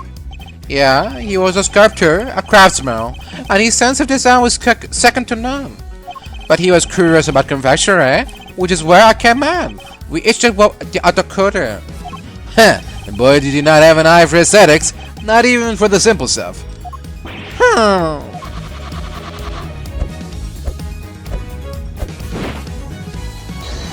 How do you like me now? Huh, natural symbol of Sengfa. Oh yeah, it's a phoenix. That's awesome. I'll say, pretty different to the stuff you were pumping out 18 years ago. Behold the fruits of my training. I've dedicated my whole life to my craft. But back then, we both needed each other's help, so we joined hands into the final. But I wanted to face Tangaroa in the final on my own. No help, just me and my skills. Hold it! You were serious about winning the title then? Of course, the auto confectioner is my wife. Why wouldn't I have wanted to be crowned the greatest? But I still had the right to run back then. This is no surprise my work wasn't up to scratch. But the title wasn't the only thing he wanted. There was the cookbook too. And he wanted the book even more than he wanted the title. Isn't that right, Mr. Gossett? Overruled. Miss Edgeworth, you are badgering a witness who is still suffering the effects of today's attack. I cannot allow this harassment to continue. Well, I understand, Your Honor, but... Ignore him, Mr. Gossett. You need not answer that vile prosecutor's question. But please, do continue your testimony in your own time. So I held fast with his entry, but mine I did a wrong. Hold it! So you're saying Mr. Frost didn't help you at all? But he'd helped you up until then, correct? It's a bit strange for him to stop so late in the contest, no? Strange or not, it's the truth. Could be he had his reasons too. I wouldn't know. If he's lying, it's gonna be a headache to prove. 18 years is a long time. Not unless that gizmo of yours has a built-in lie detector, okay? If it did, I'd have stolen the show for Mr. Edgeworth long before now. Don't worry, Fender, I can tell when he's lying. No doohickeys assistance required. Please, Mr. Garza, continue your testimony. If it didn't taste good in a fire nerd, that's on me. What can I say? I read training. Hold it! And yet, I heard that your creations prior to the final were scored highly for their flavor. So what went wrong? Was there some kind of cooking accident on that day? No, nothing like that. It was... I told you, I had a taste disorder. My sense of taste favored me. It's as simple as that. But Mr. Frost's entry was complimented on its flavor. Your sense of taste hadn't failed you then. Did something happen overnight? I don't think he's going to spill any more beans, Miss Edgeworth. And perhaps I should ask him about something else. You knew Mr. Frost from before the contest, correct? You remembered, I see. My son and Frostus used to go to elementary school together. Hold it! It was no coincidence that you both entered the contest, correct? Yeah, I heard about it first, then I told Frost. I knew he'd be interested. He was always short of cash for his sculptures. That's right. Mr. Frost was supposedly always in financial trouble, wasn't he? The cookbook is really worth that much, huh? I see that glint in your eye, kiddo, but don't get your great thieving hopes up. It was worth a lot back then. But these days, you can find most of the stuff in there on any drugstore shelf. Oh, bummer. So literally every last contestant only ever had odds for that cookbook, I see. An 18-year-old mystery. And the key to unraveling it finally in my grasp. I just need to remember everything Fender told me about what he and my father discovered. Hold it!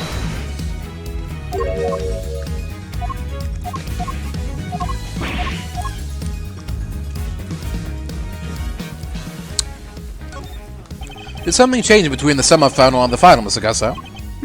Not really. The only difference between the semi-final and the final was that Frost wasn't helping me. Hold it! So you really completed your final entry without Mr. Frost's help? I may not have had the designs to lean on, but I knew I was still sorted when it came to favor. So the visuals were the only thing that changed between the semi-final and the final. You sure against the old pal? Gonna have to call you out on that one, I'm afraid. It wasn't just his looks that got a big thumbs down come judgment time. It got trashed on flavor too. It doesn't sound much like a winner to me. Despite his confidence, Mr. Gusto has failed on flavor too. The lack of Mr. Frost's assistance shouldn't have affected that. So was there some other difference? 18-year-old mystery. The key to our life finally in my grasp.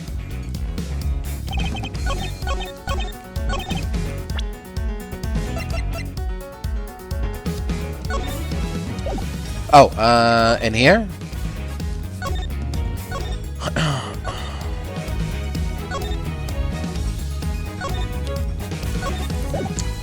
No?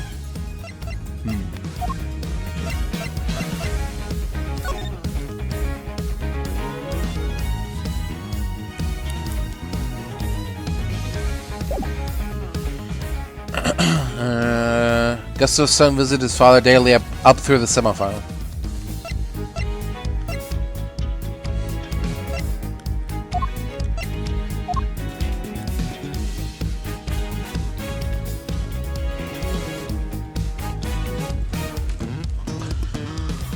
Huh, okay.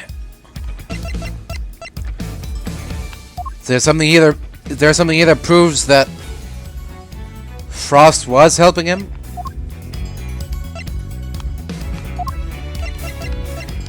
I don't think so.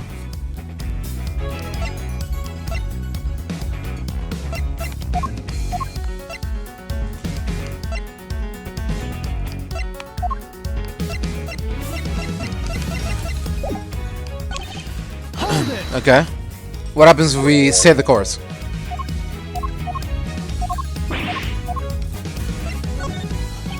No, I'll just stick with what I have for now.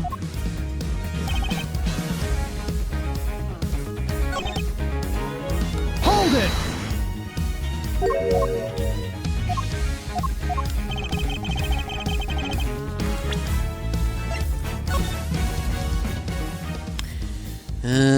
Rock solid lamp. Accomplice. Medication.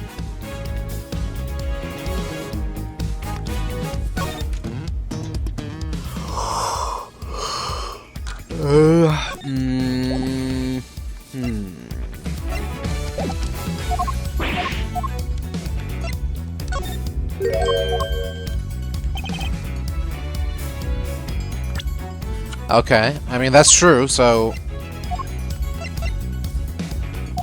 there's nothing we can use against that because it's true, so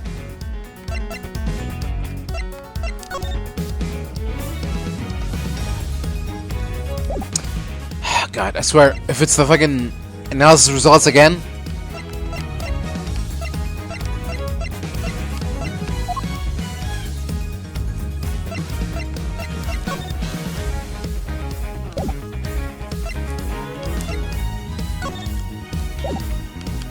I don't know what it could be.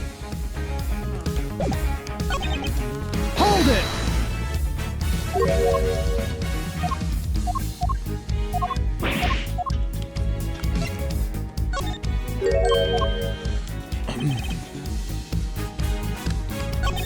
Hold it!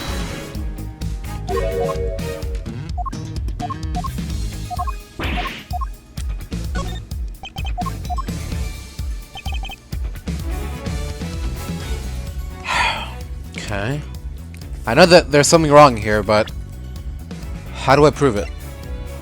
Blowtorch? Probably not. Badge? Probably not. Case file? Unlikely.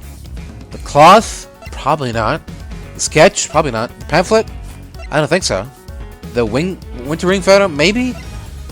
Poison gas? I don't know how that could be true. The cookbook? Again, what's that got to do with anything? Cart? No. Teapot? Fingerprints? Saw lamp? Sketches? Results?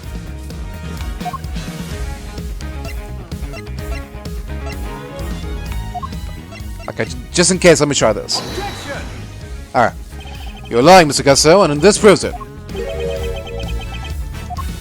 This is no time for meditation. I need you to look at the evidence.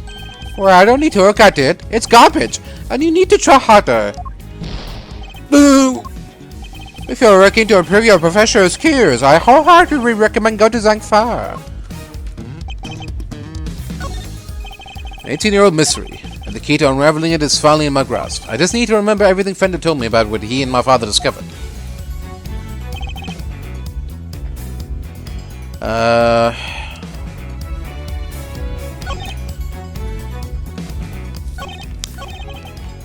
Is this like a situation where I need to press the same statement multiple times or something? I don't know. Okay. I don't have time for this. I'll be right back.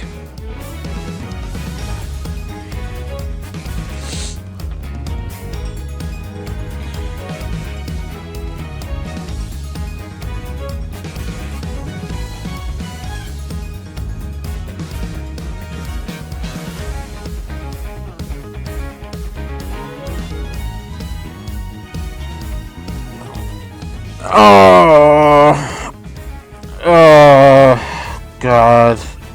Oh, you gotta be kidding me. You gotta be kidding me. Talk about jumping the shark. How on earth was a reasonable, logical person supposed to reach that conclusion? Whatever. Okay. I'll let Edgeworth take it away. Because I don't know how you can connect those two dots together. But here we go.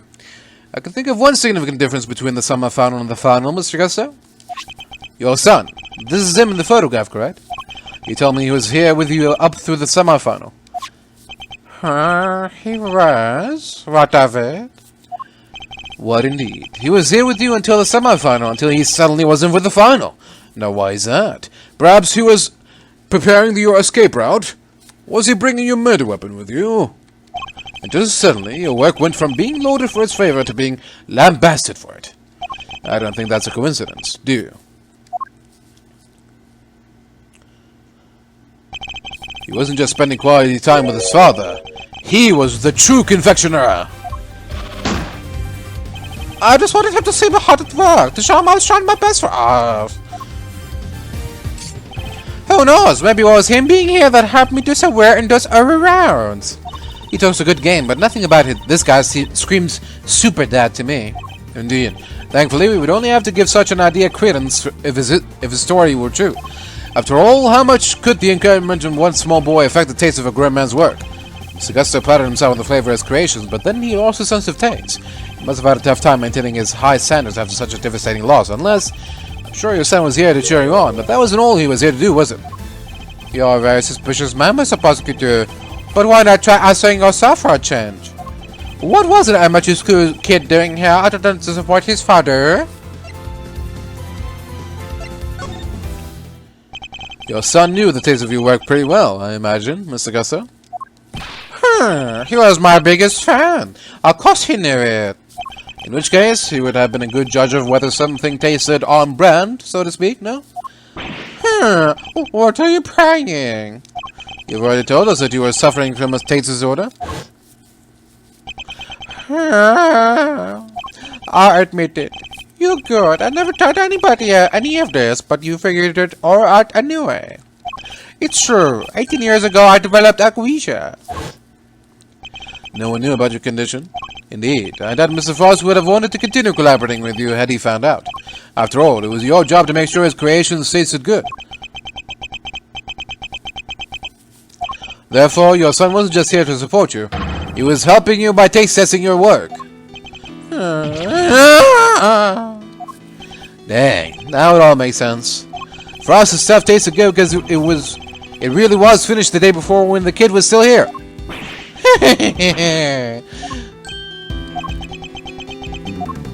You have a vivid imagination, Mr. Prosecutor.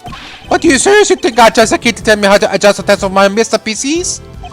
I have some pride, you know, even back then. Did you know? My design may not have been much better back then, but I always knew my work tasted better than anybody else's. You think I risk everything by putting my reputation in the hands of a child? This is just more speculation. That's all it is. Okay, so I also speak with your son. This isn't. Let's see how much of his story he can corroborate. Sadly for you, my son is no longer my concern. What? As soon as I got my sense of taste back, I went straight to Zangfa to summer training, and got off what does with the kid for good. What? You abandoned your own child, and that ain't the half of it. No one knows where he is even now. The cops have looked all over for him, but no dice.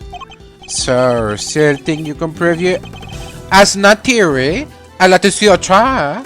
You think I care about anything besides confession, eh? Think again. I got my sense of taste back. What need do I have for a son? Silence in the courtroom.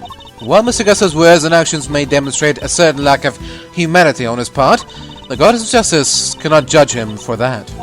Therefore, Miss Edgeworth, I believe it is time for you to admit defeat. Yeah, give it up! 18 years is long time for untested surface now. Proof otherwise. Miss Edgeworth, we have to do something. If we don't, the truth might be lost forever. Where are you, Detective Gumshoe? Can't imagine whose bad could possibly be, but I'll get tested right away, so. Please do, Detective. That's the last piece of the puzzle, I'm sure of it. Once we know whose blood it is. Hey, Miles, sorry to get in on your mind, Palestine, but I was pondering something myself. Our friend Gusto didn't come here just to check up on the body, did he? You mean because he tried to open the case? Exactamundo. Think we have anything that might explain why he tried to do that? We might. Detective Gumshoe can make it back in time with a certain piece of evidence. That's quite enough idle chatter, defense. Now, if you... Miss Edwards, sir! Sorry to keep you waiting. Speak of the devil. I take it you have the test results, Detective? Yes, sir. The lab just got back to me. Detective, please. Court is in session. Now then, am I right to assume that you are bringing us the evidence Mr. Edgeworth was just speaking of? What? Hey, no fair! Why do you ever tell me any of this? It is indeed the evidence in question, Your Honor. It needed testing, so I asked him to carry it out. What the? Why is it always happen you? I'm supposed to be the one in charge here?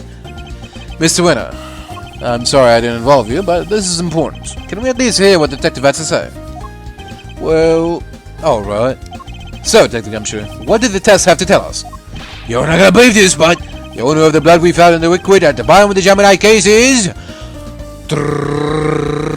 Drum roll, please. Carmelo Gasso, the victim of the poison gas attack. What are you talking about? Thank you, Detective. You've been very helpful. Well, it looks like my suspicions were correct. What do you mean, Miss Edgeworth? Yes, what do you mean? Explain yourself. What is the significance of this blood to this case? It's where the blood was found. It's only the very thing the perpetrator of the IS-7 incident has been trying to hide all these past years. The fact that your blood was found inside the Gemini case, Mr. Gasso, is as good as us finding your blood lying right next to Mr. Frost's body. Why would there be a trace of your blood there of all places, Mr. Gasso? If you won't answer, Honor, Mr. Gasso, then I will. There wasn't just blood in the liquid from the Gemini case. There were traces of salt and sugar, too. There were? And if you remember, one particular part of Mr. Frost's work was allegedly very salty indeed. Oh yeah.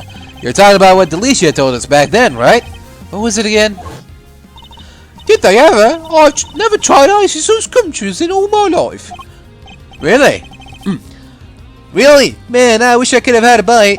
Well, scrumptious except for the salty bit, of course. That was unbearable. The salty bit? So the other photo you've got there, this bit, the Alpy thing. Gemini's liar. Yes, the liar, and only the liar tasted as if it had been flavored with salt. There were no traces of salt anywhere in Miss Frost's entry.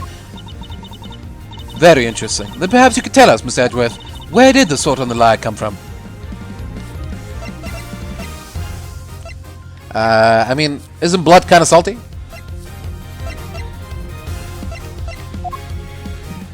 Oh, this is salty too. Take that! This is the lamp from the I-7 incident. Indeed, and I believe that the salt that gave the lie its flavor came from just such a lamp.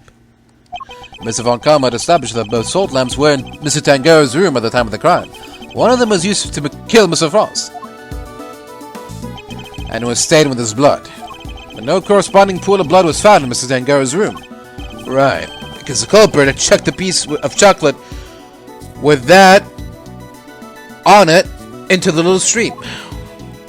Furthermore, aside from the liar, no traces of salt were found anywhere else in Mr. Frost's room either. Come to think of it, the lamps we found in Alicia's room were both broken. The lamps appear to be broken. Bulbs are smashed, both of them. Maybe they fell and broke on the floor. I never did figure out how the one that wasn't used to kill Frost got busted, but are we thinking maybe it had Gusto's blood on it at some point? Anyone whose blood was found on one of the lamps would have been a person of interest to the police. So the killer needed to hide the blood somehow, and in a way that wouldn't arouse suspicion. And you are seriously suggesting that the liar was used to do just that? I am. I suspect that the bloody salt was somehow applied to the liar so that it could be hidden inside the case. Because unlike the fountain water, the sculptures would have needed more time and care to test properly. And so he waited and waited for his chance to dispose of the liar undetected. Then the reason he's here today is 18 years ago, Mrs. Frost's body and the evidence pointing to his killer were taken away together. 18 years ago, Mr. Frost's body and the evidence pointing to his killer were taken away together. This, of course, was not part of the perpetrator's plan, and thus a new dilemma arose. The possibility that the body and the incriminating evidence or both would resurface one day. So back he comes 18 years later, sneaking in bright and early to try and cover his tracks. Well, Mr. Gusto, are you finally ready to admit it? That you are the one responsible for the I-7 incident?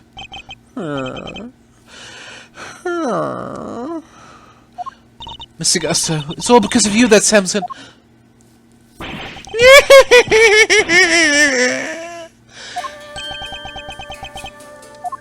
Gusto. So I finally got caught, huh? All these years later. Nobody can cross back then. Not even the big shot prosecutor or the attorney. That's some impressive work, Mr. Prosecutor. I have to hand it to you. You admitted then that you murdered Artie Frost? Sure, I do. I did it. I killed him. But he only had himself to blame. What do you mean by that? He agreed to help me. We were supposed to help each other so that one of us could win. And whoever won was supposed to let the other use the cookbook. But on the day of the final, the right fella showed his true colors. Seriously, Frost, where did you? Sorry, I'm not happy in the final. Our little agreement is over, Gusto. But I heard you! I spent all day yesterday making the ice for your pieces! Did you? And you can prove that, I suppose? What do you... Where? You were planning to betray me right from the start, weren't you? After Frost double-crossed me, I had to make my peace for the final by myself. And like you said, my son wasn't there, so I didn't have any help with the favor either. So much for the pride you claim to have in your ability to make delicious desserts. Go ahead and judge. You have no idea what it was like for somebody like me to lose my sense of taste. I gave up everything to become the best. Everything! I take pride in that. Something someone like you could never understand. You're right. I don't understand. Do you take pride in the fact that you resorted to murder? Or that you abandoned your son? Why would I want to understand someone who could do such things? I might can't afford to rely on other people. I learned that the hard way 10 years ago. My son never showed up on the day of the final. And in hindsight, I wouldn't be surprised if Frost was the reason why.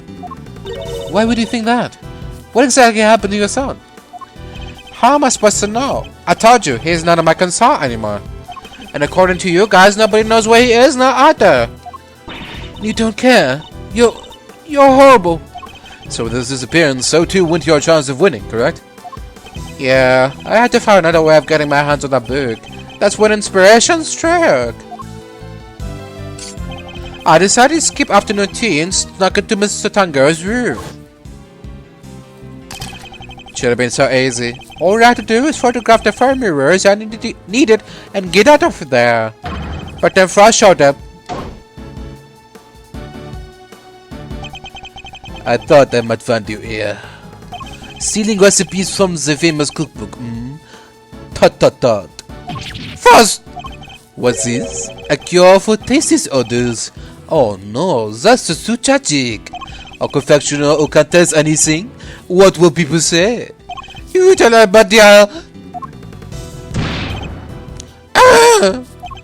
You're what? You can't even eat me, you miserable worm. Why you? Frost shot me out when I went to punch him. Knocked me clean off my feet. I crashed into one of the lamps. Must have been when my blood got on it. So Mr. Frost wasn't the first to get hit. When it was all over, I realized I had to get rid of that blood somehow, so I scraped off all the bloody beads. I dissolved those salt shavings in some flavored ice mixture and brushed it all over the harp. That's how he made the evidence linking Ian and the murder vanish. Frost was going to blackmail me. He would have made me give him money to keep quiet about my condition. So he decided I had to kill him. So you decided you had to kill him? Yeah, I guess I did. Why would I let him live? Why would you want some hardy something like that over your head? Besides, he's the one who drew first blood. Makes for a hard case of self-defense, don't you think? So that was the impetus behind it all. Anyway, I initially took the lamp to Frost's room. Went straight there once I figured out how I was gonna hide the power. Inspired by all the art sculpting tools lying about the place, I guess. You're not as dumb as you pretend to be. Yeah, figured I could use them to chip it off and grind it out. Was that? Beating itself all over the house, is it? But why, Samson? Why, Samson? Why did you have to frame him? I never meant for the cops to pin it on him. That was your fault. You and the rest of them. Why do you think I went to the trouble of placing the lamps and cloths back in Scone's room? There's only one reason to plant the murder weapon in the room of another contestant, and that's to cast suspicion on that person. What? You tried to frame me, Gusty Paints? Yeah. But why? Why pure on me? I respected Tangaroa. He was the best. A true champion. I would never have wanted him to take the fall. But you're a fraud. Your work was even weirder. You had no respect for our craft at all. You deserve to be punished for what you did. Oh, Gusty, how could you? And had you refrained from eating Tangaroa's work, Frost's body wouldn't have been found. My plan was to wait until Tangaroa was judging your room. That's when I'd sneak the corpse into Frost's room and freeze it. But thanks to you, Bond here found it before I had the chance to retrieve it. I don't understand. Why did you need to freeze his body at all? Ha! Why indeed? Miss Edgeworth, surely you must know. Why did Mr. Gusto need to freeze Mr. Frost's body?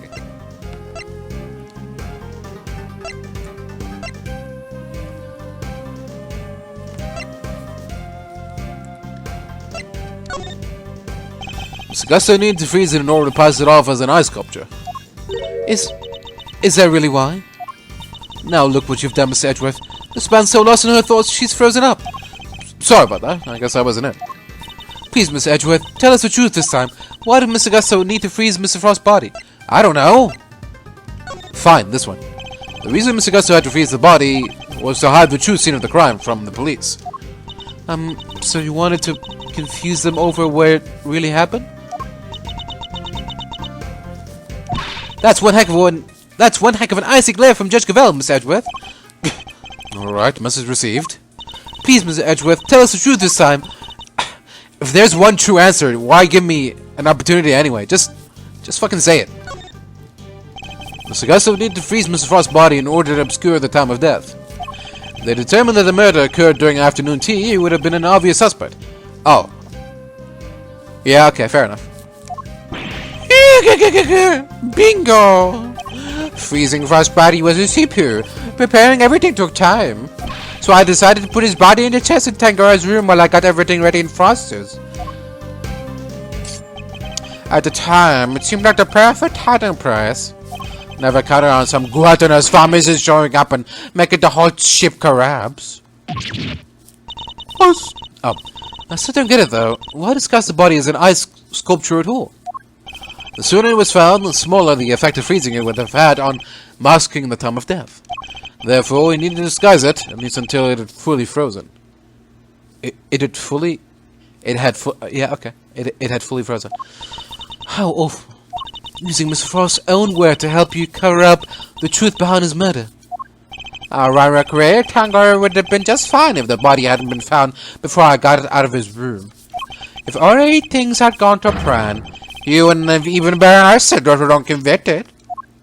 You mean it was my fault? Everything that happened to Samson? It was all because I found the body? Don't let him get inside your head, Judes. None of this is your fault. If it wasn't Samson, it would have been Delicia instead. She would have been the one they arrested. Either way, there's only one person to blame here, and that's Gusto. It didn't help that the initial detective was so bad at his job either. He never even told the prosecutor that the body had vanished. So then, Mr. Von Karma had unwillingly placed Mr. Tangaroa under arrest in the absence of a body. I mean, I guess it would explain why he was so keen to wrap things up. Still, you'd think you'd notice something as big as that if you'd taken a look at the few reports, right? Not if someone had been deliberately distorting the facts of the case, though. Either way, it seemed that Mr. Von Karma didn't know about the body until after the arrest had been made. But admitting that would have spoiled his perfect record. So he kept it to himself and proceeded to prosecute Mr. Tangaroa regardless. Can this really be true? You don't feel bad at all? Somebody spent 18 years in prison because of you. Sticks and stones, Gary. Sticks and stones. What a joke! I'll arrest you right now, pal. I'm afraid I can't allow you to do that, Detective.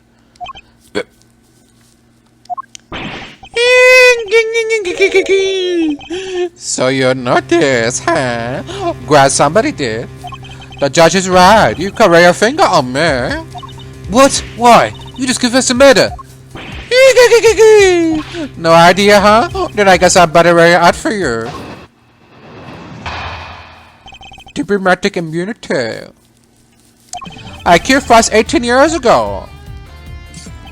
The statute of limitations for murder in this country is 15 years. You do the math. You can't arrest me. You think I'd have confessed otherwise? That's right. The statute of limitations is only 15 years. Is this really the end of the line, Mr. Edgeworth? Once the statute is expired, he can't be charged, so... But... How unfortunate, Mr. Edgeworth. I'm afraid that both Mr. Gusso's confession and your deductions will have to be struck from the record, and that Mr. Tangaroa's conviction will remain in place. But we've finally proved that the police had never had Mr. Frost's body in their possession. Even if we can't arrest Mr. Gusso, surely Mr. Tangaroa has grounds for a retrial on that basis. Does he? I wouldn't be so sure. I'm afraid that the goddess's judgments are somewhat harder to overturn than you might imagine. So the committee means for the verdict from 18 years ago to stand no matter what. Bad luck, Mr. Prosecutor. There must be something we can do. Something to bring Mr. Gusso down. It's always the fine print that gets you. Alright, well. This is an easy slam dunk, but we'll let him think that he's won. We'll play along for now. I cured Frost 18 years ago. Hold it! The passage of time doesn't diminish what you did, Mr. Gusso. It sure diminishes one thing, though. Your ability to arrest me. Oh, we can arrest you. We can arrest you real good. I can have you in cuffs before you even blink, pal. Right, Miss Edgeworth? So this issue isn't as open and short as you're making out to be, Detective. You can't touch me. It's too red for that. The statute of limitations for murder in this country is 15 years. Hold it! Depending on your actions over the last 18 years, the statute may not have expired yet. This ought to be good. Alright, I got nothing to hide. If there's something you want to ask, ask it. Very well. Tell us where you've been and what you've been doing since the incident. Sure. Not long after the contest, I was able to cure my test disorder thanks to the farmer for that book. And not so long after that, I went to Zangfa to really buckle down on my craft. That explains a lot. We tried to contact you after the fact, but I guess you were long gone by then, huh? Could be. I left, let's see, around a year after the murder. It was before Tangaroa's last day in court. Going to Zangfa was the best thing I ever did. Flavor, design, I am the full package now. Objection! And all on the backs of those whose lives you destroyed. What's an omelet without a few eggs, huh? Nothing, Mr. Prosecutor, nothing. You're evil. 6 of stones, Gregory. You can't arrest me, and that's all that matters. I need more to work with. There has to be something I can get out of him. Maybe I can push him further on the statements he just made. Is there anything I should follow up on? Would you mind telling us more about Mrs. Tangaroa's final day in court? Fine. As for Tangaroa, I didn't stick around for his final court appearance. Hold it! And he weren't summoned as a witness at any point by the prosecution or the defense. I had more important things to do than worry about some court case. I was busy getting ready to go and become the best. Gregory and me searched high and low for the guy. Seemed like he didn't want to be found. Sounds like he played his cards right and managed to avoid setting foot in court. The statute of limitations for murder in this country is 15 years. Hold it! Depending on your actions over the last 18 years, the statue may not have expired yet. Oh.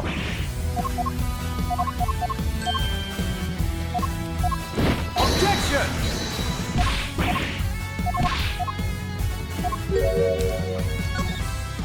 I'd like you to tell us more about your training in Zang 5, if you wouldn't mind. Fine. I originally went to Zang 5 to train, and I finally became the best in the world. Hold it! Zang 5, and you were there for a while, I imagine? Yeah, I arrived sometime after the investigation had wrapped up. I've been meaning to go there and some studies for a while, and thanks to the hard work I put in.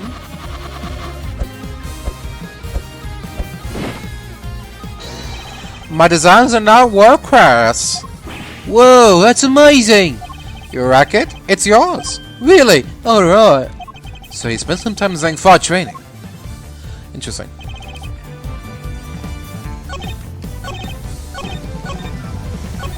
You do the math. You can't arrest me. Hold it! Never say never, Mr. Gusto. Nothing is impossible. Riri? Come on, give it out. Your father couldn't catch me. What makes you think you can? Ugh. You would have solved the whole case if it had been for Mr. Valkama obstructing him at every turn. And now the statute of limitations is threatening to enter the truth of this case forever. Enter the truth of this case forever. Don't listen to him, Mr. Edgeworth. You can't give up. Not now. We're doing this for you or Dad, so we have to see it through to the end. Okay. The truth is right there for the taking. What kind of great thieves are we if we don't grab it for ourselves? I'm not a great thief, Kay, but you're right. Come on, Augusto. I won't allow you to make off with the truth. Do your worst. You think I'd have confessed otherwise? Hold it! That was the only reason? Because you knew the statute had expired? Why else would I do it? Why would anybody? Not that I plan on ever coming out, of course. And why was that? Because I'm finally the world's greatest confectioner. I'm pretty stuff like this only gets in the way of me and my craft. So you're more concerned about you and your rep than the fact that Samson's still rotting in jail? I've seen some pieces of work in my time, but you're just flat out unforgivable. Who cares about forgiveness? I did what I did. I don't need you to understand any of it. Alright, Miles, it's official. Uncle Eddie is mad, and that doesn't happen often. You're not the only one. But don't worry, you won't get away with this. Not if I can help it. Mr. Gus is no ordinary opponent. He's gone 18 years without his crimes being exposed. Think, Miss Edgeworth, there must be some way for us to arrest him. The guy's probably watched a few legal dramas before, but he's no lawyer. Not like you and me. There's gotta be some loophole somewhere we can use. Just gotta. He's right. Mr. Gusto's just an armchair attorney, after all.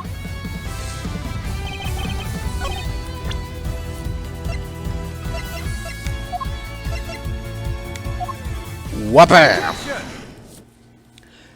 Read it and weep, dummy. The statute of limitations for murder is subject to the following condition.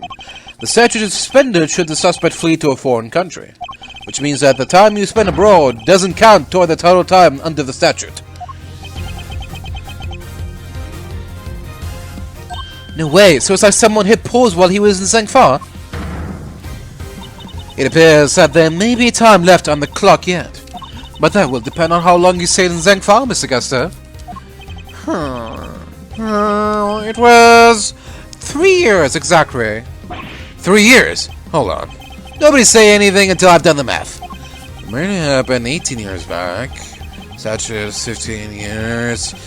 Add the 3 overseas. 15 plus 3 makes exactly 18, which means no way! Miss Edgeworth, you did it! The statute has expired after all.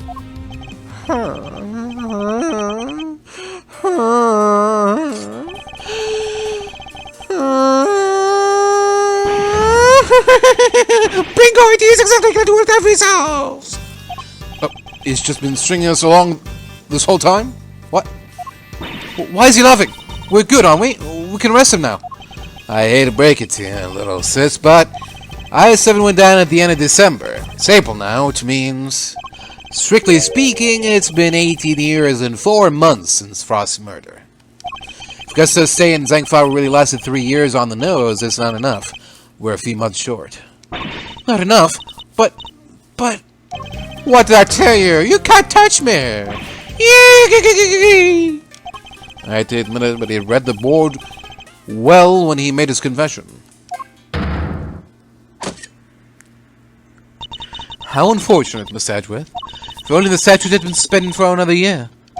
I mean, if he knew about the leaving the country loophole, why would he answer truthfully? Do you think he'd really say, "Oh, I've been gone for 10 years. Oops, I guess I'm under arrest now." Come on. Can't we at least double-check it? That he's been Zangfa for exactly 3 years?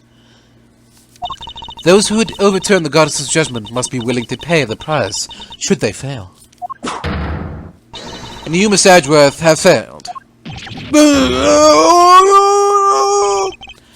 must be something I could do. I knew it. Well, if the law can't bring Mr. Gus to justice, then... Judes, what are you thinking? Objection! There's no need to go adding to your rap sheet just yet. We're not done here. Far from it. Because there's still a way we can nail him. There is? Alright, Malzarina, pep talk. I need you to think back over everything we know about the case. Gusto's overlooked one critical thing that you yourself were led to believe wrongly about. Which is... he wasn't there for Samson's last trial, remember? Best I can tell, he doesn't seem to know what the final verdict that came down that day is. Which means there's still one way left to us. Crack open your statutes for dummies there and take a look. Take another look.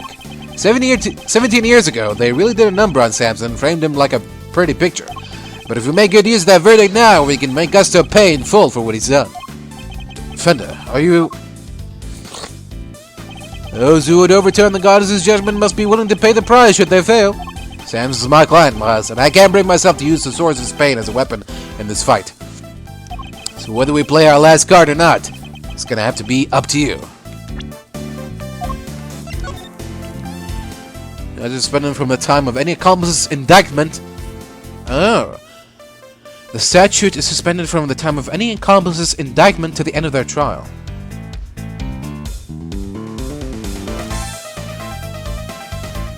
And the trial lasted for a year, so... Okay. That's a strange stipulation, but... it's a very convenient one, so I'll take it.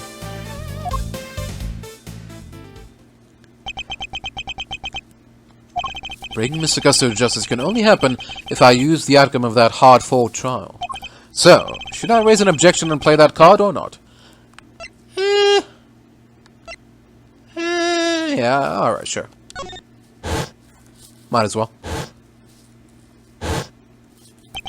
My father and Mr. Von Karma. One sought to reveal the truth, the other to hide it. I know which path I choose to follow, the one that seeks to reveal the truth. This court has reached its final verdict. The record will say that Mr. Gusto has been found not guilty on all counts. Objection! No, Your Honor, Mr. Carmel Augusto is absolutely guilty, and I refuse to let him walk away. His crimes are too unspeakable to go unpunished. Do you mean to suggest that you have grounds upon which to call for his arrest? I do. Now to show Judge Gavel something that proves the statute of limitations hasn't yet expired. Take that! Consider this piece of evidence, if you will. The court rules the evidence inadmissible, on the grounds that it appears to be entirely irrelevant. No! Believe me, Miss Edgeworth, I understand your frustration. It isn't easy giving up on a lost cause. I will not give up. I will see that justice is done. Mr. Tangaroa's trial lasted the year. Though it ended with a verdict that couldn't have been more wrong, that very verdict may be what finally sees Mr. Gusto arrested. I show Judge Gavel... Okay. This, I guess? Very well. Is there a particular page of the I-7 case file you would like us to refer to? I'm guessing case overview? No, yeah, verdict. Alright, okay, verdict. Suspect data. I'd like to direct your attention to the page concerning the suspect. As you can see, Samson Tangaroa was convicted as an accomplice, and it took around 1 year from his indictment for that verdict to be reached. Yes, that does seem to be the case. The book you give us details certain conditions pertaining to the statute of limitations for murder. One of them, as I mentioned, is that the statute is suspended if the suspect flees the country. And another,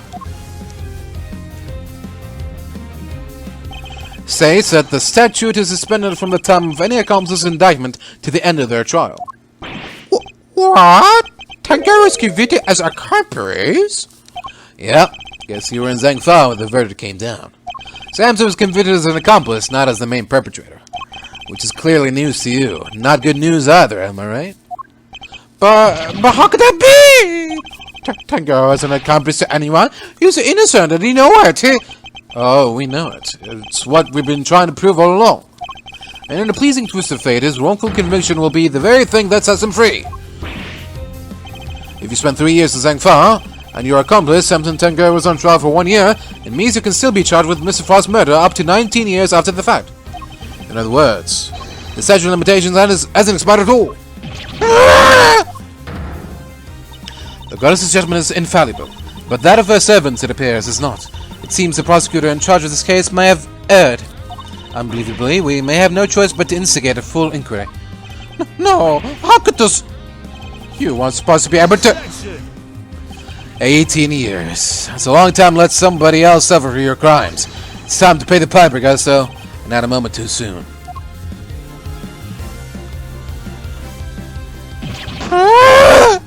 But the Friday the Greatest, my brilliance has been recognized. I give up everything for this. Everything! Even my son! More's a pity. But you can't run from the law forever, because the bill has come due at last.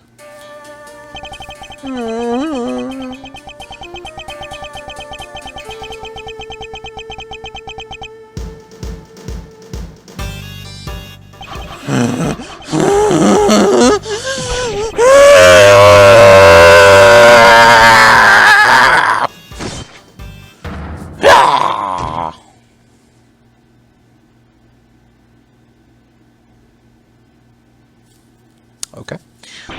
Mr. Gusto is all set for his trip downtown, sir. Oh, good. Which means it's your turn next, right? I suppose so. Jude. I'm so sorry, everybody. I've caused you all so much trouble. But, thank you. Thank you so much for bringing Mr. Gusto to justice at last. I'm afraid there's no escaping the consequences of your actions, Miss Bound. But those actions were born of the legal mistakes that were made all those years ago. We all know that. So allow me to apologize in return, on behalf of the prosecution. Oh no, I have no one to blame but myself for it all, starting with those sculptures. Hey, Jude, you think maybe you might want me to represent you? I'm not some nervous newbie anymore. And there's no way I'm letting you take the rap for everything. Oh, I'd be honored. Thank you, Mr. Fender.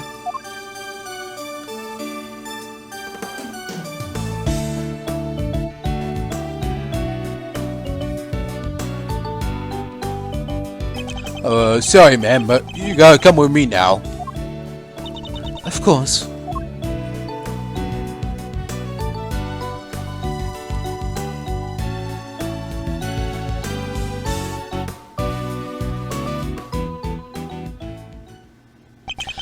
Judge Gravel, why did you lie to us? Lie? What are you talking about? You implied that there was no case for a retrial, but as we've proven, that wasn't true. Surely anyone truly committed to seeing justice done would have called one as soon as the body was found. I am under no obligation to answer such questions. You clearly have no intention of doing so either. Truly, you are proving to be quite a threat to the committee for the prosecutorial excellence. As such, you give me little choice but to report back on your continued transgressions. No doubt you will be called to appear before the committee in due course.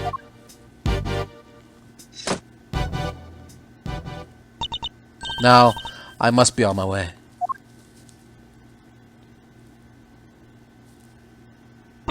What the heck? And after you caught the real killer and everything? Isn't that what prosecutors are supposed to do?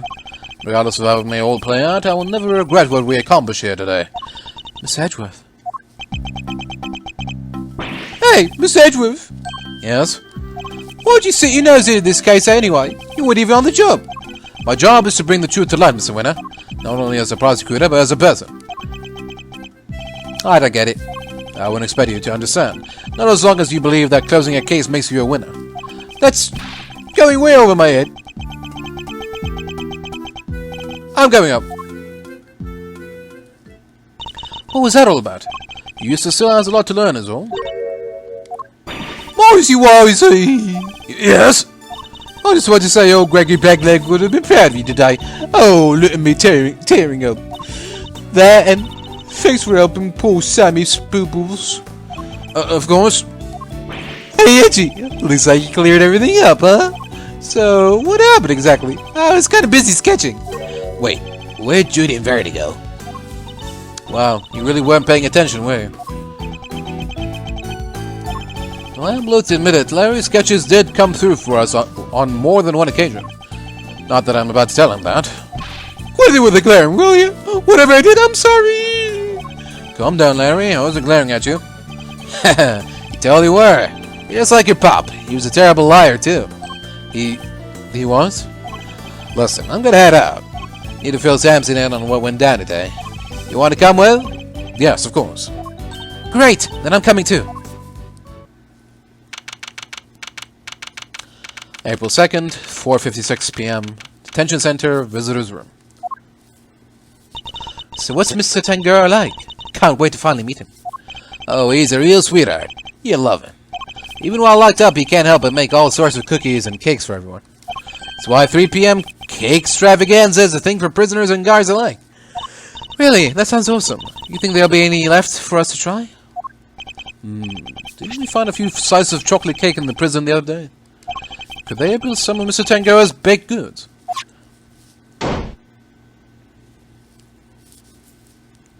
Come here! What are you doing here? I heard you're all coming to see Mr. Tangaroa, so I volunteered to escort him. Hello, new friends. I am Samson Tangaroa. Prosecutor Mars Edgeworth at your service. And I'm Mr. Edgeworth's trusty sidekick, Kay Faraday. It's very nice to meet you both. Miles here is Gregory's son. Is that so? Your father was very kind to me and fought so hard for my case. But in the end, I betrayed him. I made a false confession and... Don't worry, Mr. Tangaroa. Mr. Fender has explained everything to me. Sure did. And now we're here to tell you the truth about what happened 18 years ago. The... truth? Judy did all that for me? Crazy kid raked her brains for 18 years until she'd finally figured out how to set you free. What can I say? Turns out she really would do anything for you. Oh, Judy. I never did anything to deserve such devotion. Come now, Mr. Tangaroa. I think we all know that's not true. The bond between the two of you has held strong for all these years, after all. You think so? I guess I better show him. Which evidence is proof of the bond with Mr. Tangaroa and Miss Bound Chair?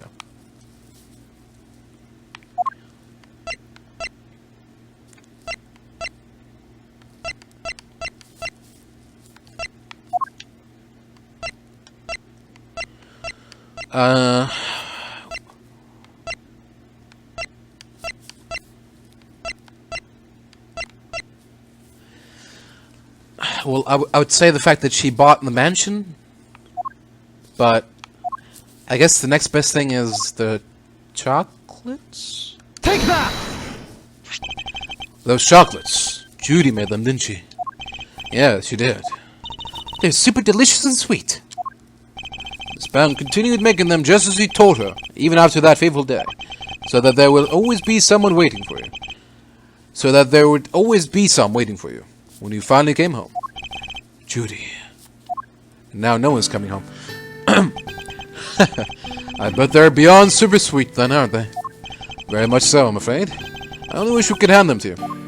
Don't worry, sir. I'll make sure you get them later. Which would be a clear breach of prison policy. Not that I have the authority now to stop him anyway. Thank you very much.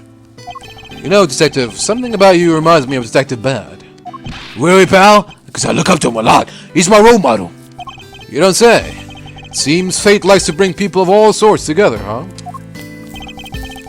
You hang in there, Samson. Just a little longer. I should be able to get you out soon. Sorry it's taken so long. Nobody should have to wait 18 years to get justice.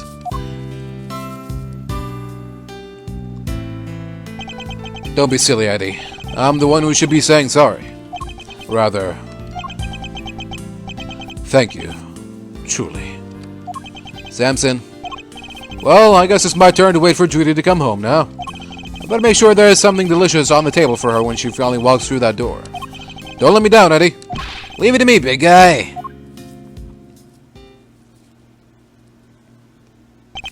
The I-7 incident. It's been 18 long years, but this case we'd inherited from my father is finally coming to a close.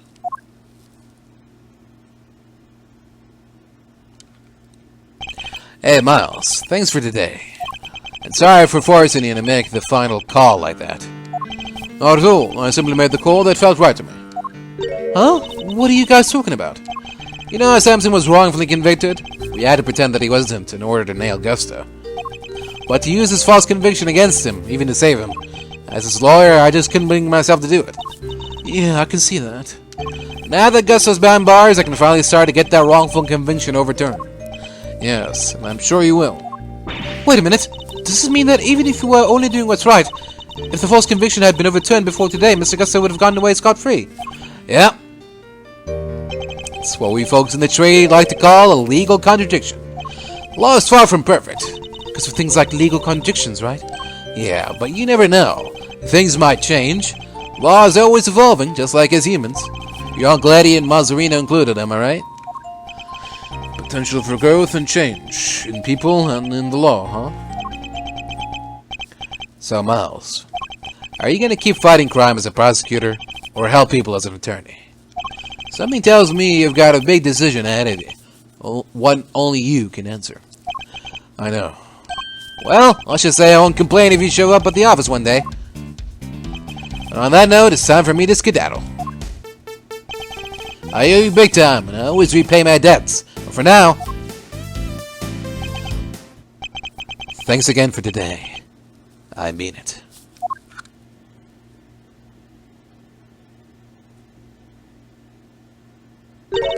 He seemed kind of in a hurry to get out of here, too. He did. Honestly speaking, I'm the one who owes him a debt of gratitude. After all, he gave me the chance to reckon with my father's final case. When I was a boy, all I ever dreamed of was becoming an attorney like my father. But then, during my time with Mr. Von Karma, I learned the way of the prosecutor instead.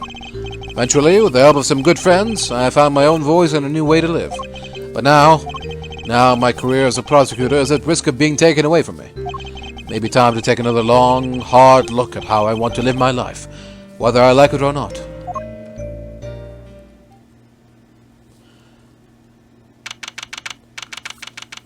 April 2nd, Edgeworth & Co. Law Offices. Hey, Gregory. Sorry for reporting in so late. She's a fucking mummified head. May have taken 18 years, but we're finally in a position to prove Samson's innocence. All thanks to your boy, Miles. I couldn't have done it without him. You should have seen him. The way he fought for the truth gave me chills. It was like I was watching you. Look, I know I'm not half the attorney you were. But those guiding principles you try to instill in me, I like to think I'm embodying them now as I carry on your legacy. Here's hoping. Your boy will be joining me in that soon.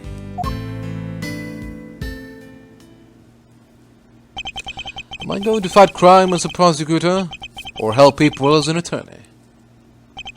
What is the right answer? Which path should I choose?